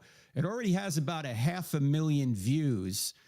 And we can't recreate that whole presentation here. It's so visual. It's so well done. But I do want to point out that you say that Islam is built on a 3-legged stool. What's the 3-legged stool? Yeah, I put it that way because if you talk to Muslims, when the three things they have to defend are the book, the man, and the place. I call it the book, the man, and the place, making it real short. The book would be the Quran, the man would be Muhammad, and the place would be Mecca. Those three. You take one of those away, and the other two crash. You can see that very quickly. Now, so in some ways, we start from the same paradigm as Christians. We also are dependent on one book, one man, and one place. The book, of course, would be the Old and New Testament. The man would be Jesus Christ. Now, Jerusalem is not as important to us as it is for Islam. That's the irony. We don't need Jerusalem except to historically put Jesus there to die and rise again. Islam absolutely needs Mecca, much more so because that's where the Kaaba is. That's where Adam and Eve went to. That's where Abraham lived. So you can see for them, it's much more important that Mecca exists. But the greatest thing, the most difficult problem for Muslims is Mecca. If you take away Mecca, then you have no Muhammad or the Quran, because both Muhammad and the Quran are absolutely dependent on Mecca. When you say take away Mecca, do you mean that Mecca didn't exist in, say, 610 AD when Muhammad supposedly gets his first revelation? It didn't exist at all until about the 8th century, about 100 years later. There was no Mecca. There is no description of any place. There's no reference to this place in any documentation. It's not on any maps. It's not on any inscriptions. You can't find any place for it. And you can see why. Just look at a map and you'll see the difficulty. It's in the wrong place. There is no one down that far south. No one lives in a desert like Mecca, where Mecca is situated. And the only other place that's nearby is called Yathrib. And according to the historians, the Yathrib, which is up on the plateau with an aquifer below it in order to give it water, it only could support 200 people. Mecca has no aquifer, and it's down off about 3,000 feet off the western plateau. All of the towns, the little oases, that includes Sana and Najran and Taif and Yathrib and Taibuk and Khaybar and Gaza up to the north. All of them are along the western plateau. Mecca is off the western plateau, has no water. If you don't have water, this is how quick it is. No water, no food, no people, no towns, no cities, no history, no civilization. It's as simple as that. You got to have water. And something as simple as that, why in the world did they choose Mecca? Because without Mecca, what do you do with Muhammad? He was born there. He spent his first 52 years there. What are you going to do with the Quran? Half the Quran comes from Mecca. What are you going to do with the entire traditions that are all dependent on this man at living in that place? Take Mecca out and you take the other two down as well. Now, obviously, you need to look at those other two, and we can do that. If Mecca became some sort of town in, say, the 700s AD, is that what you're saying? 600s, late 600s, about 690. About 690. So this is 60 years after Muhammad dies. It starts to become. How does it become a town even then? Where did they get water at that point? Well, obviously, you've got to supply water. And so water is starting to be supplied. There's an aqueduct that's still there. Queen Zubaydah in the 9th century started bringing water down from Taif, way up on the plateau, down to Mecca. You can see there are still vestiges of that aquifer that are there. So you can see it was an enormous dilemma from the very beginning, from the get-go. So you can see immediately this was something that had to be rectified. But getting back, we can go and unpack Mecca, and you can go for hours just on Mecca. Oh, you do a great job in the presentation, so people are going to have to watch these presentations. But sorry, go ahead. So if you don't have Mecca, Frank, The two other areas that are absolutely important are that book and the man. The book itself, you have to have that book being revealed to that man in that place. You open up its pages. When you open up the Quran, I always keep a Quran here that's in Arabic and in English. This is the one I use at Speaker's Corner. I always keep the two together because most of the time you talk to a Muslim, they have no idea what this book is saying. And so when you read it in English, they say, you made that up or that's not there. So you show the Arabic and then that stymies them. But once you read it and you read it in Arabic, you realize the Arabic in this book does not come from Mecca. It's the wrong Arabic. It's Nabatean Aramaic. It comes from what is today Jordan, Petra, way up north, 600 miles further north. It has the Alif Maksura, it has the Tar Marbuta, it has the definite article Al. That doesn't exist in the Arabic, would not have existed in the Arabic from the 7th century in Mecca, Medina. We call that the Hijaz, that central part of Arabia. Because the Arabic that was used in that part of Arabia is Sabaic Arabic from Yemen, what is today Yemen and Oman, that and from the south. They would not have their own language, their own written script in just a little town of 200 people. They would use that which is used by the traders coming from the south. Sabaic does not have the Tar Marbuta or the Alif Maksura or the definite article. So already, just by reading the Quran, you can see that this could not have come from that place. It had to come from 600 to 800 to 1,000 miles further north. With that in mind, can you then understand why there's a real dilemma now in the Muslim world? How are they going to deal with this what we call historical criticism, which is not new to us, Frank. We're Right. used to we love historical criticism because it's what has given our Bible so much authority.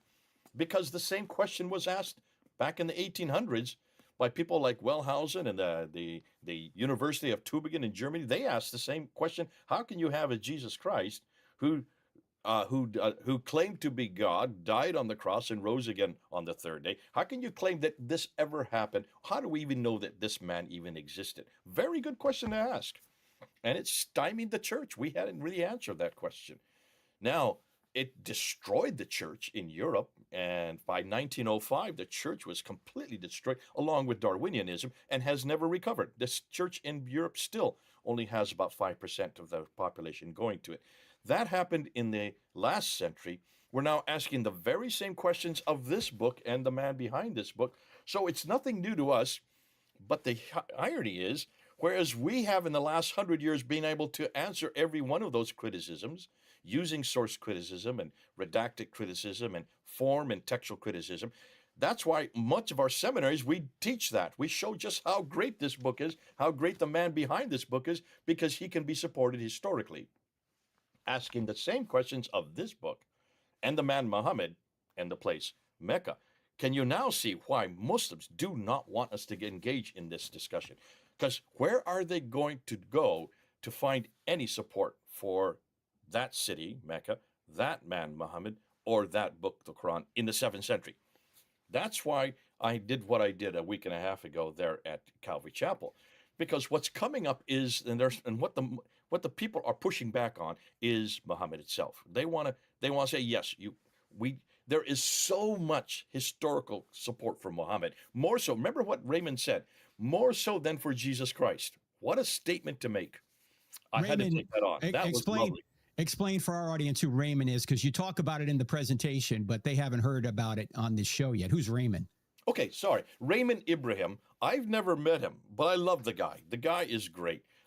He's done me a favor because Muslims won't take me on this.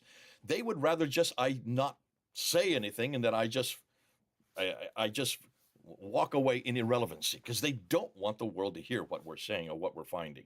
This is a whole new polemic. It's called the historical polemic, the external polemic they're not ready for, and you can see why. In every other polemic, the stuff that you saw me using, that you and I use at Speaker's Corner, they would rather us engage in that because then you're talking about the interpretation of Scripture, and they always say, "Well, you can interpret it better than you do." That they can walk away from those kind of discussions, but they can't walk away from this. So this Raymond Ibrahim. He is actually, I think he's from the West Coast. I don't know exactly where he lives. He is an Egyptian Copt, from the Coptic Church, but he has grown up in America, so he has an American accent, speaks Arabic beautifully. And he has an entire show called A Rabin Ibrahim. Go and look at it. He is really doing what you're doing, what many others are doing, but really in the Islamic context. He is using what we call the internal form of polemics. Internal means taking the Quran, opening it up, reading its pages, and then attacking it. Looking at Muhammad and what it says about, well, it doesn't say much about Muhammad, but about the Prophet, and attacking it. That's called internal critique. You look at what Muslims believe, at what they're saying, and you confront that. That's what I did for 30 years. Now I've come with the external critique, and Raymond doesn't like it. He thinks it's the weakest of all polemics. Wait, is Raymond a Muslim or a Christian? He's a Christian. He's a Coptic. He's from a Coptic church. Okay, so he is a Coptic Christian, but he's trying to say that Islam or Muhammad is well supported, and you say in your presentation, you go through his 10 points and you refute each one of them. Every one of them. Yeah, no, there are more than 10, but the 10 major points. Right. And so what he is, and you can see for an awful lot of Christians who have, like David Wood is the same way, or Hatun Tash, my colleague, they are all trying to shut me down, because if there was no Muhammad, then where are they going to go for all their great work, all their great material to attack him? Well, yeah, but the Muslims believe Muhammad existed. So David's doing an internal critique, as you say, that, Muhammad, married young people and had 15 wives and did many awful things. He cut the head off of all these Jews. He said, kill any Jew under your power. He did all these, what we would say are evil things. And so David's taken that approach. You've tried that for 30 years and it hasn't gotten many converts. So you're saying, why don't we just leave Muhammad alone in the Quran and talk about why there might not have been a Muhammad, there might not have been a Mecca, and the Quran, we don't have any manuscripts for the Quran that are anywhere near 632 AD when Muhammad died. So why do we have any idea? How can we even support this evidentially? Yeah, you've done a great job, and that's exactly what it is, Frank. Basically, what we're saying is there are two different prongs. All right, hold the thought, because we're going to come back, Jay. Sorry, we're running up against a hard break. We're talking to the great Dr. Jay Smith, and we're talking about Islam. Can they support Mecca? Can they support Muhammad? Can they support the Quran? The answer is no, and we're going to explain why. Jay will right after the break. Don't go anywhere.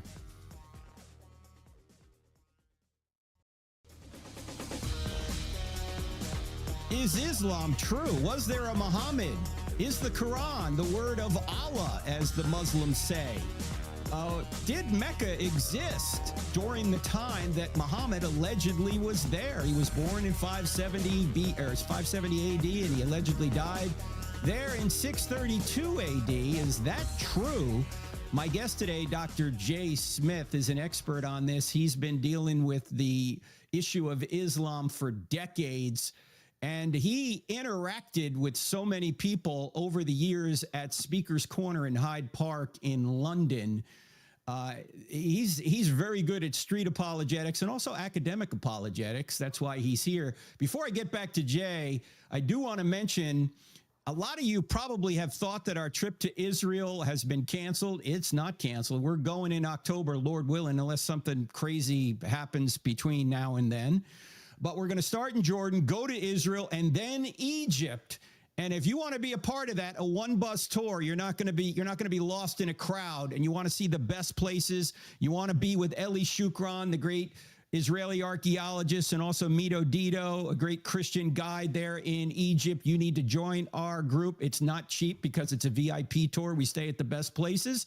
Go to crossexamine.org, click on events. You will see it there. I'm looking forward to being with you for anywhere between 11 and 14 days, depending upon whether or not you take the extension to Egypt, but it's going to be a phenomenal time. All right, back to my guest, the great Dr. Jay Smith. Jay, before the break, we were talking about the fact that you're now taking a different approach. You're not doing much of an internal critique on Islam. You're saying, I don't even think the Muslims can support Mecca, Muhammad, or the Quran as being what you would say. Well, actually, you call it sin. Can you unpack sin for us, Jay, and then take it from there? Well, that's exactly what we do. We attack sin, don't we? Standard Islamic narrative. That was an acronym that was coined by probably the best apologist for Islam today, Dr. Yasser Qadhi out of Dallas, Texas, who is from Pakistani background, who was probably the only one that I'm aware of who has studied in both camps. He studied in the madrasa in Medina, the best school in the world on looking at the traditions from within. And then he also went to Yale University, and so he studied and got a PhD in 1995 on the Qira'at, the Ahruf, on the Quran itself. So he's been in both camps. Interestingly, he has just admitted a week ago, I kid you not, a week ago, he has finally put up on YouTube that we are correct on this issue, that everything we know about what Muhammad said and did is pretty much discredited. There is nothing that we can find that shows what Muhammad did and what Muhammad said. That was just a week ago. This guy's a Muslim? He's a Muslim. He's the best one they have. And he has finally admitted that there is no support for what Muhammad did or said. There's no support for the hadith, the traditions, the standard Islamic narrative. In the interview he had 5 years ago with Muhammad Hijab, just talking about the qira'ats. The qira'ats is when you read the Quran in Arabic, there are many different readings. There are many different ways to read the same word, which changes the meaning and changes the theology and the doctrine. There's about 100,000 of these differences between the 30 official Qurans, Arabic Qurans. All right, but hey, hold on, because people are going to go, what? Okay, this may be the first time they're hearing 30 different Qurans. Dr. Smith, what are you talking about? Now, if you want to table that for a minute, Jay, you can, because you talk about it in the presentations. If you want to continue talking about this guy, you can. But I know people are going, wait a minute, 30 different Qurans? The Quran is eternal. There are no changes to it. There haven't been changes to it in 1,400 years. There's only one Quran, Jay, according to Muslims. You say no. What are you talking about? Take a look at these two right here. All right. They're both Qurans. They're not alike. These are over 1,000 years old, these two. Now, not the book itself. This one here is known as the Warsh Quran. This one here is known as the Hafs. I have 5 more up there. Those 5 more. Sorry, 1, 2, 3. I have 7 more. There are 30 different ones. You can just buy these. You can buy online today. There are 5,000 different words between these two Qurans right here, which means 5,000 different verses, which means 5,000 different meanings. And these are not vowelizations necessarily. These are actually different consonantal texts that with the vowelization, which changes the meaning diametrically. So this is the problem. And this was only discovered by my, well, I shouldn't say discovered, but was made popular by my colleague, Hatun Tash, and she and I held these up in 2016 at Speaker's Corner, and that went all over the world. That's the beauty of Speaker's Corner, because by 2016, we had smartphones that we could actually film what we were doing and then put it up on the internet like you're doing it right now. That went all over the world, and Muhammad Hijab, probably one of the most popular YouTubers in the Muslim world, was right there watching us, and he was in the crowd filming us, and he went outside the crowd and said, everybody come to me, don't look at what they're showing you, don't listen to what they're saying, I will explain what these are. These are known as qira'at. Well, that was 2016. 4 years later, he had no idea what we had been showing or how to defend it, so he went and did an interview, supposedly a private interview, like YouTube, like what we're doing right now, and he asked Dr. Yasir Qadhi in Dallas, Texas, the world authority on the Qira'at, because he'd done his doctoral thesis on this. He put out his hand like this and he says, I'm showing you a blank mushaf. I'm showing you a blank piece of paper. Which Qira'at, which Quran is the one that was in heaven? Which is the Quran that was revealed to Muhammad? Is it the Hafs? Is it the Warsh? He couldn't even get through his sentence before he was shut down by Yasir Qadhi. He said, do not ask me this question. Turn off the camera. We don't talk about this in public. This has been the most difficult question in the last 1,000 years for Muslim scholars. Because how do you have, I have 9 right here, 2 right here. How do you have 30 official? Remember, in the 10th century, there were 700 of these. It took them to whittle them down. 7 in the 10th century by a man named Ibn Mujahid. Another 14 were added in the 12th century by a man named Shatabi, and then in the 15th century, in 1429, another 9 were added by Al-Jazari. So 3 different stages of adding or whittling away from the 700, getting it down to 30 Qurans. 30 different Arabic Qurans written by men in 6 different cities. No 2 were alike. They didn't even look or open one page to see if they were alike. They didn't care because they wanted students to memorize their Quran. And so that's why these proliferated over the intervening 1,200 years. So until 1924 in Cairo, with these 30 different Qurans, you can't have standardized tests in high schools. And so they went to a Muslim scholar named Muhammad al-Haddad there at Al-Azhar University to choose just one. And he chose this one right here, the Hafs. He chose this one, the Hafs, which is this one here. This is in 1924. We're talking about 100 years ago. 1924. This was chosen as the official Quran, just for Cairo, just for the city of Cairo. That then went through 7 revisions because they found lots of grammatical mistakes and whatnot with it. And so finally in 1936, they then made it official for all of Egypt, but just for one country, Egypt. But that became so successful because now they had one Quran that all the students could memorize, that they could have standardized tests for. So in 1985, Saudi Arabia, seeing how successful that was for Egypt, made this Quran the official Quran for the entire world. So we're talking about, you were alive in 1985, were you not, Frank? Yeah. Am I older than the Quran? You are older than the official Quran. There you go. Doesn't that make you feel old? Can you see how disturbing this is for Muslims to hear this? So when Muslims have been told, including Yasser Qadi himself, he has said, you can see him on video over and over and over again.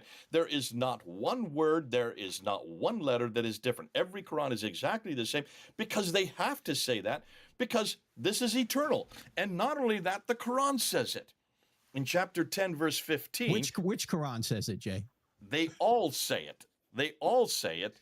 This verse is not in doubt because this is the same in all 30 Qurans. All right, okay. Chapter 10, verse 15 and chapter 18, verse 27. Every Quran says, I put that upside down by accident. Now it's right side up. Every Quran says, for God does not, for the word of God does not change. In chapter 15, verse 9 of every Quran, it says that Allah will guard the Quran from being changed. And then in chapter 85, verse 19 and 20, it says, for project for the night. So I'm going to call it, watch a little YouTube, get some sleep, and then we'll be back at it tomorrow. We'll foil them and then start some soldering. Well, thank you for staying tuned, and we'll be back tomorrow. Have a good night. God bless.